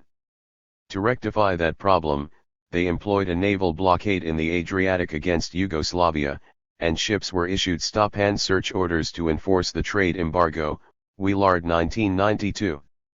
A naval blockade is an act of war, but international law is not meant to apply to imperial powers. Western leaders were still not satisfied, and to tighten the noose, the UN Security Council passed a resolution to blockade traffic on the Danube River too, UN 1992b. With ruthless efficiency, economic sanctions drove down the Yugoslav economy. By the time 1992 came to a close, GDP had declined by nearly 32%, and the annual inflation rate stood at almost 9,000%, Vojedic, Petrovic, and Vujosevic 1999. It had been a hard year, but far worse was to come. Early in 1993, the CIA analyzed the impact of sanctions. It deplored the fact that the downward spiral of Serbia's economy had yet to impose sufficient hardships on local consumers needed to spark a groundswell of anti-regime sentiment. Something had to be done to deliver more pain to the Yugoslav people. Only a prolonged determination by the West to impose even tighter sanctions would offer any prospect of forcing Belgrade to make significant political concessions, the the CIA helpfully suggested, CIA 1993. The CIA did not have long to wait to see more pain delivered, and in April, the United Nations passed yet another set of sanctions on the FRY. UN member nations were directed to seize funds belonging to Yugoslav entities. The blockade on the Danube River was tightened. No commodity was allowed to be transported by land into or out of the FRY. The same restriction was applied to the Montenegrin port of Bar. UN member nations were instructed to impound Yugoslav vessels, vehicles, rolling stock, and aircraft in their territories and charge the expense of impoundment to Yugoslav owners, UN 1993. The new sanctions forbade Montenegro's merchant fleet from sailing in international waters, and wherever its ships were anchored abroad, they were promptly seized. Not allowed to depart from foreign ports, the ships were nevertheless charged mooring fees where they were trapped. Because sanctions did not allow Yugoslavia to process international transactions, there was no way for Montenegrin maritime firms to pay the costs that mounted to astronomical levels. The only means of meeting the imposed debt obligations was for shipping companies to sell several seized vessels, with the proceeds going directly to creditors. Gregovic 1995. 199. Unable to work and draw a paycheck, most of Montenegro's seamen sought employment on foreign ships. Ramovic 1995. Montenegrin vessels rapidly decayed due to disuse and lack of maintenance. Vulic 1994. A ship impounded at Liverpool was representative. Trapped aboard, the crew had to rely on food handouts to survive.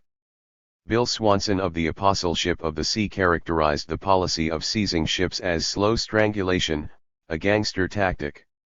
The ship in Liverpool, he sadly noted, is falling apart through lack of use. It was a good ship in the past, but now it needs help. Litherland 1994. Although UN sanctions ostensibly exempted medical supplies and humanitarian aid on a case-by-case basis, the provision was mainly for show, meant to maintain a facade of compassion. In actual practice, reviews proceeded with a preordained negative outcome. By late 1994, the UN Sanctions Committee had rejected 550 requests by various nations and organizations to deliver humanitarian aid to Yugoslavia. In most cases, it was an objection raised by the United States that stood in the way. Tanjug 1994a. Yugoslavia could neither import medicines nor obtain the necessary raw materials for pharmaceutical plants to manufacture drugs. The drugs are scarce, explained Branko Radovic, director of the Belgrade Pharmacy Institution, because everything has been disrupted since back in November, when imports of the raw materials were banned because of the blockade. According to Majo Dragbobic, general director of a pharmaceutical firm, there are practically no legal ways of obtaining import permits. You can just imagine what will happen when this factory stops making infusion solutions and dialysis kits. O. Popovic 1993a. Stock dwindled to nearly nothing, as pharmacy manager Dragana Slovic reported. Our pharmacies are completely empty. We still have a few antibiotics, and small quantities of other medicines, but the drug manufacturers want advance payment from the pharmacy institution, but we do not have money. O. Popovic 1993b. Radomir Stojasevic, president of the Association of the Yugoslav Pharmaceutical Industry, complained that there are no raw materials, although they are not covered by the sanctions. We are not covered by the sanctions, but actually we are subject to horrible sanctions. B. Popovic 1993. Hospitals were compelled to operate without all of the necessary surgical materials. Many facilities were no longer able to perform medical procedures requiring equipment that had become inoperable due to lack of spare parts. Tens of thousands of operations had to be postponed, putting many patients at risk. LJM 1993, Ekonomska Politika 1993. The health sector needed help. Instead, what it got was a kick in the teeth, as the World Health Organization, WHO, expelled Yugoslavia. The decision dismayed Dr. Viktorija Kusic, a consultant with the WHO, we believed. 200 Elic. Deeply that the World Health Organization is above and outside politics. However, We see this decision not only as betrayal, but also as misuse of an organization concerned with human health. We are very hard hit by the closed doors, the isolation, the vilification, and the condemnation, so that we have no drugs and must choose whom to treat and whom to let die. O. Popovic 1993c. British physician Mary Black was appalled at the conditions she found when visiting hospitals in Belgrade. Compared to the year before, she saw a clear deterioration, as surgical services are now in a catastrophic state, with supplies for only 2 to 3 days at a time, and often the donated supplies are near their expiry date. Most elective surgery and nearly all plastic and reconstructive surgery has been cancelled. A shortage of artificial valves has denied surgery to some children with congenital cardiac defects. Black 1993. Dr. Zivorad Djordjevic, director of an emergency surgical center in Belgrade, described his facility's calamitous situation.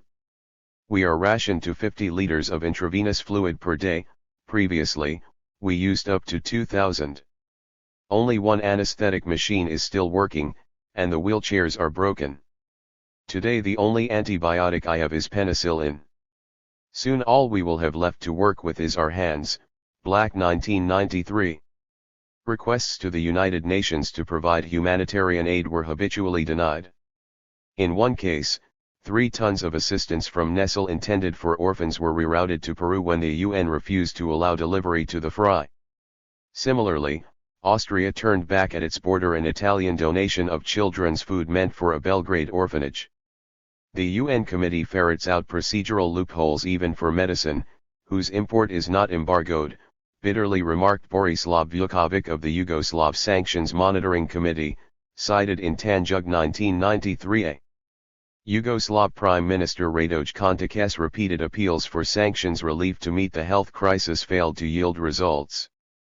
I have been writing requests for several months, he said, asking for the import of medicines, raw materials for their production, and for additional energy supplies to be allowed, in order to save our newborn babies from dying and children in schools from freezing. In no case did they give approval. We have been pleading, begging, saying that we shall pay all the costs.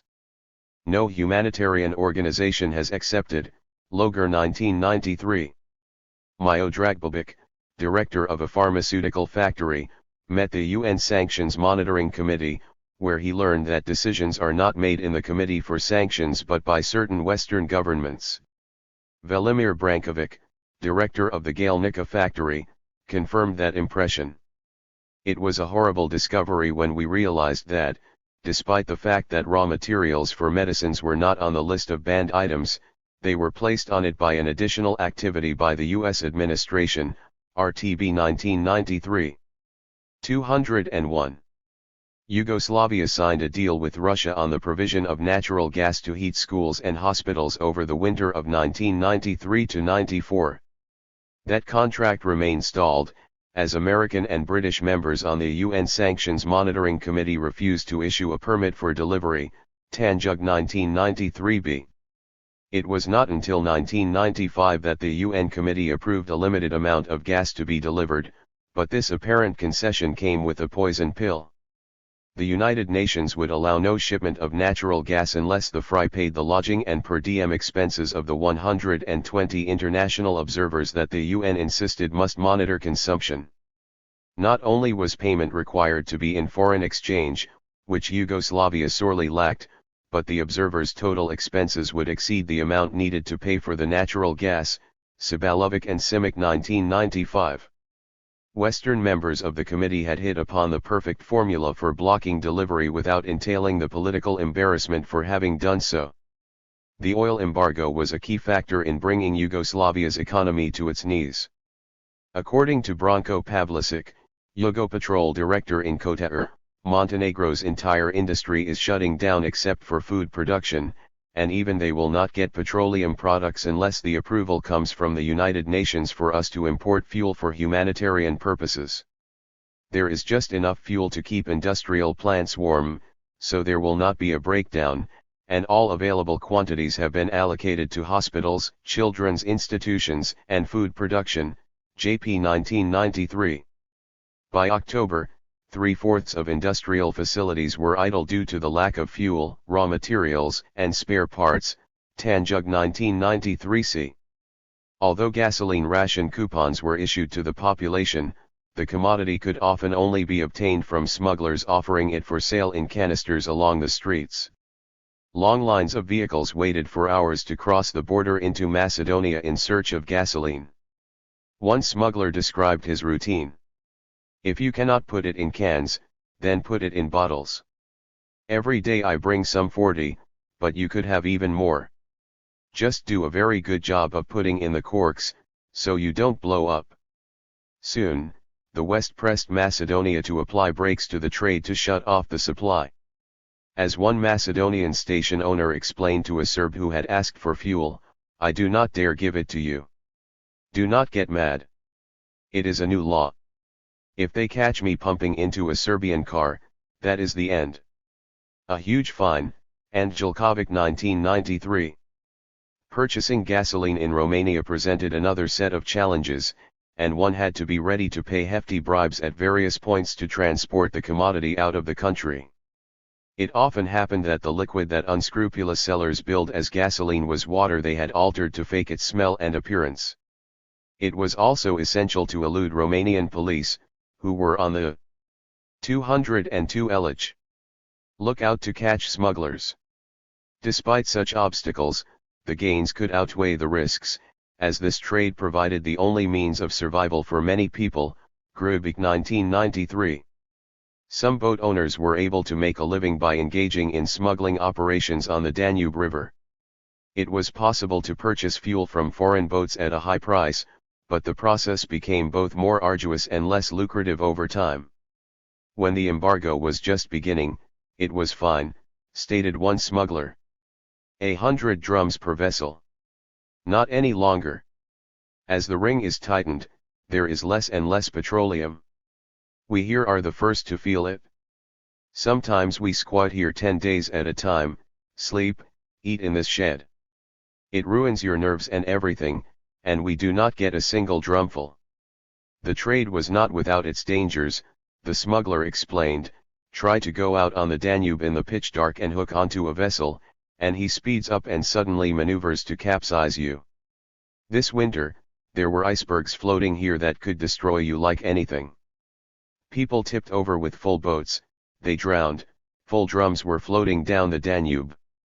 Regardless, the trade had to continue, as it provided over 70% of farmers in the Sram district in the northern province of Vojvodina with the fuel they needed to plant crops.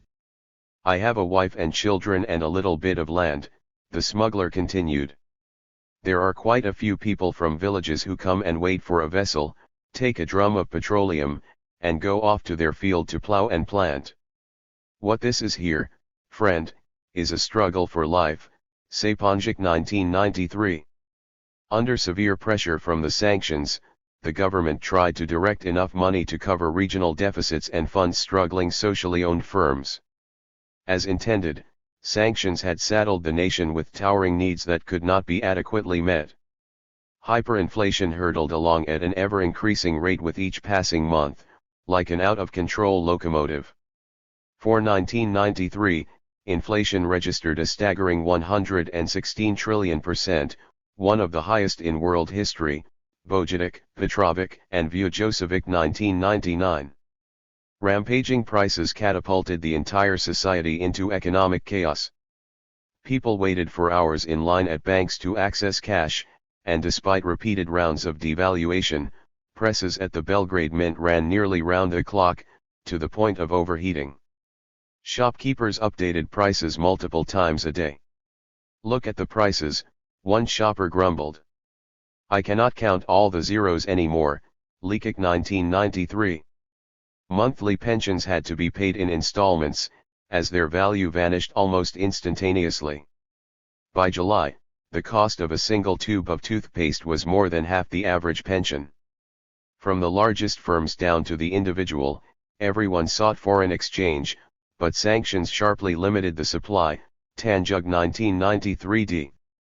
A flourishing black market quickly arose, and money changers became the go-to source for foreign exchange. 203. Price controls were established on essential goods to ensure availability for the impoverished population. However, speculators emptied the shelves at shops as soon as they were stocked, reselling price-controlled items on the black market at inflated prices. By October, stock at many food warehouses had been depleted. Producers no longer delivered goods, as the prices failed to cover their basic costs. Ivanovich and Wolf 1993. There are no goods, and the list of articles that producers are ceasing to supply is getting longer, Milovoj Stanijlovic, General Director of Gorica Market, reported. Consumers are buying whatever they find in the store, and they almost never ask about the price. Availability is the only important thing. Even when goods were obtainable, grocers generally lacked the cash to meet producers' demands for payment in advance. Trebojevic 1993. Regardless of how often salaries and pensions were adjusted, it was impossible to keep pace with inflation. Seal writing. Retiree Danica Jokic bemoaned the fact that her pension lost half its value the moment she received it. She could not even cover the cost of her family's medication. We have worked all our lives, and now we have to wait to be given alms, from which we cannot even buy bread. Rebranovic 1993. Life had become unmanageable, another pensioner explained. I forgot what fruit, meat, and even milk taste like. I don't eat breakfast. I don't eat dinner. I don't drink coffee anymore. I don't have powder to wash clothes. I'm saving soap. I have no one to help me, and the last pension was 8 billion dinars, just as much as a roll of toilet paper. Nisavic 2018a. By the end of the year, even the highest pension barely covered the cost of a single bar of soap. Nisavic 2018b. People coped as best they could.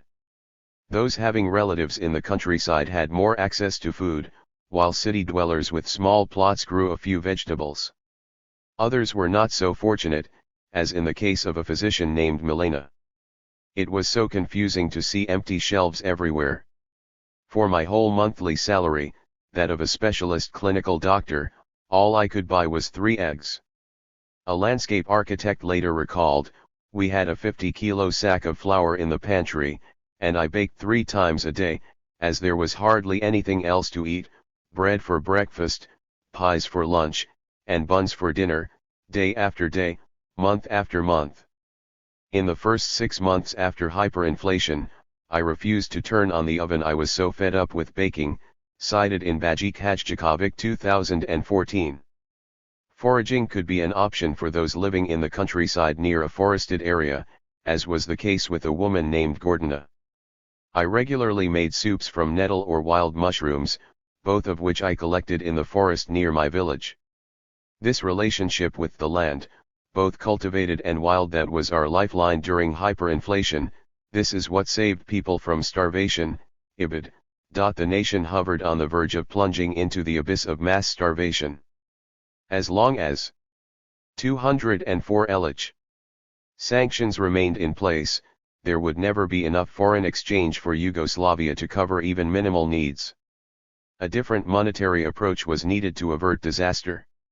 In January 1994, economist Dragoslav Avramovic was appointed to develop an inflation-fighting program. Avramovic, who would soon be named governor of the National Bank, introduced the so-called super dinar. He sharply devalued the national currency and reduced the number of new dinars in circulation to only those backed by gold and hard currency. It took only 2 months for the new monetary program to achieve the remarkable feat of driving inflation down to near zero. The policy was not pain-free, though. Deep cuts were made to the budget, and austerity brought its form of hardship on people's lives. Because the National Bank no longer printed money to cover government deficits, the extent of assistance offered to people and socially owned firms was reduced when it was most needed. No measure the government could implement, though, could alter the inexorable impact of sanctions.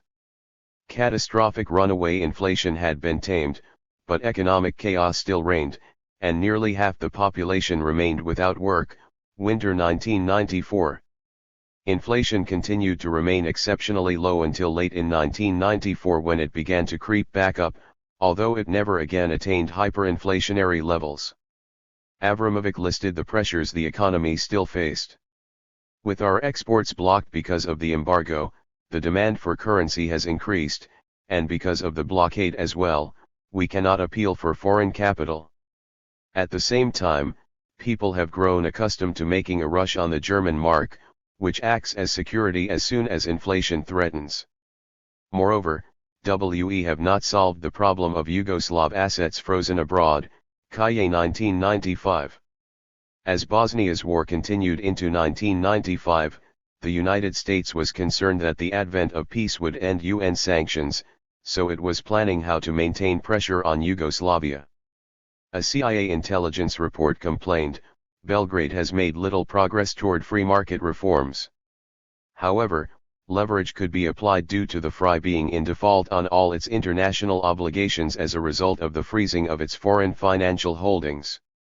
Economic recovery from sanctions-induced damage would require financial borrowing, the CIA argued, and that presented an opportunity. The IMF and World Bank would be likely to insist on substantial progress on economic reforms, particularly privatization and banking reform, CIA 1995a. A release of frozen assets after the lifting of sanctions would pose a risk to the CIA's goal. If not handled properly, Milosevic could get a massive infusion of cash that he can use to rectify his economy's most pressing problems. To forestall such a disastrous outcome, the CIA suggested ways to block or delay the release of Yugoslavia's funds so that the US could continue to punish the 205 population, CIA 1995b. The day after a Bosnian peace agreement was agreed to in Dayton, Ohio, the UN Security Council voted to suspend sanctions. However, the UN made the suspension conditional on completing the Bosnian elections, so sanctions on the long-suffering nation remained in place for another year. Even peace brought no relief to the Yugoslav people, UPI 1996. Western powers justified sanctions by blaming the FRY for the war in Bosnia, whereas Yugoslavia believed it had met all of the conditions for sanctions to be lifted. Yugoslavia was not a participant in the war, and it had consistently pressed Bosnian Serb officials to agree to each peace proposal. Yugoslav President Zoran Lilić sharply objected to Western sanctions. Placing an entire nation and state under total isolation and such international pressure for something which is happening outside the borders of that state is unprecedented in modern political history. We are not in a position to resolve the Bosnian problem all by ourselves. Yugoslavia did what it could. It has invested maximum efforts for a speedier political settlement, Tanjug 1993e. The Bosnian Serbs' nitpicking and reluctance in agreeing to peace terms prompted the FRY to impose an economic blockade along the border to press them to reconsider and agree to peace terms no matter how imperfect, Breivik and Milosevic 1994, Deleuze 1994. Lilić emphasized to the Bosnian Serb leadership that the war must end, that our peace policy has no alternative, and that we cannot allow any more killings in vain, Tanjug 1994b. The irony is that no sanctions were directed at outside parties that actively intervened in the war. Throughout the war, tens of thousands of troops from Croatia fought in Bosnia to support their brethren. The United States, having first sabotaged a peace plan in 1992 that would have prevented war, proceeded to do the same with the Vance-Owen proposal in 1993, Matthews 1993, Gibbs 2015, Comad 1993. After the United States scuttled the once promising Vance-Owen plan, negotiations continued on various proposals. Each party, Croat, Muslim, and Serb, leaned toward favoring proffered drafts on some occasions. At other times, each was more resistant. Simultaneous agreement among them all, however, proved elusive. The war was unwinnable for anyone, but the U.S. promise to provide military aid only increased intransigence on the Muslim side, encouraging it to believe it could win through conflict what it could not via negotiated settlement. Total military victory was the Clinton administration's goal, as well, and it fueled the war by arranging for Iran to provide the Muslims with regular arms shipments, Rizin 1996. For its part, the United States also directly supplied arms, Krushelniki and Mather 1994, Claire 1995, E. Popovic 1995, Reuters 1995. Moreover, NATO, acting as an extension of U.S. imperialism, was a belligerent. 206 Elich. In the war, carrying out multiple bombing attacks. In other words, sanctions were applied to the only party with an interest that was not intervening in the war.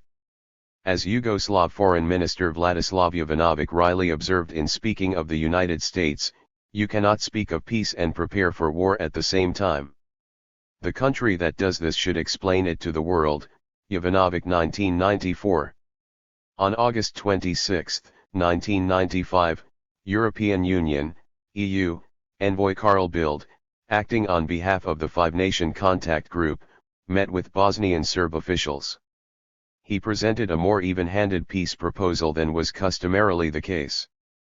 3 days later, the Bosnian Serb People's Assembly adopted a statement in which it welcomed the plan and announced that it would join peace negotiations, Srna 1995.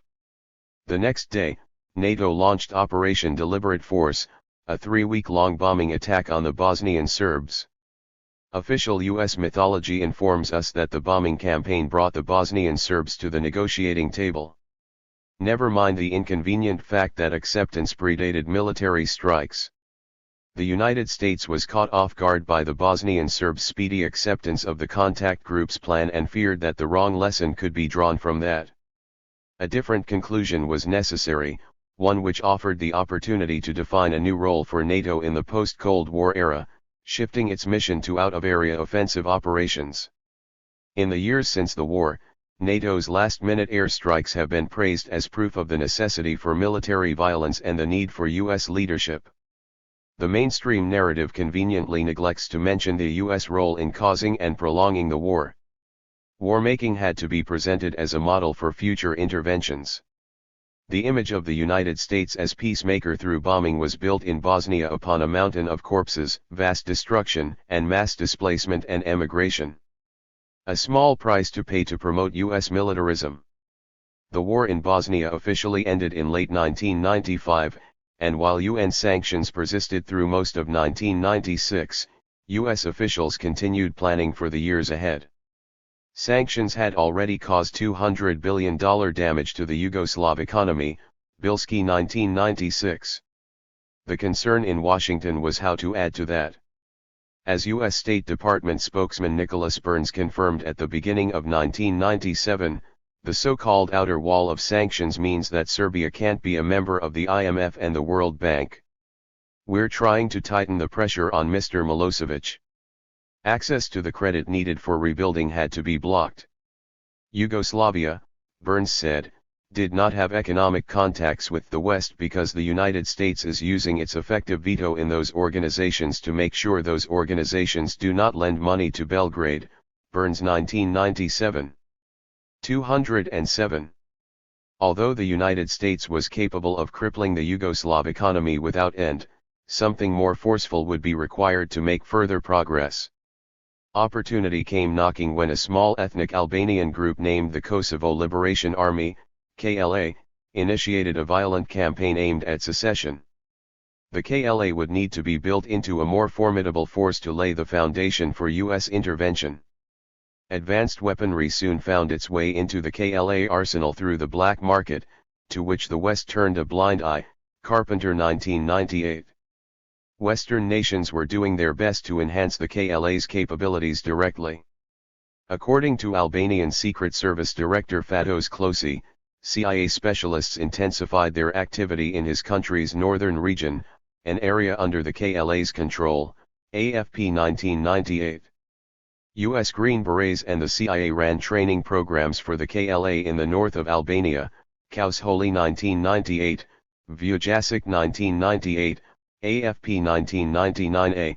German commandos and military intelligence also conducted training, and Germany sent communication equipment, military uniforms, and weaponry inherited from the German Democratic Republic, Feligat 1999.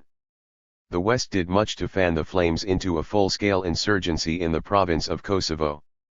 American officials intended to capitalize on the conflict as their path to military action. In a 1998 meeting with NATO allies, U.S. Secretary of State Madeleine Albright outlined her goals in attacking Yugoslavia. War plans were developed that summer, and the decision to bomb was made, Večernje Novosti 2020. All that was needed was a pretext. Early in 1999, the United States organized what was portrayed as a peace conference between Yugoslavia and secessionist ethnic Albanians. To eliminate any possible threat of peace, U.S. officials designed the process to fail. In that effort, the Americans were successful, and they abruptly canceled the talks once their sabotage was complete. U.S. officials dismissed Yugoslav appeals to resume negotiations and gave the go-ahead for NATO to start bombing, Elich 2019. If economic sanctions, acting as a siege, can be regarded as a form of war, then the reverse can also be true. NATO demonstrated limited interest in striking military targets, destroying only 13 Yugoslav tanks, many of which were obsolete models deliberately left in the open as decoys. NATO instead focused most of its attention on destroying economic and civilian targets. Typical of the targets NATO selected was Din, a tobacco factory which was one of the largest employers in the city of Nis. It was bombed on 4 occasions, causing an estimated $35 million in damage, Apostolovic 1999. Cigarette production served no discernible military utility, the only purpose in striking Din was to deprive many workers of their livelihood. War acted as a multiplier effect on sanctions, accelerating the effect. In a mere 78 days, NATO inflicted $100 billion in economic damage on Yugoslavia. 208 Elich. Half the amount it had taken sanctions years to achieve, Dobbs 1999. The widespread destruction of worksites also had the desired punitive effect on ordinary people, resulting in 600,000 lost jobs, AFP 1999b. The United States never lost sight of the purpose behind its aggression. At the height of the NATO bombing, U.S. Balkan envoy Richard Holbrooke sent a memorandum to top American officials, advising that the bombing must intensify and continue until the Serbs change their position, preferably by changing their leader. Such advice hardly needed mentioning, as the entire Clinton administration was of like mind. Nevertheless, Holbrooke emphasized, our real goal, whether stated or not, must be a change in the leadership of Yugoslavia, Holbrooke 1999. The presumption was that the United States had the inalienable right to dictate to other nations what government they could have and to rain death, destruction, and economic ruin on any country that chose to go its own way. As NATO poured bombs and missiles into Yugoslavia, the nation was hit by more sanctions. The European Union imposed a ban on the export of petroleum and petroleum products to Yugoslavia, EU 1999. The United States quickly followed suit, placing a total trade embargo on Yugoslavia. The goal was clear, as a U.S. National Security Council spokesman indicated. The United States will continue to tighten the screws until our objectives are met, CNN 1999. Before the war even started, the United States and the European Union had already banned foreign investment in Yugoslavia and frozen its foreign assets, Cornwell 1998. Under the outer wall sanctions regime, Yugoslav firms' representatives had to carry bags of money outside the country to purchase raw materials and spare parts, an onerous enough restriction. But with the reimposition by the US and EU of inner sanctions, that option was practically eliminated, Rankovic 1998. NATO attacks destroyed or damaged many power facilities that were already struggling due to sanctions. As a result, the FRY was forced to implement power cuts to get through the winter of 1999 to 2000. Citizens were urged to resort to alternative heating resources, as the nation's power supply system was said to be on the verge of falling apart, Reuters 1999. The trade and financial embargo took a heavy toll. The supply of goods dwindled at shops, and the value of the Yugoslav dinar plummeted. One pensioner complained, "For 2 days now I have been standing in the lines for milk. And this is the most basic foodstuff, Gall 1999. News of this nature was always welcome in Washington. The sanctions are having an impact, gloated a U.S. State Department official. Hard currency is very tight right now, so tight that they are clearly drawing down from funds they had stashed away, DPA 1999. 209. 2. Cashing in on sanctions. National elections in the FRY were scheduled for September 24, 2000. For the United States and European Union, the time had come to cash in on sanctions. The United States ordered the fractious opposition parties to unite behind Vojislav Kostyunica, the candidate it had handpicked in the race for president of Yugoslavia. The US and EU pumped tens of millions of dollars into the opposition's coffers and provided electoral training. Essentially, it was the West that directed the opposition campaign. Counting on a population weary from onerous sanctions, the European Union issued a message to the Serbian people, announcing that sanctions would never be lifted unless the people voted the opposition into power, EU 2000. Sanctions would remain even if Milosevic were returned by democratic vote, vowed one EU official, Mead 2000. The Western message to the Yugoslav people could not be missed: surrender and put our man in power, or we will crush you. Neither Milosevic nor Kostyunica made it over the 50% threshold, which necessitated a runoff election that the West was determined not to allow. A long-planned CIA-backed operation to topple the government went into action and achieved its objective on October 5, 2013. Yugoslavia's newly installed comprador leaders wasted little time in privatizing socially owned enterprises, offering advantageous terms to US and Western European corporations, and converting the workforce into a source of cheap labor. Once the economy was set on a neoliberal course, the West's next step was to eliminate Yugoslavia as a nation. EU official Javier Solana, who had been Secretary General of NATO during the bombing of Yugoslavia, devised a plan to rename the country to Serbia and Montenegro and put the two republics on a clear path to separation. In 2003, Yugoslav officials caved in under intense pressure from the European Union and accepted the plan, and 3 years later, the two republics divorced, BBC 2003, Simpson 2003. The West not only destroyed Yugoslavia but also the very concept of a federation of South Slav peoples.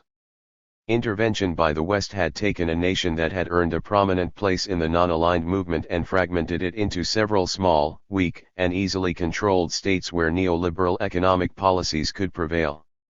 Centuries under rule by the Ottoman and Austro-Hungarian empires taught the South Slav peoples of the need to unite to maintain independence. And it was the experience of an independent and self-reliant Yugoslavia that convinced the West of the necessity of demolishing that model to impose its domination. There is a streak of paternalism, as well as an inability to see the other, underlying the Western belief in its right to meddle in the affairs of other. 210 Elich. Nations and mete out punishment. There is also a manifest haughtiness and self-assumed superiority in the expectation that servility is the only acceptable role for foreign leaders.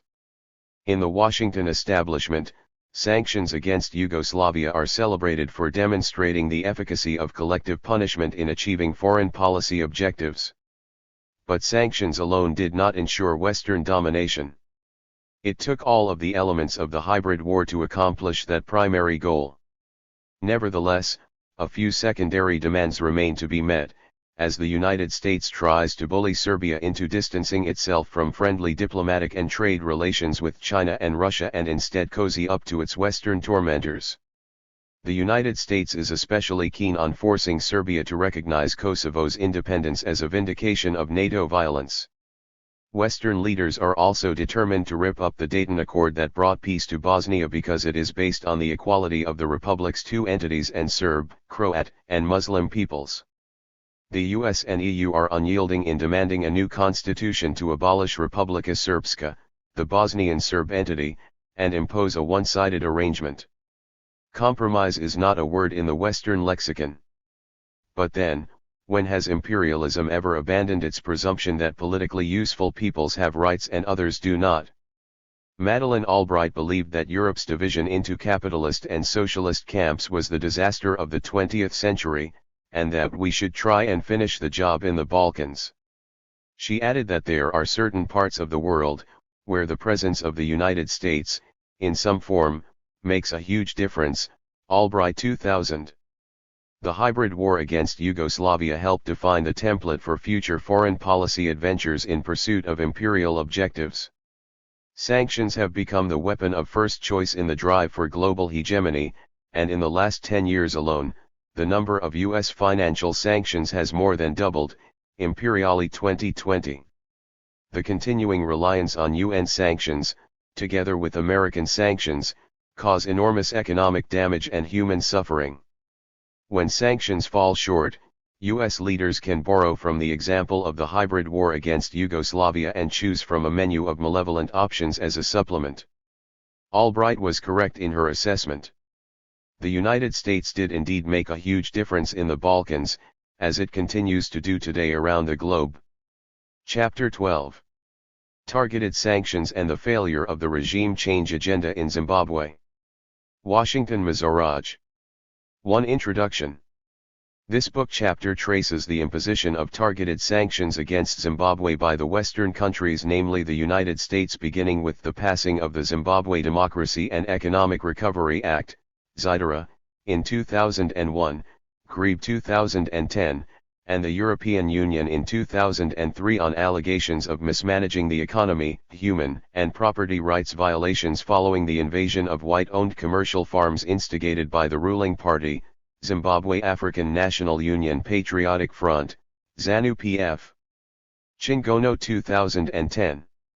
There was, however, no consensus with regards to the objectives of these sanctions. The US and EU argued that sanctions were imposed to promote democratic principles, institutionalize democracy, enhance political freedoms of Zimbabweans, and uphold human rights and rule of law in Zimbabwe. Ogbonna 2015. Kogyugaja further asserted that the EU and US justified the imposition and renewal of sanctions against Zimbabwe on the following factors: alleged election fraud, human rights violations, farm invasions, and harassment of opposition activists. Kogyugaja 2009. On the other hand, ZANU-PF leadership argued that these were not targeted sanctions but comprehensive economic sanctions that were imposed to punish the country for embarking on land reform to empower its indigenous and historically marginalized people, making life unbearable for the majority of the people so that they could revolt against ZANU-PF government. Ogbonna 2017. Moreover, Guvamatanga noted that ZANU-PF always argued that the imposition of sanctions on Zimbabwe by the West was a result of the latter's anger over the land reform that Mugabe initiated in 2000, Golden 2009. This was also supported by Ndakaripa, who argued that ZANU-PF perceived that those sanctions were used by the West as a tool to influence Zimbabwean politics and to effect regime change. Ndakaripa 2013. It is key to note that these accusations and counter-accusations have not been exhausted and continue to scuttle relations between Zimbabwe and the West. This book chapter turns to the theoretical framework which guides the discussion and then addresses difficulties with 216 Mizoraj. Removing ZANU-PF from power, one of the principal objectives of targeted sanctions.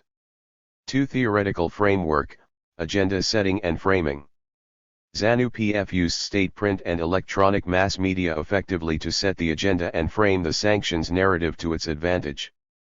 Page and Shapiro note that the role of mass media in policy formation, both foreign and domestic, has long interested scholars. Repeated investigations point to the critical role played by mass communication in linking public opinion to government policy. Page and Shapiro 1992. Moeller further asserted that, what we know about the world is circumscribed by what the media are able to tell us, and choose to tell us, about the world. Moeller 1999. State-controlled print and electronic media is one area where ZANU-PF dominated since independence and used it to its advantage to advance the sanctions narrative against its own policy failures. ZANU-PF managed to maintain its grip on both print and electronic media in remote areas where the bulk of the news projected favorable government policies while denigrating the Western targeted sanctions and the main opposition party Movement for Democratic Change, MDC, blaming them for all the economic challenges that the country experienced. Academics were also deployed to weigh in with their support for the ZANU-PF sanctions narrative. These included university lecturers and analysts who fiercely defended ZANU-PF government narrative about the impact of sanctions on the economy and were allocated editorial space in government-owned daily and weekly newspapers, The Herald and Sunday Mail respectively. Based on this idea, there is no doubt that the ZANU-PF benefited from its control of public media in telling people that sanctions were responsible for the poorly performing economy and lack of service delivery. These two theories that have emerged from the political role of mass media agenda setting and framing are therefore relevant in this case and were used by ZANU-PF to retain power at all costs against regime change in Zimbabwe. Agenda setting focuses on the ability of mass media to establish the importance of events and problems in the minds of the mass public through extensive and persistent coverage. In its agenda-setting role, the media brings visibility to issues, and this has been referred to as the alerting function of mass media, a key component to what has become to be referred to as the CNN effect, Shiras 1996. Sanctions were criticized by the Zimbabwean leadership as both illegal and imposed by the colonizers who wanted to recolonize the country with the help of the opposition MDC, Ogbonna 2017. Mugabe would usually tell his 217 supporters that since the imposition of the so-called targeted sanctions, which he considered to be a punishment for embarking on land reform, Zimbabwe was denied loans by the International Monetary Fund, IMF, World Bank, and other international financial institutions who had been influenced by the US and EU against advancing any loans to the Zimbabwean government, indicating that the sanctions were a calculated move to subvert the Zimbabwean government. ZANU-PF election manifestos since the imposition of sanctions centered on fighting against Western-sponsored opposition and illegal sanctions, ZANU-PF Manifesto, 2013. In the ZANU-PF narrative, no mention was made of human rights violations and murders against opposition supporters as well as white commercial farmers who resisted eviction, corruption, and mismanagement of resources, which were the main reasons for the imposition of targeted sanctions according to US and EU. Moreover, the term targeted was never used by ZANU-PF. People were told that Zimbabwe was under economic sanctions by the West for redistributing land from white commercial farmers to indigenous Zimbabweans. All this was covered in state-sponsored print and electronic media, the relied media source for most of the rural populace. This message became instrumental in setting the ZANU-PF agenda among rural voters. Potential voters were further told that voting for the opposition meant that the land they occupied would be returned to the whites. Masunungur quoted one of the security chiefs threatening villagers against voting for the MDC, "If you vote for MDC, you have seen the bullets, we have enough for each of one of you, so beware." Masunungur 2011. Sanctions and the intimidation of voters became ZANU-PF's campaigning tools, and they successfully helped the party to remain in power.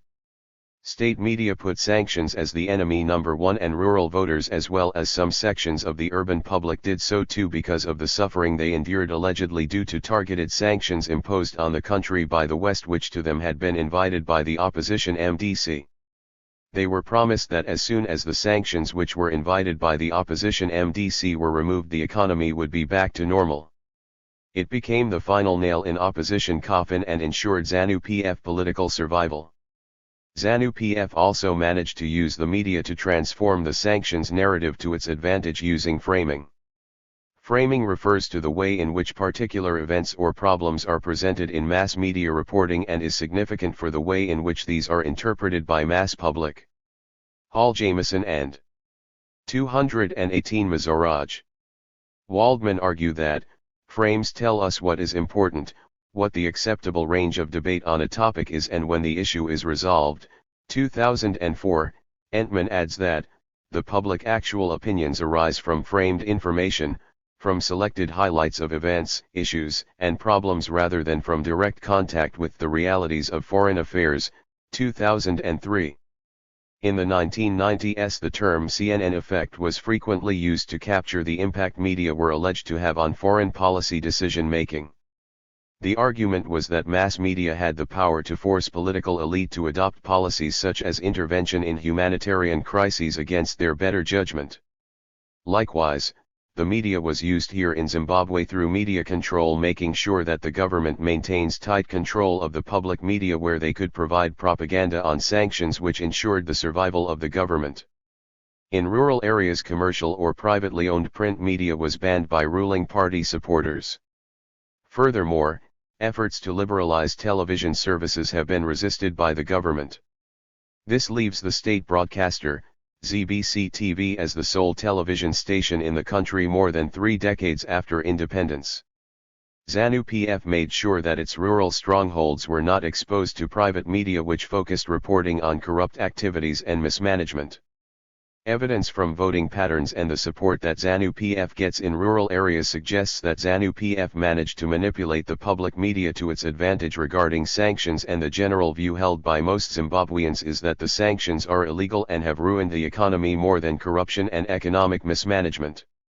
Corruption by government officials and mismanagement of the economy were cited as secondary factors for the poor state of the economy, while sanctions which were deemed illegal were cited as the major cause of economic challenges that the country faced.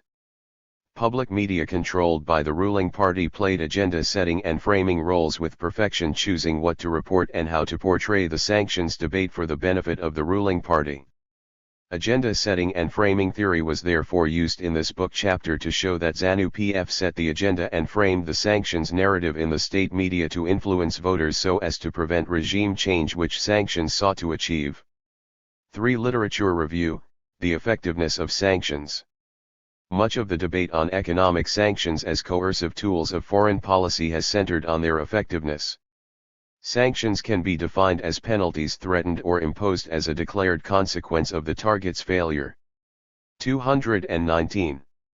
To observe international standards or international obligations, Doxy 1986. Sanctions have also been defined as a broad range of reactions adopted unilaterally or collectively by states against the perpetrator of an internationally unlawful act in order to ensure the respect for and performance of a right or obligation. Decause 2008. Sanctions have been referred to by the United Nations as a tool for all seasons, Ogbonna 2016. They are regarded as an alternative to military action and offer hope to solve conflicts without mass suffering and other negative consequences associated with war, Smith 2004. Sanctions are believed to be a soft approach that can be used to compel states to behave in line with the doctrine of the international community. There are different forms of sanctions which range from economic, social, and political. Sanctions have been imposed against several countries for different reasons, with notable examples including Iraq for invading Kuwait in 1992, Yugoslavia in 1999 for causing war in Bosnia and Kosovo, Libya in 1992 for supporting international terrorism, among others, Courtwright and Lopez 2002. Over the years there has been a gradual shift in the imposition of sanctions from general or comprehensive sanctions which targeted the whole economy to a more specific target to reduce the impact of sanctions on the general population after their devastating impact on Iraq in the 1990s, Thomas, Courtwright, and Lopez 1997. Targeted or smart sanctions are designed to target specific persons, groups, and entities responsible for the objectionable policies or behavior, Rudolph 2007. Such sanctions seek to freeze all funds and economic resources of the targeted persons and a prohibition on making funds or economic resources available directly or indirectly for the benefit of these persons and entities, Rudolph 2007. They can also be in form of travel ban on specific entity, group, or persons. Gordon supported the use of targeted sanctions over comprehensive sanctions when she noted that sanctions against individuals and other non-state actors that were identified as a more direct threat to international peace and security than entire populations of a state were the effective course. She further noted that states imposing sanctions have a moral responsibility to protect civilians in the targeted state, Gordon 1999.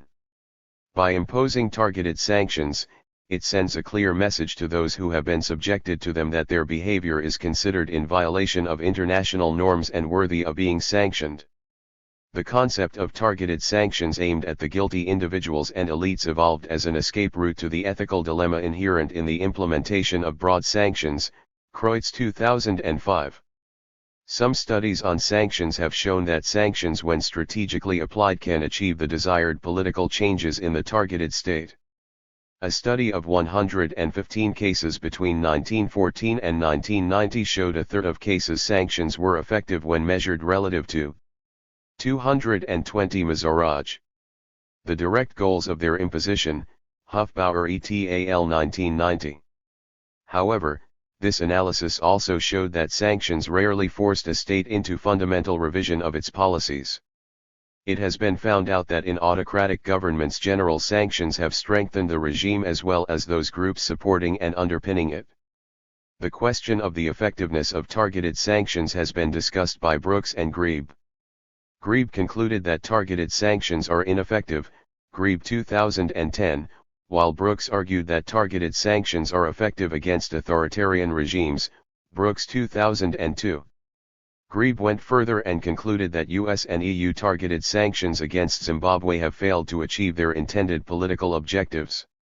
This book chapter advances Grebe's argument that sanctions against Zimbabwean political elite failed to achieve their political objectives. It then goes further to call for the removal of the targeted sanctions as a way of exposing the failure of the government in Zimbabwe to transform the social and economic conditions of Zimbabweans, Grebe 2010. While Grebe's research might have been carried out under the Mugabe government, this research is being carried out under a new regime which many have argued is old wine in new bottles. This chapter analyzed the specific case study of Zimbabwe and targeted sanctions against the Mugabe regime and the subsequent new dispensation led by Mugabe's successor Emmerson Mnangagwa. This chapter seeks to make it categorically clear that the main objective of Mugabe's regime was to remain in power at any cost, and his successor is no exception. 4. Effectiveness of sanctions against Zimbabwe. The effectiveness of sanctions on the Zimbabwean government has been subject to international debate for some time. There are two contexts in which the effectiveness of sanctions has been discussed. These are the effects of the sanctions on those sanctioned and the success of the intended objectives of those who imposed sanctions, Grebe 2010. It is a mammoth task to measure the effectiveness of sanctions. Furthermore, the measurement of sanctions' effectiveness has tended to be limited to one primary objective while neglecting the potential secondary objectives. In this chapter, the effectiveness of sanctions is measured against political objectives within which targeted sanctions were imposed against individuals and institutions in Zimbabwe. These objectives pertain to human rights observance, democratization, and ultimately regime change. Examining whether or not these objectives have been achieved by the imposition of targeted sanctions is the main aim of this section. When one looks at the current situation in Zimbabwe, one cannot conclude that there 221 is any change in terms of the political objectives of the targeted sanctions. The human rights record of the Zimbabwean government did not improve. If anything, it has worsened even under the new government, which has witnessed journalists and political activists incarcerated without trial. The level of democratization has remained low, with elections characterized by threats on the electorate by the ruling party. Regime change remains a pipe dream for Zimbabweans. Peaceful demonstrations continue to be criminalized and outlawed. There was so much belief among opposition supporters that with the use of targeted sanctions they could wrestle power from ZANU-PF. But almost 2 decades of targeted sanctions failed to produce regime change. Some might argue that the ouster of Mugabe in 2017 was a milestone development caused by targeted sanctions, but this was an internal matter which was triggered by internal ZANU-PF power struggles which had nothing to do with targeted sanctions. Targeted sanctions might have caused economic challenges in Zimbabwe, such as inflation, company closures, retrenchments, among others, but the government remained intact. Mugabe might have been toppled by his second-in-command, but the system of Mugabeism which sought to keep power within ZANU-PF remained unaltered for the foreseeable future. Ndlovugachini contends that the term Mugabeism represents different things to different people.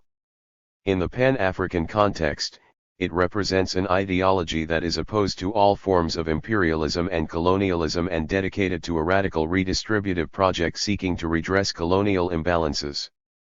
In a neoliberal context which it has been popularized, Mugabeism is a form of racial chauvinism and authoritarianism marked by antipathy towards norms of liberal governance and disdain for human rights and democracy, Ndlovugachini 2009.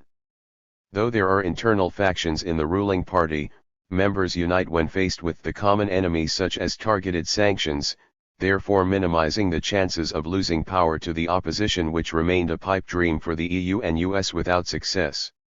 It is therefore sufficient to argue in this chapter that targeted sanctions against both individual ZANU-PF members and the ZANU-PF system have been ineffective based on the Level 1 analysis, which measures the effectiveness of sanctions on the basis of political objectives. The chapter goes further to argue that targeted sanctions in Zimbabwe have outlived their usefulness and need to be removed. The following section explains how targeted sanctions affected ordinary Zimbabweans as opposed to the alleged targeted elite who have been accused of human rights violations. The section also examines how ZANU-PF created a rally around the flag effect using targeted sanctions to prevent regime change in Zimbabwe. 222 Mazaraj. 5. How ZANU-PF created the rally around effect against targeted sanctions. There are a number of reasons which have led to the ineffectiveness of targeted sanctions to effect regime change in Zimbabwe. These include the ruthlessness of the government's security forces against political opponents, instilling fear in the minds of the general population, ZANU-PF's hold over rural constituency and monopoly over resources, use of food aid in rural constituency, ZANU-PF monopoly over state media, television, radio, lack of unity in the opposition, and ZANU-PF using poverty created partly by targeted sanctions to its advantage.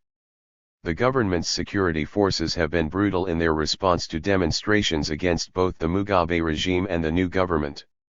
There are several instances where opposition activists have been brutalized by government forces acting on the instructions of the elite. At one moment Mugabe boasted that his party has degrees in violence and the opposition cannot match it. In another incident Mugabe mocked the late opposition MDC leader Tsvangirai when he said that Takekashegata, meaning we bashed him and that he deserved to be beaten, The Guardian 2007. This was after the opposition tried to hold a peaceful demonstration against the government for failing to run the economy, a demonstration which was interpreted by ZANU-PF government as a signal of a regime change agenda. Many political activists have been abducted, beaten up, incarcerated, and even disappeared. This state-sponsored violence against opposition activists prevented people from carrying out a revolution against the government despite suffering from the effects of targeted sanctions.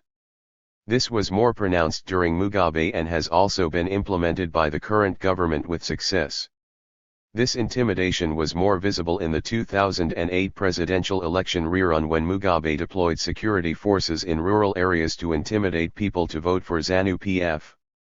Masunungur illustrates how the rural people were intimidated into voting for ZANU-PF when he noted that the security forces embarked on intense violent operation code-named Operation Makafhodera Papi, meaning Operation Who Did You Vote For?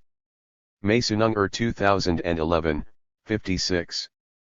Masunungur further quoted one army chief threatening voters when he said that, "This country came through the bullet not through pencil. Therefore, it will not go by your X, voting mark, of the pencil. We fought for this country and a lot of blood was shed. We are not going to give up our country because of a mere X. How can a ballpoint fight with a gun?" Masunungur 2011, 56.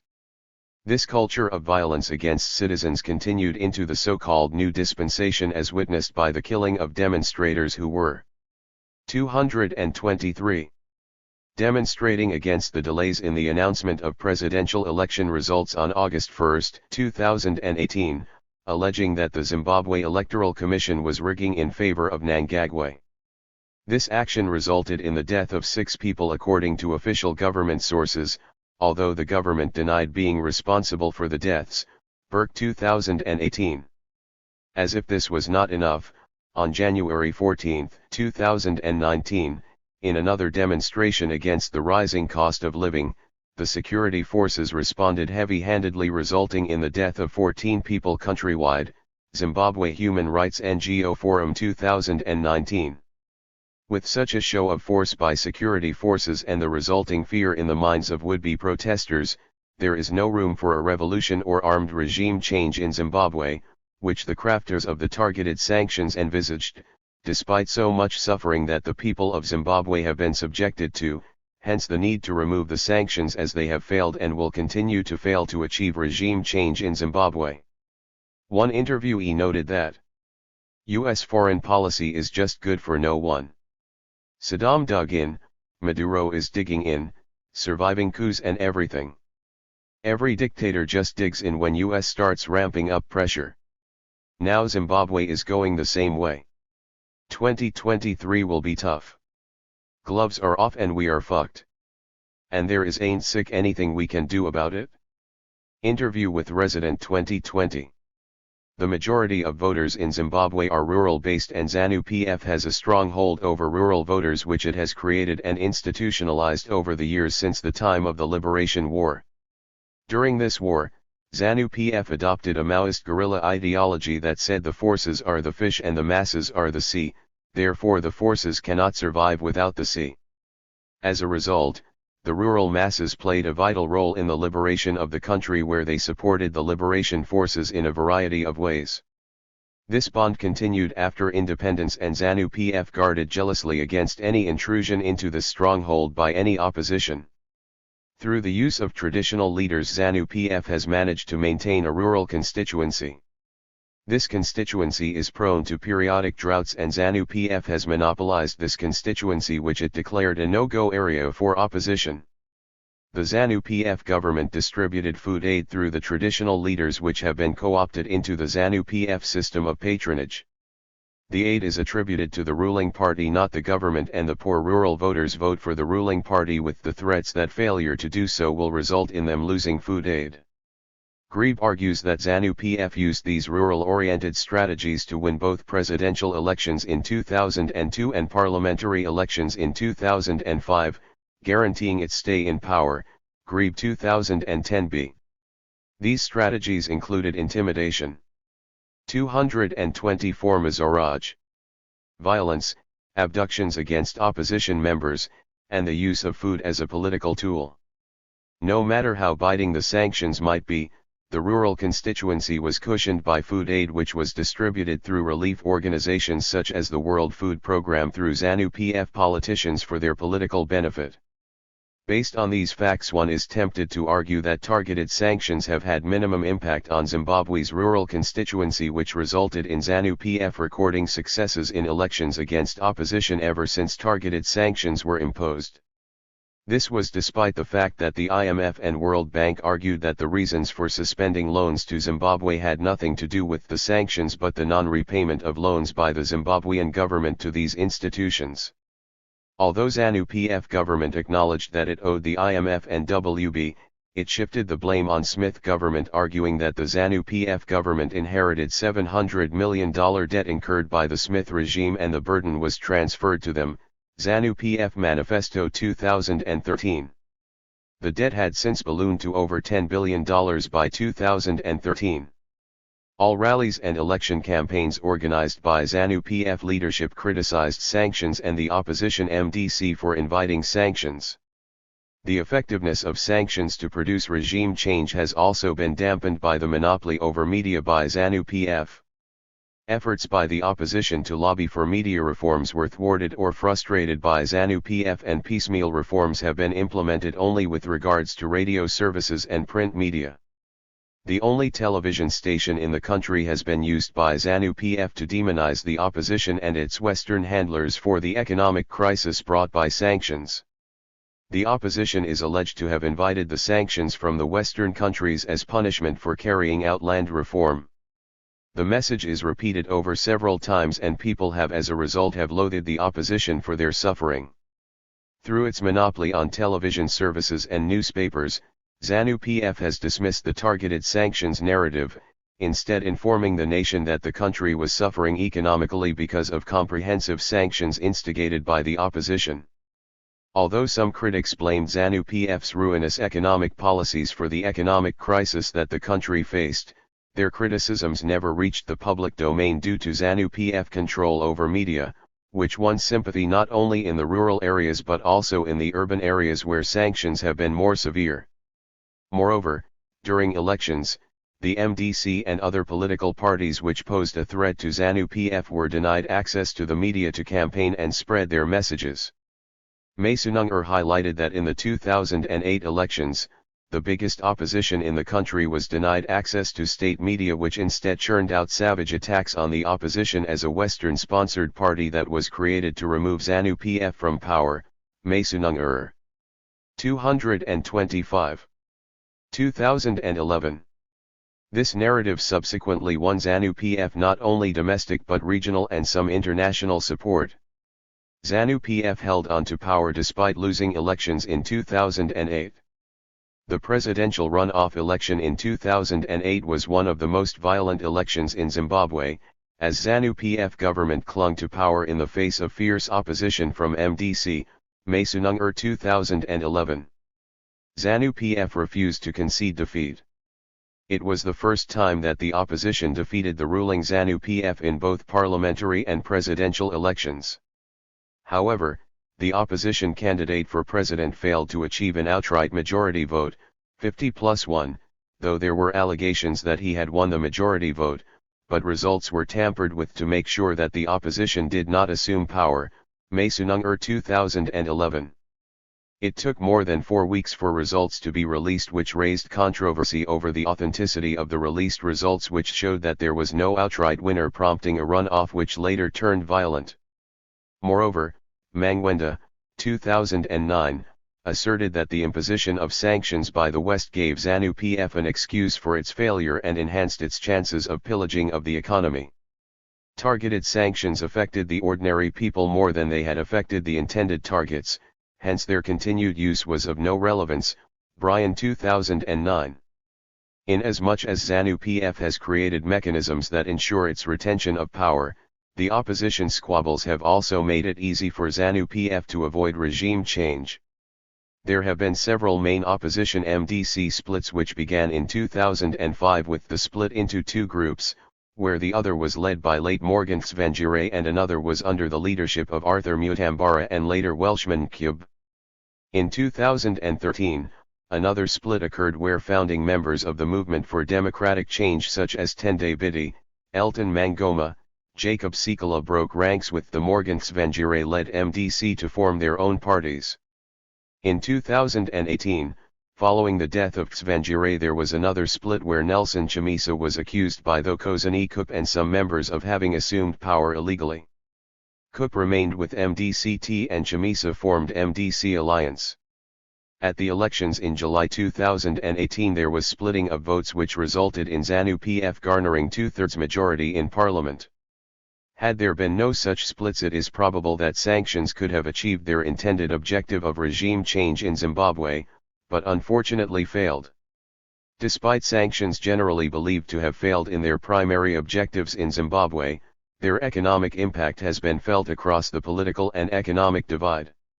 It is not a coincidence that since the imposition of targeted sanctions against Zimbabwe by the US and EU in 2001 and 2003 respectively, the economy has and continues to decline. Lack of foreign currency continues to cripple domestic businesses. Inflation reached its peak in 2008 and 226 Mazaraj continues to soar under the new leadership, with fuel shortages becoming a daily phenomenon, public hospitals ground to a halt with no basic medication and medical staff inadequately remunerated. Zimbabwe's inflation was officially estimated to be 231% in 2008, the second worst recorded in history. Steve Hanke of the Cato Institute estimated inflation at 89.7 sextillion% in November 2008, Hanke 2020. Partly due to the sanctions, the country was not able to access credit from international institutions such as the IMF and was unable to attract foreign direct investment. Sanctions brought suffering, unemployment and poverty to the majority of Zimbabweans as companies closed. Basic social services are in distress. Hospitals are now death traps, health personnel are on strike. The education system has nearly collapsed with teachers and lecturers always on strike for better salaries which have been eroded by inflation. The economy has struggled since the imposition of targeted sanctions, but the victims of this economic crisis are the majority of the population who cannot access the country's natural resources. The targeted sanctions did not stop the land reform, nor did it punish elites, but contributed to economic collapse and difficulties for ordinary people. Murisa and Bloman highlighted that Zimbabwe's ability to manage its own economy is severely hampered by the US and EU sanctions, and no country in the globalized world can both balance its budget and stabilize its economy without support from financial institutions. Murisa and Bloman 2018. Zimbabwe survived in a globalized world without this support for more than 2 decades, and Zimbabweans have paid a heavy price. They further argued that Zimbabweans have been unfairly treated by the EU and US, as there are more countries who are committing human rights violations but are not sanctioned by the same Western countries. The targeted elite managed to shift blame on sanctions for their policy failures and maintained grip on power beyond the imagination of the sanctions imposers. Magiza, a human rights lawyer, noted that the problem is that it is the weak members of the society that are hit by the effects of the sanctions, and democracy cannot flourish in poverty. It needs stable economic foundations. Magiza 2005. This was supported by Hove, who argued that it is the poor who have been most affected by sanctions either directly or indirectly. Hove 2012.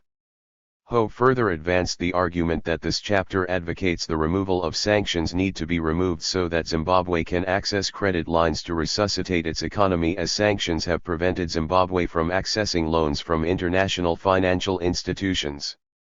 While the rationale for sanctions is to provide an alternative for war by avoiding mass suffering and negative consequences associated with war, the reality is that sanctions in Zimbabwe are not alternative to war but are actually a declaration of war on Zimbabweans, judging by their humanitarian impact. Their impact on civilians is similar to 227. The effects of warfare. The elite, which are allegedly targeted by sanctions, have not suffered from the effects of sanctions. The elite targeted by sanctions are looting the country's resources at the expense of the ordinary Zimbabweans. Recently, a close relative of the presidency was caught attempting to smuggle 6 kilograms of gold at Zimbabwe's largest airport, which points to the fact that the elite have been siphoning state resources while the general population is living in deep poverty. Yet the US and EU continue to argue that sanctions are targeting the elite. There is therefore no justification for the continued imposition of the sanctions. Despite sanctions having been deemed to be unsuccessful, they have been credited with some measure of success in changing the behavior of opponents. However, such kind of behavior has not been seen in Zimbabwe, as human rights continue to be violated, as highlighted by the continued abduction of political activists opposed to the government, and all calls by the international community to respect the rights of political opponents have been ignored. Therefore, the primary purpose of targeted sanctions has not been achieved. Hence the call for their removal. 6. Conclusion and policy recommendations. There is overwhelming evidence that the targeted sanctions on Zimbabwe's political leadership failed to achieve their intended objective. The real aim of targeted sanctions was to collapse the economy and thus mobilize people into the streets to overthrow or vote the government out of power. It looked possible for some time with violent demonstrations in the years 2005, 2007, 2016, but they all failed to remove ZANU-PF from power as intended by the authors of the sanctions. There have been elections since the sanctions were imposed 2 decades ago, but, in all instances, the ruling party managed to subdue the opposition through agenda setting and framing by state-owned media. The ruling party put in place measures meant to protect its power and prevent regime change. These measures included using the state security apparatus to suppress dissent, resisting all types of reforms such as media, security, political and electoral that could end its political hegemony, maintaining a monopoly over its rural constituency, and infiltrating the opposition, thereby causing divisions. the intended isolation and incapacitation of targeted leadership did not bear fruit.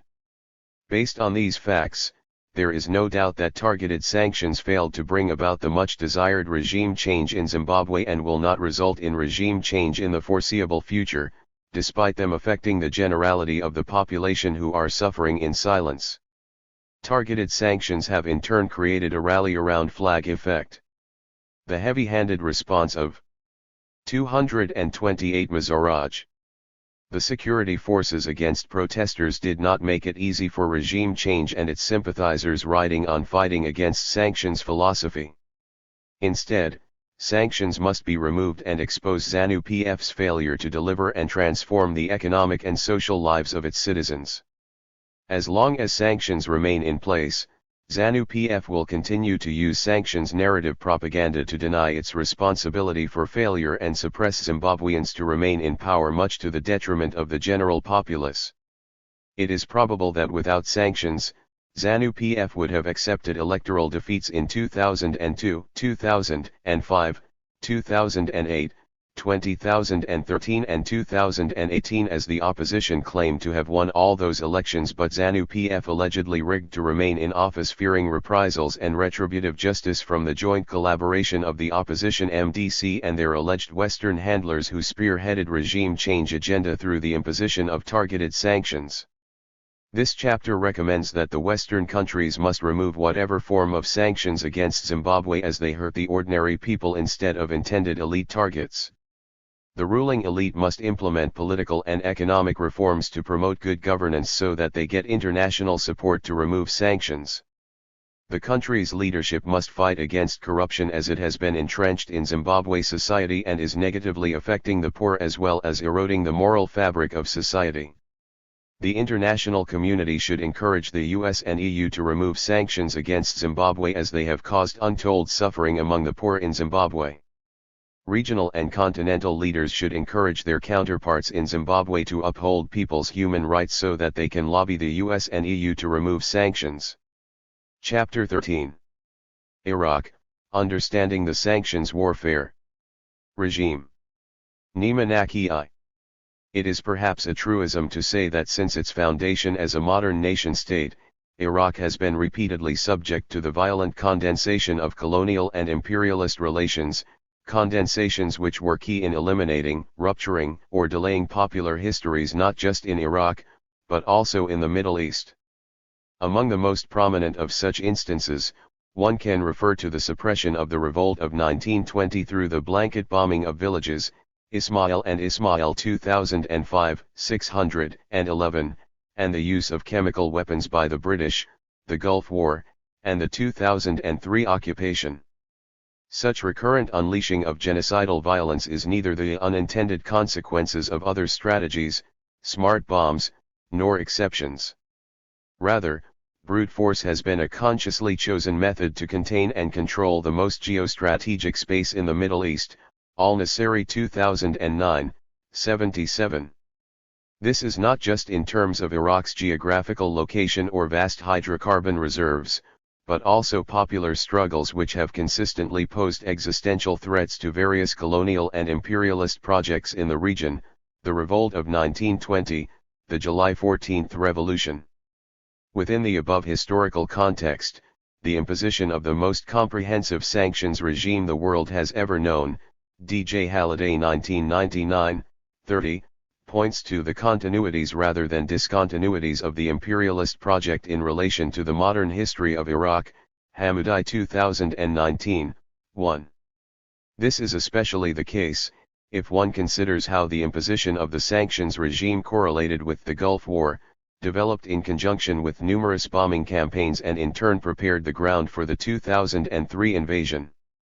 Nonetheless, taking such longue-durée perspective risks overlooking the specificity of the sanctions regime.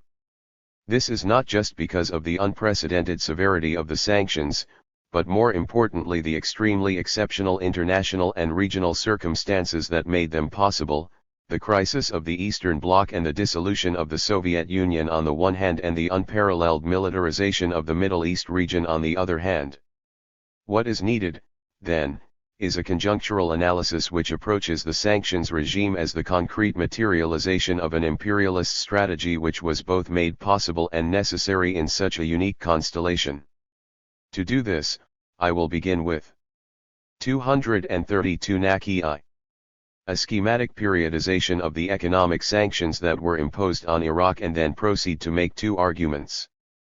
First, by pointing to a situation of war in permanence in Iraq, I will argue that these economic sanctions were parts and parcels of what I term the sanctions warfare regime.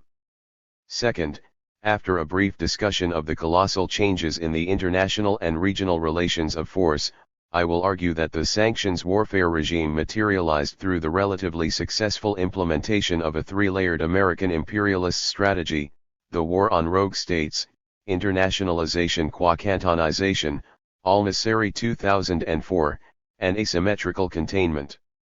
1. The economic blockade.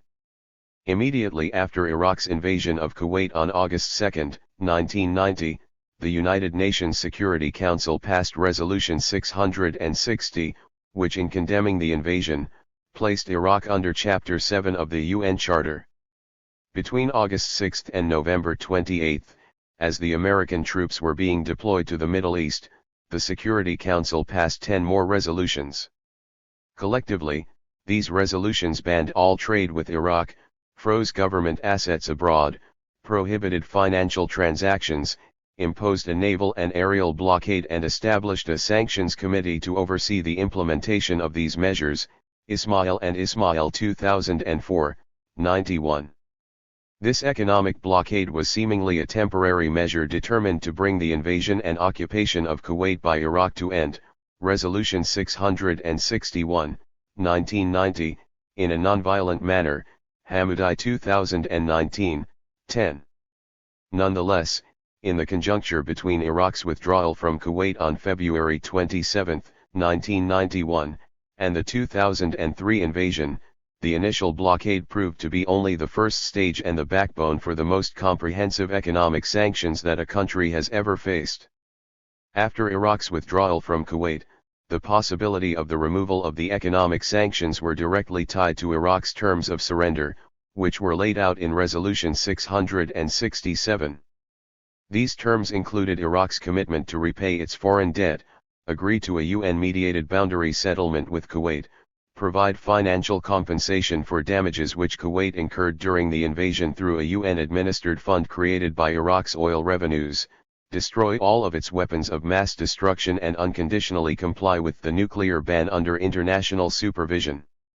These measures, particularly the ones related to Iraq's current and future military capacity, were far-reaching to an extent where they were virtually unquantifiable, Ismail and Ismail 2004, 97.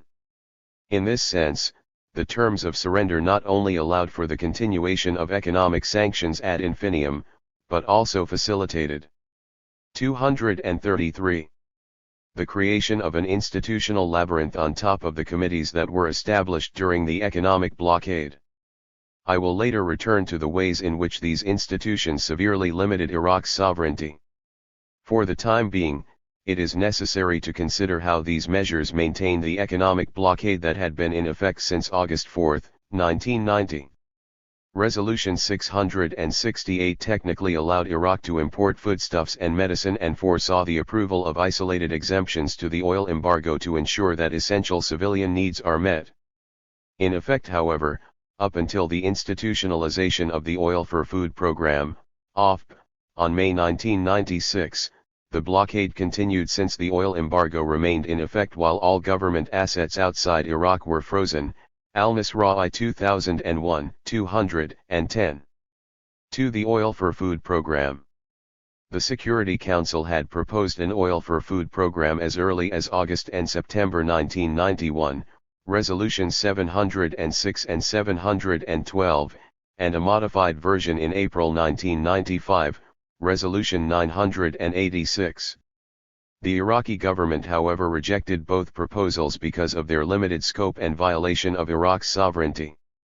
After all, under these measures, Iraq was only allowed to export $1.6 billion worth of oil every 6 months, $2 billion under the Resolution 986, while the Sanctions Committee would be in charge of approving the oil contracts, administering the funds and supervising the import and distribution of humanitarian supplies. With the collapse of the Iraqi dinar since January 1995, high inflation and the inability of the government's food rationing system to meet the needs of the population, Iraq accepted the Oil for Food program on May 20, 1996, by signing a Memorandum of Understanding. In its initial stage, which began on December 10, 1996, the OFP would allow Iraq to export $2 billion of oil every 6 months. Through an elaborate organizational structure, the United Nations would transfer 25% of the acquired revenue to the UN Compensation Commission, UNCC, to pay for Iraq's war reparations, 3% towards UN's administrative costs, 59% for humanitarian aid in areas under the control of the central government and 13% to the 3 Kurdish provinces. In the second stage of the OFP, the ceiling on oil exports was increased to $5.2 billion on February 1998, and in the final stage, which began after the passing of Resolution 1284 on December 17, 1999, the ceiling was entirely removed, Katzman and Blanchard 2007. The crucial point here is that despite slightly easing the economic blockade, the OFP institutionalized Iraq's loss of sovereignty over major aspects of its economy and provision basic civilian needs. 234 Naki 3. War impermanence. Noting the catastrophic economic, social, and ecological consequences of these economic sanctions, many critical observers have insisted that these sanctions were not an alternative to war but rather a different kind of war, Spunek 2006. It is however more accurate to argue that the sanctions, whether in the blockade phase or after the institutionalization of the OFP, were parts and parcel of what may be termed the sanctions warfare regime. That is, a constellation when, the imposition of economic sanctions, their continuity and effectiveness are overdetermined by a situation of war impermanence. From this perspective, Operation Desert Storm not only marked a scale of destruction that has no parallels in the history of warfare, Simons 1996, 4, but also the beginning of a protracted cycle where a mutually reinforcing relationship between economic sanctions and warfare was established. Let me begin with Operation Desert Storm, the 6-week American-led campaign in which 88,000 tons of bombs, equivalent to 7 Hiroshima-size atomic bombs, were dropped on Iraq, Simons 1996, 4. For the time being, my concern is neither the illegal nature of this military campaign and its conduct, nor how it eliminated all diplomatic efforts to resolve the invasion of Kuwait peacefully, Hamoudi 2019. The essential issue here is how the campaign was based on a strategy of accentuating Iraq's economic dependencies through a deliberate and massive destruction of the country's civilian infrastructure, oil facilities, electric power stations, water treatment and sewage sanitation facilities, communication and transport infrastructure, industrial and agricultural plants, health and education facilities. Among other issues, this is manifested in how the American-led coalition tried to create post-war leverage over Iraq by destroying and damaging infrastructure which could only be revitalized through foreign assistance, Simons 1996, 11, Gelman 1991. The devastating magnitude of this strategy, which was indisputably unrelated to the liberation of Kuwait, becomes all the more significant, when one considers the long-lasting ecological and health effects of the use of uranium-depleted weapons as well as the chemical and electromagnetic pollution, Bennies and Halliday 2000. All in all, during the 6-week military operation, Iraq's economy and civilian infrastructure was literally bombed back to the colonial era. For instance, nearly 4 months after the war, the national power generation was only 25% of its pre-war total, or about the level it was at in 1920, Al-Misra'i 2001, 210, Gelman 1991. At the same time, Iraq's healthcare system was put back by at least 50 years due to destruction of the health infrastructure, the exodus 235 of health workers and lack of financial resources, World Health Organization, Division of Emergency and Humanitarian Action 1996, 17, Abdullah 2006, 75. The Gulf War, however, did not end with the conclusion of Operation Desert Storm, but rather entered a new phase of sustained warfare. Immediately after Iraq's surrender, popular uprisings swept much of Iraq's south and later the Kurdish-inhabited north, while the government lost control over most of the provinces. Only after the coalition forces allowed the regime to suppress the uprisings, the United States, later joined by France and UK, began enforcing a no-fly zone over the north of the 36th parallel, from June 1991, and later south of the 32nd parallel, from August 1992, and 33rd parallel, from 1996. The no-fly zone, which consistently expanded both in space and scope, was seemingly justified by Resolution 688, which had condemned the repression of Iraqi civilian population and demanded that Iraq immediately end this repression, Resolution 688, 1991. For the time being, the major point is not so much that the longest sustained U.S. air operation since the Vietnam War, Richter 1999, was not authorized by the Security Council, Gray 2002. Rather, the crucial issue is how the enforcement of the no-fly zone weakened Iraq's defensive capacities through intelligence gathering and bombing military installations. This gains all the more significance when one considers how these dynamics worked in conjunction with the weapons inspections program and the arms embargo, see Bennies and Halliday 2000, 37.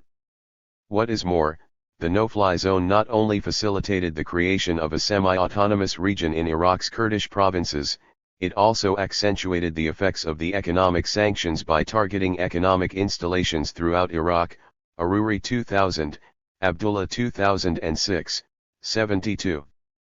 For the sanctions warfare regime. Now, the persistence of the war after the conclusion of Operation Desert Storm came against the background of an estimated $200 billion cost for restoring Iraq's damaged and destroyed civilian infrastructure, Simons 1996, 12. This is in a context marked by Iraq's near-total reliance on the import of medicine and food in the pre-war years. 70% of Iraq's food requirements were imported in the pre-war years, and oil exports as the main source of foreign exchange earnings. The conjunction of war impermanence and an enduring economic blockade not only made the restoration of Iraq's infrastructure impossible, but also created a situation where most Iraqis were living on semi-starvation diet, despite a disciplined government-run rationing system. What is more, food insecurity, the health effects of illegal weapons used throughout the war, the debilitating 236 NACI of healthcare system and the basic infrastructure, particularly water sanitation plants, had a direct effect on rising illness and high mortality rates. This is reflected in epidemic outbreaks, malaria, typhoid, chloral, doubling of under 5 child mortality in the 1994 to 1999 period, and death of over 500,000 children as a direct result of sanctions, World Health Organization. Division of Emergency and Humanitarian Action 1996, Abdullah 2006, 74. As Al-Nasra'i notes, this situation remained the same under the various stages of the OFP since the revenue generated under this program was too small to meet the basic needs of the population, Al-Nasra'i 2001, 213. Based on the above observations, we may then argue that the mutually reinforcing relationship between economic sanctions and war impermanence peripheralized Iraq in and through economic, territorial, and political desovereignization, Al-Nasiri 2004. That is, a. deindustrializing Iraq and peripheralizing its economy to the extent that the basic needs of the population could not be sufficiently met, b. severely limiting Iraq's national autonomy by transferring central aspects of its economic sovereignty to the United Nations, creation of semi-autonomous regions in the north and weakening the country's defensive capacities. 5 exceptional circumstances. The sanctions warfare regime emerged in large part due to the relatively successful implementation of a 3-layered American imperialist strategy, which was both made possible and necessary by epochal shifts in the international and regional relations. Let me begin by a few words on the abrupt and tectonic consequences of the demise of the bipolar world order from the perspective of the Middle East. The sanctions warfare regime emerged in the interregnum between the terminal crisis of the Eastern Bloc and the collapse of the Soviet Union. For our purposes, what stands out with regards to this context is a threefold process. First and foremost, the dissolution of the bipolar world order put the United States in an extremely privileged position to push for a radical neoliberalization of the semi-peripheries through enhancing the pressure to enforce structural adjustment policies, Jessup 2010, 26. This was all the more accentuated in the Middle East since the crisis and dissolution of the Soviet Union came at a time when the defensive trenches of the region against external pressures were particularly weakened. To begin with, financialization of the oil markets, enhanced supply security, declining oil prices and the weakening of OPEC implied that the oil weapon had become a less reliable tool to 237. Resolve the crises of state-led development in the region. What is more, these economic uncertainties had been intensified by the long-lasting effects of the militarization of the region since the late 70s, Naki I 2020, 175. In the case of Iraq, the juxtaposition of these changes in the political economy of oil with the economic crisis that had emerged as a result of the 8-8 war with Iran, played a key role in the Iraqi power bloc's decision to invade Kuwait, Al-Nasra I 2001, 206. To return to the main issue. What needs to be highlighted here is that economic vulnerabilities of the region in this constellation allowed the United States to use economic incentives and threats for enhancing its strategic depth in the region, Naki I 2020, 65. For instance, Egypt was quick to seize the opportunity to obtain much-needed debt relief in return for its military and diplomatic support for the Allied attack on Iraq, in 2004, 116, while the United States cancelled economic aid to Yemen for voting no to Resolution 678, Bennies and Halliday 2000, 41. Second, the terminal crisis of the Soviet Union and a crisis management strategy that prioritized détente with the West, excluded an active foreign and security policy towards the Middle East. From the perspective of the Middle East region, the importance of this new thinking in Soviet foreign policy, and later the pro-Western approach in the initial post-Soviet years, cannot be overestimated. After all, the relations of force in the region had been overdetermined by the Soviet-American rivalry since the inauguration of the bipolar world order, and even more so since the 70s, when the Middle East became a scene of continuous East-West maneuvering, for strategic positions in the Third World, F. Halliday 2005, 99. Given the narrowing of the region's defensive trenches, the prioritization of détente with the West not only made the Gulf War possible, but also allowed the United States to instrumentalize the United Nations for the enforcement of the sanctions warfare regime, Rubenstein 1994, Hamoudi 2019, 8. Finally, the Gulf War in particular and the sanctions warfare regime in general laid the foundation of an ever-increasing U.S. military presence through the establishment of military bases, defense agreements, arms transfers, and enforcement of no-fly zones.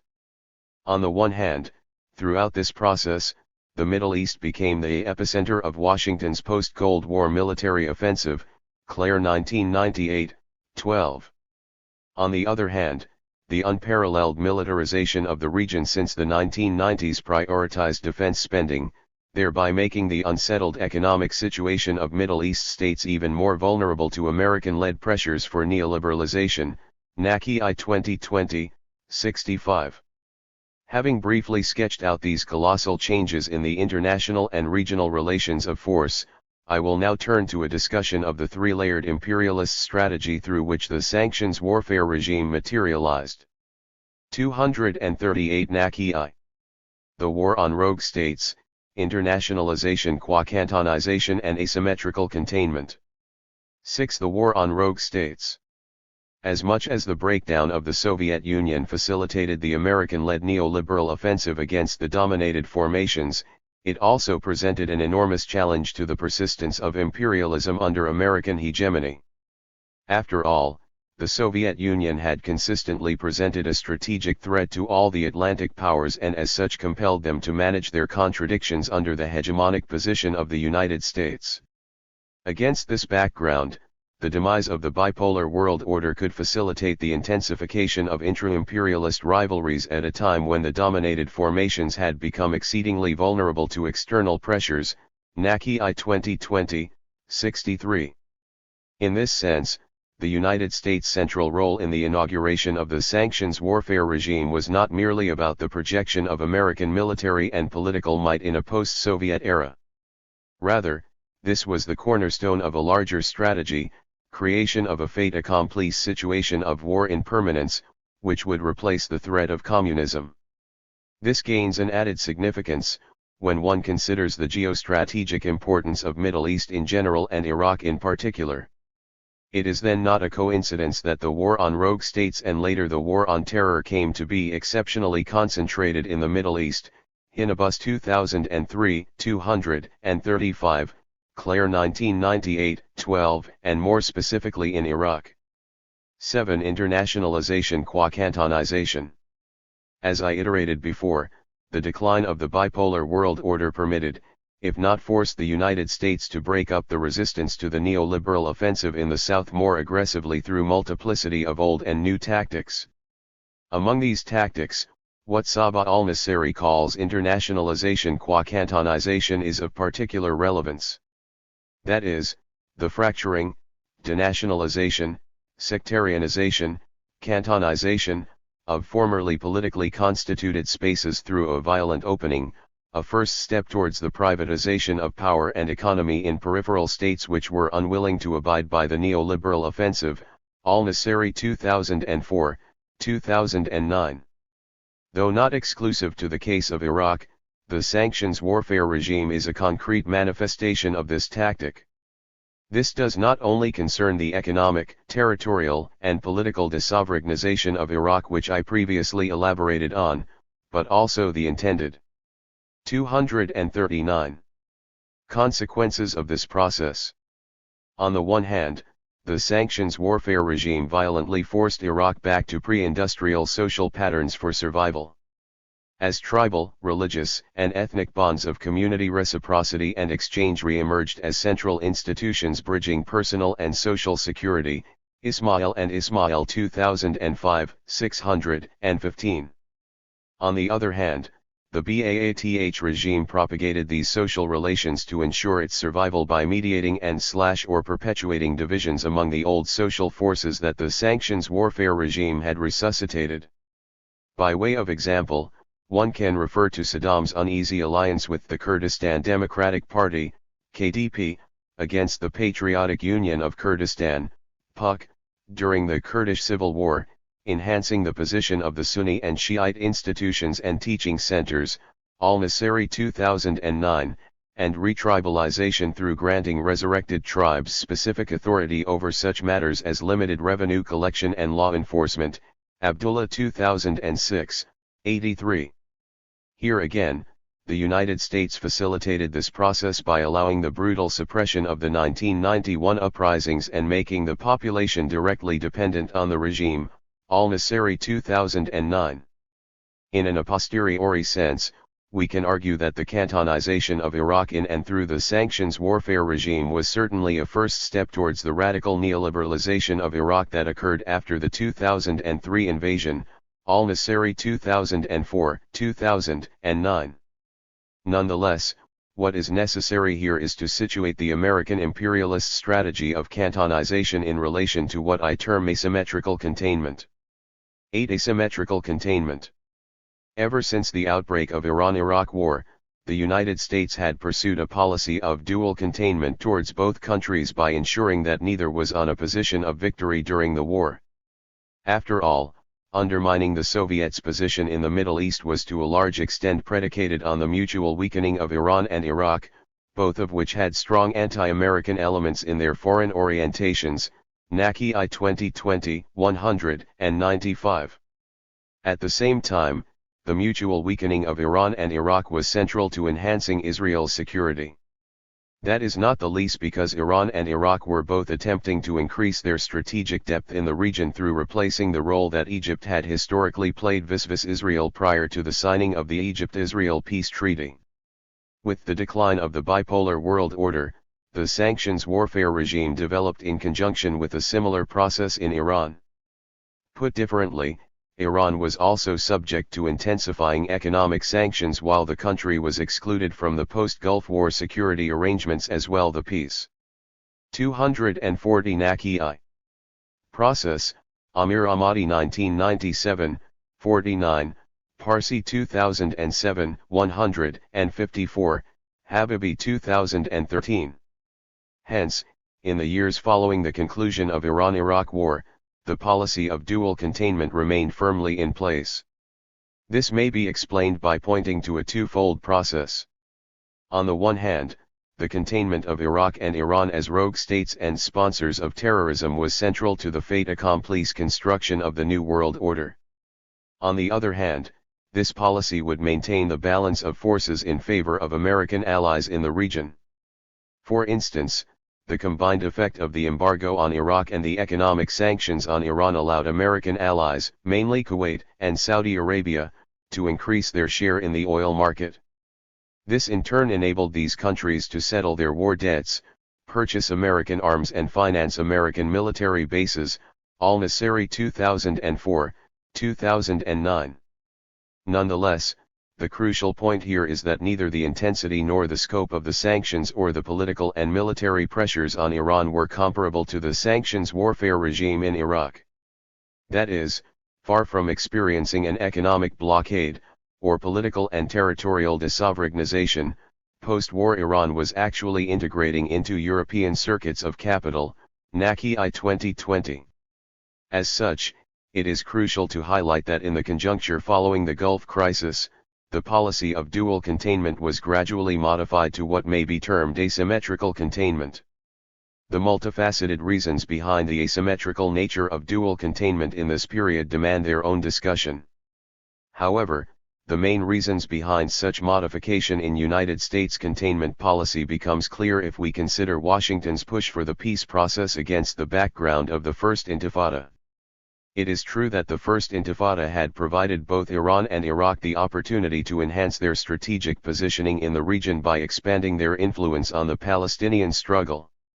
Nonetheless, the major weight of Iran's influence remained within Lebanon while some forces within Iran's post-war power bloc began to tacitly support the peace process, see Parsi 2007, 142-152. In sharp contrast, Iraq had managed to become the major financial and political supporter of the Palestinian Intifada, strengthen Arab solidarity with the establishment of regional cooperative economic councils and host a summit of 21 Arab countries in June 1, 1990. In this sense, all indications were pointing towards Iraq's assumption of Egypt's historical in the Palestinian struggle role prior to Camp David Accords. This is perhaps best captured by the way in which Iraq led the efforts on rehabilitating Egypt to the Arab League, Aziz 2000, 130. From this perspective, the unequivocally heavier burden of dual containment on Iraq relates to the American-led efforts in incapacitating the possibility of Iraq gaining a leadership role in the Arab world, at a time. 241. When Washington was ensuring Israel's security through pushing for the peace process. 9. Conclusion.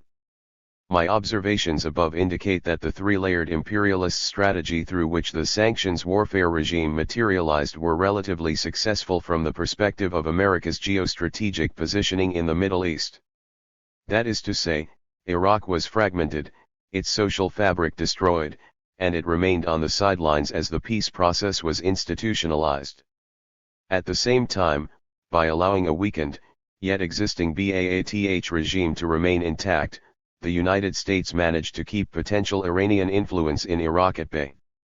What is more, the sanctions warfare regime facilitated an increasing American military presence in the region, which in turn had a key role in Washington's later military campaigns. This is not to say that there were no limitations to this three-layered strategy. Illicit trade between Iraq and its neighbors including Iran, the signing of oil contracts between Iraq, France, Russia, and China and removing the cap on Iraq's oil exports after 1999 all show the increasing regional and international opposition to the sanctions, see Katzman and Blanchard 2007. Nonetheless, the essential point here is that the violent condensation of the contradictions of the New World Order in Iraq allowed the sanctions warfare regime to persist, prepare the ground for the 2003 invasion and delay a possible popular history. That is, without the sanctions warfare regime, there would neither be a weakened Baath regime nor an occupation, but very likely a revolution. Chapter 14. Writing Out Empire, The Case of the Syria. Sanctions. Greg Shapak. Since the end of the Second World War, the United States has been the world's leading political, economic, and military power. America's capitalist economy ensures that it is an internally stratified society wherein the U.S. bourgeoisie, alongside its international allies, makes decisions about U.S. stewardship of the global system with minimal input from the American working class. Analytic clarity, therefore, requires that discussions of U.S. imperialism highlight the centrality of the American ruling class in determining the global policies that the U.S. state pursues. Central to these is the question of how the American ruling class approaches rivals. As the U.S. and its partners attempt to manage economic, political, and ecological instability, the global capitalist empire that the U.S. heads is as concerned as ever with subduing challengers and enveloping territories and populations that are not currently fully within its grasp. As John Bellamy Foster writes, the dollar oil Pentagon regime, backed by the entire triad of the United States/Canada, Europe, and Japan, is exerting all of its military and financial power to gain geopolitical and geoeconomic advantages. The goal is to subordinate still further those countries at the bottom of the world hierarchy, while putting obstacles in the way of emerging economies, and overthrowing all states that violate the rules of the dominant order. 2019. Economic sanctions play an indispensable role in that project. They are a mode of control used to attack the populations of countries with governments that sections of the American ruling class regard as a barrier to their interests. Syria provides an example. The Syrian state was periodically willing to work with its American counterpart, siding with the U.S. in the 1991 Gulf War and later participating in America's extraordinary rendition torture program. Nevertheless, the U.S. government has, with brief periods of partial respite, carried out economic and political aggression against Syria for more than 40 years. The American state has consistently made clear that it is doing so. Writing Out Empire, The Case of the Syria Sanctions 245. Because the Syrian government helps inhibit U.S. ruling class goals in Palestine, Lebanon, Iraq, Iran, and thus also in Syria itself. In this chapter, I show that U.S. government sanctions have done significant harm to the Syrian economy, and thus also to the Syrian masses' quality of life, for most of the century. Since the start of the 2011 war, the sanctions have inflicted severe harm on Syrians, undermining their access to food and medicine and exacerbating inflation and unemployment. The measures in the United States Caesar Act, 2019, have played a central role in pushing the Syrian population to the edge of starvation. My argument is not that the economic crisis in Syria is only a result of U.S. sanctions. In the 2000s, Bashar al-Assad's government pursued neoliberal reforms and, by late 2010, the social supports that had previously existed in the country came apart. Kadri and Mutar 2019, 1-2. Still less is my position that the policies of the United States and its allies are the sole reason that Syrians are suffering, as their country has gone through a decade-long war that has been, often simultaneously, a popular uprising against a dictatorship, a civil war, and an international proxy war.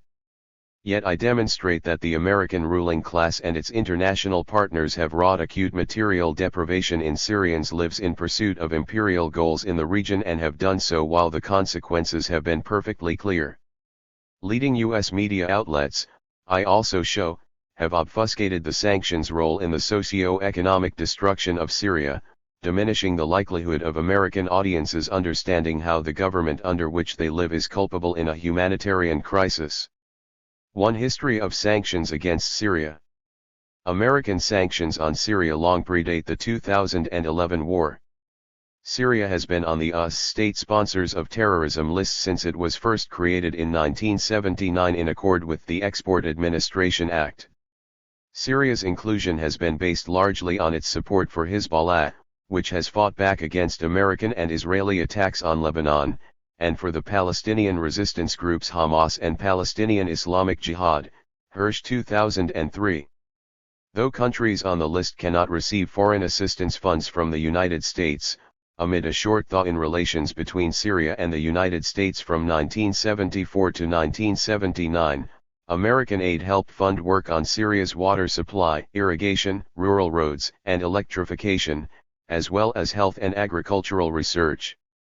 Being on the list also meant that the U.S. Secretary of Commerce and the Secretary of State would have to notify Congress before licensing the export of goods or technology worth more than $7 million to Syria. Amendments in 1985 and 1986 lowered this threshold to $1 million and, in 1989, mandated notification irrespective of value. The 246 Shapak Omnibus Diplomatic Security and Anti-Terrorism Act of 1986 and Omnibus Budget Reconciliation Act of 1986 respectively banned U.S. military equipment sales to Syria and denied foreign tax credits on income or war profits from Syria, with both laws citing ostensible Syrian government support for terrorism. A 1994-95 amendment to the Foreign Assistance Act of 1961 mandates that the United States withhold a proportionate share of contributions to international organizations for programs that benefit Syria and 7 other countries. Under the Anti-Terrorism and Effective Death Penalty Act of 1996, the U.S. President is required to withhold aid to third countries that provide assistance or lethal military equipment to countries on the terrorism list, though the President can waive this provision if they conclude that doing so is in the national interest. Sharp 2010a, 6-8. Such policies were porous. For example, in 2005, the U.S. sold Syria $100 million worth of corn. Sharp 2010b, 19. The 2003 Syria Accountability and Lebanese Sovereignty Restoration Act marked a significant escalation of U.S. efforts to isolate and subvert Syria. The act reduces American diplomatic contacts with Syria and restricts travel by Syrian diplomats inside the U.S. while banning U.S. businesses from operating or investing in Syria, landing in or overflight of the United States by Syrian aircraft, and all American exports to Syria except food and medicine. The law does so with reference to what the U.S. described as Syria's occupation of Lebanon, Syria Accountability and Lebanese Sovereignty Restoration Act 2003, Sector 5. The Lebanese government disputed this characterization, saying Syria was there at Lebanon's request. The U.S. dismissed this position on the grounds that Lebanon's government was allegedly a Syrian puppet, Strindberg 2004. The act also says the sanctions are based on Syria's alleged development of weapons of mass destruction, WMDs. Strindberg points out that in both 2003 and 2004 Syria put forth proposals at the UN for making the Middle East a nuclear weapons-free zone, and the US vetoed the proposal in both cases, pages 62 to 63. He also quotes a ranking Western diplomat in the Syrian capital as saying that the Syrians certainly have no nuclear weapons, nor the capabilities or intentions of developing them. They have no biological capabilities, Strindberg 2004, p. 63. The Syria Accountability Act likewise accuses Syria of importing oil in violation of sanctions on Iraq and of providing support for acts of international terrorism, while claiming that it's necessary to hold Syria accountable for its role in the Middle East, and for other purposes. The deeds referred to in the last sentence include Hezbollah, Hamas, the Popular Front for the Liberation of Palestine, and the Popular Front for the Liberation of Palestine General Command. The bill goes on to say Syria allows Hezbollah and other militant organizations to attack Israeli outposts at Shabab Farms, Syria Accountability and Lebanese Sovereignty Restoration Act 2003, Sector 2. Writing out Empire, the case of the Syria Sanctions 247. Territory that both Syria and Lebanon say is Lebanese but that Israel claims is part of the Syrian Golan Heights that Israel occupied in 1967, fate of Sheba Farms on hold until Israeli withdrawal 2008, and illegally annexed in 1981. The Syria Accountability Act also rationalizes sanctions on the grounds that Syrian policy enables Hezbollah to control the Israeli-Lebanese border and much of southern Lebanon as the group continues to attack Israeli positions and allows Iranian Revolutionary Guards and other militant groups to operate freely in the area. Syria Accountability and Lebanese Sovereignty Restoration Act 2003, Sector 2. In these respects, the sanctions were explicitly enacted because they interfere with U.S. imperial prerogatives in the region such as subduing Iraq, outmaneuvering Iran, and attempting to quell Hezbollah and Palestinian resistance to US-Israeli efforts to dominate Lebanon and Palestine.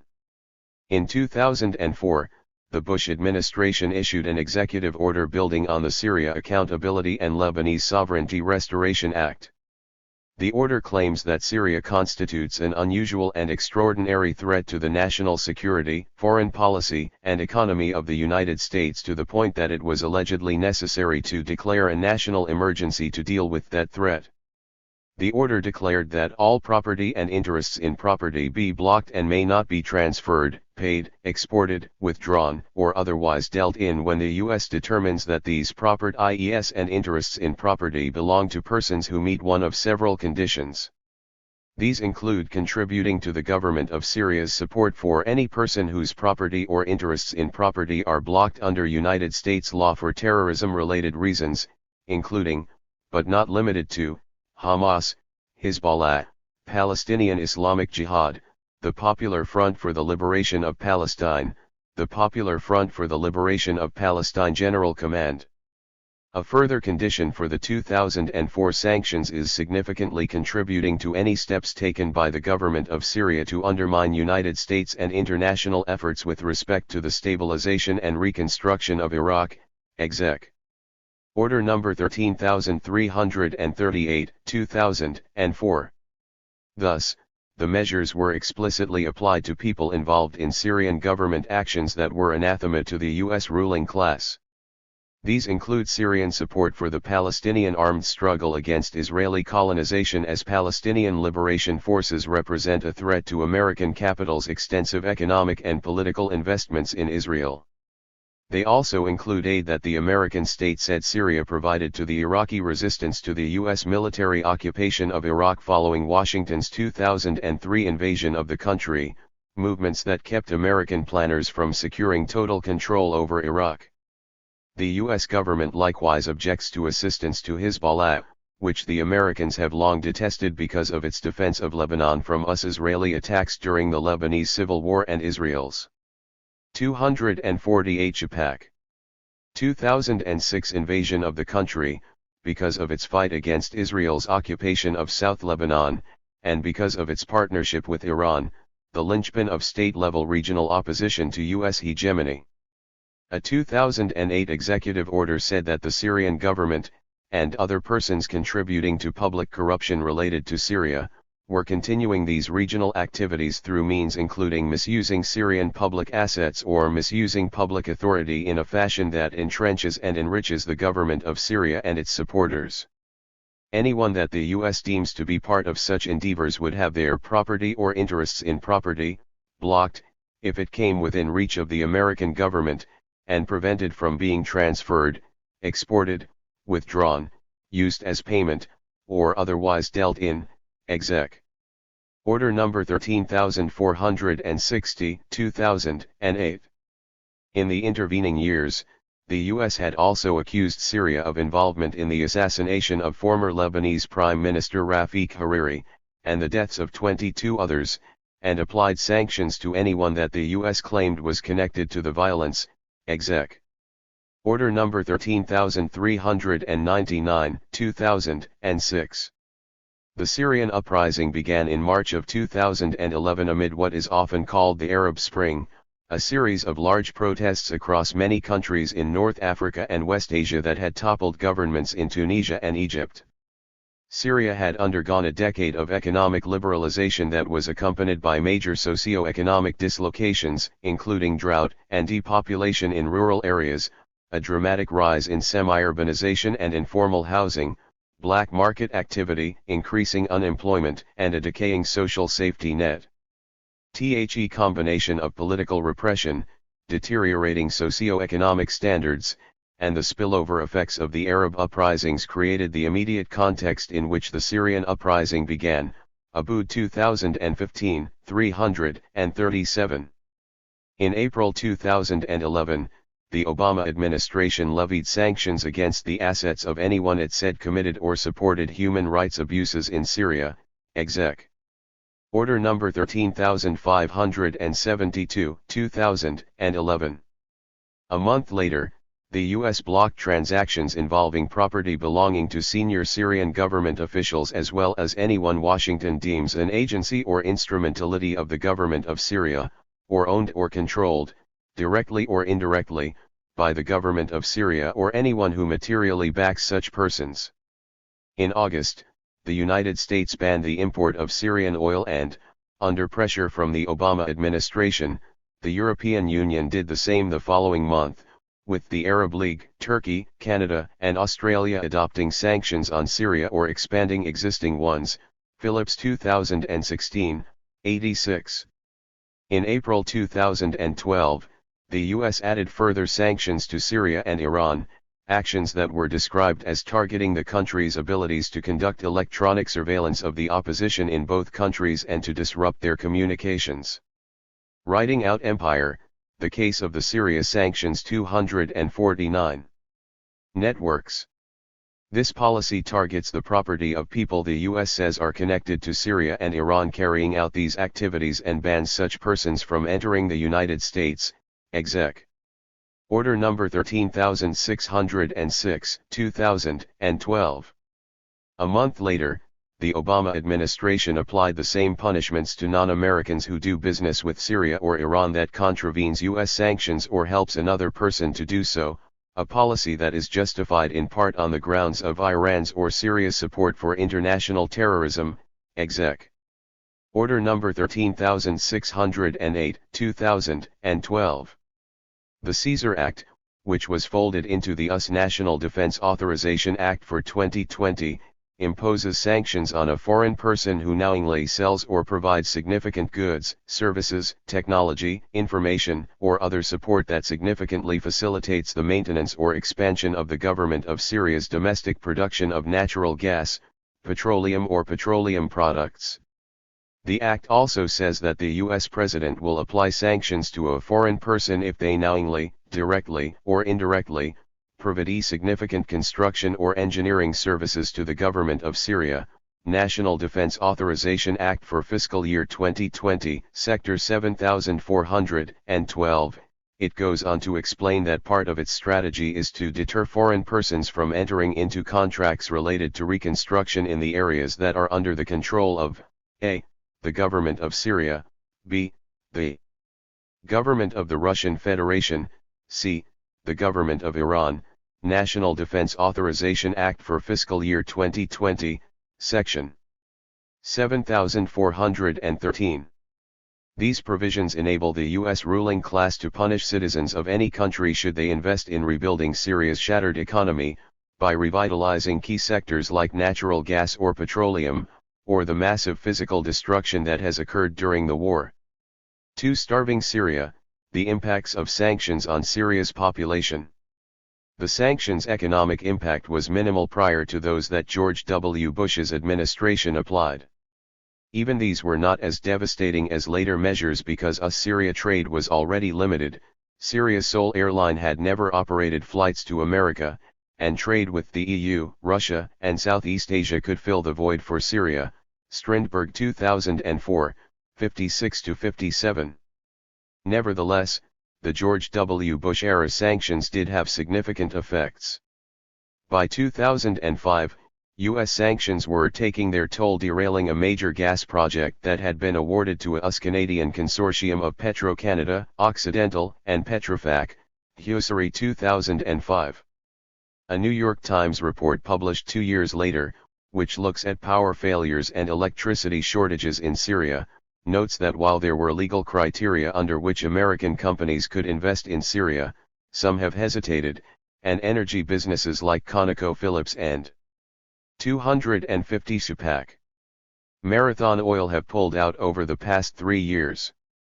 Andrew Tabler, then editor of Syria Today magazine and subsequently director for Syria on the National Security Council's Middle East Affairs Directorate during the Trump administration, says in the Times article that Syria now finds itself in a situation where the number of companies that can build big power facilities are limited, and the ones that can do this have apparently followed the American lead because they fear the repercussions of doing business here. Naylor 2007. In 2008, Turkcell withdrew its bid on Syriatel after the American government sanctioned Syriatel's primary stakeholder, Rami Makhlov.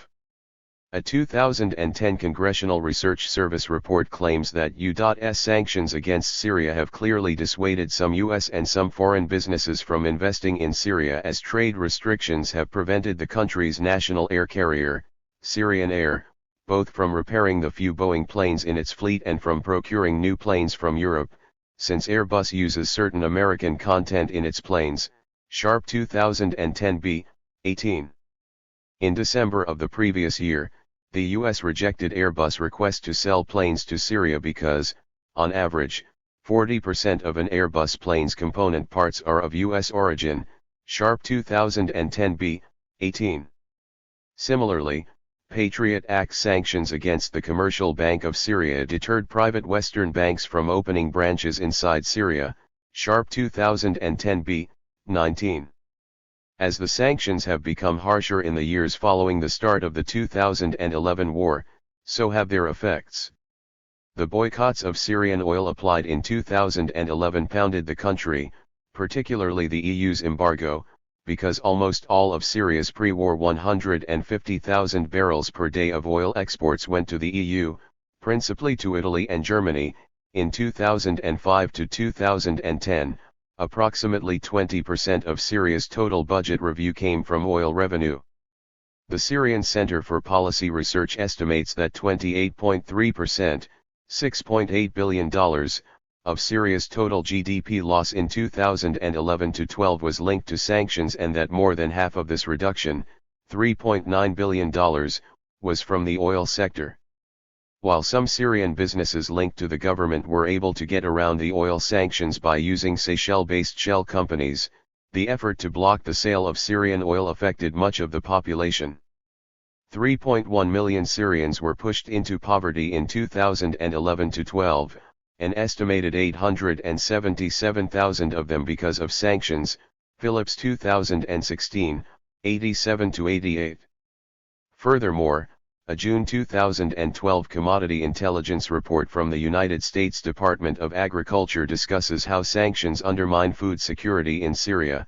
The net result of international actions has been to trigger a major depreciation in the Syrian currency, 50%, dramatically increase domestic inflation, significantly deplete government financial reserves, and seriously restrict trade.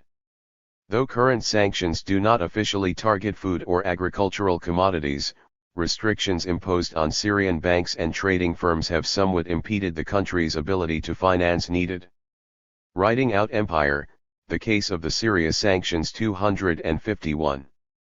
Imports, de March 6, 2019. Joshua Landis also points to sanctions as one of 4 principal reasons that inflation in Syria had exploded by the spring of 2012, alongside hoarding, a 30% tariff on any goods coming from Turkey, and the government's reduced ability to pay for subsidies. The US-EU ban on oil imports applied the previous August and September, respectively, were costing $400 million a month, while the sanctions banking restrictions had reduced trade with neighboring Iraq by 10%, Landis 2012, 80. An October 2012 report from the Danish Institute for International Studies, DIS, commissioned by the Danish Ministry of Foreign Affairs, finds that sanctions have helped erode international confidence in the Syrian economy, thereby contributing to an increase in unemployment. They have also played a part in decreasing salary levels and, therefore, in the fall of Syrians' purchasing power. This reduced purchasing power has undermined access to food across the country. In these ways, the sanctions add to the socio-economic costs of the conflict and are likely to exacerbate pre-existing socio-economic difficulties, particularly affecting the lower social strata of the population. Lime 2012, 6-7. DIS also notes that the ban on transactions in US dollars has reportedly made it almost impossible to carry out financial transactions through Syria using international and regional banks. To avoid breaching the sanctions, international and regional financial institutions have overcomplied and been extremely reluctant to serve Syrians. Thus, all Syrian citizens with bank accounts and credit cards face serious problems when they try to carry out transactions. Since all international transactions have been affected, the sanctions have indirectly hampered import of medical items and food, including essential staples like wheat, the import of which Syria relies on for half of its national consumption. Lime 2012, 49-50. Though medicine and food are exempt from the economic measures taken against Syria, overcompliance with the sanctions has resulted in problems with importing food and medicine. While the domestic pharmaceutical industry produced 90% or more of the medicine consumed in Syria at the time of DI's report, this production required importing active agents, machines, and equipment. International financial institutions' reluctance to deal with Syrian companies complicates importing, as do increased production costs caused by fuel shortages and higher raw material prices. Consequently, the consumer prices of medicine reportedly rose and there were shortages of pharmaceuticals. Lime 2012, 61. As the conflict was about to reach its second anniversary, Doctors Without Borders/Médecins Sans Frontières, MSF, noted that, before the war, Syria had a well-functioning health system with trained health workers, medical expertise, and its own pharmaceutical industry. But today, those resources are almost 252 Supak. Completely depleted, on all sides of the front lines. Health networks have broken down because of supply problems and drug shortages resulting from the collapse of the pharmaceutical industry or indirectly from international sanctions imposed on Syria. Syria 2 years on, the failure of international aid 2013. In the first 3 years following the 2011 sanctions, Ella Wind and Omar Esta'i, 2014, 135, point out, Syrian enterprises and regional partners had signed virtually no new export contracts. Wind and Esta'i note that one impact of the sanctions has been an acceleration of the depletion of Syria's foreign exchange reserves. The government has drawn heavily upon these stores of cash as oil revenue dried up. According to a report by the SCPR, the sanctions caused 28%, or roughly $6.8 billion, of the losses to GDP in 2011 and 2012. The report also concluded that the sanctions had the worst impact on the lower social classes, given the rise in prices of food staples such as bread and the higher cost of heating oil. 2014, 135. A year later, the journal European Security published an article noting the role of sanctions in more than doubling the price of basics such as milk, eggs and rice, and a threefold increase in the cost of heating oil. Its author, Erica S. Marit, contends that sanctions have led to difficulties importing medicines, which has hindered the treatment of chronic illnesses, including diabetes and respiratory diseases, as well as common contagious illnesses. 2015, 130. In 2017, World Health Organization officials said that doctors in the Damascus Children's Hospital cancer ward face a critical shortage of specialist drugs to treat their patients because Western sanctions, as well as the military conflict, have severely restricted pharmaceutical imports. While medical supplies are largely exempt from the sanctions, a 90% drop in the value of the Syrian pound has made some pharmaceuticals prohibitively expensive. The sanctions, furthermore, prevent many international pharmaceutical companies from dealing with the Syrian government and hinder foreign banks that are handling payments for imported drugs. NEMA 2017.